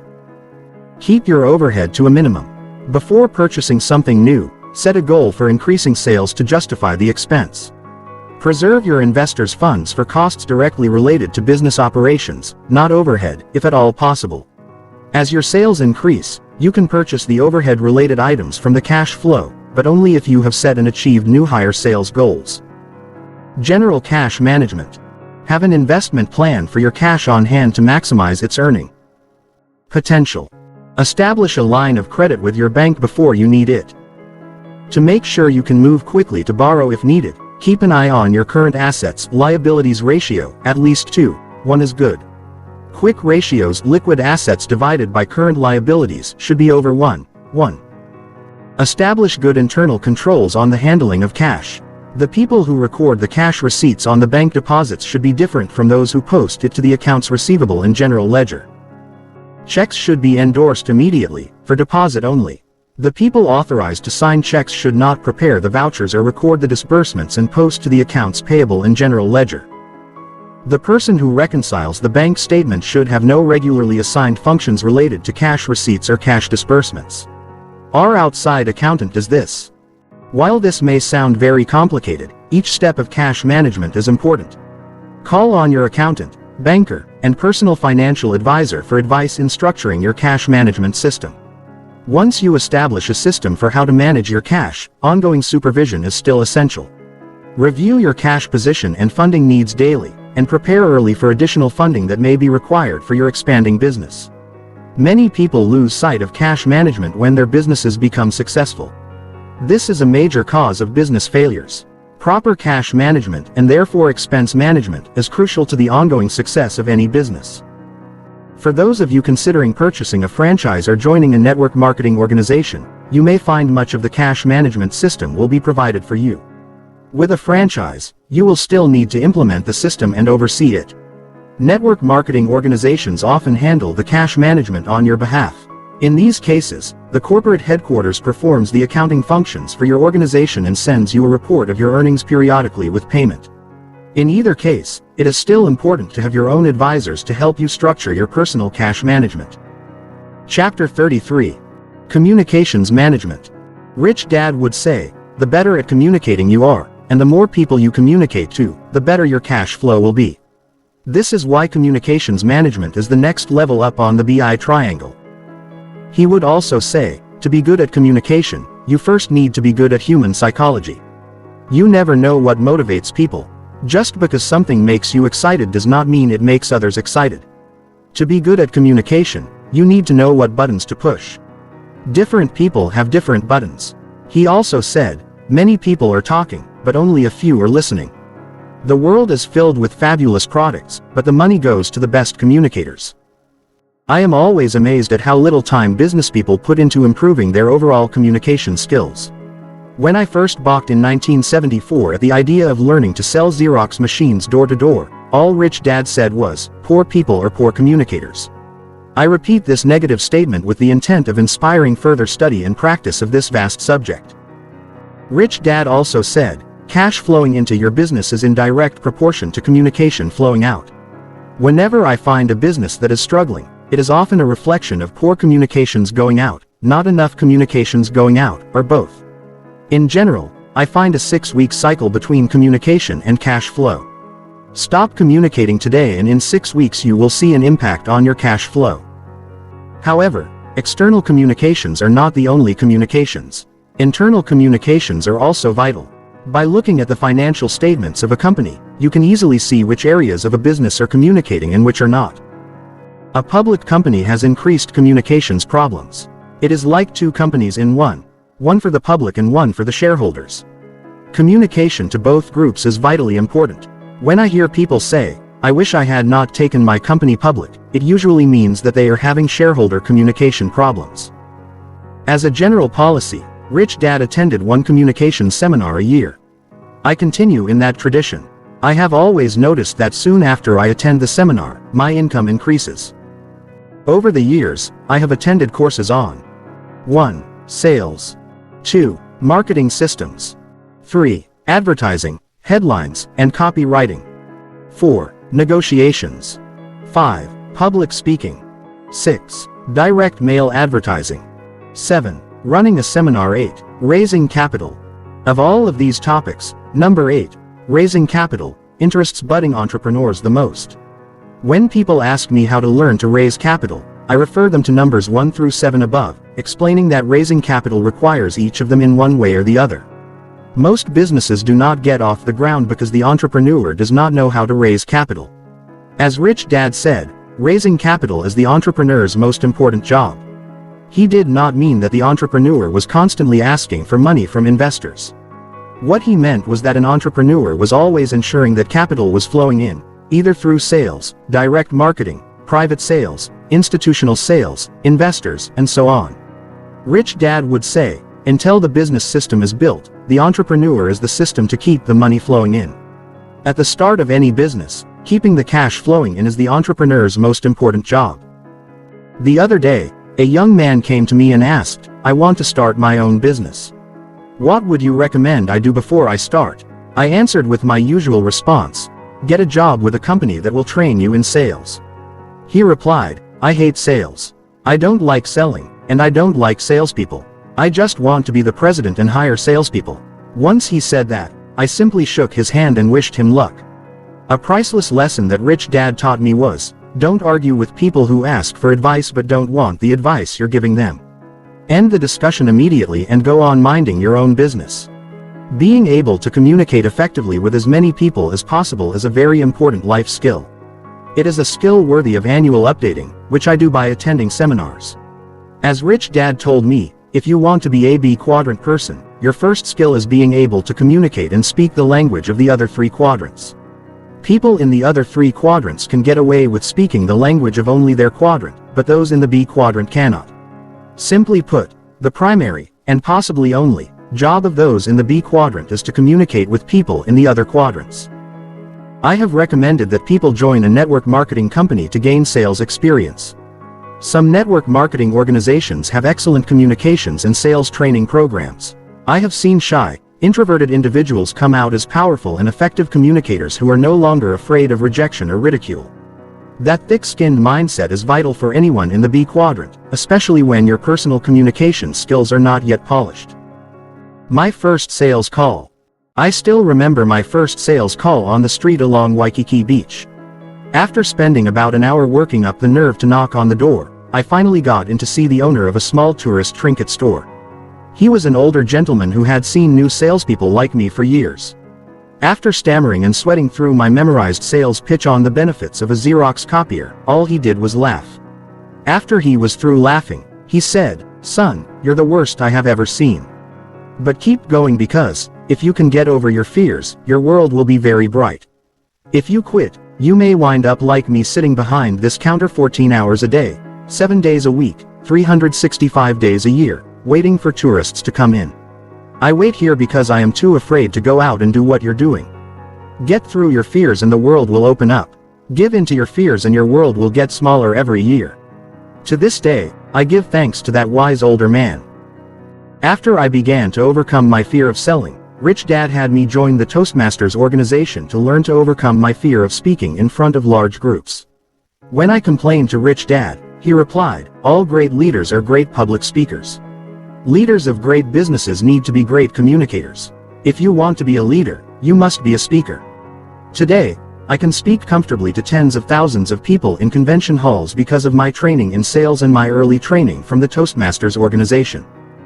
If you are thinking about starting your own B quadrant business, I recommend those same 2 skills.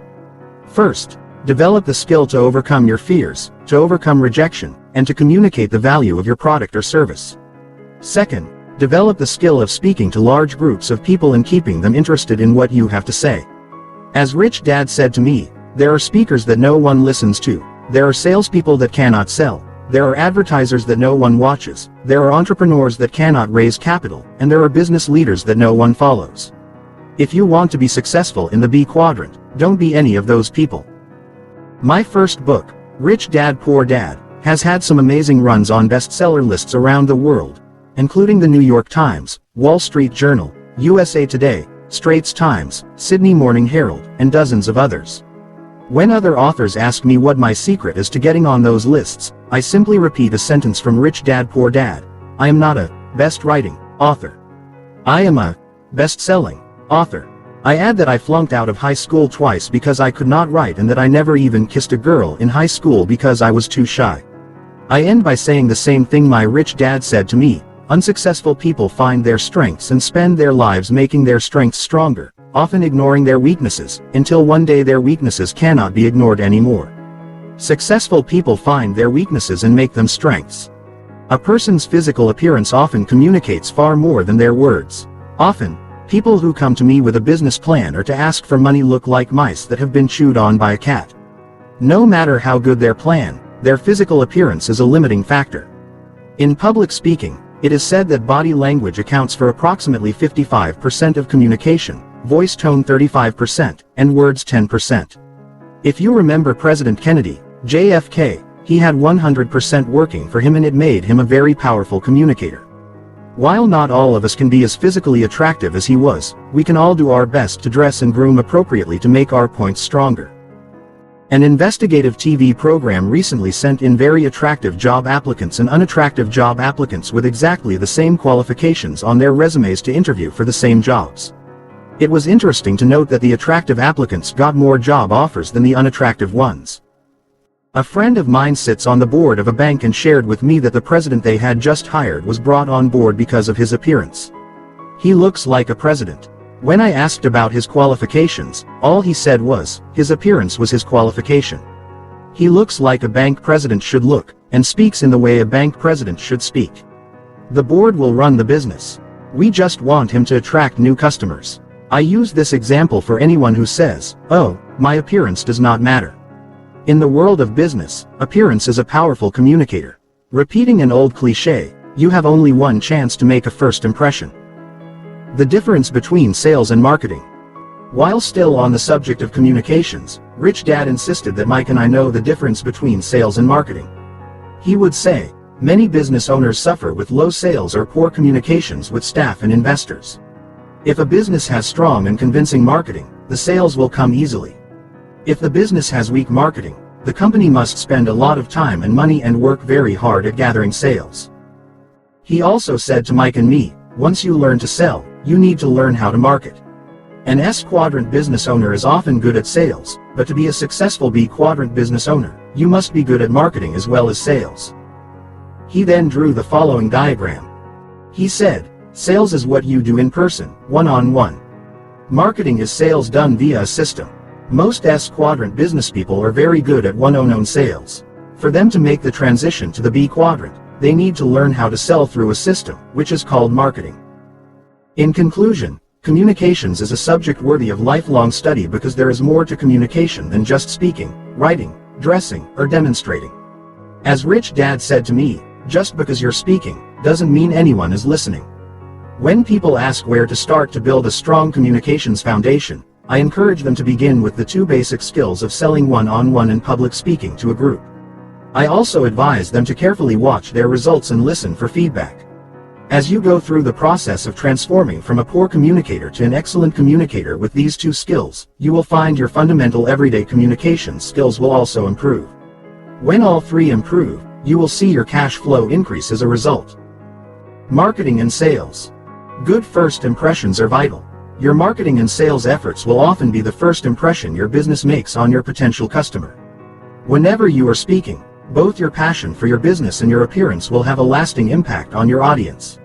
Any published or printed material you produce or distribute is also important. It is a public representation of your business. Marketing is selling through a system. Always make sure you know your audience and that your marketing tool has been designed for that audience. In every marketing or sales effort, include these 3 key ingredients. Identify a need, provide a solution, and answer your customer's question, "What's in it for me?"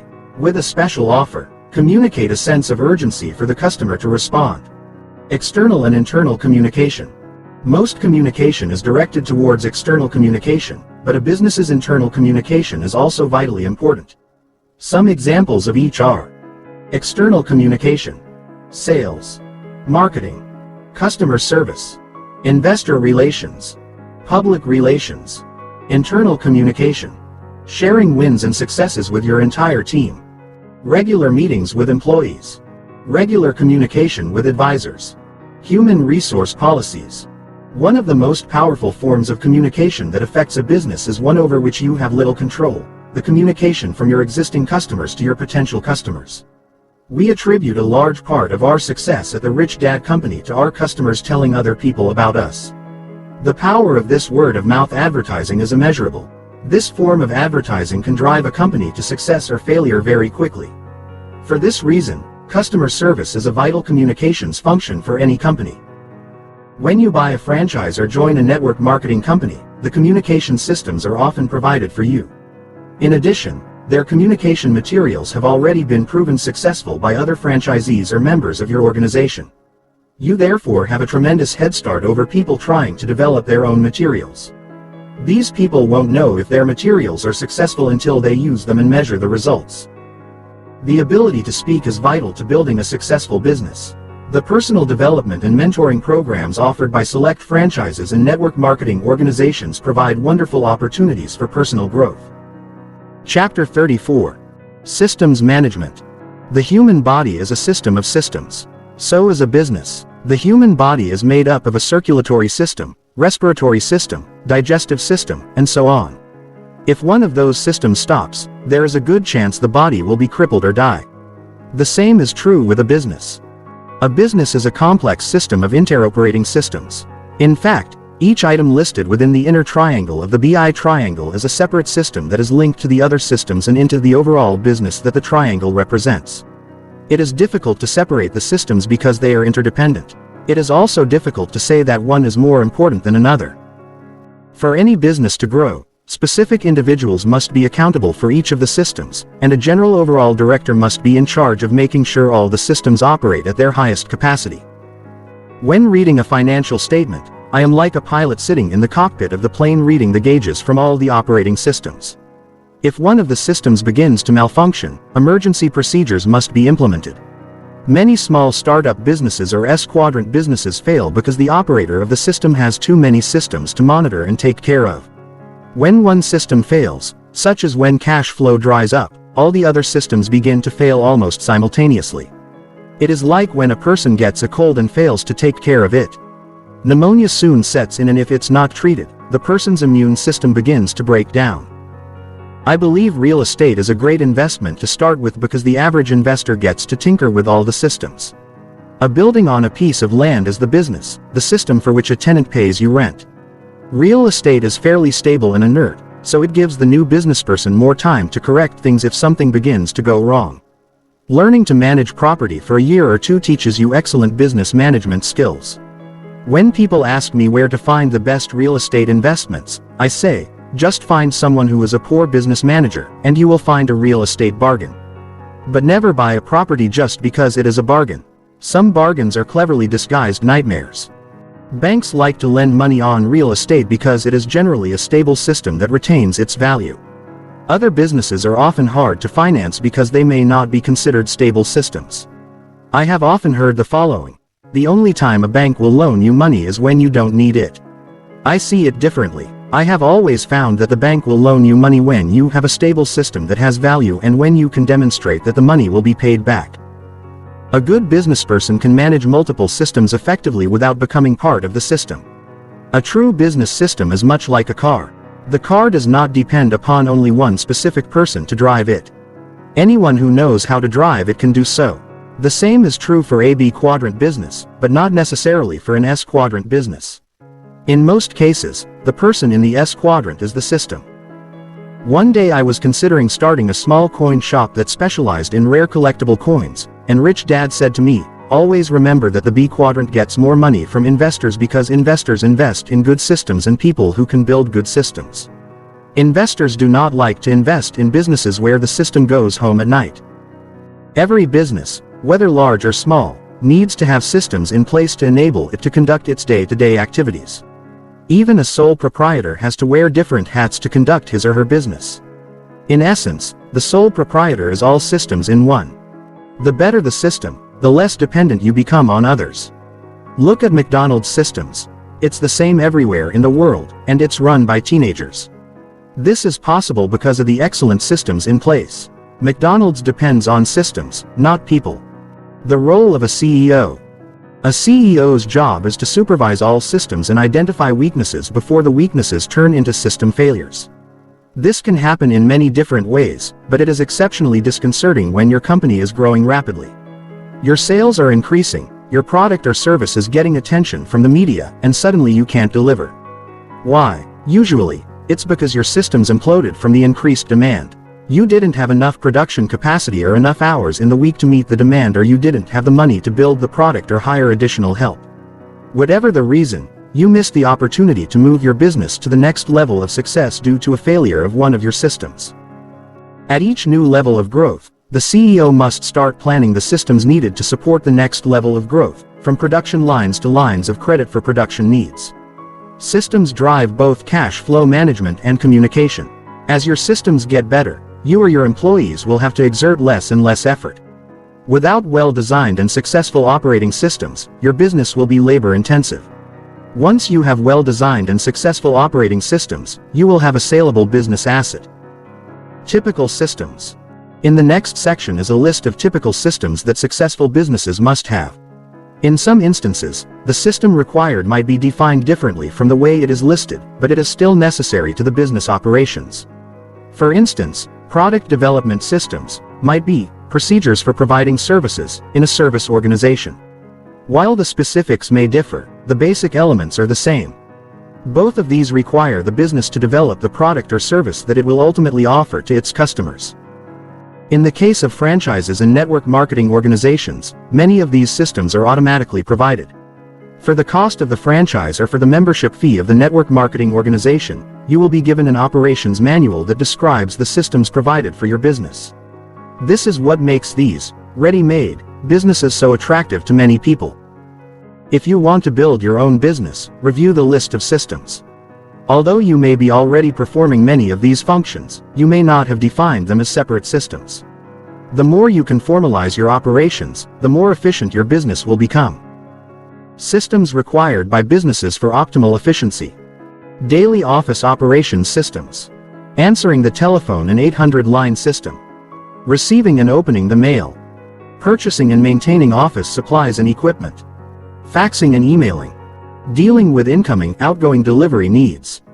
Backing up and archiving data. Product development systems. Developing product and protecting it legally. Developing packaging and collateral material, e.g., catalogs.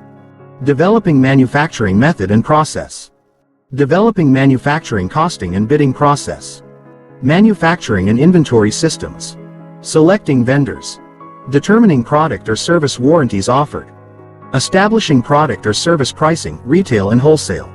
Establishing reorder process for inventory production. Receiving and storing product as inventory. Reconciling physical inventory with accounting records. Order processing systems. Taking and recording orders, by mail, fax, phone, or online. Fulfilling and packaging the orders. Sending the orders. Billing and accounts receivable systems. Billing customers for the orders.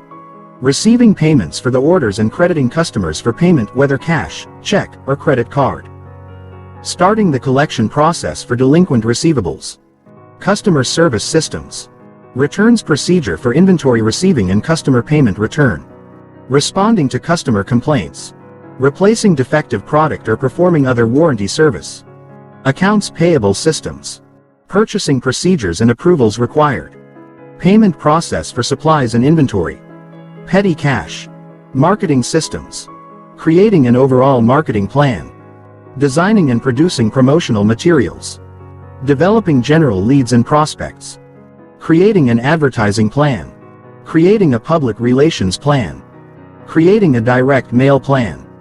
Developing and maintaining a database. Developing and maintaining a website. Analyzing and tracking sales statistics.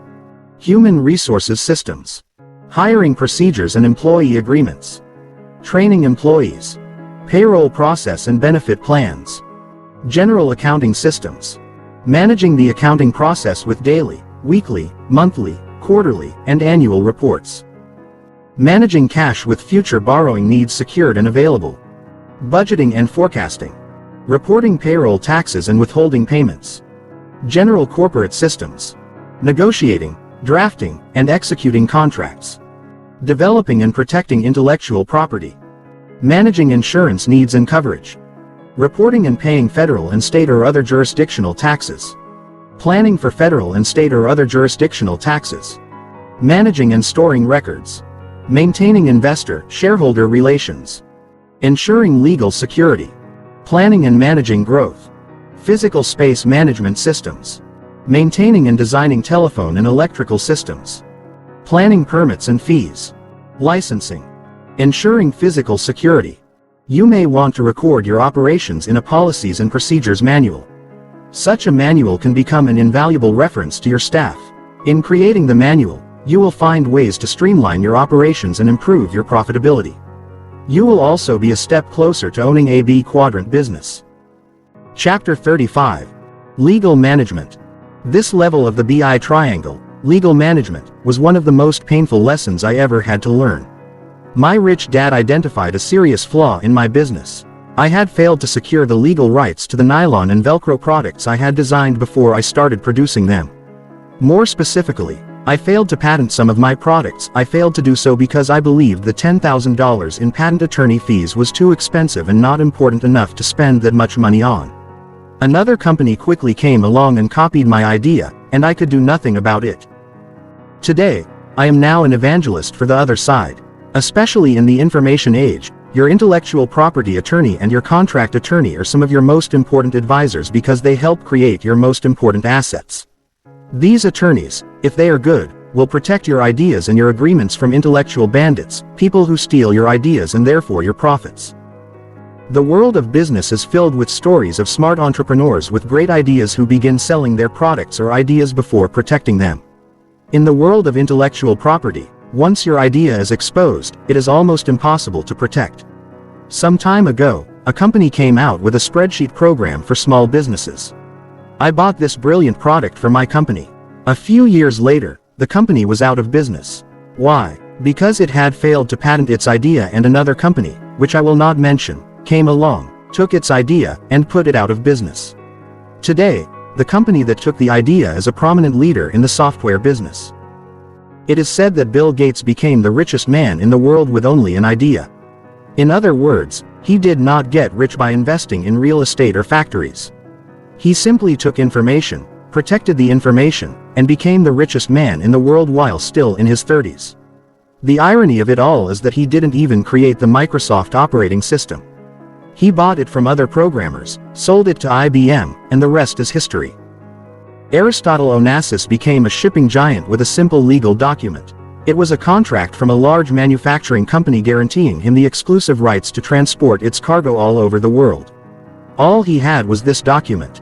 He owned no ships. Yet with this legal document, he was able to convince the banks to lend him the money to buy the ships. Where did he get the ships? He got them from the US government after World War II. The US government had a surplus of Liberty and Victory class ships used to haul war materials from America to Europe. There was one catch. In order to buy the ships, the person needed to be a US citizen, and Onassis was a Greek citizen. Did that stop him? Of course it didn't. By understanding the laws of the B quadrant, Onassis purchased the ships using a US corporation he controlled. This is another example of the laws being different for different quadrants. Protect your ideas. My intellectual property attorney is responsible for securing worldwide patents and trademarks for the Rich Dad Company. While we pay him and his firm considerable amounts of money each year, he has made us money and protected our rights to continue making money by protecting what we do and guiding us through some delicate negotiations. In summary, many a business has been started and has survived by a simple piece of paper. One legal document can be the seed of a worldwide business. Avoiding legal problems. Some of the most valuable assets you can own are the intangible assets called patents, trademarks, and copyrights. These legal documents grant you specific protection and ownership to your intellectual property. Without this type of protection, you risk losing everything. Once you have protected your rights, not only can you keep others from using your property, but you can also sell or license those rights and receive royalty income when doing so. Licensing your rights to a third party is a perfect example of your assets working for you. However, legal issues can also surface in almost every facet of a business. Obtaining competent legal counsel is very important, not only as you are forming your business, but as an ongoing part of your advisory team's activities. Legal fees may seem expensive at first. However, when you compare them to the cost of legal fees from lost rights or subsequent litigation, it is much less expensive to set out your agreements properly in the beginning. In addition to the monetary expense, you must also factor in the cost of lost time. Instead of focusing on your business, you may be forced to focus on legal matters. This is another area where franchising and network marketing can help you jumpstart your business. Typically, when you purchase a franchise or join a network marketing organization, most of the necessary legal documents to start and grow your business will be provided for your use. This saves you not only a lot of money, but also a tremendous amount of time, and it allows you to focus your efforts on developing your business. It is still advisable to have your own counsel review the documents on your behalf.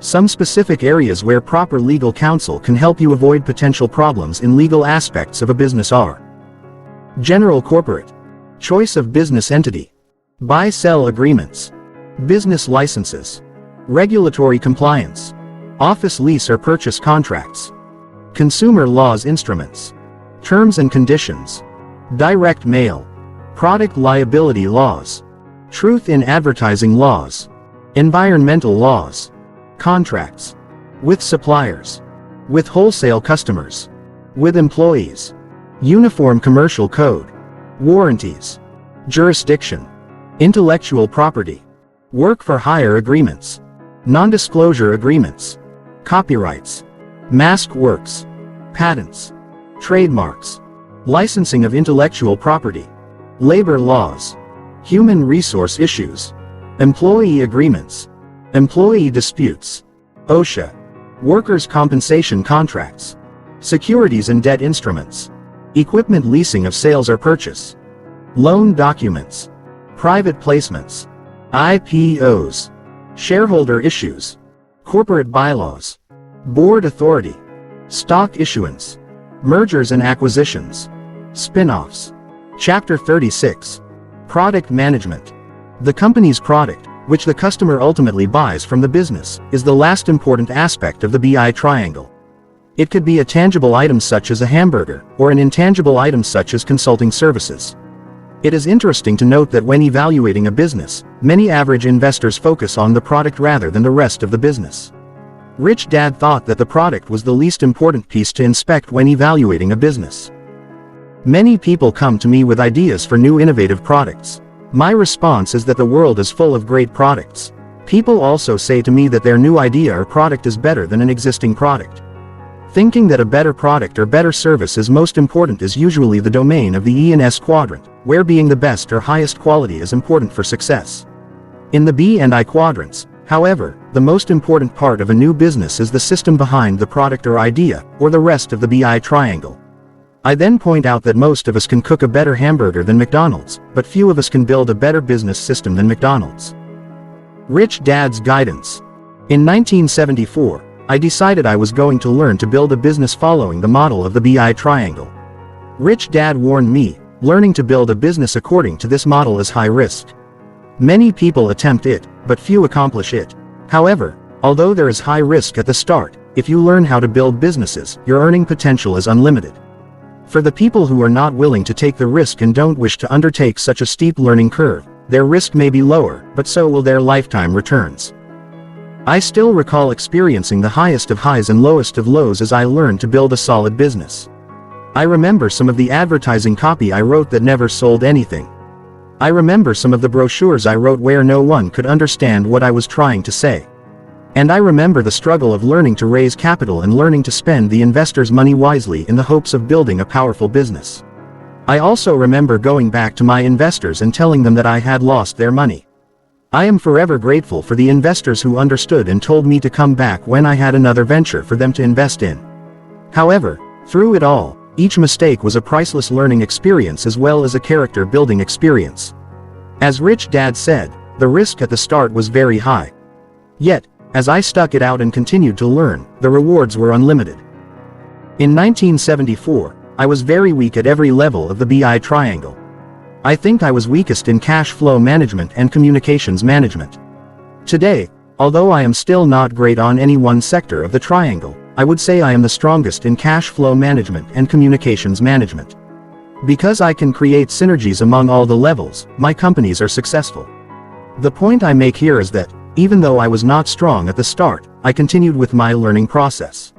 For anyone who wants to acquire great wealth in this manner, I offer encouragement to start, practice, make mistakes, correct, learn, and improve. When I look at the 10% of Americans who control 90% of all the shares of stock in America and 73% of the wealth, I understand exactly where their wealth was derived. Many acquired that wealth in much the same way as Henry Ford and Thomas Edison, who was worth far more in his day than Bill Gates was at the same age.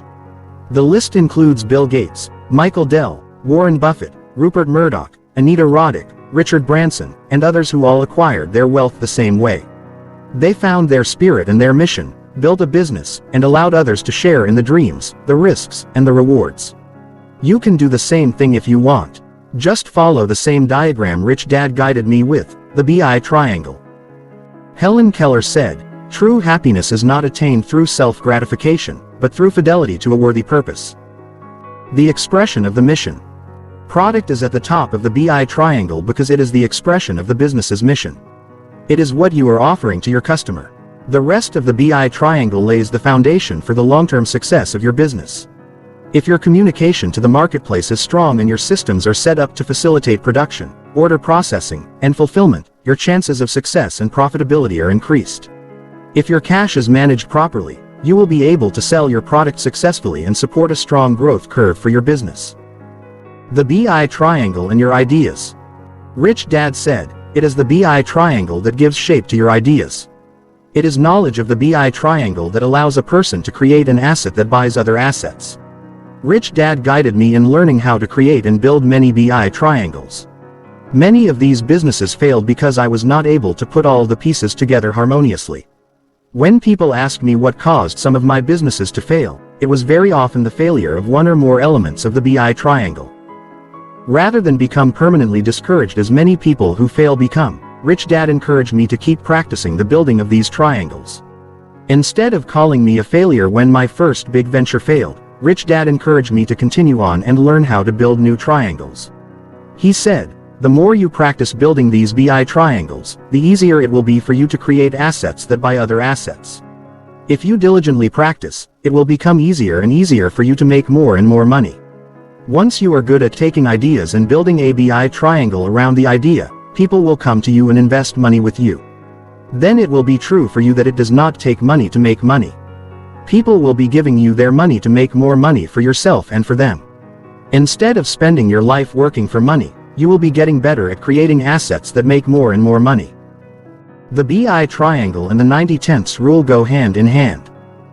One day while Rich Dad was teaching me more about the BI triangle, he made a comment I found interesting.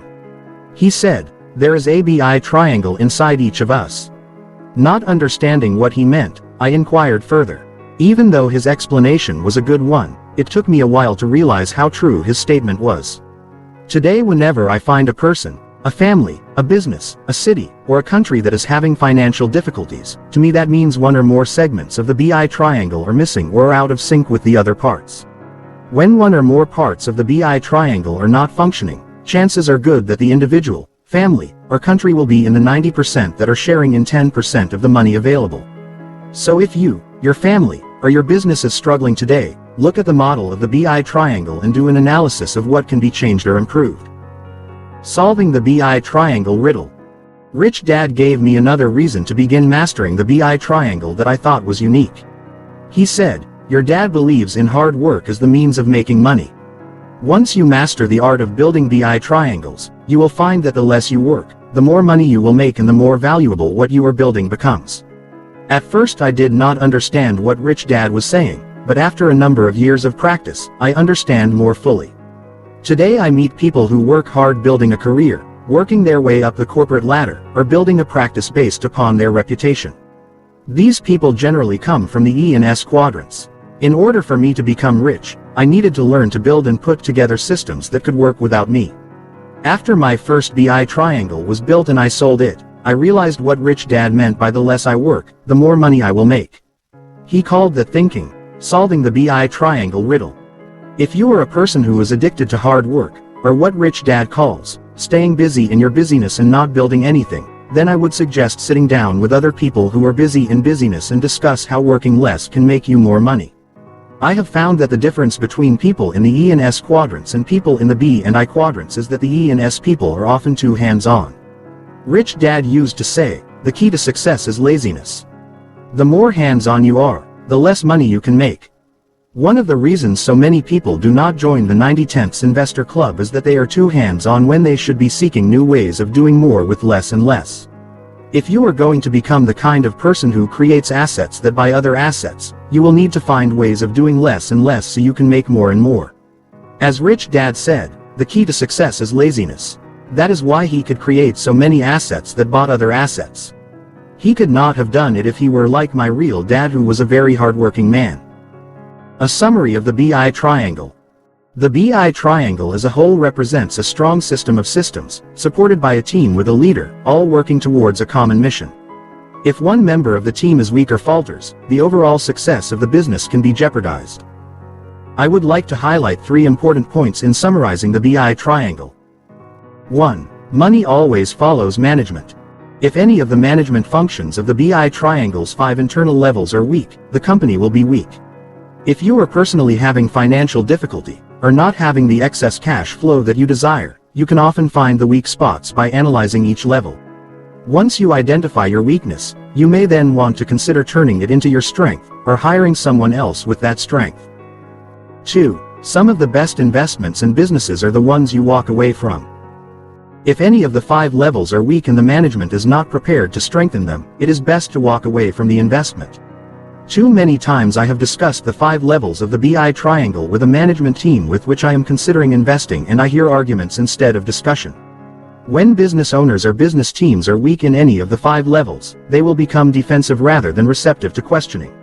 If they do become defensive rather than excited to identify and correct a weakness, I usually walk away from the investment. I have on a wall in my house a photo of a pig I took in Fiji. Under it is printed, "Don't teach pigs to sing. It wastes your time, and it annoys the pigs." There are too many excellent investments out there to waste your time trying to teach pigs to sing. 3. The computer and the internet make the BI triangle more available, affordable, and manageable for everyone. It has never been easier to access great wealth. In the industrial age, you needed millions of dollars to build a car factory. Today, with a used computer, some brainpower, a phone, and a little education in each of the 5 aspects of the BI triangle, the world can be yours. If you still desire to build a business on your own, there has never been greater opportunity for success. I recently met a young man who sold his small internet company to a major computer software company for $28 million. All he said to me was, "I made $28 million at the age of 28. How much will I make when I am 48? If you want to be an entrepreneur who builds successful businesses or invests in businesses, the entire BI triangle must be strong and interdependent. If it is, the business will grow and flourish. The good news is that if you are a team player, you don't have to be an expert at every level of the BI triangle. Just become part of a team with a clear vision, a strong mission, and an iron stomach. From BI triangle to business tetrahedron.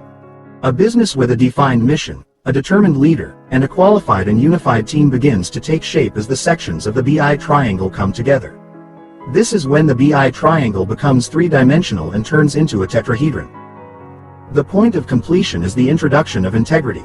The definition of integrity is wholeness, entirety, as well as perfect condition and soundness. The more common definition of integrity is honesty or sincerity. While the definitions may sound different, they are in fact the same. A business that is run with honesty and sincerity and is built on the principles of the BI triangle will become complete, whole, and sound. Phase 4. WHO is a sophisticated investor. Chapter 37. How a sophisticated investor thinks.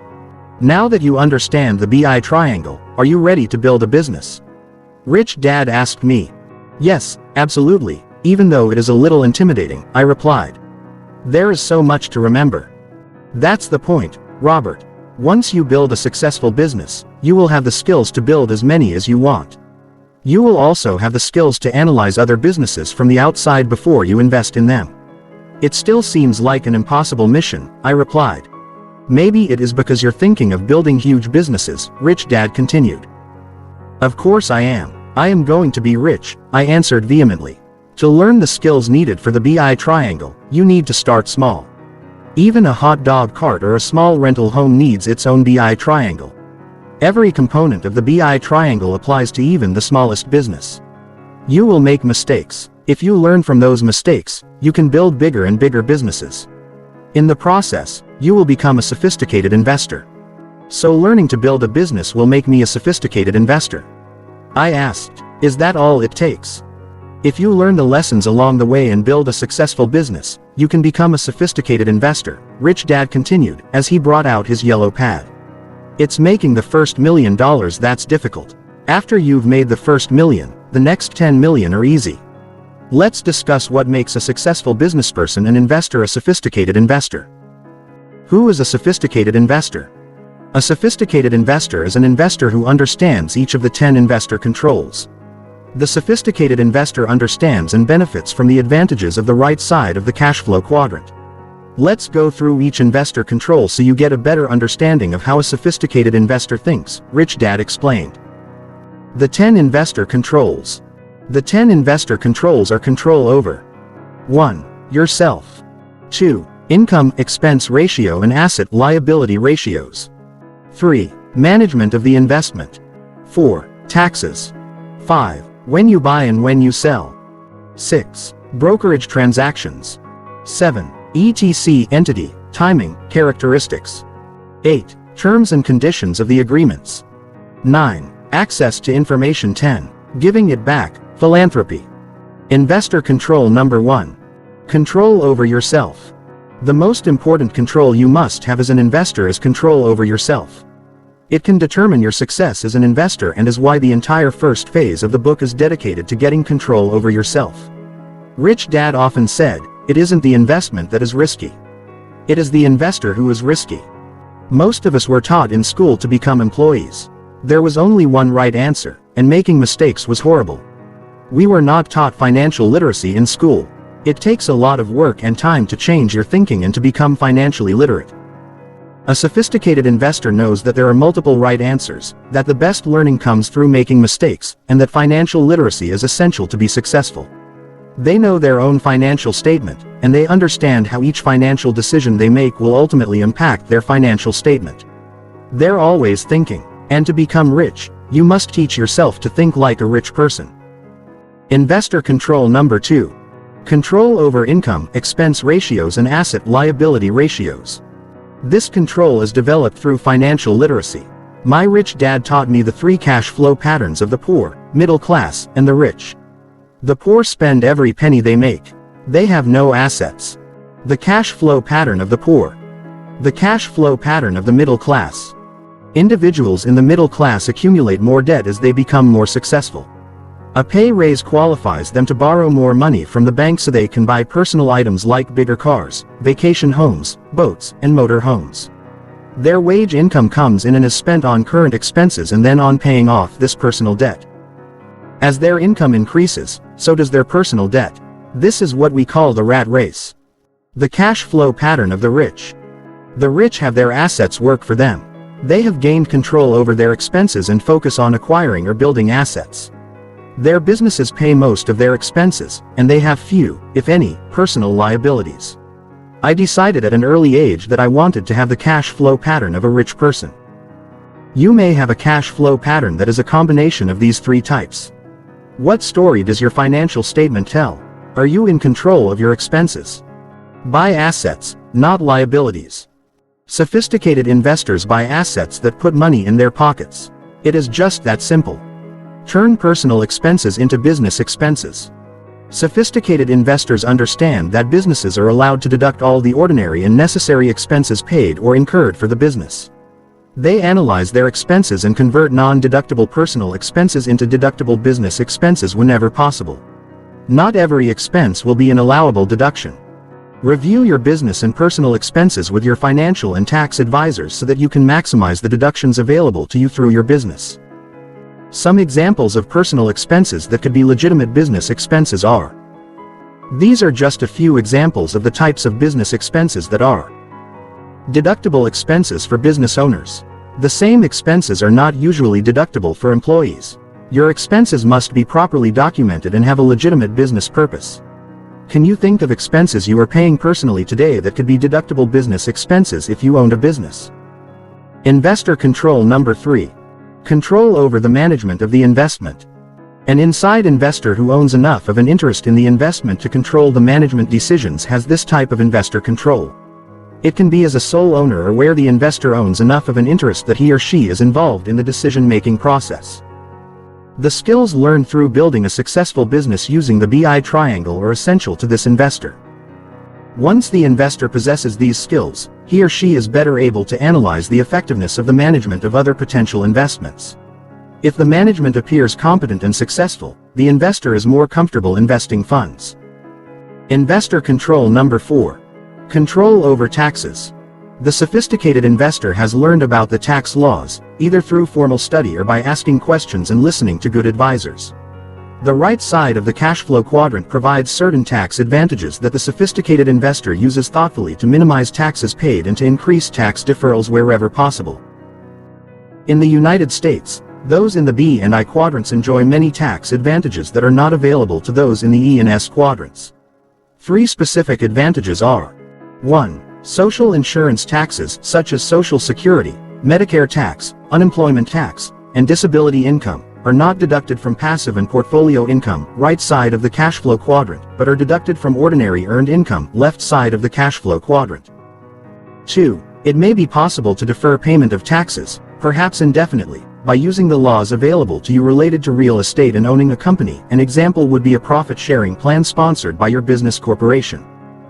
3. C corporations may pay for a number of expenditures with pre-tax dollars that E-quadrant income recipients must pay for with after-tax dollars. Some examples are included under investor control number 2. Sophisticated investors recognize that each country, state, and province has different tax laws, and they are prepared to move their business affairs to the place best suited for what they are doing. Recognizing that taxes are the largest expense in the E and S quadrants, sophisticated investors may well seek to reduce their income in order to reduce income taxes while increasing funds for investment simultaneously. See the example under investor control number 7. Investor control number 5. Control over when you buy and when you sell. The sophisticated investor knows how to make money in an up market as well as in a down market. In building a business, the sophisticated investor has great patience. I sometimes refer to this patience as delayed gratification. A sophisticated investor understands that the true financial reward is after the investment or business becomes profitable and can be sold or taken public. Investor control number 6. Control over brokerage transactions. Sophisticated investors operating as inside investors can direct how the investment is sold or expanded. As outside investors in other companies, sophisticated investors carefully track the performance of their investments and direct their broker to buy or sell. Many investors today rely on their brokers to know when to buy and sell. These investors are not sophisticated. Investor control number 7. Control over the ETC entity, timing, characteristics. Next to control over yourself, the control over the ETC is the most important control, Rich Dad would repeat often. To have control over the entity, timing, and characteristics of your income, you need to understand corporate, security, and tax law. Rich Dad truly understood the benefits offered through choosing the right entity with the right year-end and converting as much ordinary earned income into passive and portfolio income as possible. This, combined with the ability to read financial statements and to think in terms of financial statements, helped Rich Dad build his financial empire more quickly. To illustrate what proper ETC planning can do, let's review the following case studies about James and Kathy. Case number 1. Sole proprietorship. James and Kathy are the absentee owners of a restaurant. The restaurant is operated as a sole proprietorship. Their net income from the restaurant is $60,000. James and Kathy have one financial statement. James and Kathy's financial statement sole proprietorship. Case number 2. Personal plus 2 corporations. James and Kathy met with their financial and tax advisors to structure their businesses to maximize their cash flow and minimize the amount they must pay in taxes. James and Kathy now own 2 corporations. One corporation owns the restaurant, and the other corporation owns the building where the restaurant is located. James is the general manager for both corporations. James and Kathy now have 3 sets of financial statements that impact their financial position. A personal financial statement plus a second statement for the restaurant business and a third statement for the restaurant building real estate. How did James and Kathy benefit by setting up this 2-corporation structure? 1. James and Kathy can convert certain personal expenses into legitimate business expenses, health insurance, legal and accounting expenses, education expenses, and a home office and auto deduction. 2. They were able to reduce the total amount paid in taxes by $7,885. 3. They were able to put $12,000 into a retirement fund. 4. Both number 2 and number 3 were made possible although they reduced their personal income to 0. 5. They have protected their personal assets by putting their business operations into 2 corporations. The corporation for the real estate company is owned 100% by James. The corporation for the restaurant company is owned 100% by Kathy. Let's see how they were able to accomplish all of this by looking at James and Kathy's 3 financial statements. Personal financial statement. Restaurant financial statement. Real estate financial statement. Total taxes from 3 statements equals $6,315. Now let's compare case number 1 of a sole proprietorship to case number 2 with 2 corporations. The end result of this financial plan for James and Kathy is that they have added $7,885 to their personal wealth by saving $7,885 in taxes. More importantly, however, they have protected their personal assets by moving their businesses into corporations. By having validly established corporations, their personal assets should be safe even if a judgment is awarded against one of the corporations. For instance, if a customer becomes ill in the restaurant, he or she can sue the corporation that owns the restaurant. Any judgment against the restaurant corporation would be paid out of the assets of that corporation.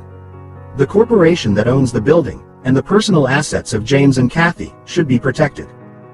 James and Kathy's example is very simplified and provided for illustration purposes only. It is extremely important that you seek professional legal and tax advice before structuring your own financial plan. You must consider many complex issues to ensure you comply with all laws. All of these numbers look very complicated to me, so I have included the following simple diagram Rich Dad showed me when he described his restaurant and real estate corporations. I learn better with pictures than numbers, so maybe it will help you too. More control, not less. Rich Dad would say, once you can think automatically in financial statements, you can then operate multiple businesses as well as evaluate other investments quickly. However, most importantly, once you can think in financial statements, you will gain even greater control over your financial life and make even more money that the average person doesn't realize can be made. He then drew the following diagrams. My personal. Rich Dad nodded, saying, and technically, what am I doing? You are taking earned income from your restaurant business and converting it into passive income for your real estate company. In other words, you are paying yourself. And that is just the beginning, said Rich Dad. Yet I want to caution you that from here on in, you will need the best accounting and legal advice possible. This is where unsophisticated investors begin to get into trouble. They get into trouble because the diagram I showed you can be done legally and it can be done illegally. Investor control number 8. Control over the terms and conditions of the agreements. The sophisticated investor is in control over the terms and conditions of agreements when he or she is on the inside of the investment. For instance, when I rolled over the sale of several of my small houses into a small apartment building, I used a Section 1031 exchange, U.S. law, which allowed me to roll over the gain. I did not have to pay any taxes on the sale because I controlled the terms and conditions of the agreements. Investor control number 9. Control over access to information. As an inside investor, the sophisticated investor again has control over access to information. This is where the investor needs to understand the legal requirements of insiders imposed by the SEC in the United States. Other countries have similar oversight organizations. Investor control number 10. Control over giving it back, philanthropy. The sophisticated investor recognizes the social responsibility that comes with wealth and gives back to society. This may be through charitable giving and philanthropy. Some of it will be through capitalism, by creating jobs and expanding the economy. Chapter 38. Analyzing investments. The numbers tell a story, my rich dad would say. If you can learn to read financial statements, you can see what is happening within any company or investment. My rich dad taught me how he used financial ratios to manage his businesses. Whether it is an investment in the stock of a company or purchase of real estate, I always analyze the financial statements. I can determine how profitable a business is, or how highly leveraged a business is, just by looking at its financial statements and calculating financial ratios. For a real estate investment, I calculate what the cash-on-cash return will be, based on the amount of cash I need to spend for the down payment. The bottom line always comes back to financial literacy. This chapter will cover some of the important concepts and thought processes every sophisticated investor goes through in choosing investments for their financial plan. Financial ratios of a company. Financial ratios for investing in real estate. Natural resources. Good debt or bad debt. Investing and saving. Financial ratios of a company. Gross margin percentage is the gross margin divided by sales, which tells you what percentage of sales is left after deducting the cost of goods sold. The gross margin is sales minus the cost of goods sold. Rich Dad would say, if the gross isn't there, there'll be no net income. How high the gross margin percentage needs to be depends on how a business is organized and the other costs it has to support. After calculating the gross margin percentage, Rich Dad's convenience stores still had to rent the building, pay the clerks, the utilities, the taxes and government permit fees, pay for wasted or damaged goods and a long list of other expenses. Then they had to have enough left over to give Rich Dad a good return on his original investment. For internet e-commerce sites today, these additional costs are usually much lower, so these businesses can afford to sell and make a profit with a lower gross margin percentage. The higher the gross margin, the better. Net operating margin percentage tells you the net profitability of the operations of the business before you factor in your taxes and cost of money. EBIT stands for earnings before interest and taxes, or sales minus all costs of being in that business, not including capital costs, interest, taxes, dividends. The ratio of EBIT to sales is called the net operating margin percentage. Businesses with high net operating margin percentages are typically stronger than those with low percentages. The higher the net operating margin, the better. Operating leverage is the percentage of fixed costs in a company's cost structure. It can be calculated by dividing contribution by fixed costs. Contribution refers to the gross margin, sales less cost of goods sold, minus variable costs, all costs that are not fixed costs that fluctuate with sales. Fixed costs include all sales, general, and administrative costs that are fixed and do not fluctuate based on sales volume. For instance, the labor costs related to full-time employees and most costs related to your facilities are generally considered fixed costs. Some people refer to this as overhead. A business that has an operating leverage of 1 is generating just enough revenue to pay for its fixed costs. This would mean that there is no return for the owners. The higher the operating leverage, the better. Financial leverage refers to the degree to which an investor or a business uses borrowed money. Total capital employed is the book or accounting value of all interest-bearing debt, leave out payables for goods to be resold and liabilities due to wages, expenses, and taxes owed but not yet paid plus all owner's equity.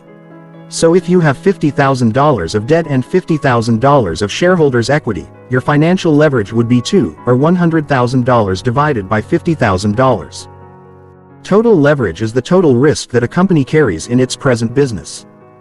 Total leverage tells you the total effect a given change in the business should have on the equity owner's common shares or general partner. Total leverage is calculated by multiplying the operating leverage by the financial leverage. If you are the business owner, and therefore on the inside, your company's total leverage is at least partly under your control. If you are looking at the stock market, total leverage will help you decide whether or not you want to invest. Well-run, conservatively managed, publicly traded American companies usually keep the total leverage figure under 5. Debt-to-equity ratio measures just that, the portion of the whole enterprise. Total liabilities financed by outsiders in proportion to the part financed by insiders' total equity. Most businesses try to stay at a ratio of 1-to-1 or below. Generally speaking, the lower the debt-to-equity ratio, the more conservative the financial structure of the company. Quick and current ratios tell you whether or not the company has enough liquid assets to pay its liabilities for the coming year. If a company doesn't have enough current assets to cover its current liabilities, it is usually a sign of impending trouble. On the other hand, a current ratio and quick ratio of 2-to-1 is more than appropriate. Return on equity is often considered one of the most important ratios. It allows you to compare the return this company is making on its shareholders' investments compared to alternative investments. What do the ratios tell me? My rich dad taught me to always consider at least 3 years of these figures. The direction and trend of margin percentages, leverages, and returns on equity tell me a lot about a company and its management, and even its competitors. Many published company reports do not include these ratios and indicators. A sophisticated investor learns to calculate these ratios or hires someone knowledgeable to do so when they aren't provided. A sophisticated investor understands the terminology of the ratios and can use the ratios in evaluating the investment. However, the ratios cannot be used in a vacuum. They are indicators of a company's performance. They must be considered in conjunction with analysis of the overall business and industry. By comparing the ratios over at least a 3-year period as well as with other companies in the same industry, you can quickly determine the relative strength of the company. For example, a company with excellent ratios over the last 3 years and strong profits could appear to be a sound investment. However, after reviewing the industry, you may find out that the company's main product has just been rendered obsolete by a new product introduced by the company's main competitor. In this instance, a company with a history of strong performance may not be a wise investment due to its potential loss in market share. While the ratios may appear complicated at first, you will be amazed at how quickly you can learn to analyze a company. Remember, these ratios are the language of a sophisticated investor. By educating yourself and becoming financially literate, you too can learn to speak in ratios. Financial ratios for investing in real estate. When it came to real estate, Rich Dad had 2 questions. 1. Does the property generate a positive cash flow? 2. If yes, have you done your due diligence? The most important financial ratio of a piece of real estate to Rich Dad was his cash-on-cash return. Let's say you buy an apartment building for $500,000. You put $100,000 down and secure a mortgage for the $400,000 balance. You have a monthly cash flow of $2,000 after all expenses and the mortgage payment are paid. Your cash-on-cash return is 24% or $24,000, $2,000 by 12 months divided by $100,000. Before buying the apartment building, you must decide how you will purchase it. Will you buy it through a C corporation, an LLC, or a limited partnership? Consult with your legal and tax advisors to make sure that you choose the entity that will provide the most legal protection and tax advantages to you. Due diligence. In my opinion, the words due diligence are some of the most important words in the world of financial literacy. It is through the process of due diligence, the careful evaluation of a potential investment to confirm all material facts, that a sophisticated investor sees the other side of the coin. When people ask me how I find good investments, I simply reply, I find them through the process of due diligence. Rich Dad said, the faster you are able to do your due diligence on any investment, regardless of whether it is a business, real estate, a stock, or bond, the better able you will be to find the safest investments with the greatest possibility for cash flow or capital gains. Once you have determined that a piece of real estate will generate a positive cash flow, you still need to perform due diligence on the property. Rich Dad had a checklist that he always used. I use a due diligence checklist as well. It is very thorough and includes items that did not exist years ago, such as Phase 1 environmental audit. If I have questions about the property, I often bring in the experts and have my attorneys and accountants review the deal. Due diligence checklist. __1. Current rent roster with paid to dates __2. List of security deposits. __3. Mortgage payment information __4. Personal property list. __5. Floor plans. __6. Insurance policy, agent. __7. Maintenance, service agreement. __8. Tenant information. Leases, ledger cards, applications, smoke detector. Forms __9. List of vendors and utility companies, including account numbers __10. A statement of structural alterations made to the premises __11. Surveys and engineering documents. __12. Commission agreements. __13. Rental or listing agreements. __14. Easement agreements. __15. Development plans, including plans and specifications and as built. Architectural, structural, mechanical, electrical, and civil drawings __16. Governmental permits or zoning restrictions affecting development of the property __17. Management contracts. __18. Tax bills and property tax statements. __19. Utility bills. __20. Cash receipts and disbursements journals pertaining to the property __21. Capital expenditure disbursement records pertaining to the property for the past 5 years __22. Income and expense statements pertaining to the property for 2 years prior to the submission date __23. Financial statements and state and federal tax returns for the property __24. A termite inspection in form and content reasonably satisfactory to the buyer __25. All other records and documents in seller's possession or under seller's control which would be necessary or helpful to the ownership, operation, or maintenance of the property. __26. Market surveys or studies of the area. __27. Construction budget or actuals. __28. Tenant profiles or surveys. __29. Work order files. __30. Bank statements for 2 years showing operating account for property __31. Certificates of occupancy. __32. Title abstract. __33. Copies of all surviving guarantees and warranties __34. Phase 1 environmental audit if it exists. Natural resources. Many sophisticated investors include investments in the Earth's natural resources as part of their portfolio. They invest in oil, gas, coal, and precious metals, just to name a few. My rich dad strongly believed in the power of gold. As a natural resource, gold has a limited supply. As Rich Dad told me, people throughout the centuries have cherished gold. Rich Dad also believed that owning gold attracted other wealth to you. Good debt or bad debt. A sophisticated investor recognizes good debt, good expenses, and good liabilities. I remember Rich Dad asking me, how many rental houses can you afford to own where you lose $100 per month? I, of course, answered, not too many. Then he asked me, how many rental houses can you afford to own where you earn $100 per month?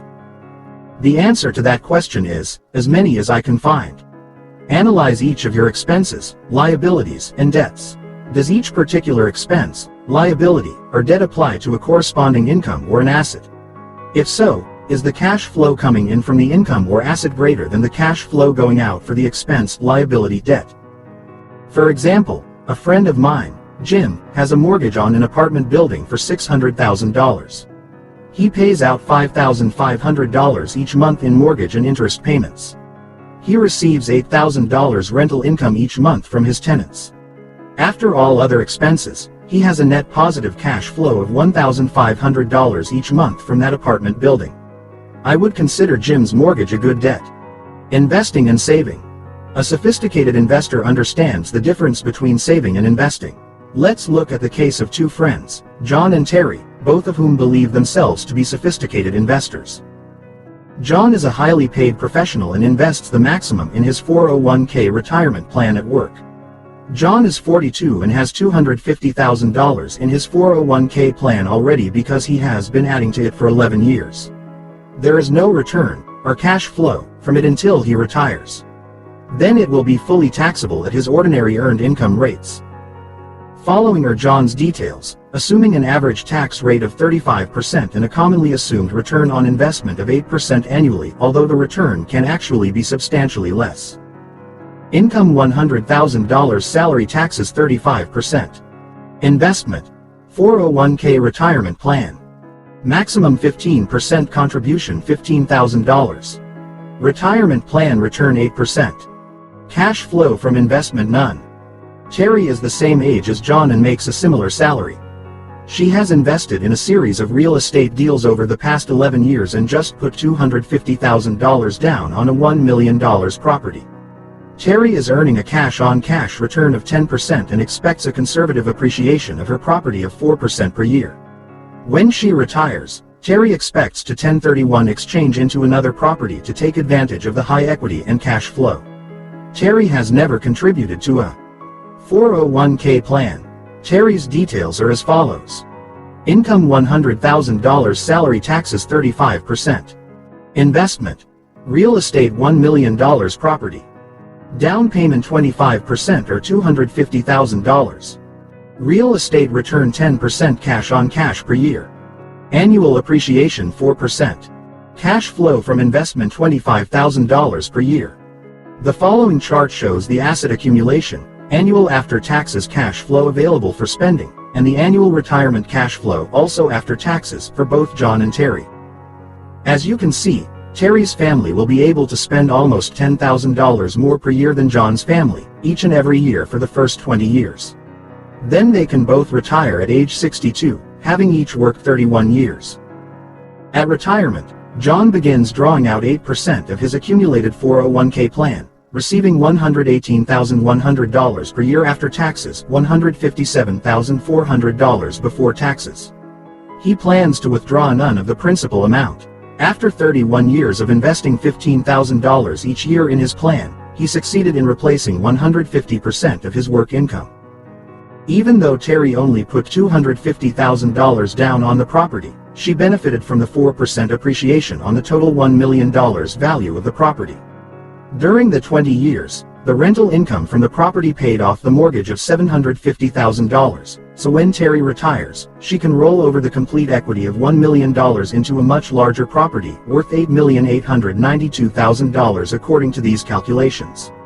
This new property will generate a cash flow of $342,700 per year for Terry. While John's retirement will be comfortable, Terry's will be much richer. If, for some reason, John needs more income in retirement, he must start drawing out the principal from his retirement plan. Terry would only need to do another tax-free exchange into other buildings to capture the mortgage principal paid down by her tenants, leveraging that into higher income. John's example will have taught his children to go to school, get good grades, get a good job, work hard, and invest in their retirement plan regularly to be comfortable in retirement. Terry's example will have taught her children that if they learn how to invest by starting small, minding their own business, and keeping their money working hard for them, they'll be rich. It is easy to see that investing in a building generated much more cash flow and income for Terry than saving in a 401k did for John. I would categorize Terry as an investor, and John as a saver. Sophisticated investors understand the difference between investing and saving and generally have both as part of their financial plan. Chapter 39. The Ultimate Investor. So the question remains, how does a person like Bill Gates become the richest businessperson in the world in his 30s? Or how does Warren Buffett become one of the richest investors in America? Both men came from middle-class families, so they were not handed the keys to the family vault. Yet, even without great family wealth behind them, they rocketed to the apex of wealth within a span of a few years. How? They did it the way many of the ultra-rich have done so in the past and will be doing so in the future. They became ultimate investors by creating an asset that is worth billions of dollars. Fortune magazine ran a cover story entitled, "Young and Rich, the 40 Wealthiest Americans Under 40. Some of these young billionaires were the following. You may notice that the top 10 of the top 40 young rich are from computer or internet companies. Yet there were other types of businesses listed as well. I find it interesting to note that the non-internet related rich people came from businesses such as a pizza company, the rap music business, and sports. Everyone else was in computers or the internet. Bill Gates and Warren Buffett did not make the list because they were over 40. In 2000, Bill Gates was 44 and worth $85 billion. Warren Buffett was 70 and worth $31 billion, according to Forbes. They made it the old-fashioned way. So how did most of these people join the ranks of the ultra-rich so early in life? They made it the old-fashioned way, the same way that Rockefeller, Carnegie, and Ford became yesterday's ultra-rich, and the same way that tomorrow's ultra-rich will do it. They built companies and sold shares in their company to the public. They worked hard to become selling shareholders rather than buying shareholders. In other words, it could be said that by being selling shareholders, they printed their own money, legally. They created a valuable business and then sold shares of ownership in the business to others. In Rich Dad Poor Dad, I wrote about how at the age of 9, I began making my own money by melting down lead toothpaste tubes and forging lead coins in plaster of Paris molds. My poor dad told me what the word, counterfeiting, meant. My first business opened and closed on the same day. My rich dad, on the other hand, told me that I was very close to the ultimate formula for wealth. To print or invent your own money, legally. And that is what the ultimate investor does. In other words, why work hard for money when you can print your own? In Rich Dad Poor Dad, Rich Dad's lesson number 5 is, the rich invent money. Rich Dad taught me to invent my own money with real estate or with small companies. That technical skill is the domain of the inside and ultimate investors. How 10% own 90% of the shares? One reason the wealthiest 10% own 90% of all the shares of stock, as reported in the Wall Street Journal, is that the wealthiest 10% include the ultimate investors, the people who created the shares of stock. Another reason is that only this 10% is eligible, per SEC rules, to invest in a company at the early stages before it becomes available to the public through an IPO. In this elite group are founders of companies, aka founding shareholders, friends of the founders, or a select list of investors. These are the people who become richer and richer while the rest of the population often struggles to make ends meet, investing the few dollars they may have left over, if they have any dollars left at all, as buying shareholders. The difference between selling and buying. The ultimate investor is someone who builds a company and sells shares in his or her company. When you read an IPO prospectus, ultimate investors are the ones listed as the selling shareholders. They are not buying shareholders. And as you can tell by the net worth of these individuals, there seems to be a tremendous difference in wealth between those who sell and those who buy shares. The last leg. By 1994, I felt I had successfully completed much of the plan Rich Dad and I had created back in 1974. I felt relatively comfortable with my abilities to manage most of the components of the BI triangle. I understood corporate law well enough to talk to an attorney or accountant. I knew the differences among the entity types S corporation, an LLC, an LLP, a C corporation, and a limited partnership, and when to use one versus the other. I felt fairly comfortable with my ability to successfully buy and manage real estate investments. By 1994, our expenses were under control and we converted as many as possible to pre-tax business expenses. We paid little in ordinary income tax simply because we did not have jobs or salaries. Most of our income was in the form of passive income with a little from portfolio income. We had some income from investments in other people's businesses.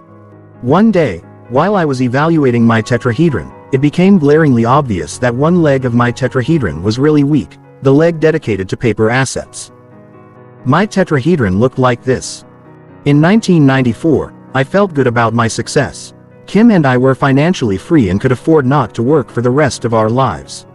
However, It was obvious that one leg of my tetrahedron was weaker. My financial empire looked out of balance. I took a year off in the mountains between 1994 and 1995 and spent a lot of time contemplating the idea of strengthening the last leg, paper assets. I had to decide if I really wanted to do all the work needed to strengthen it. I was doing okay financially and, in my mind, I really did not need much more in the way of paper assets to be financially secure. I was fine exactly the way I was, and I could have gotten richer and richer without paper assets. After a year of mental turmoil and vacillation, I decided that the paper asset leg of my portfolio needed to be strengthened. If I did not do so, I would be quitting on myself. That was a disturbing thought. I also had to decide if I wanted to invest from the outside, as most people did when it came to buying stocks in companies. In other words, I needed to decide if I wanted to be a buying shareholder and invest from the outside, or learn to invest from the inside.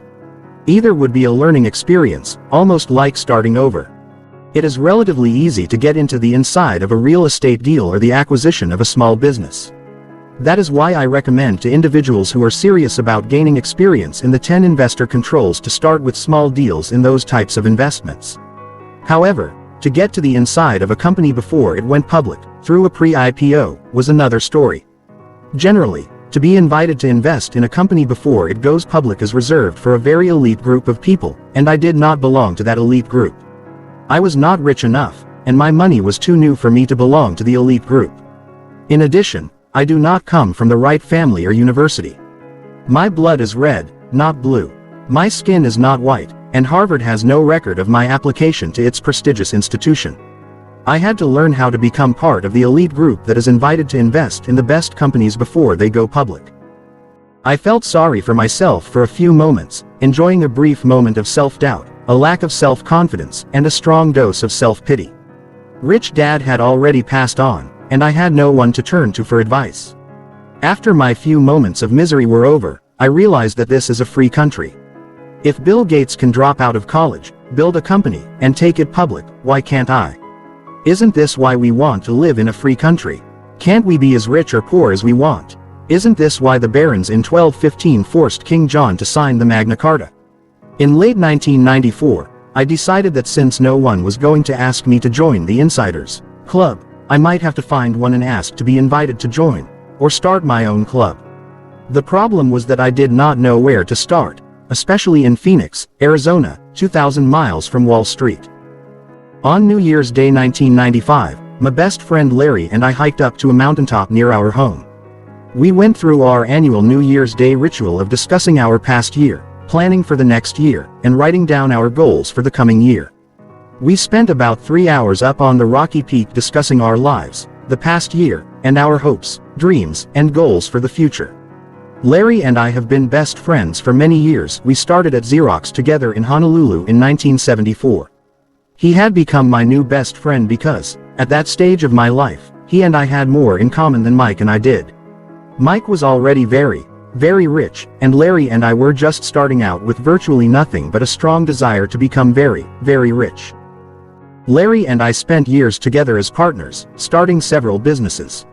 Many of those businesses failed even before they got off the drawing board.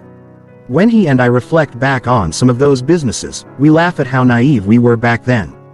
Yet some of those businesses did very well. We were partners in starting the nylon and Velcro wallet business in 1977 and developing it into a worldwide business. We became best friends through starting businesses together and have remained best friends ever since. After the nylon and Velcro wallet business began to fail in 1979, Larry moved back to Arizona and began to build his fame and fortune as a real estate developer. In 1995, Inc. magazine named him America's fastest growing homebuilder, and he joined its prestigious list of fast-growing entrepreneurs. In 1991, Kim and I moved to Phoenix for the weather and golf, but more importantly for the millions of dollars of real estate the federal government was giving away for pennies on the dollar. On that bright New Year's Day in 1995, I showed Larry the diagram of my tetrahedron and my need to increase my paper assets leg. I shared my desire to either invest in a company before it went public, or maybe even build a company and take it public. At the end of my explanation, all Larry said was, "Good luck." We ended that day by writing our goals on 3x5 cards and shaking hands. We wrote down our goals because Rich Dad had always said, goals have to be clear, simple, and in writing. If they are not in writing and reviewed daily, they are not really goals. They are wishes. Sitting on the chilly mountain peak, we then went over Larry's goal of selling his business and retiring. At the end of his explanation, I shook his hand and said, good luck, and we hiked back down the mountain. Periodically, I would review what I had written on that 3x5 card. My goal was simple. It stated, to invest in a company before it goes public and acquire 100,000 shares or more for less than $1 per share. At the end of 1995, nothing had happened. I had not achieved my goal. On New Year's Day 1996, Larry and I sat on the same mountain peak and discussed our results for the year. Larry's company was on the verge of being sold, but it had not yet happened, so neither of us had accomplished our goals for 1995. Larry was close to achieving his goal, but I seemed far away from achieving mine. Larry asked if I wanted to drop the goal or choose something new.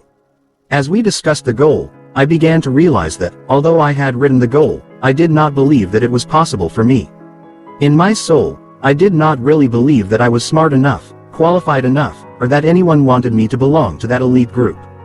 The more we talked about my goal, the angrier I got at myself for doubting myself and putting myself down so much. After all, Larry said, you have paid your dues. You know how to build and run a profitable private company.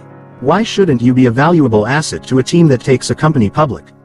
After rewriting our goals and shaking hands, I walked down the mountain with a lot of nervousness and self-doubt because I now wanted my goal more than ever. I also walked down with more determination to have my goal become reality.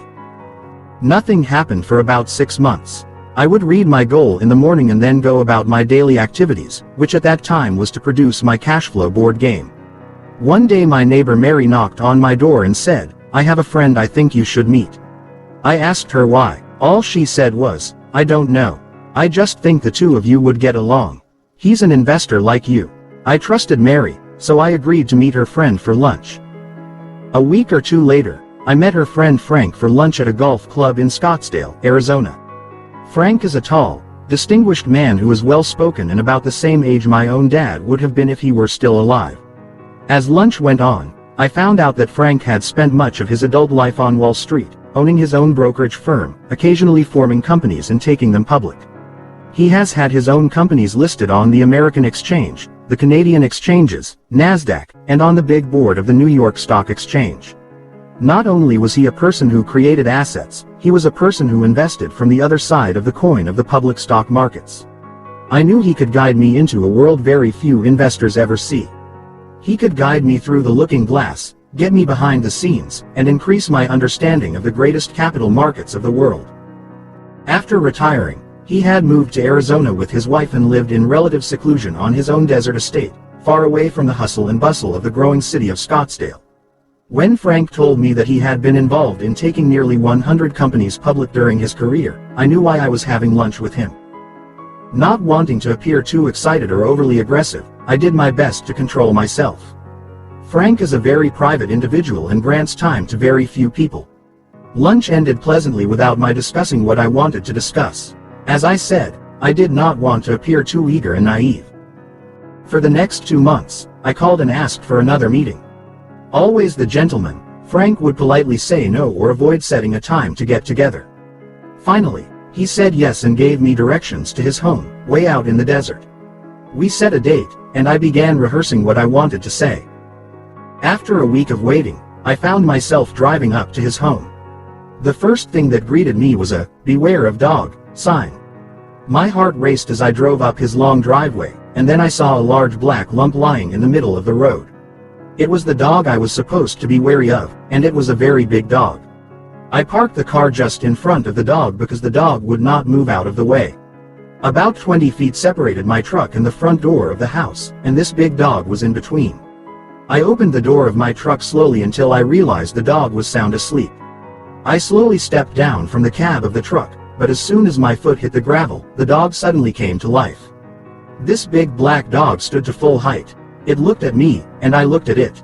My heart raced as I prepared to jump back into the cab of the truck. Suddenly, the dog began wagging its stubby tail as well as its whole back end and walked forward to greet me. I spent 5 minutes petting and being licked to death by this large black guard dog.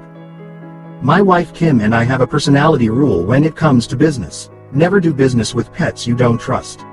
Over the years, we have discovered that people and their pets are very similar. One time we did a real estate transaction with a husband and wife who had many pets. He loved small dogs known as pugs, and she loved colorful exotic birds. When Kim and I went to their house, their small cute dogs and birds appeared friendly, but once you got close to them, they were vicious. As soon as we approached them, they would snap at us and start to bark or squawk loudly and aggressively. A week after the deal was closed, Kim and I found out that the owners were just like their pets, cute on the outside, but vicious on the inside. In the fine print of the contract, we had been bitten badly. Even our attorney at the time had missed the subtle bite. The investment came out all right, but since then, Kim and I have developed this new policy: if we are having any doubts about the people we are doing business with and they have pets, find a way to check out their pets. Humans are able to put forth a pleasant front and say things they really don't mean with a smile, but their pets don't lie.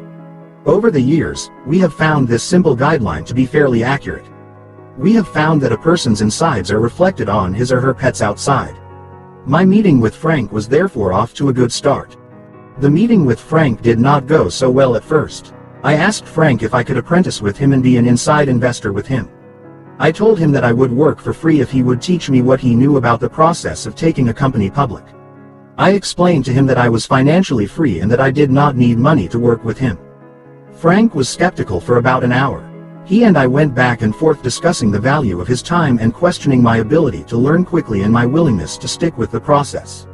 He was afraid that I would quit once I found out how hard it was, since my background was weak when it came to finance and the capital markets such as Wall Street. He also said, "I've never had anyone offer to work for free just so they could learn from me. The only times people have ever asked me for anything is when they wanted to borrow money or they wanted a job." I reassured him that all I wanted was the opportunity to work with him and to learn. I told him about my rich dad guiding me for years and my working for free much of the time. Finally, he asked, "How badly do you want to learn this business?" I looked him squarely in the eye and said, "I want to learn it very badly." "Good," he said. "I am currently looking at a bankrupt gold mine located in the Andes Mountains of Peru. If you really want to learn from me, then fly to Lima this Thursday, inspect the mine with my team, meet with the bank, find out what it wants for it, return, and give me a report on your findings. And by the way, this entire trip is at your own expense." I sat there with a stunned look on my face. "Fly to Peru this Thursday," I restated. Frank smiled. "Still want to join my team and learn the business of taking a company public?" My stomach turned into a knot, and I broke out in a mild cold sweat. I knew my sincerity was being tested. This was a Tuesday, and I had appointments already scheduled for Thursday. Frank sat patiently as I thought over my options. Finally, he asked quietly with a very pleasant tone and smile, "Well, still want to learn my business?" I knew I was at a defining moment. I knew it was time to put up or shut up. I was now testing myself. My choice had nothing to do with Frank. It had everything to do with the next evolution of my personal development. At times like this, I recall the wisdom of the great philosopher Johann Wolfgang von Goethe. Until one is committed, there is hesitancy, the chance to draw back, always ineffectiveness. Concerning all acts of initiative and creation, there is one elementary truth, the ignorance of which kills countless dreams and splendid plans, that the moment one definitely commits oneself. Then providence moves too. Whatever you can do or dream you can, begin it.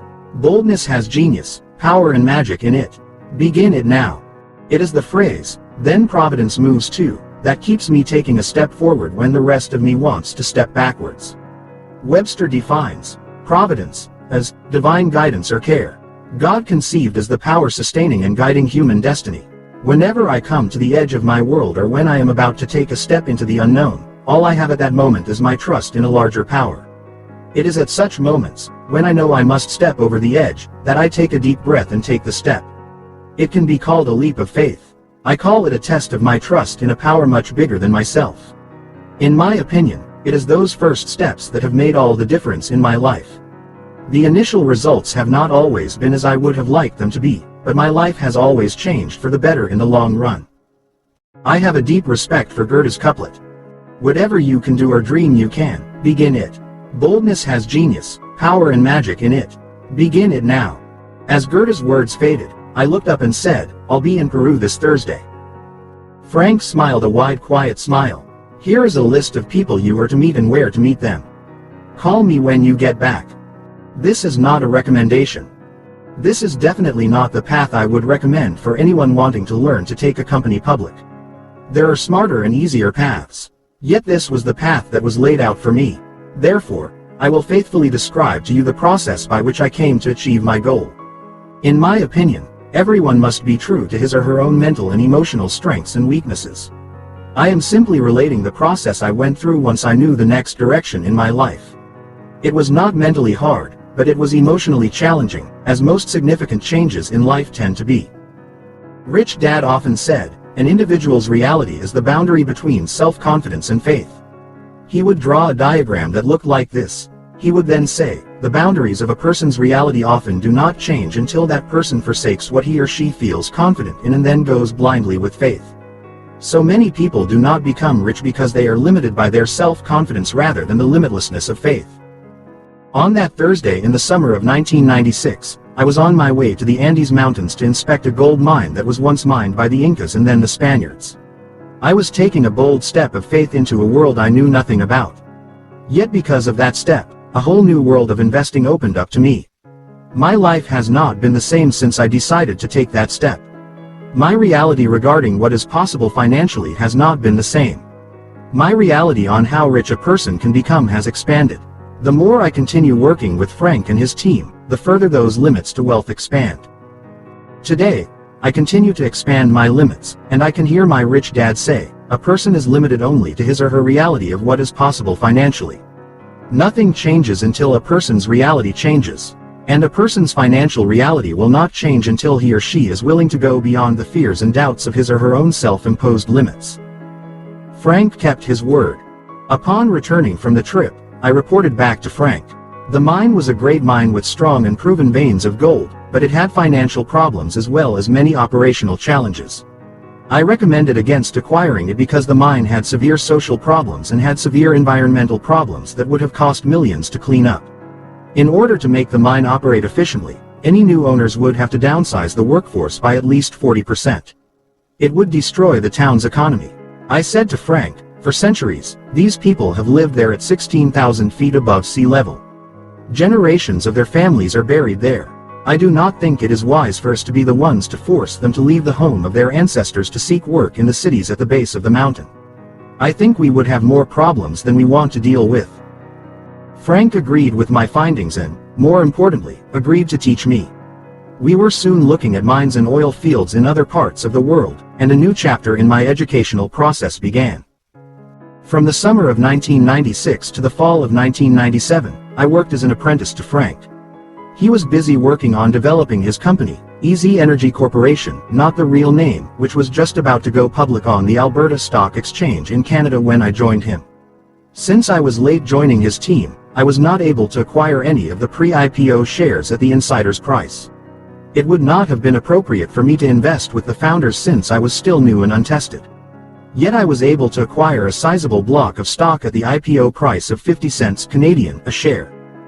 After striking oil in Colombia, and finding what appeared to be a large oil and gas field in Portugal, EZ Energy's stock was trading at around $2 to $2.35 Canadian a share.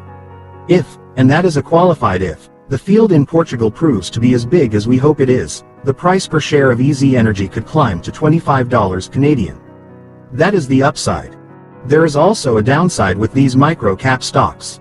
The shares could also go down to zero per share and become worthless.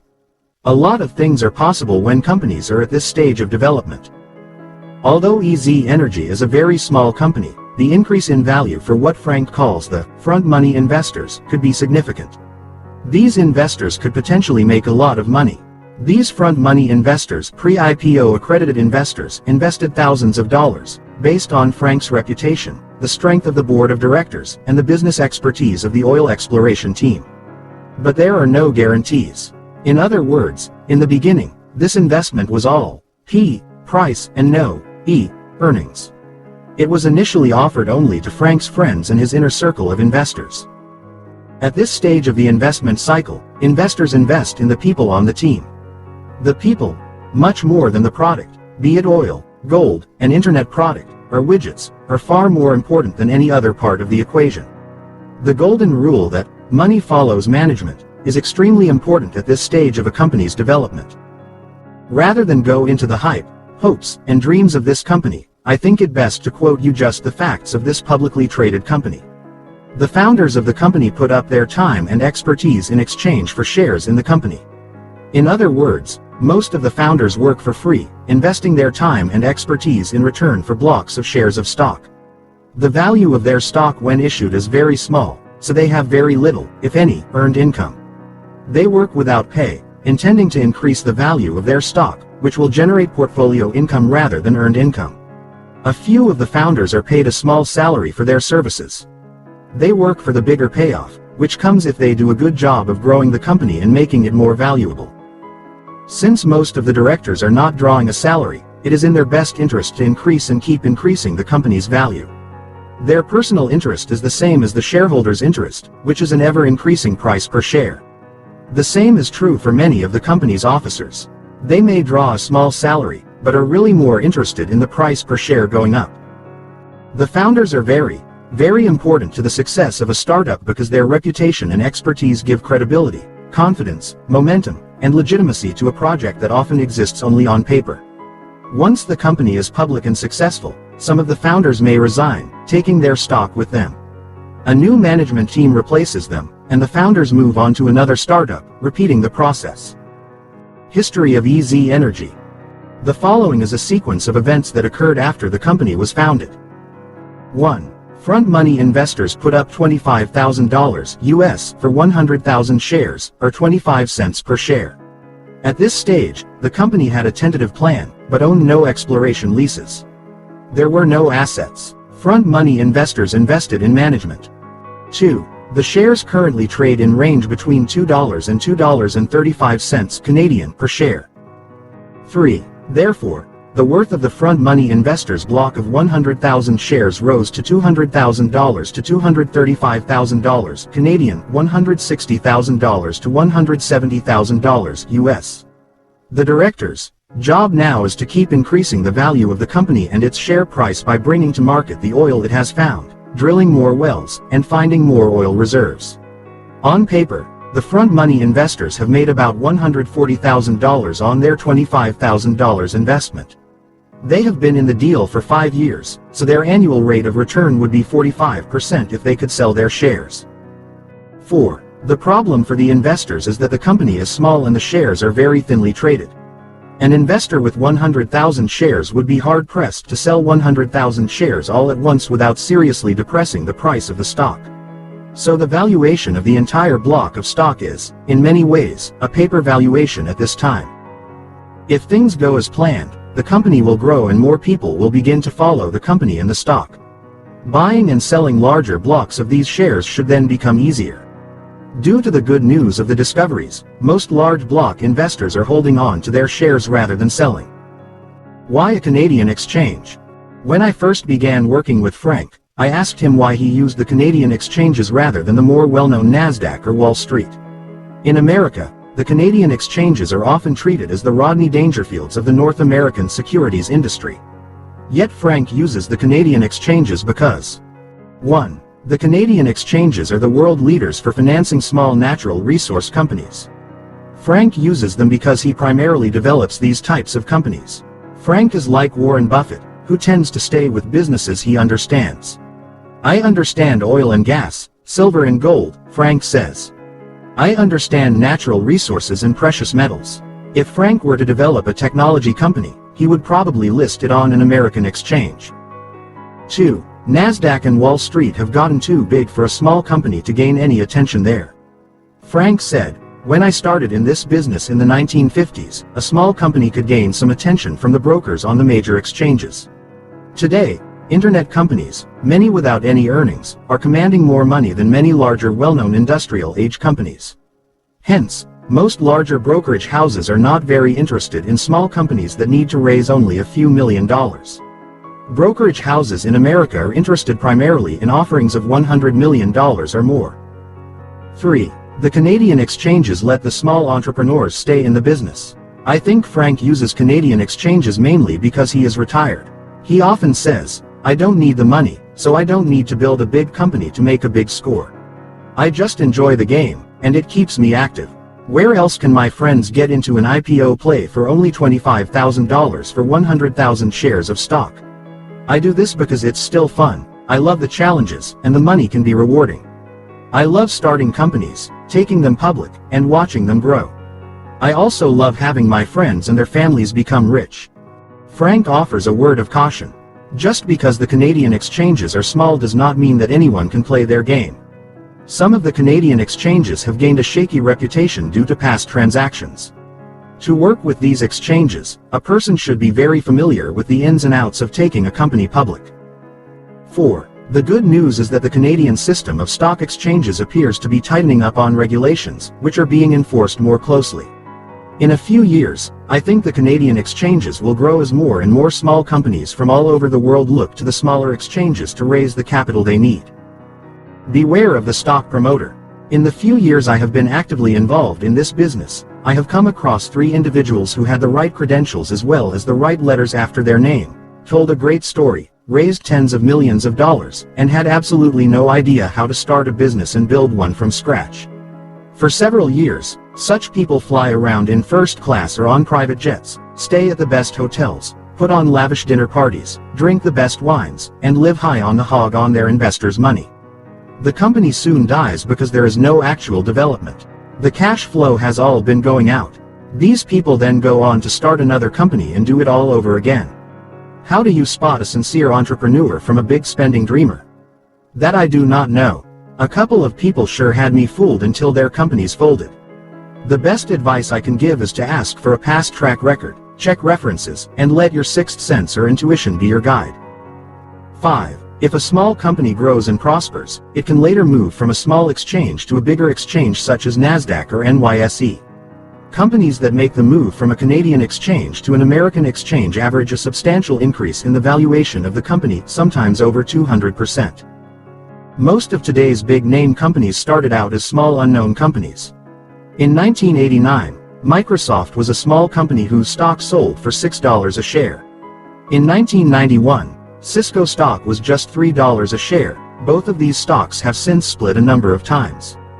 These companies used their investors' money wisely and grew into major powerhouses in the world economy. A difficult process. The entry requirements of the major stock markets in the United States have made the IPO a difficult process for most businesses. As described in the Ernst & Young Guide to Taking Your Company Public, the New York Stock Exchange requires a company to have net tangible assets of $18 million and pre-tax income of $2,500,000. The American Stock Exchange requires a stockholder's equity of $4 million and a market value of the IPO to be a minimum of $3 million. And the NASDAQ National Market requires net tangible assets of at least $4 million and a market value of the IPO to be a minimum of $3 million. Many small to medium companies that cannot meet these qualifications look for reverse merger opportunities, which allow them to merge with an existing public company. Through that process, the company can become a publicly traded company by taking control of the newly combined public company. Companies may also look to other foreign exchanges, like the Canadian exchange, where the entry requirements are not as severe. Who buys Canadian? During one of my talks on investing in Australia some time ago, a member of the audience questioned my sanity at investing in precious metals and oil. He asked, "If everyone else is in high-tech and internet stocks, why are you working on the dogs of the economy?" I explained that it is always less expensive to be a contrarian investor, which is an investor who seeks out of favor or out of cycle stocks. A few years ago, I said, when everyone was into gold, silver, and oil, the prices of the exploration leases that make up these startups were very high. It was very difficult to find a deal at a good price. Now that the prices of oil, gold, and silver are down, finding good properties is easy and people are more willing to negotiate because these commodities are out of favor. The price of oil is now rising, making the shares in our oil company much more valuable. Also during this period, Warren Buffett announced that he was taking a sizable position in silver. In February 1998, the billionaire investor disclosed that he had acquired 130 million ounces of silver and stored it in a warehouse in London. On September 30, 1999, Canadian Business ran an article indicating that the world's richest man, Bill Gates, had made a buy in silver, acquiring a 10.3% stake for $12 million US of a Canadian silver company listed on the Vancouver Stock Exchange. Gates had been quietly acquiring shares in the company since February 1999. When this announcement went out to our investors, the news was welcome relief for their years of trust and confidence. You don't always hit home runs. Not all startup companies do as well as EZ Energy. Some never get off the ground even after going public, and the investors lose most, if not all, of their front money. Investors therefore need to be accredited and are warned about the all or nothing type of investments we bring to market. As one of Frank's partners, I speak to potential investors about becoming front money investors in new companies. I explain the risks to potential investors before I discuss the business, the people involved, or the rewards. I often start my presentation by saying, the investment I am about to talk about is a very high-risk speculative investment, offered primarily to individuals who meet the requirements of an accredited investor. If a person does not know the requirements for being an accredited investor, I explain the guidelines as laid out by the SEC. I also stress the possibility that they can lose all of their invested money, repeating that statement several times. If they are still interested, I go on to explain that any money placed with us should never be more than 10% of their total investment capital. Then and only then, if they are still interested, do I go on to explain the investment, the risks, the team, and the possible rewards. At the end of my presentation, I ask for questions. After all the questions have been answered, I again reiterate the risks. I end by saying, if your money is lost, all I can offer you is the first opportunity to invest in our next business. By this time, most people are fully aware of the risks. I would say that 90% decide not to invest with us. We give the 10% who are still interested more information as well as more time to think things over and to back out if they desire. Many of today's high-flying internet IPOs will come crashing down in the next few years, and investors will lose millions, if not billions, of dollars. Although the internet does provide a tremendous new frontier, the forces of economics allow only a few of the pioneering companies to be winners. So regardless of whether the company going public is a gold mining company, a plumbing supply company, or an internet company, the forces of the public market still have much of the control. A great education. Deciding to fly to Peru turned out to be a great decision for me. I have learned as much from being Frank's student and partner as I did from my rich dad. After I put in about a year and a half as an apprentice to Frank and his team, he offered me a partnership in his private venture capital company. Since 1996, I have gained the experience of a lifetime watching EZ Energy company go public and develop into a viable company that someday may become a major oil company. I have not only become a wiser businessperson because of my association, but I have also learned a great deal about how stock markets work. One of my policies is to invest 5 years in the learning process. My gains so far may be all paper gains, yet the business and investment education has been priceless. Maybe someday in the future, I will build a company to take public on an American exchange. Future IPOs. Frank and his private venture capital team developed 3 other companies to bring to the public market: a precious metals company that secures leases in China, an oil company that secures oil and gas leases in Argentina, and a silver company that acquires leases in Argentina. The company that took the longest to develop was the Chinese precious metals company. We were doing fine with our negotiations with the Chinese government when suddenly, in 1999, a US warplane bombed the Chinese embassy in Kosovo. Whatever the reason for the bombing, the incident set our relations back 2 years. Yet we continued to make steady but slow progress. When people ask why we take such great risks working in China, we reply, it will soon be the largest economy in the world. Although the risks are huge, the potential payoff could be staggering. Investing in China today is like the English investing in America in the 1800s. We are investing in contacts and goodwill. We are well aware of the political differences and the human rights issues. As a company, we do our best to develop strong relationships and open communications with our contacts in China. The educational experience has been priceless for me. It is like being a part of history. Sometimes, it almost feels like being on the same boat with Columbus as he set sail for the New World. It usually takes 3 to 5 years to bring a company to the public market. When that happened, I achieved my goal of becoming an ultimate investor. It was my first public company but Frank's number 90-something. Given the risk involved, every one of these projects could have failed and never gone public. If that had happened, the pieces would have been picked up and new projects would have been started. Our investors know the risks involved and also know that their investment plan is to put a little money in several of these smaller ventures. They also know that they will be called and asked to invest in any new startup we have. All it takes is one project to hit a home run. In investments such as these, it is definitely not wise to put all your eggs in one basket. It is because of such risks that the SEC has the minimum requirements for investors in such speculative investments. The next chapter briefly outlines the basic steps of starting with an idea, building a company, and perhaps eventually taking that company public. Although it has not been an easy process for me, it has been a very exciting one. A rite of passage. Taking a company public is a rite of passage for any entrepreneur. It would be like a college sports star being selected to play for a professional team. According to Fortune magazine, if you're acquired, a company validates you. If you go public, the market, the world, validates you. That is why Rich Dad called a person who could build a company from scratch and take it public an ultimate investor. That title eluded him. Although he invested in several businesses that ultimately did go public, none of the companies he actually started ever did go public. His son Mike took over his business and continued to grow it, but he has never built a company to take public. So becoming an ultimate investor means that I have completed Rich Dad's training process.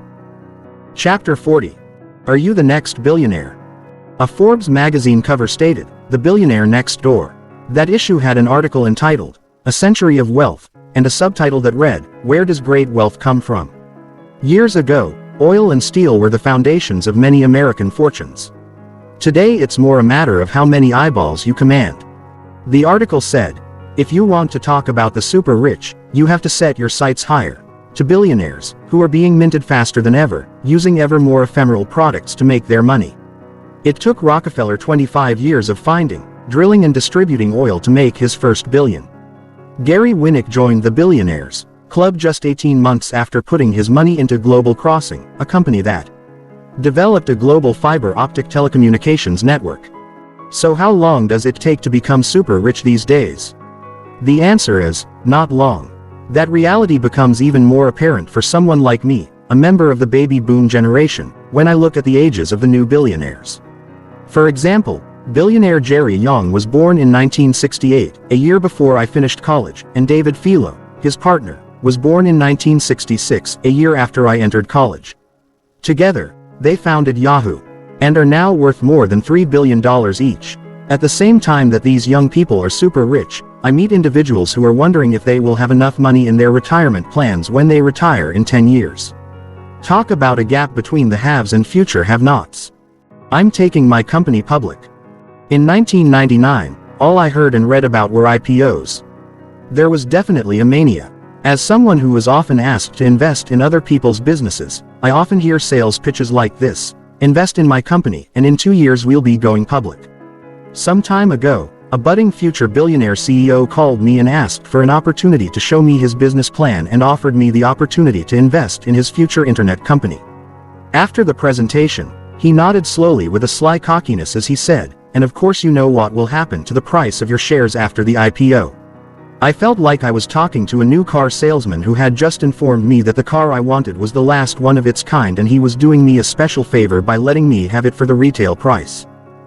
The IPO mania, also called the new issues mania, was back on a little while ago when Martha Stewart took her company public and became a billionaire. She became a billionaire because her company teaches civilized and common-sense social graces to the masses, people who feel the need to be more civilized and more gracious. I think that service is valuable, but I wonder about the $1 billion of value.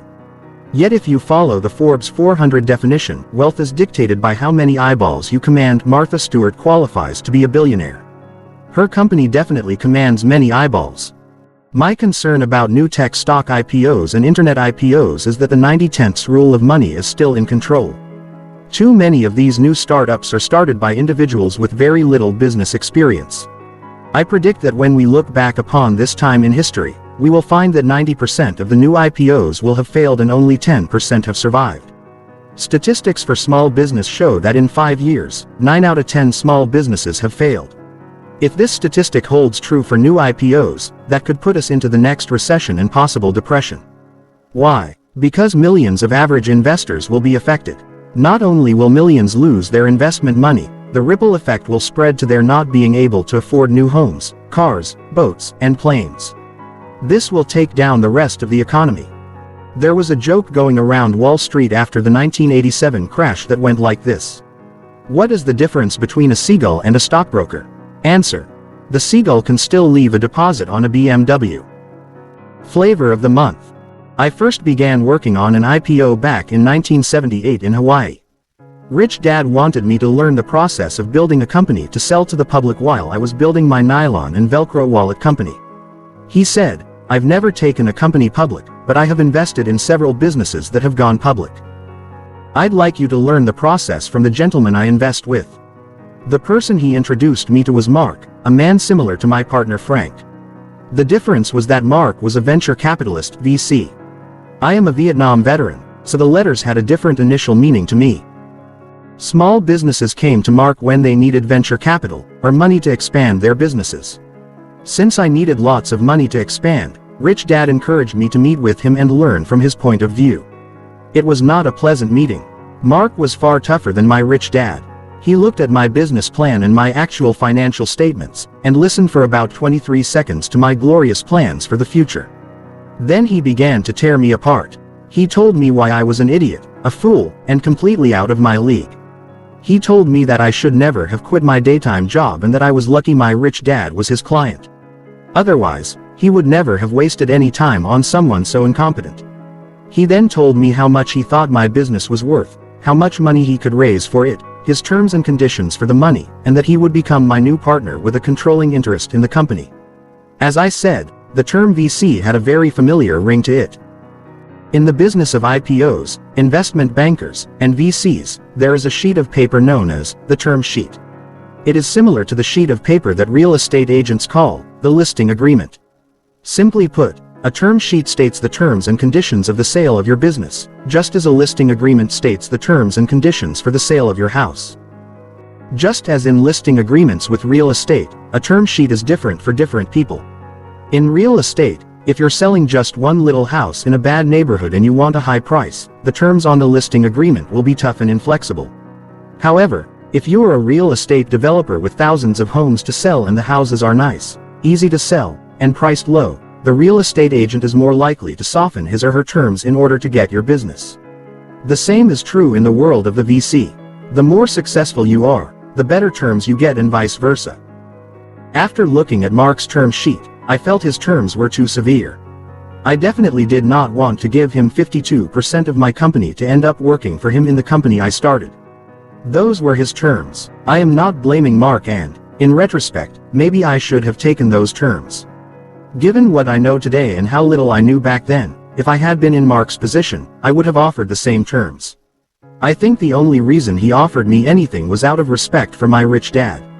I was a new businessperson, and I was successfully incompetent. I say, successfully incompetent, because I had a growing company, but I was not able to manage its growth.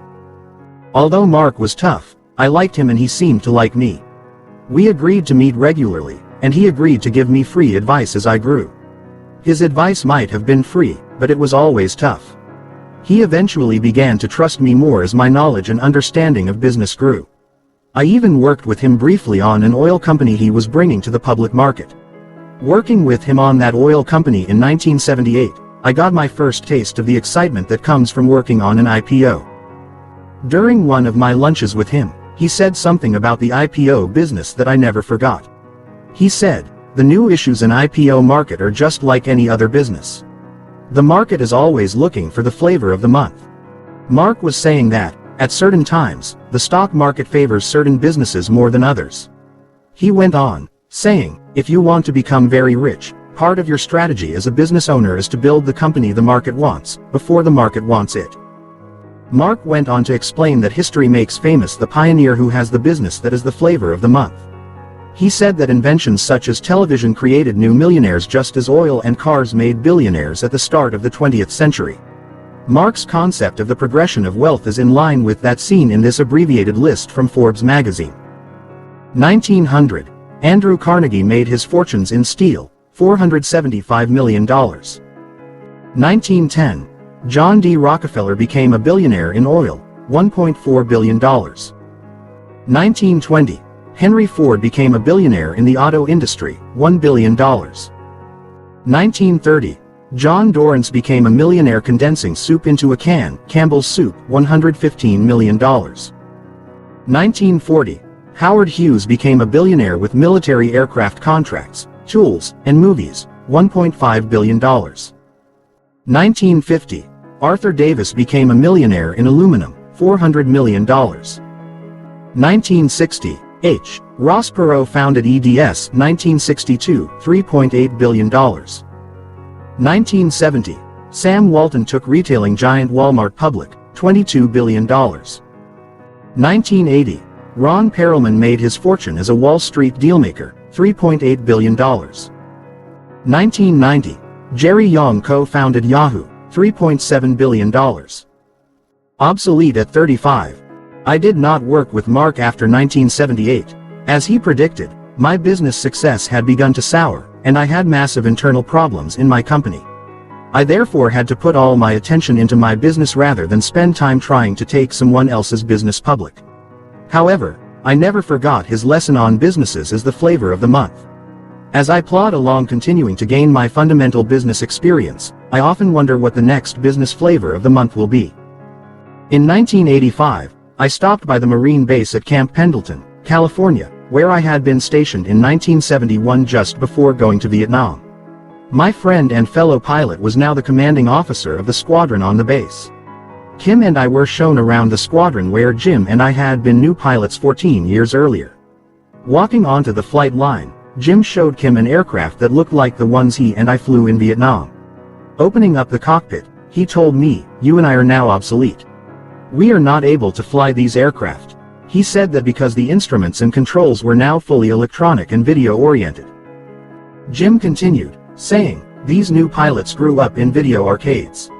You and I grew up on pinball machines and pool tables. Our brains are not the same as theirs. That is why they fly, and I sit behind a desk. I am obsolete as a pilot." I remember that day clearly because I, too, felt obsolete then. I felt old and out of date at age 37. I remember thinking that my own dad was obsolete by age 52, and here I was obsolete by age 37. On that day, I fully realized how fast things were changing. I also realized that if I did not change myself as rapidly, I would be left further and further behind. I worked with Frank, continuing my education in the IPO and VC business. I make paper money because I acquire paper assets. However, the most important thing I gained was experience in capital markets. Even though I worked on oil, gas, and precious metal companies, my mind continues to race ahead and wonder what the next frontier in business will be. I wonder what the next flavor of the month will be, and if I will be part of that next explosion of wealth. Who knows? Colonel Sanders was 66 when he started KFC, Kentucky Fried Chicken. My goal is still to become a billionaire in my lifetime. Maybe I'll get there and maybe I won't, but I am working every day towards that goal. Becoming a billionaire is quite possible today, if you have the right plan. So I'm not giving up, and I have no plans to become poor or obsolete.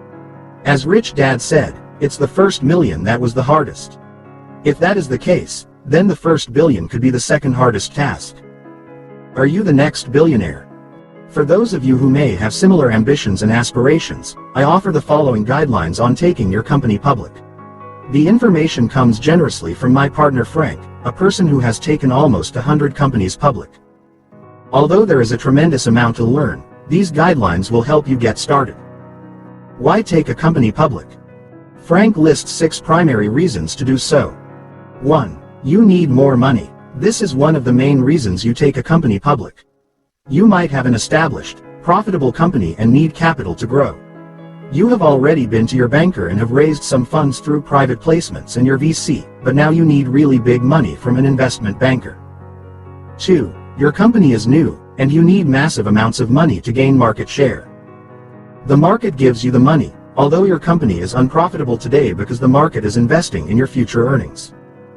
3. Many times, a company will use its own company stock to acquire other companies. It is what Rich Dad called printing your own money. In the corporate world, it is called mergers and acquisitions. 4. You want to sell your company without giving up control. In a private company, the owner all too often gives up control or gains a new partner who wants to tell him how to run the business when raising capital. By getting the money from the public market, the owner gains cash, yet maintains control of the business. Most shareholders have very little power to influence the operations of the company they are invested in. 5. You want to raise money for estate reasons, to provide for the heirs. Ford Motor Company went public because the family had many heirs, but no liquidity. By selling a part of the company to the public, it raised the cash the family needed for the heirs. It is interesting how often a private company will use this strategy. 6. You want to get rich and have cash to invest elsewhere. Building a business is much like building an apartment house and selling it. When you are building a business for sale through a public offering, however, only a part of the asset is broken off. It is broken into millions of pieces and sold to millions of people. The builder may therefore still own most of the asset, may still maintain control, and may generate a lot of cash by selling it to millions of buyers instead of just one buyer. As they say, good things come in small packages. There are restrictions that apply to the major shareholders and officers in a company issuing an IPO. While their holdings in the company may increase dramatically in value as a result of the IPO, they are severely regulated when selling any of their shares. Their stock is usually called restricted, which means they have agreed not to sell it for a predetermined amount of time. A shareholder wanting to cash out might be better served selling the company, or merging into another company with free trading shares, as opposed to using an IPO. Additional points to consider. Frank offers these additional considerations to keep in mind before taking a company public. Who on the team has run a business? There is a big difference between running a business and dreaming of a new product or a new business. Has the person handled payroll, employees, tax issues, legal issues, contracts, negotiations, product development, cash flow management, raising capital, and so on? You may notice that much of what Frank thinks is important is found in the BI triangle. Therefore, the core of the question is, are you or someone on the team successful at managing the entire BI triangle? How much of the company do you want to sell? This is where term sheets come in. In my years of working with Frank, I noticed that he always knows his goal for a company before he starts the company. He knows before he starts that his goal is to sell the company on the public market. He may not know how he is going to achieve his goal, but the goal is set. I mention this because so many business owners start a business without a concrete goal in mind for the end of the business. Many business owners start a business because they think the business is a good idea, but they have no plan on how to get out of the business. Fundamental to any good investor is an exit strategy. The same is true for an entrepreneur who is considering building a business. Before you build it, have a solid plan on how you're going to get out of it. Before you build a business, you might want to consider some of these issues.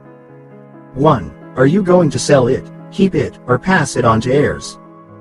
2. If you are going to sell it, are you going to sell it privately or publicly? A. Selling a company privately can be as difficult as selling it publicly. B. Finding a qualified buyer can be difficult.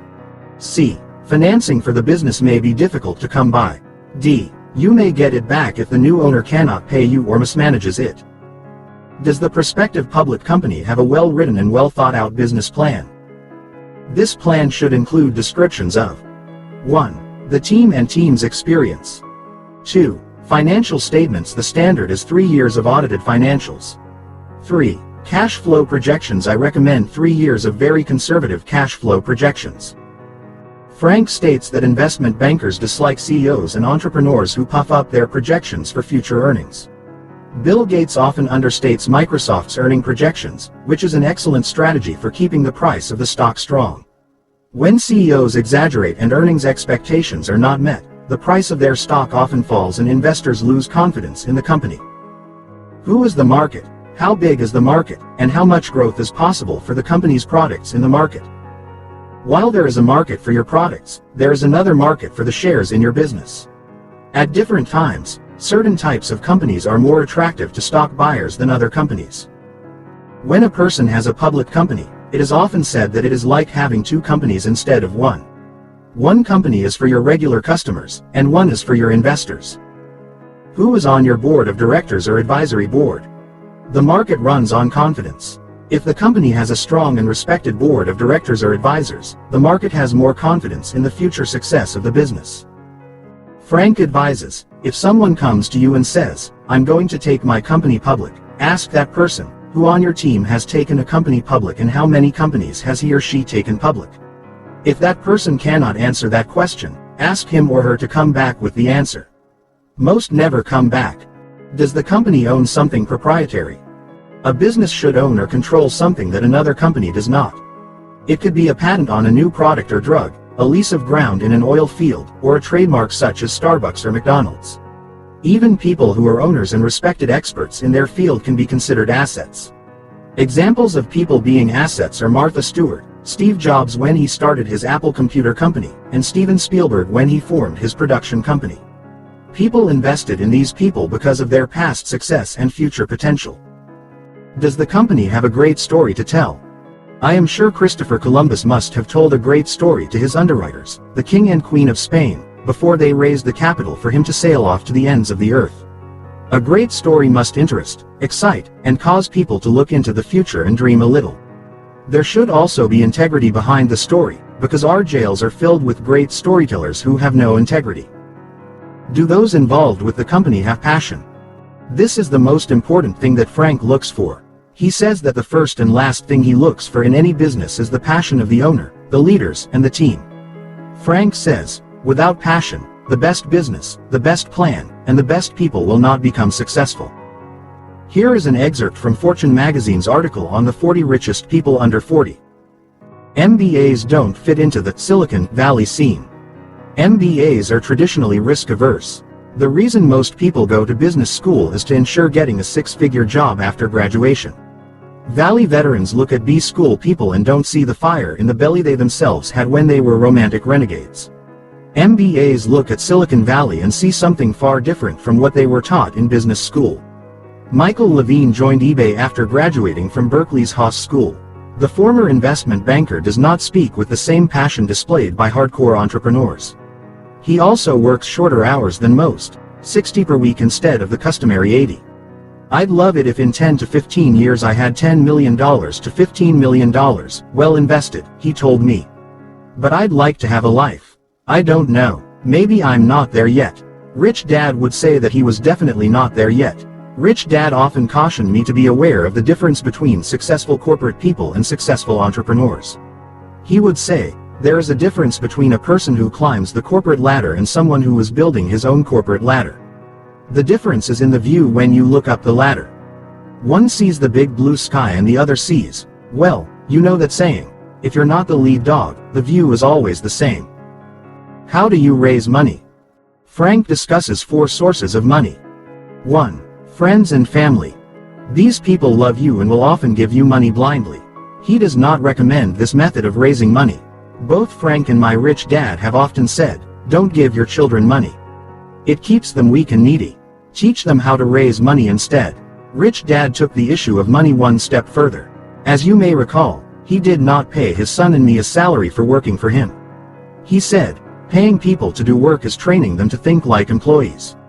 Instead, he trained us to look for business opportunities and to create a business out of that opportunity. You may recall the comic book story in the Rich Dad Poor Dad book where I discovered that older comic books were being taken off the shelf and destroyed by the store. I saw an opportunity to start a business by saving those comic books and creating a library where kids could rent the comics to read for a small fee and then return them.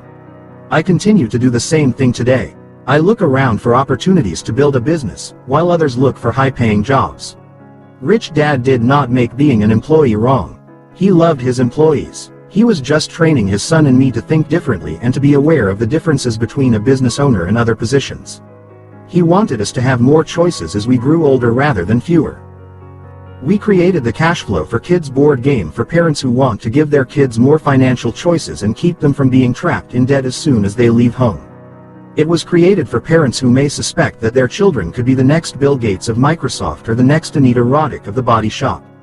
The game provides an early financial education on cash flow management that every entrepreneur needs. Most small businesses fail because of poor cash flow management. CASHFLOW for Kids will teach your children the skill of cash flow management before they leave home. 2. Angels. Angels are rich individuals who have a passion to help new entrepreneurs. Most major cities have angel groups that support budding new entrepreneurs financially as well as provide advice on how to become rich, young entrepreneurs. Angels realize that it's important for a city to have growing young businesses. Thriving entrepreneurial spirit in a city will keep the city thriving as well. These angels provide a vital service for any city of any size. Many young people leave small towns to look for great job opportunities in a bigger city. I think that this loss of smart young talent is caused by our schools teaching young people to look for jobs. If our young people were taught to create businesses, many small towns could continue to thrive because they can hook into the rest of the world online. With the internet, it's possible for even the most remote towns to bring the entrepreneur's spirit to life. Groups of private citizens operating as angel groups could do wonders to revitalize small towns everywhere. When you look at what Bill Gates did for Seattle, Washington, and what Michael Dell did for Austin, Texas, you can see the power of entrepreneurial spirit. Entrepreneurs and angels both play important roles in the vitality of a city. 3. Private investors. People who invest in private companies are called private investors. These accredited investors are hopefully more sophisticated than the average investor. They stand to gain, as well as lose, the most. Therefore, it is recommended to get both financial education and business experience before investing large sums of money into private companies. 4. Public investors. People who invest through publicly traded shares of public companies are called public investors. This is the mass market for securities. Because these investments are marketed to the masses, they generally come under great scrutiny from agencies such as the Securities and Exchange Commission (SEC). Securities traded here are generally less risky than investments done privately. Yet when it comes to investing, there is always risk. This may seem to contradict what I said earlier about having more control, and therefore less risk, as an insider. Please remember, however, that a private investor is not always in control. The SEC requires strict compliance with reporting and disclosure requirements to reduce the risk to a public investor who is definitely not in control of the investment. Frank's recommendations. As I was interviewing Frank on the main points of taking a company public, I asked him what he would recommend for a person who wanted to learn to raise substantial sums of capital. He said, "I recommend that a person become familiar with the following sources of funding if they want to take a company public. They are private placement memorandums (PPMs). These should be the start of your formal capital raising activities. They are sort of a do-it-yourself way of raising money. A PPM is a way for you to dictate the terms you want, and hopefully the investor will be interested. Frank strongly recommends that you begin this process by hiring a corporate attorney who specializes in securities. This is where your formal education begins if you are serious about starting small and getting big. It begins with paying for advice from the attorney and then following that advice. If you do not like the advice, it is best to find a new attorney. Most attorneys will give you a free consultation, or you can invite them to lunch. This type of professional advisor is vital to your team at the beginning and as you get bigger. I personally have learned the hard way by trying to do such things on my own to save a few dollars. Those few dollars saved have cost me fortunes in the long run. Venture capitalists (VCs). Venture capitalists like my friend Mark are in the business of providing capital. People usually go to VCs after they have exhausted personal funds, the money of family and friends, and their bankers' money. Frank says, VCs often cut a tough deal, yet if they are good, they will earn their money. A VC will often become a partner and help you get your company into shape to move to the next level of financing. In other words, just as a person may go to a gym and hire a personal trainer to get his or her body into shape and become more attractive, a VC may act as a personal trainer who gets your business into financial shape so that it will be attractive to other investors. Investment bankers. You generally go to investment bankers when you are ready to sell your company to the public market. Investment bankers often raise money for IPOs and for secondary offerings. A secondary offering is a public offering of shares of a company that has already raised capital through an initial offering to the public. When you look in financial papers such as the Wall Street Journal, many of the large ads are from investment bankers informing the market about offerings they have sponsored. There is another type of funding called mezzanine financing, sometimes referred to as bridge funding. A company usually looks for this kind of funding when it is past its early stages of development, but not quite ready for an IPO. An important first step. If you are ready to try your hand at raising capital for your business, you may want to start with a PPM. Frank recommends starting with a PPM for these reasons. You begin to interview and talk to corporate lawyers who specialize in this area. Interview several of them. Your education and knowledge will increase with each interview. Ask them about some of their failures as well as about their successes. You begin to learn about the different kinds of offerings you can make and how to structure them legally. In other words, not all offerings are equal. Different offerings are designed to fill different needs. You begin to place a value on your business and develop the terms you want when you sell the business. You begin formally talking to potential investors as well as practicing the art and science of raising capital. First, you may need to overcome your fear of asking. Second, you may need to get over your fear of criticism. Third, you get to learn how to handle rejection or phone calls that are not returned. Frank offers this advice. I have seen individuals give the best presentation on their investment, but fail to pick up the check at the end of the meal. The one thing an entrepreneur needs to do is learn how to pick up the check after lunch. If you cannot do that, then take along a partner who can. Frank also says the same thing my rich dad said. If you want to be in this business, you must know how to sell. Selling is the most important skill you can learn and continue to improve. Raising capital is selling a different product to a different audience. People are not successful financially mainly because they cannot sell. They cannot sell because they lack self-confidence, they are afraid of rejection, and they cannot ask for the order. If you are serious about being an entrepreneur and need more sales and confidence development, I strongly recommend that you find a network marketing company with a good training program, stick with it for at least 5 years, and learn to be a confident salesperson. A successful salesperson is not afraid of approaching people, is not afraid of being criticized or rejected, and is not afraid of asking for the check. Even today, I continue to work on overcoming my fear of rejection, improving my ability to handle disappointment, and finding ways to improve my bouts of low self-esteem. I have noticed a direct correlation between my ability to handle those obstacles in my life and my wealth. In other words, if those obstacles appear overwhelming, my income goes down. If I overcome those obstacles, which is a constant process, my income goes up. How to find someone like Frank or Mark to advise you.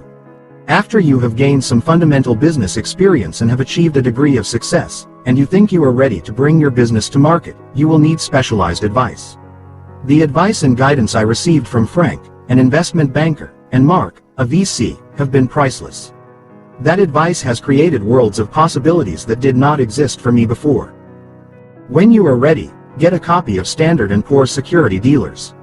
This book lists security dealers by state. Get the book and find a person who would be willing to listen to your ideas and your business. Not all are willing to give free advice, but some are. Most are busy and do not have time for hand-holding if you are not ready. I therefore suggest getting some real-life business experience and having success under your belt before finding one who would be willing to be part of your team. So are you the next billionaire? Only one person can answer this question, you. With the right team, the right leader, and a bold and innovative new product, anything is possible. Right after I knew that achieving my goal of making my first $1 million was possible, I began thinking about setting the next goal. I knew I could go on to make $10 million doing things much the same way. However, $1 billion would require new skills and a whole new way of thinking. That is why I set the goal despite continuing to come up against much personal self-doubt. Once I had the nerve to set the goal, I began to learn how others had made it. If I had not set the goal, I would not have thought it a remote possibility, and I would not have come across books and articles about how so many people are achieving that goal. Several years ago when I was deeply in debt, I thought becoming a millionaire was impossible.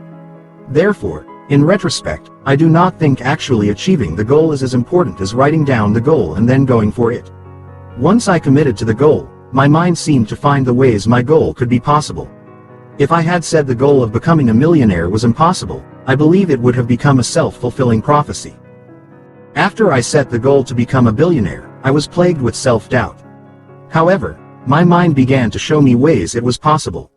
As I focus on the goal, I continue to see how becoming a billionaire could be possible for me. I often repeat this saying to myself.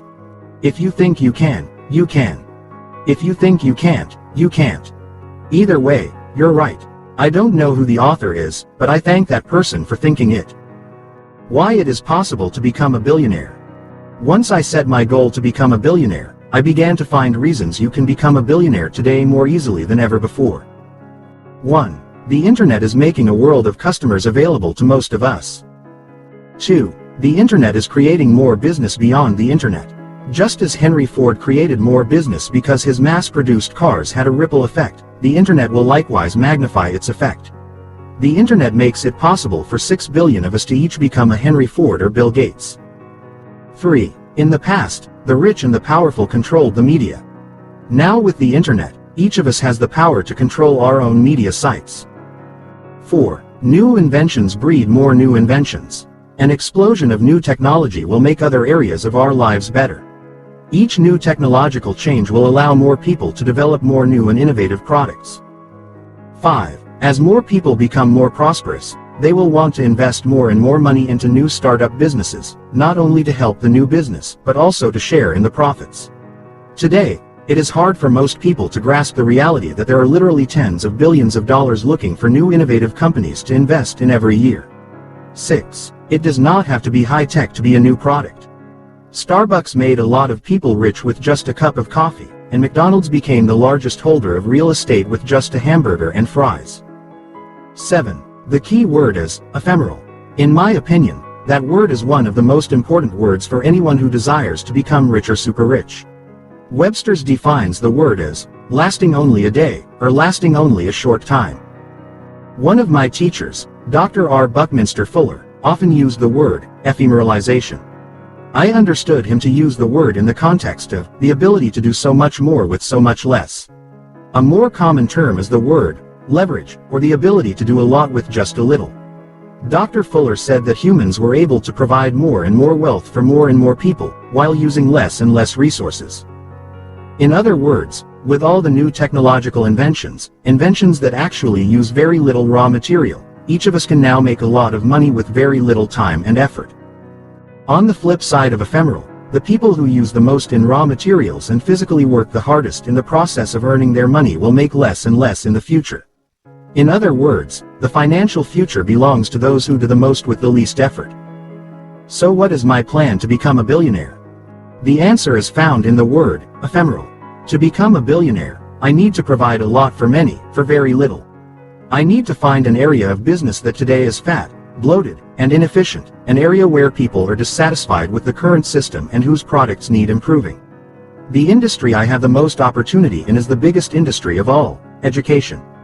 If you take a moment and think about all the money that is spent on education and training, the dollar amount will stagger you.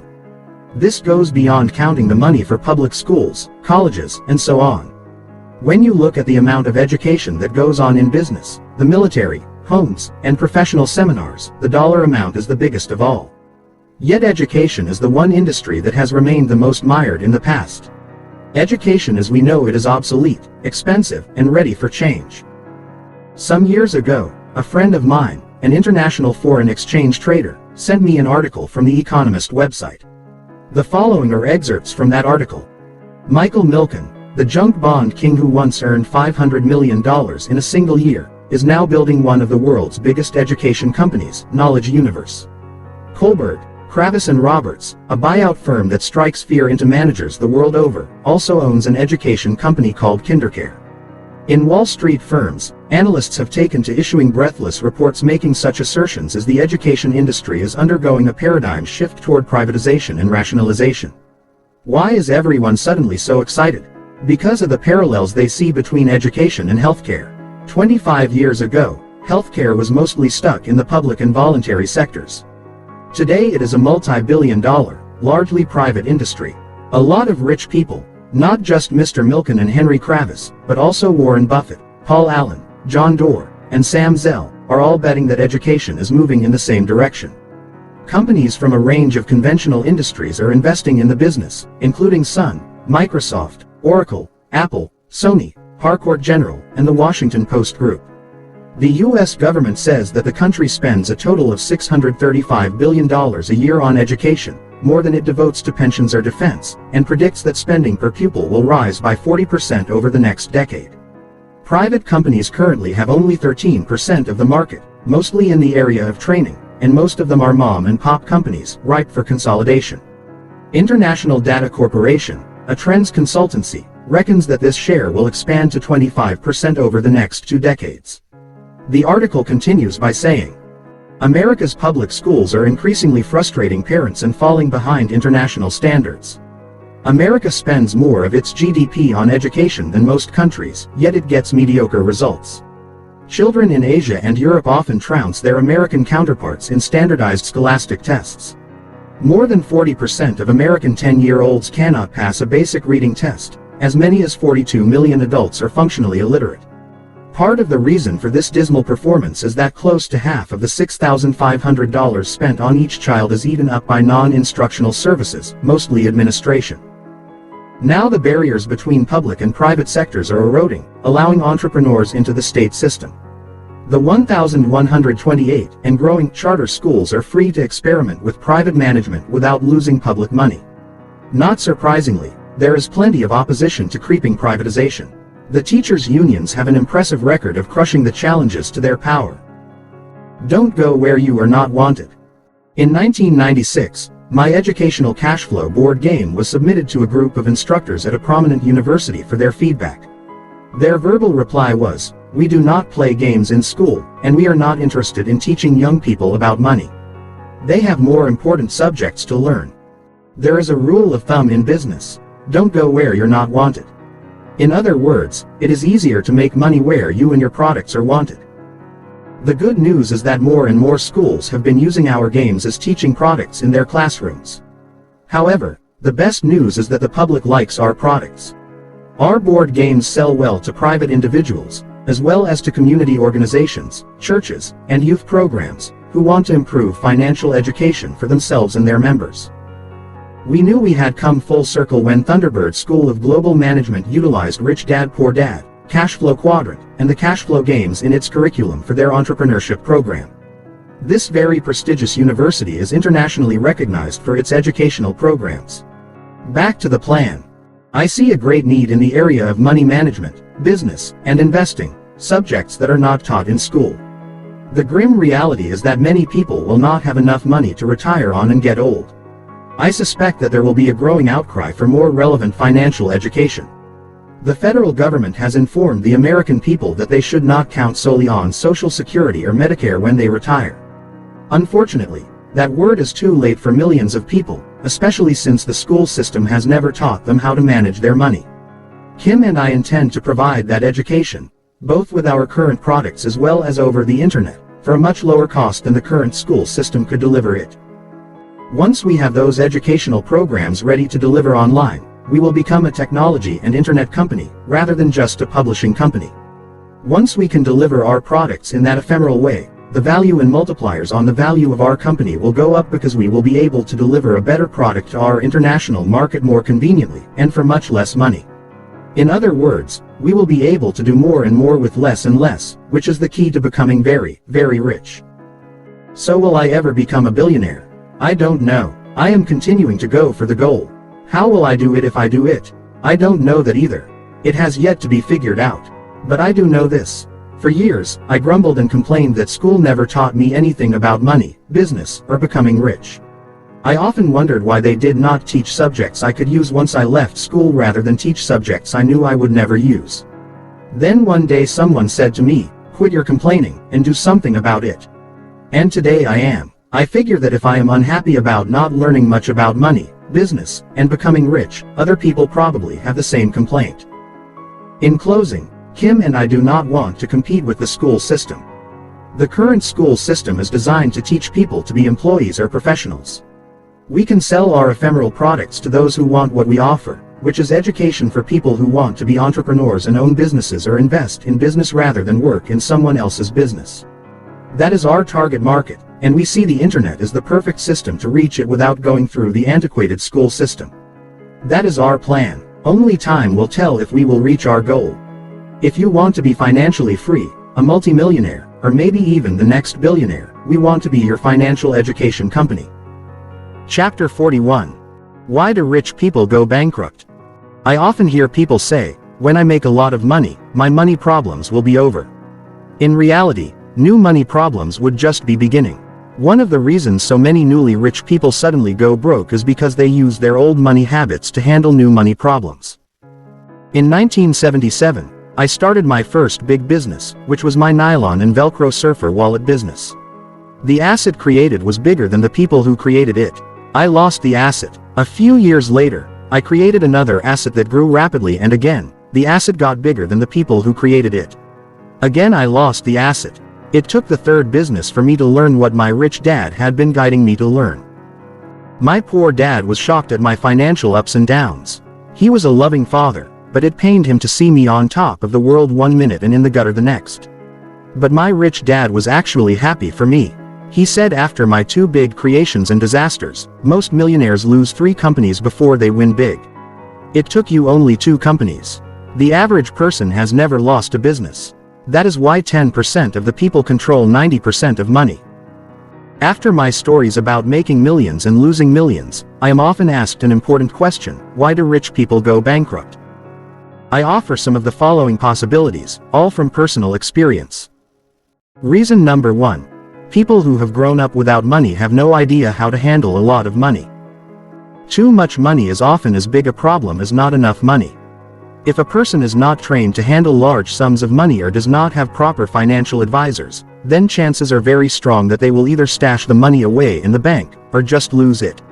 As my rich dad said, money does not make you rich. In fact, money has the power to make you both rich and poor. There are billions of people each day who prove that fact. Most have some money, but they spend it only to get poorer or greater in debt. The problem again stems from people receiving money and then buying liabilities they think are assets. I am certain that in the next few years many of today's young millionaires will be in financial struggle because of their lack of money management skills. Reason number 2. When people come into money, the emotional euphoria is like a drug that boosts your spirits. My rich dad said, when the money high hits, people feel more intelligent, when in fact they are becoming more stupid. They think they own the world and immediately go out and start spending money like King Tut with tombs of gold. My tax strategist once said to me, I have been an advisor to many rich men. Just before they go broke after making a ton of money, they tend to do 3 things. 1. They buy a jet or big boat. 2. They go on a safari. And 3. They divorce their wife and marry a much younger woman. When I see that happening, I begin preparing for the crash. Again, much like reason number 1, they buy liabilities or divorce an asset, which then creates a liability.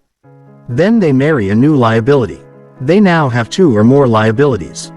Reason number 3, the hardest thing for many people is to say no to people they love when they ask to borrow money. This has not happened to me, but I have seen many families and friendships break up when one person suddenly becomes rich. As Rich Dad said, a very important skill in becoming rich is to develop the ability to say no to yourself and to the people you love. The people who come into money and begin buying boats and big houses are not able to say no to themselves, let alone their family members. They end up further in debt, just because they suddenly had a lot of money. Not only do people want to borrow money from you when you have money, but banks want to lend you more money. That is why people say, banks lend you money when you don't need it. If things go bad, not only do you have trouble collecting the loans you made to friends and relatives, but the banks then have trouble collecting from you. Reason number 4. The person with money suddenly becomes an investor, with money, but without education and experience. Again, this goes back to Rich Dad's statement that when people suddenly have money, they think their financial IQ went up also, when in fact it has gone down. When a person has money, they suddenly begin receiving phone calls from stockbrokers, real estate brokers, and investment brokers. Rich Dad also had a joke about brokers. The reason they are called brokers is that they are broker than you. My apologies to any brokers who are offended, but I think my Rich Dad's stockbroker is the one who told the joke to him originally. I had a friend of my family who came into a $350,000 inheritance. In less than 6 months, all that money was lost in the stock market, not to the market but to the broker that churned the suddenly rich person who believed that money made him more intelligent. For those who do not know what churning means, it is when the broker advises the person to buy and sell regularly, so the broker makes the commission on each buy and sell. This practice is frowned upon and severe fines are levied if brokerage houses find their brokers involved in this practice, yet it does happen. Just because you meet the qualifications of an accredited investor, simply a person with money, does not mean you know anything about investing. You will see many companies that invest as foolishly as individuals do. When there's a lot of money in the market, many companies run around buying other companies they hope are assets. In the industry, this is often called M&As, or mergers and acquisitions. The problem is that many of these new acquisitions can become liabilities. Often the big company that bought a small company ends up in financial trouble. Reason number 5. The fear of losing increases. Many times a person with a poor person's outlook on money has lived a life being terrified of being poor. So when the sudden wealth hits, the fear of being poor does not diminish. In fact, it increases. As my friend who is a psychologist for professional day traders says, you get what you fear. That is why so many professional investors have psychologists as part of their team. At least, that is why I have one. I have fears like everyone else. Reason number 6. The person does not know the difference between good expenses and bad expenses. I often receive a phone call from my accountant or tax strategist saying, you have to buy another piece of real estate. In other words, I have the problem of making too much money, and I need to invest more money in something like real estate because my retirement plan cannot take any more money. One of the reasons the rich get richer is that they buy more investments by taking advantage of the tax laws. In essence, the money that would have been paid in taxes is used to buy additional assets, which provide another deduction against income, which reduces the taxes due, legally.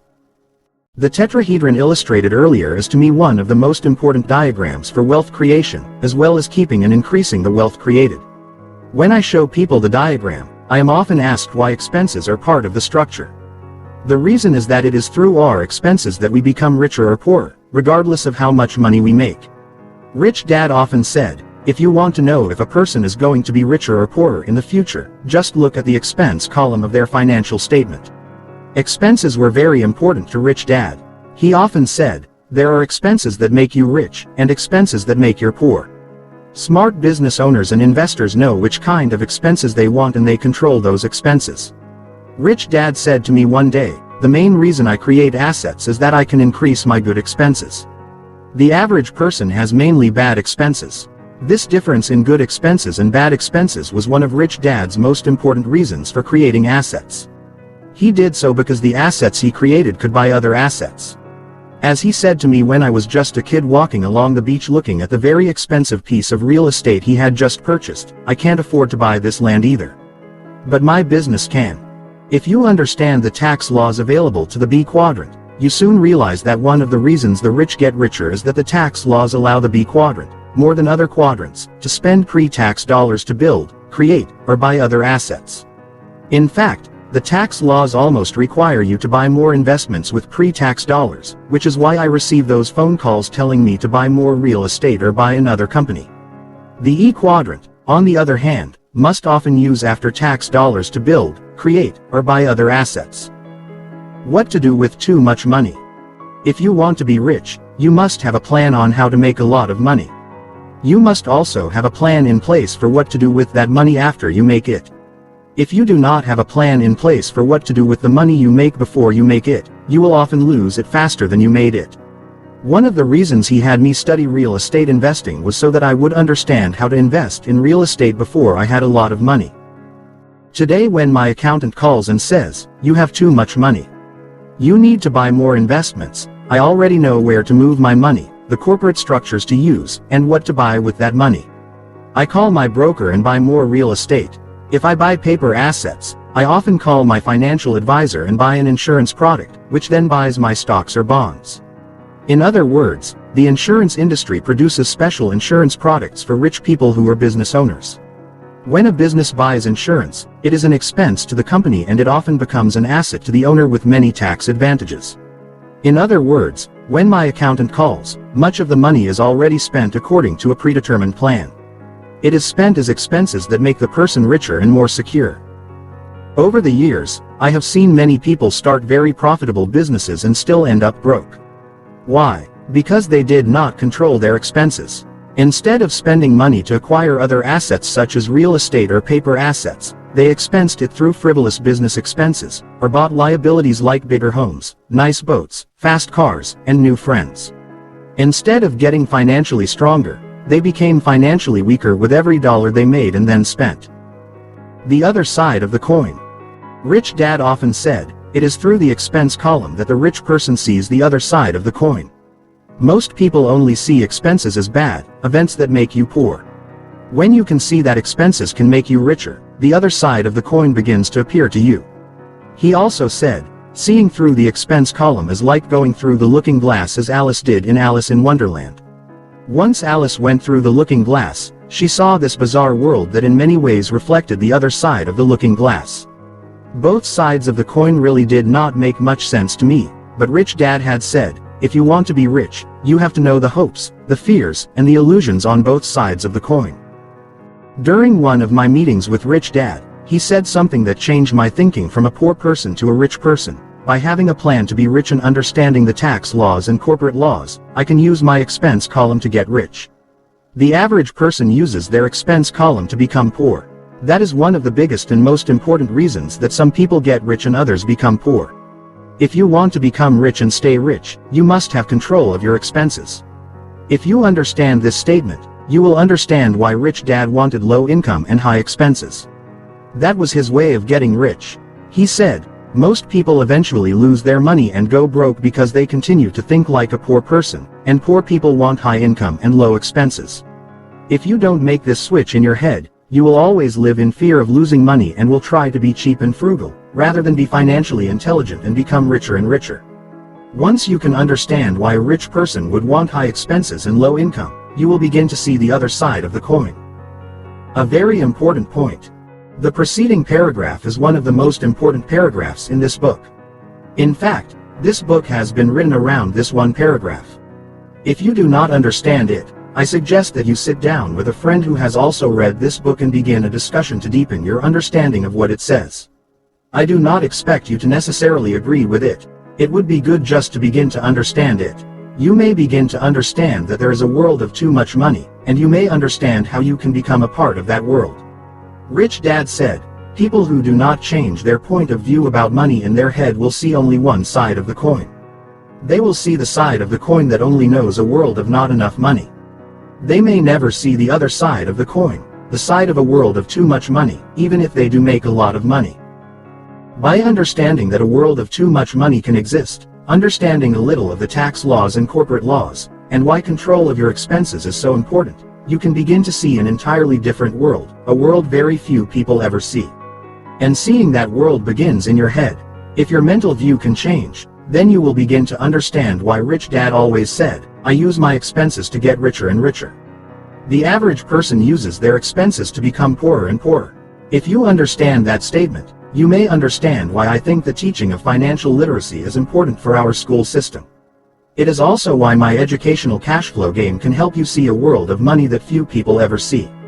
The financial statement is much like the looking glass in Alice in Wonderland.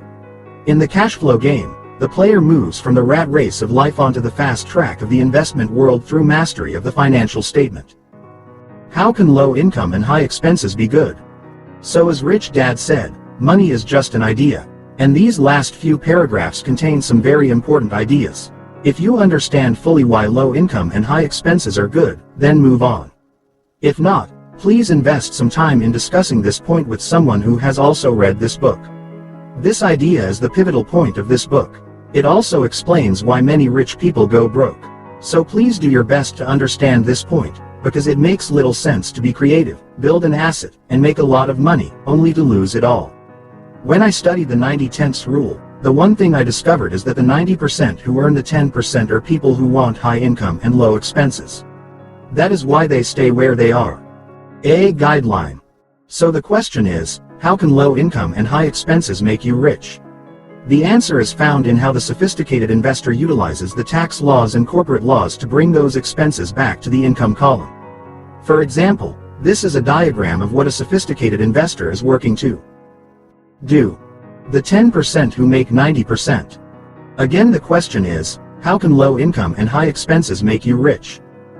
If you can begin to understand how and why this is done, then you will begin to see a world of greater and greater financial abundance. Compare the previous diagram with the following diagram. The 90% who make 10%. This is the financial diagram of most of the world's population. In other words, the money comes in the income column and goes out the expense column and never comes back in. That is why so many people try to budget, save money, be frugal, and cut back on expenses. This diagram also describes the person who will emphatically say, "My house is an asset," even though the money goes out the expense column and does not return, at least not immediately. Or the person who says, "I'm losing money each month, but the government gives me a tax break to lose money." They say that rather than say, "I'm making money on my investment, and the government gives me a tax break to make money." My rich dad said, one of the most important controls you can have is found in this question: what percentage of the money going out your expense column winds up back in your income column in the same month? Rich Dad spent hours and days on this subject with me. By understanding his point of view, I saw a completely different world that most people do not see. I could see a world of ever-increasing wealth, unlike people who work hard, earn a lot of money, and keep their expenses down. So ask yourself the same question: what percentage of the money going out your expense column comes back in your income column in the same month? If you can understand how this is done, you should be able to see and create a world of ever-increasing wealth. If you are having difficulty understanding this idea, find someone else and discuss how it might be done. If you can begin to understand it, you will begin to understand what a sophisticated investor is doing. It's worth the discussion and is why you may want to read and discuss this book often. It really was written to change a person's point of view from the world of not enough money to the view of creating a world of too much money. What is the value of a network marketing business? When I speak to network marketing companies, I often say to them, "You don't know the value of your network marketing business." I say that because many network marketing businesses only focus on how much money such a business can generate. I often warn them that it's not how much money they make, but much money they can invest with pre-tax dollars that is important. This is what the E quadrant cannot do. To me, that advantage is one of the biggest advantages of a network marketing business. If used properly, a network marketing business can make you far richer than merely the residual income the business generates. I have several friends who have made tens of millions of dollars in network marketing and are still broke today. When I speak to the industry, I often remind the leaders of network marketing that a vital part of their job is not only to educate people on how to make a lot of money, but to educate them on how to keep the money they make. It is through their expenses that they will ultimately become rich or poor. Why are more businesses better than one? It is not only network marketing people who fail to realize the true value of their business. I have seen entrepreneurs who are good at building a business, yet do not realize the true value of that business. The reason this happens is that many people believe that you only build a business to sell it. That is the idea of a business owner who does not know what a sophisticated investor knows about the tax laws and corporate laws. Instead of building a business to buy assets, they often just build the business, sell it, pay the taxes, put the cash in the bank, and start all over again. I have had several friends who have built businesses just to sell them. 2 friends of mine have sold their companies for cash and then lost all that cash in their next business venture. They lost because the 90/10 rule for business survival is still in effect. These 2 were individuals from the S quadrant who built B quadrant businesses. They then sold those businesses to people from the B quadrant. The buyers recognized the often unseen value of a B quadrant business. So the friends who sold their businesses ultimately went broke, even though they had collected several $1,000,000. The businesses they sold went on to make the new owners even richer. A sophisticated business owner and investor will do their best to keep the business as long as possible and have it acquire as many stable assets as possible. As my rich dad said, the main reason I build a business is for the assets the business buys me. For many entrepreneurs, the business they build is their only asset because they utilize a single corporation strategy and fail to harness the power of a multi-corporation investment strategy. Again, to utilize such a strategy requires a team of professional advisors. This points out that the big advantage the B quadrant has is that their tax laws allow you to spend pre-tax dollars to make you financially richer. In fact, the laws reward you for investing as much money as possible. After all, it is the rich who write the rules. The power of expenses. Expenses can be an asset or liability, regardless of how much money you make. One of the reasons 90% of the people only have 10% of the money is that they do not know how to spend the money they make. As Rich Dad said, a rich person can take trash and turn it to cash. The rest of the people take cash and turn it to trash. So what is the answer to the question, why do rich people go bankrupt? It is the same reason poor people remain poor and the middle class struggles financially. The reason the rich, the poor, and the middle class go broke is because they lose control of their expenses. Instead of using their expenses to make them rich, they use their expenses to make them poor. Phase 5. Giving it back. Chapter 42. Are you prepared to give back? Investor control number 10. Control over giving it back. Dan, a high school classmate of mine, was passing through town and asked if we could play golf. Dan was always a great golfer and I had not played in months, so I hesitated at first. Realizing that the purpose of the game was to spend time together to renew an old friendship rather than compete in a round of golf, I agreed to play. While riding around on the golf cart being humiliated by Dan's golf game, the conversation turned to what we were doing at this stage of our lives. When I told Dan that I had retired and was building businesses, one to take public and one to be held privately, he became very angry. His anger caused him to accuse me of being greedy, thinking only of myself, and exploiting the poor. After about an hour of trying to keep my cool, I could take no more. Finally I asked, "What makes you think that the rich are greedy?" His reply was, "Because all I see are poor people all day long. I never see rich people doing anything for them." Dan is a legal aid attorney for people who cannot afford an attorney. The gap between the haves and have-nots is bigger than ever, and it is not improving. We now have families who have no hope of ever getting out of poverty. They have lost sight of the dream that America was founded on. And guys like you make more and more money. Is that all you can think about? Build businesses and get rich. You've become just as bad as Mike's dad, a greedy rich man who only got richer. Dan's temper began to calm down as the game continued. Finally, at the end of the game, we agreed to meet the next day at the hotel's restaurant and I would show him something I was working on. The next day I showed Dan the game. "What is the game board for?" asked Dan, after we were seated at the table. Showing him the game, I explained my theory that poverty is caused by lack of education. "It is a learned condition," I said. "It is taught at home. Since school doesn't teach you about money, you learn about it at home." "So what does this game teach?" Dan asked. "It teaches the vocabulary of financial literacy," I said. "Words are, in my opinion, the most powerful tools or assets we as humans have, because words affect our brain, and our brains create our reality in the world. The problem many people have is that they leave home and school and never learn or understand the vocabulary associated with money, which results in a lifetime of financial struggle." Dan studied the colorful game board while the waitress brought us more coffee. "So you plan to end poverty with a board game?" he asked sarcastically. "No," I chuckled. "I'm not that naive or optimistic. I created this game primarily for people who want to become business owners and investors. Cash flow management is a basic skill necessary for anyone who wants to be rich." "So you created this game for people who want to be rich, not for the poor?" Dan asked, his anger rising again. Again I chuckled at his emotional reaction. No, I said. "I did not create this product to exclude the poor. I'll say it again. I created this game for people who want to be rich, regardless of whether you are rich or poor today." The look on Dan's face softened, if only a little. "My products are designed for people who want to be rich," I repeated again. "My products cannot help anyone, regardless of what their financial station in life is, unless they first want to be rich. My products will not help a rich person or a middle-class person unless they, too, want to become richer."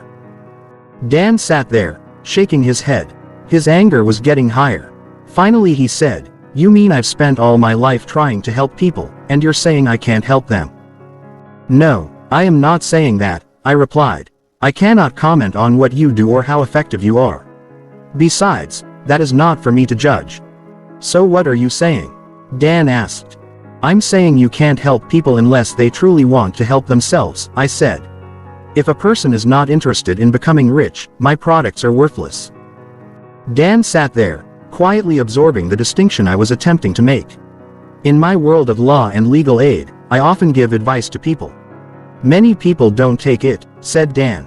"I see them again after a year or two and their situation is the same. They're back in jail or they're brought up again on charges for domestic violence or whatever. Is that what you're getting at? Advice alone does no good unless the people truly want to change the situations in their lives." "That is what I am saying," I said. That is why the best diet and exercise plan will not work unless the person really and truly wants to lose weight. Or why it is often a waste of time and a disturbance to the rest of the class to have a student in the room who is not interested in learning a subject. It is tough to teach anyone who is not interested in learning. And that includes me. For example, I have no interest in learning to wrestle sharks. So you cannot force me to learn. But my golf game is different. I will study hard, practice for hours, and pay big money for lessons, because I want to learn. Dan sat there, nodding his head. I understand, he said. But I did not show you this game for the aspect of getting rich, I said. I want to show you what Rich Dad taught Mike and me about being generous, about giving money back. For the next 10 minutes, I explained Phase 5 of Rich Dad's plan, pointing out to Dan that it was a big part of Rich Dad's plan to be generous, to be charitable. I said to Dan as I pointed to the game board, Mike's dad taught us 5 distinct phases of wealth and money. Phase 5 is the responsibility of giving money back after you make it. Mike's dad strongly believed that to make money and hoard it was a misuse of the power of money. So you put Phase 5 of Mike's dad's plan on your game board? Dan asked a little suspiciously. Your game board not only teaches people to be rich, but it also teaches people to be generous. I nodded my head. It was part of the plan. A very important part. Having grown up with Mike and me, Dan knew who Rich Dad was. He had heard about the investment plan Rich Dad and I had drawn up after I returned from Vietnam. Dan was aware of what I had gone through to learn to be a business owner and an investor. When I spoke of phases 3 and 4 where I was investing in other business and getting richer, he had lost his temper. He was now learning about phase 5. As I said, phase 5 is probably the most important phase of Rich Dad's plan. I purposely built it into this game, I said. So what is phase 5? Asked Dan. Show it to me on the game board. I then pointed to the squares on the fast track of the board game. The board game consists of 2 different tracks. One circular track on the inside is known as the rat race. The outer rectangular track is known as the fast track, which is where the rich invest. These pink squares are phase 5, I said, pointing to one of the squares. A kid's library, Dan read out loud, as he read the square where my finger was pointing. I then pointed to another square. A research center for cancer, Dan read aloud. And so is this square, I said, moving my finger and pointing to another square. A gift of faith, Dan said, reading the line just below where my finger was pointing. You mean you built charitable squares into the fast track, the investment track of the very rich? Asked Dan. Nodding my head, I said, yes. There are 2 kinds of dreams on the fast track. Dreams for personal indulgence, and dreams for creating a better world with your excess wealth. Dan shook his head slowly, saying, you mean Mike's dad taught you and Mike to be charitable as well as rich? I nodded my head as I quickly pointed to all the different charitable dreams found on the fast track of the game board. Rich Dad said one of the most important controls an investor had was the control over returning most of the money back to society. He had a reputation as a rich, greedy man, said Dan. Many people said terrible things about him, about how greedy he was. That is what most people thought, I replied. Yet Mike and I knew differently. The more money he made, the more money he gave away. But he gave it away quietly. I did not know that, said Dan. So his later years were dedicated to giving all the money he amassed back to society. Well, not all of it, I said. He wanted to leave some for his children. The point I want to make is that many people have this belief that the rich are greedy. That belief blinds them to the truth or the reality that not all the rich are greedy. If you open your eyes, you will see that many of the very rich have made tremendous financial contributions to society. Look at what Andrew Carnegie has given back through libraries, Henry Ford through his Ford Foundation, and the Rockefellers through the Rockefeller Foundation. John D. Rockefeller not only created his charitable foundation to give away his money, but he also donated extensively to the University of Chicago, as many rich alumni donate to their schools. Many other ultra-rich people have founded their own institutions of higher learning, just as Stanford founded Stanford University and Duke founded Duke University. The rich have always been very generous to higher education. Vanderbilt University was founded by a very rich entrepreneur, added Dan. I realize that the rich create jobs and provide goods and services to make life a little better. So now you're telling me that they often give the money back to society. That is exactly what I am saying, I replied. And yet many people can only see what they think is the greedy side of the rich. I know that there are greedy rich people, but there are also greedy poor people. So your rich dad gave it back, Dan repeated. Yes, I replied. Phase 5 made him the happiest of all the phases. Besides, being charitable increased his expenses, reduced his income, and took him through the looking glass. What? Stammered Dan in confusion. What looking glass? Never mind, I said. Just know that being generous made him happy in more ways than one. What did he give to? Asked Dan. Since his own father died of cancer, Rich Dad's foundation gave tremendous amounts of money to cancer research. He also built a cancer ward in a small country hospital so the country people could be closer to their loved ones when they were hospitalized. Being a very religious man, he also built a classroom building for his church so the church could have a larger Sunday school for kids. And he was a patron of the arts, acquiring artwork from many talented artists as well as donating money to the museums. The best thing is that his foundation is so well directed that, even after his death, it will continue to earn and donate money. Even in death, he will still do a lot of good for society. The trusts and foundations he set up will be providing money for many worthy causes for years to come. He planned to have too much money in life, and he planned on having too much money in death, said Dan. He definitely had a plan, I replied. So your cash flow game really does include everything your rich dad taught you. He taught you how to make the money and how to give the money back, said Dan. I did my best to include in the game all the important things Rich Dad taught me about money. And the importance of giving back was one of the things he taught me, I replied. He taught me to control the acquisition of wealth, and he taught me how to control giving it back. I wish more people did that, said Dan. Oh, there will be more people giving more money back, I said. Just look at this baby boom generation. Many were hippies in the 60s, and they are fast becoming multimillionaires today. In a few years, the revolution they were a part of will be in full force with cash flow. Many of these one-time hippies and others of that generation are very socially responsible people. What they learned from the 60s, their poor college days, will be brought to fruition in the next few years. Their ideals coupled with their wealth will be a powerful financial, political, and social force in the world. I think that they will do the charitable deeds that our government cannot afford to do today. Many rich boomers will be completing socially responsible deeds they wanted to perform when they were poor. What makes you think they will be generous? Asked Dan. Because it is already happening, I replied. Bill Gates alone has pledged billions of dollars to various causes and has a full-time staff to give the money away. If you look around, you'll see that this baby boom generation of wealthy entrepreneurs will be pressuring each other to be generous. It will be very socially uncool to be rich and not be generous. So Mike's dad was a generous man, and he taught you and Mike to be generous. I nodded my head. Even though many people in town criticized him for being rich, he continued to give quietly. Being generous made financial sense to him as well as giving him pleasure. I really did not know that, Dan said quietly. And giving money away made him happy.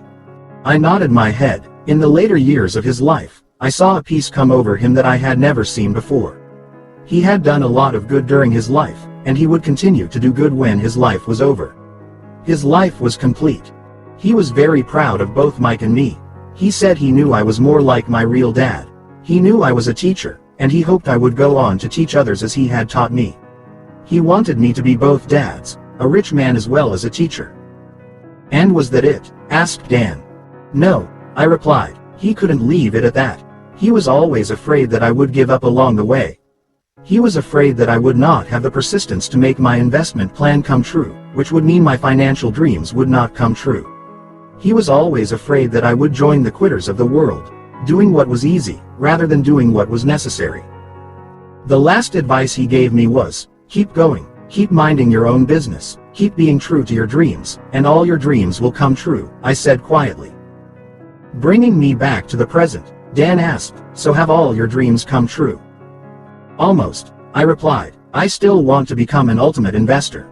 When Kim and I started the Rich Dad Company, our mission was to elevate the financial well-being of humanity. That's a pretty aggressive mission, Dan said with his eyebrows raised.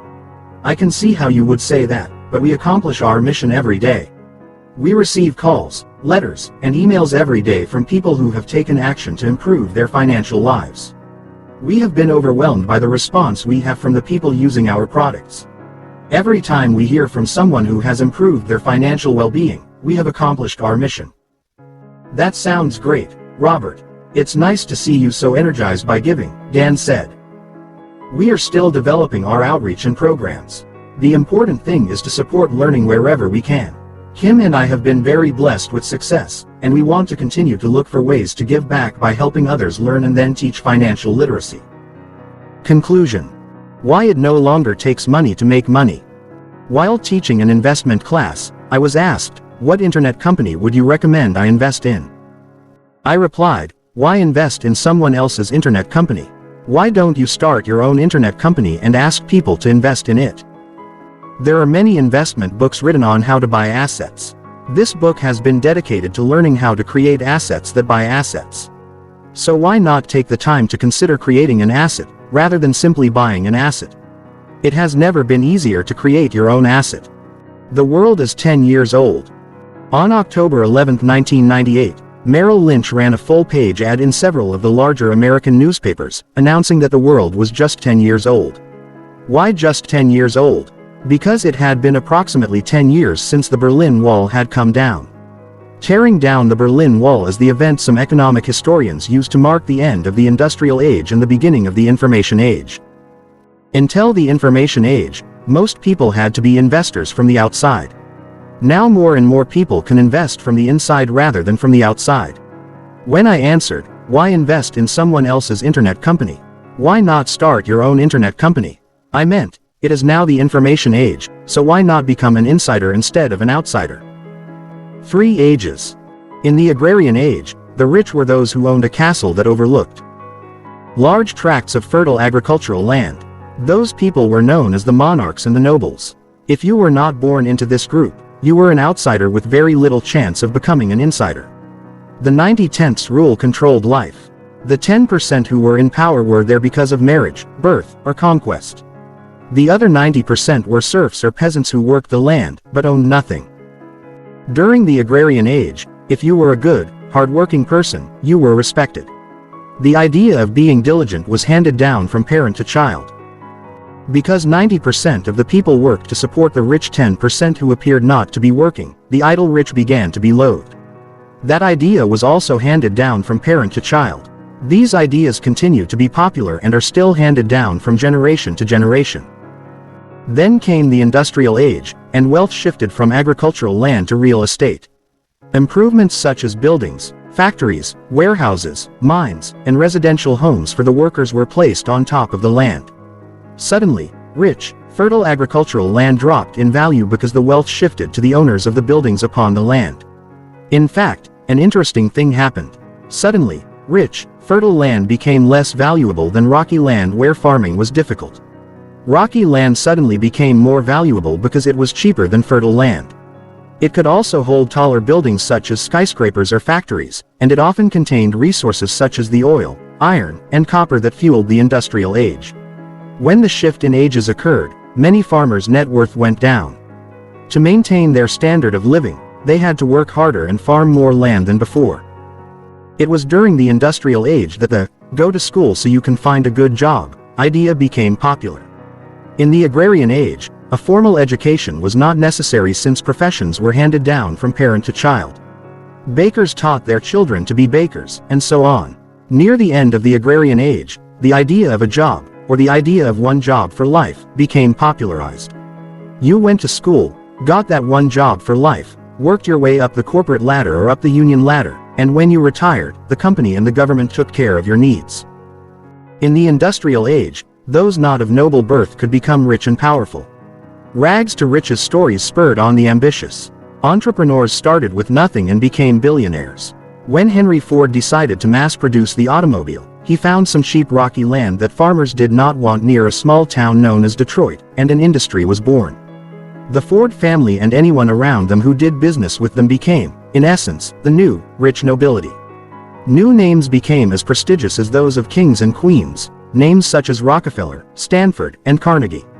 People often respected, as well as despised, them for their great wealth and power. However, in the Industrial Age, as during the Agrarian Age, only a few controlled most of the wealth. The 90/10 rule still held true, although this time, the 10% was not determined by birth, but by ambition and determination. The 90/10 rule held true simply because it took great effort and coordination as well as a lot of money, people, land, and power to build and control the wealth. For example, to start an automobile company or an oil or mining company is capital intensive. It takes massive amounts of money, lots of land, and many smart formally educated people to build that type of company. On top of that, you often must get through years of bureaucratic red tape, such as environmental studies, trade agreements, labor laws, and so on, to get such a business off the ground. In the industrial age, the standard of living went up for most people, but the control of real wealth continued to remain in the hands of a few. These rules, however, have changed. The 90/10 rule has changed. When the Berlin Wall came down and the World Wide Web went up, many of the rules changed. One of the most important rules that changed was the 90/10 rule. Although it's likely that only 10% of the population will always control 90% of the money, the access or the opportunity to join the 10% has changed. The World Wide Web has changed what it costs to join the 10%. Today, it does not take being born into a royal family as it did in the agrarian age. It does not require massive sums of money, land, and people as it did in the industrial age. The price of admission today is an idea, and ideas are free. In the information age, all it takes is information or ideas to become very, very wealthy. It is therefore possible for individuals who are financially obscure one year to be on the list of the richest people in the world the next. Such people often fly past individuals who made their money in the ages gone by. College students who have never had a job become billionaires. High school students will surpass their college student counterparts. In the early 1990s, I remember reading a newspaper article that said, many Russian citizens complained that under communist rule, their creativity was stifled. Now that communist rule is over, many Russian citizens are finding out that they had no creativity. Personally, I think all of us have a brilliant creative idea that is unique to us, an idea that could be turned into an asset. The problem for the Russians, as it is with many citizens all over the world, is that they did not have the advantage of my rich dad's guidance in teaching them to understand the power of the BI triangle. I think it is very important that we teach more individuals to be entrepreneurs and how to take their unique ideas and turn them into businesses that create wealth. If we do so, our prosperity will only increase as the information age expands around the world. For the very first time in world history, the 90/10 rule to wealth may no longer apply. No longer does it take money to make money. No longer does it take vast tracts of land or resources to become rich. No longer does it take friends in high places to become rich. No longer does it matter what family you were born into, what university you went to, or what sex, race, or religion you are. Nowadays, all it takes is an idea, and as Rich Dad has always said, money is an idea. For some people, however, the hardest thing to change is an old idea. There is truth to the saying, you can't teach an old dog new tricks.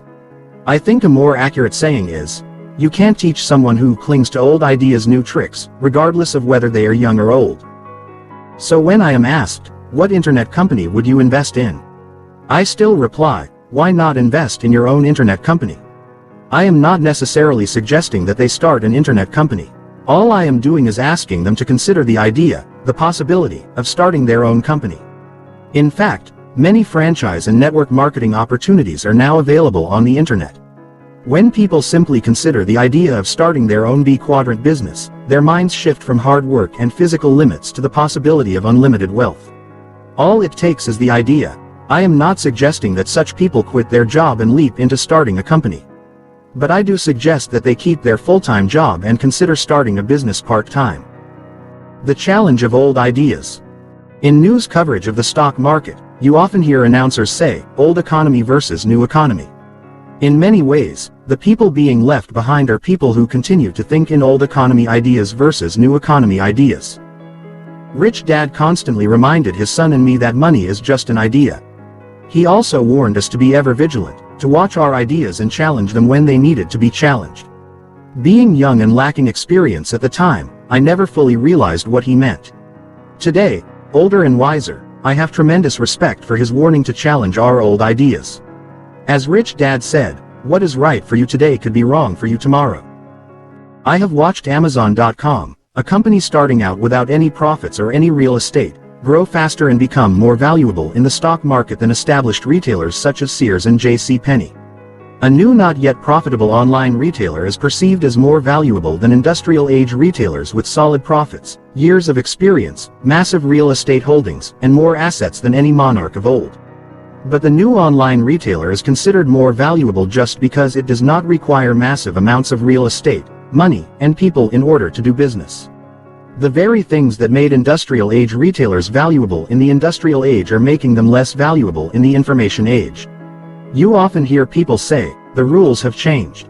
I often wonder what the future holds for these older retailers and their investors as more and more internet companies slice into profit margins, selling the same products for lower prices. What will that mean in the future to investor loyalty and to job security, pay raises, and benefits for employees? And what will happen to the value of real estate? Only time will tell. Many of the new internet companies have failed and investors have lost millions, if not billions, of dollars. They failed because, ultimately, profits and positive cash flow are how a business survives. But many industrial-age companies are also failing because of price competition from these online retailers with no real estate. I recently heard an old-school retailer say, "We will make shopping an entertaining experience." The problem with such thinking is that, making shopping an entertaining experience is expensive. Many shoppers will come to enjoy the experience, but will still buy online for a better price. I have a dear friend who has been my travel agent for years. However, she now has to charge me a service fee for my airline tickets because the airlines have stopped paying her a commission on ticket sales. She has had to release several of her loyal staff and now worries that I will shift to buying my tickets for a lower price online. At the same time, online travel companies have sprouted up with various strategies, like auctioning off perishable products known as empty airline seats. While the online travel companies become wealthy, my dear friend lays off staff and counts on her loyal customers to stay with her because she will work harder and provide better service. I am sure she will do okay, but the business she started years ago as her retirement safety net has now become a full-time job with no assurance that it will be of any value whatsoever when she's ready to retire. Things have changed. Since it does not take money to make money, then why not go out and make a lot of money? Why not find investors to invest in your idea so you can all become rich?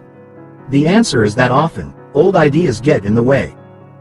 Because the online world is relatively young, the good news is that it is not too late to change your thinking and begin to catch up if you have not already started. The bad news is that sometimes, the hardest things to change are old ideas. Some of the old ideas that may need to be challenged are the ones that have been handed down for generations. Be a good, hard-working person. The reality today is that the people who physically work the hardest are paid the least and taxed the most. I am not saying not to work hard. All I am saying is that we need to constantly challenge our older thoughts and maybe rethink new ones. Consider working hard in a part-time business for yourself. Today, instead of being in just one quadrant, we need to be very familiar with all four quadrants of the cash flow quadrant. After all, we're in the information age, and working hard at one job for life is an old idea. The idle rich are lazy. The reality is that the less you are involved physically in your work, the greater your chances are of becoming very rich. Again, I am not saying to not work hard. I am suggesting that today, we all need to learn to make money mentally, not just physically. Those who make the most money work the least physically. They work the least because they work for passive income and portfolio income rather than ordinary earned income. And as you know by now, all a true investor does is turn ordinary earned income into passive and portfolio income. In my mind, today's idle rich are therefore not lazy. It is just that their money is working harder than they are. If you want to join the 90-tenths crowd, you must learn to make money mentally more than physically. Go to school and get a job. In the industrial age, people retired at age 65 because they were often too worn out to lift tires and put engines into a car on the assembly line. Today, you are technically obsolete and ready for retirement every 18 months, which is how fast information and technology are doubling. Many people say a student today is technically obsolete immediately upon graduation from school. Now more than ever, my rich dad's statement is even more relevant. School smarts are important, but so are street smarts. We are a self-learning society, not a society that learns from its parents, as in the agrarian age, or from its schools, as in the industrial age. Kids are teaching their parents how to use computers, and companies are looking for high-tech kids more than for middle-aged executives with college degrees. To stay ahead of the obsolescence curve, continual learning from school as well as the street is vitally important. When I speak to young people, I advise them to think like professional athletes as well as college professors. Professional athletes know their careers will be over as soon as younger athletes can beat them. College professors know that they will become more valuable the older they get if they continue to study. Both points of view are important today. Rich Dad's advice is even more true today. For those of you who have read my first two books, Rich Dad Poor Dad and Cashflow Quadrant, you know the difficulty I went through listening to two different dads and their ideas about money, business, and investing. In 1955, my poor dad kept saying, "Go to school, get good grades, and find a safe and secure job." On the other hand, my rich dad kept saying, "Mind your own business." My poor dad did not think investing was important. He would say, "The business and the government are responsible for your retirement and medical needs. A retirement plan is part of your benefit package, and you are entitled to it." My rich dad would say, "Mind your own business." My poor dad believed in being a good, hardworking man. He would say, "Find a job and work your way up the ladder." Remember that companies do not like people who move around a lot.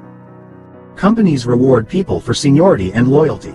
My rich dad said, "Mind your own business." My rich dad believed that you must constantly challenge your ideas. My poor dad believed strongly that his education was valuable and most important.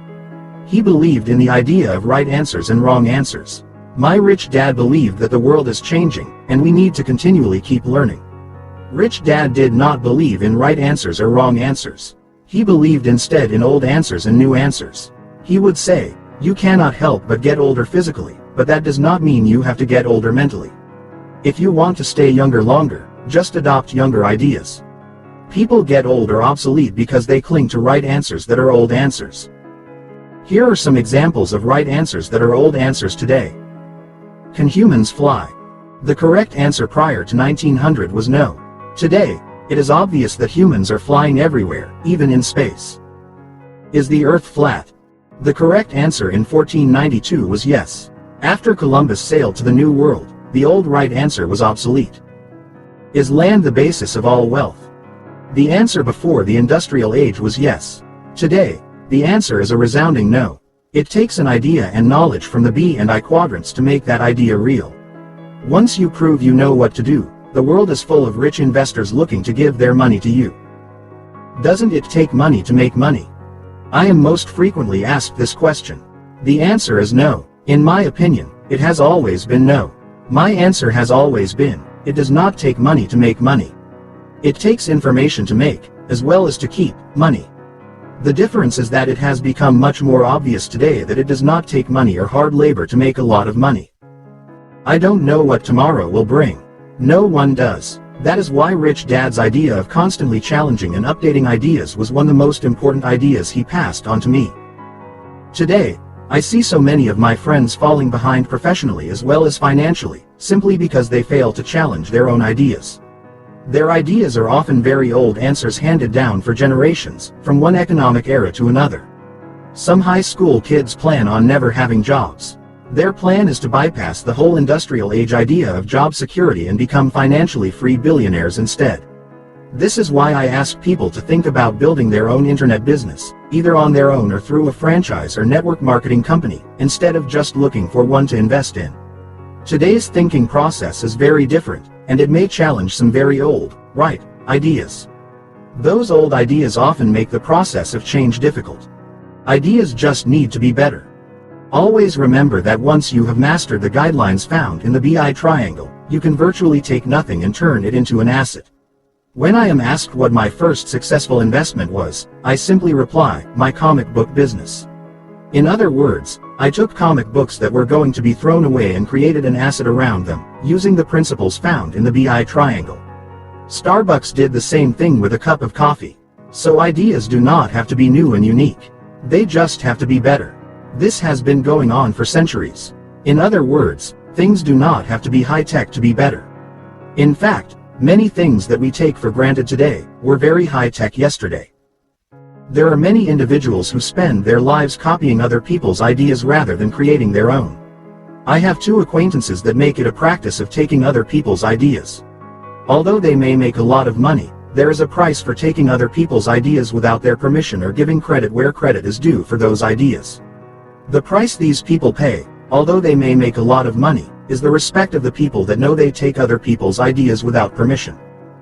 As my rich dad often said, there is a fine line between copying and stealing. If you are creative, you have to be careful of thieves who steal ideas. They are just as bad as people who burglarize your home. Because there are more people stealing than creating, it becomes ever more important to have an intellectual property attorney on your team protecting your creations. One of the most important technological changes in the history of the Western world took place during the Crusades, when Christian soldiers came across the Hindu-Arabic system of numbers. The Hindu-Arabic system of numbers, so named because the Arabs found this numbering system during their invasion of India, replaced Roman numerals. Few people appreciate the difference this new system of numbers has made upon our lives. The Hindu-Arabic system of numbers allowed people to sail further out to sea with greater accuracy, architecture could be more ambitious, timekeeping could be more accurate, and the human mind could be sharpened, allowing people to think more accurately, abstractly, and critically. It was a major technological change that had a tremendous effect on all of our lives. The Hindu-Arabic numbering system was not a new idea. It was simply a better idea. And on top of that, it was someone else's idea. Many of the most financially successful people are not necessarily people who have creative ideas. Many of them often just copy other people's ideas and turn the idea into millions or even billions of dollars. Fashion designers watch young kids to see what new fashions they are wearing, and then they simply mass-produce those fashions. Bill Gates did not invent the operating system that made him the richest man in the world. He simply bought the system from the computer programmers who did invent it and then licensed their product to IBM. The rest is history. Amazon.com simply took Sam Walton's idea for Walmart and put it on the internet. Jeff Bezos became rich much more quickly than Sam Walton. In other words, who says you need to have creative ideas to be rich? You just need to be better at the BI triangle and at taking ideas and turning them into riches. Following in your parents' footsteps. Tom Peters, author of In Search of Excellence, has been saying over and over again, job security is dead. Yet many people continue saying to their children, go to school so you can find a secure job. Many people struggle financially simply because they have their parents' ideas about money. Instead of creating assets that buy assets, most of our parents worked for money and then bought liabilities with that money, innocently thinking they were assets. That is why many people go to school and get good jobs, because that is what their parents did or advised them to do. Many struggle financially, or live paycheck to paycheck, because that is what their parents did. When I teach my investment classes, a very important exercise is for students to compare what they are doing today to what their parents did or advised them to do. Many times, students realize that they are either following closely in their parents' footsteps or are following their parents' advice. At that point, they have the power to question these old ideas that have been running their lives. If a person truly wants to change, adopting a better idea is often a good idea. My rich dad always said, if you want to get richer faster, simply look for ideas that are better than the ones you are using today. That is why, to this day, I read biographies of rich entrepreneurs and listened to recordings of their lives and their ideas. As Rich Dad said, ideas need not be new. They just need to be better, and a rich person is always looking for better ideas. Poor people often defend their old ideas or criticize new ones. Only the paranoid survive. Andy Grove, former chairman of Intel, titled his book, Only the Paranoid Survive. He got that title from Dr. Joseph A. Schumpeter, a former Austrian minister of finance and Harvard Business School professor. Dr. Schumpeter expressed this idea that only the paranoid survive in his book, Capitalism, Socialism, and Democracy. Dr. Schumpeter was the father of the modern study of dynamics, the growth and change in economics. Lord Keynes was the father of the study of statics, or static economics. Dr. Schumpeter's idea is that capitalism is creative destruction, a perpetual cycle of destroying the old, less efficient product or service and replacing it with new, more efficient ones. Dr. Schumpeter believed that governments that allow the existence of capitalism, which tears down weaker and less efficient businesses, will survive and thrive. Governments that put up walls to protect the less efficient will fall behind. My rich dad agreed with Dr. Schumpeter, which is why he was a capitalist. Rich Dad challenged Mike and me to constantly challenge our ideas because if we didn't, someone else would. Today, people with old ideas are those who are falling behind the fastest. The world we face today reminds me of the song, "The Times They Are A-Changin'." A line from that song goes, "For you'd better start swimming or you'll sink like a stone." Although that song was written many years ago, it reflects our future more and more. In other words, just because you're rich or poor today does not mean you will be in the near future. Your past success means nothing. Those who do not risk failing will ultimately fail. My poor dad looked upon failure as a thing, and my rich dad looked upon failure as an action. That difference made a big difference over a lifetime. In Future Edge, Joel Barker wrote, "When a paradigm shifts, everyone goes back to zero." Your past success means nothing. In this fast-changing world, paradigms will be changing faster and faster, and your past successes could mean nothing. In other words, just because you work for a good company today does not ensure that it will be a good company tomorrow. For this reason, Grove chose to title his book, "Only the Paranoid Survive." Even employee benefits are changing. The information age changed the rules of retirement plans from defined benefit pension plans to defined contribution pension plans. The change has also affected some employee benefits. A friend who works for an airline said, "It used to be easy to get free flights on airlines, which is one of the benefits of being an airline employee. But today, with airlines auctioning off empty seats online, the planes are flying full and I find it harder to use a benefit I love." The rules have changed. As this book draws to a close, I will leave you with some ideas about the changes that we all face today, changes that were brought on once the Berlin Wall went down and the World Wide Web went up. In his book, The Lexus and the Olive Tree, Thomas L. Friedman describes several changes between the industrial age and the information age. Some of the changes are: 1. Industrial age. Information age. Einstein's E equals mc2 Moore's law. During the Cold War, Einstein's theory of relativity, E equals mc2, ruled. In 1945, when the United States dropped the atomic bomb on Japan, America became the economic power of the world and took military dominance away from England. During the 1980s, everyone thought Japan was about to beat the United States economically, and the Nikkei stock market surged. But Japan's period of economic dominance was short-lived because the United States redefined itself. The United States redefined itself because it shifted from E equals mc2 to Moore's law. Moore's law states that the power of technology will double every 24 months. America became the leading world power because it led in technology as well as weaponry. If America had remained in the weapons race only, we would have soon become a bankrupt nation like the former Soviet Union. When the Berlin Wall came down in 1989, America's capital markets shifted quickly into the information age. That freedom to change quickly is the financial power provided by a free capitalistic society. Japan as well as England cannot change that quickly because both countries have too many ties to the days of the feudal system, otherwise known as the monarchy, an agrarian age institution. Unconsciously, those countries are waiting for the monarch to lead them. In other words, innovation is often hampered by traditions. That idea is true for individuals as well as nations. As Rich Dad said, old ideas get in the way of new ideas. I am not suggesting that we get rid of old traditions. Rather, because we are now in the information age, we need expanded ideas. 2. Industrial age. Information age. Weight of missile speed of modems. When the Berlin Wall came down, E equals mc2 changed to Moore's law. The power in the world shifted from the weight of nuclear warheads to how fast your modem is. The good news is that a fast modem costs a lot less than big missiles. Speed matters more than weight.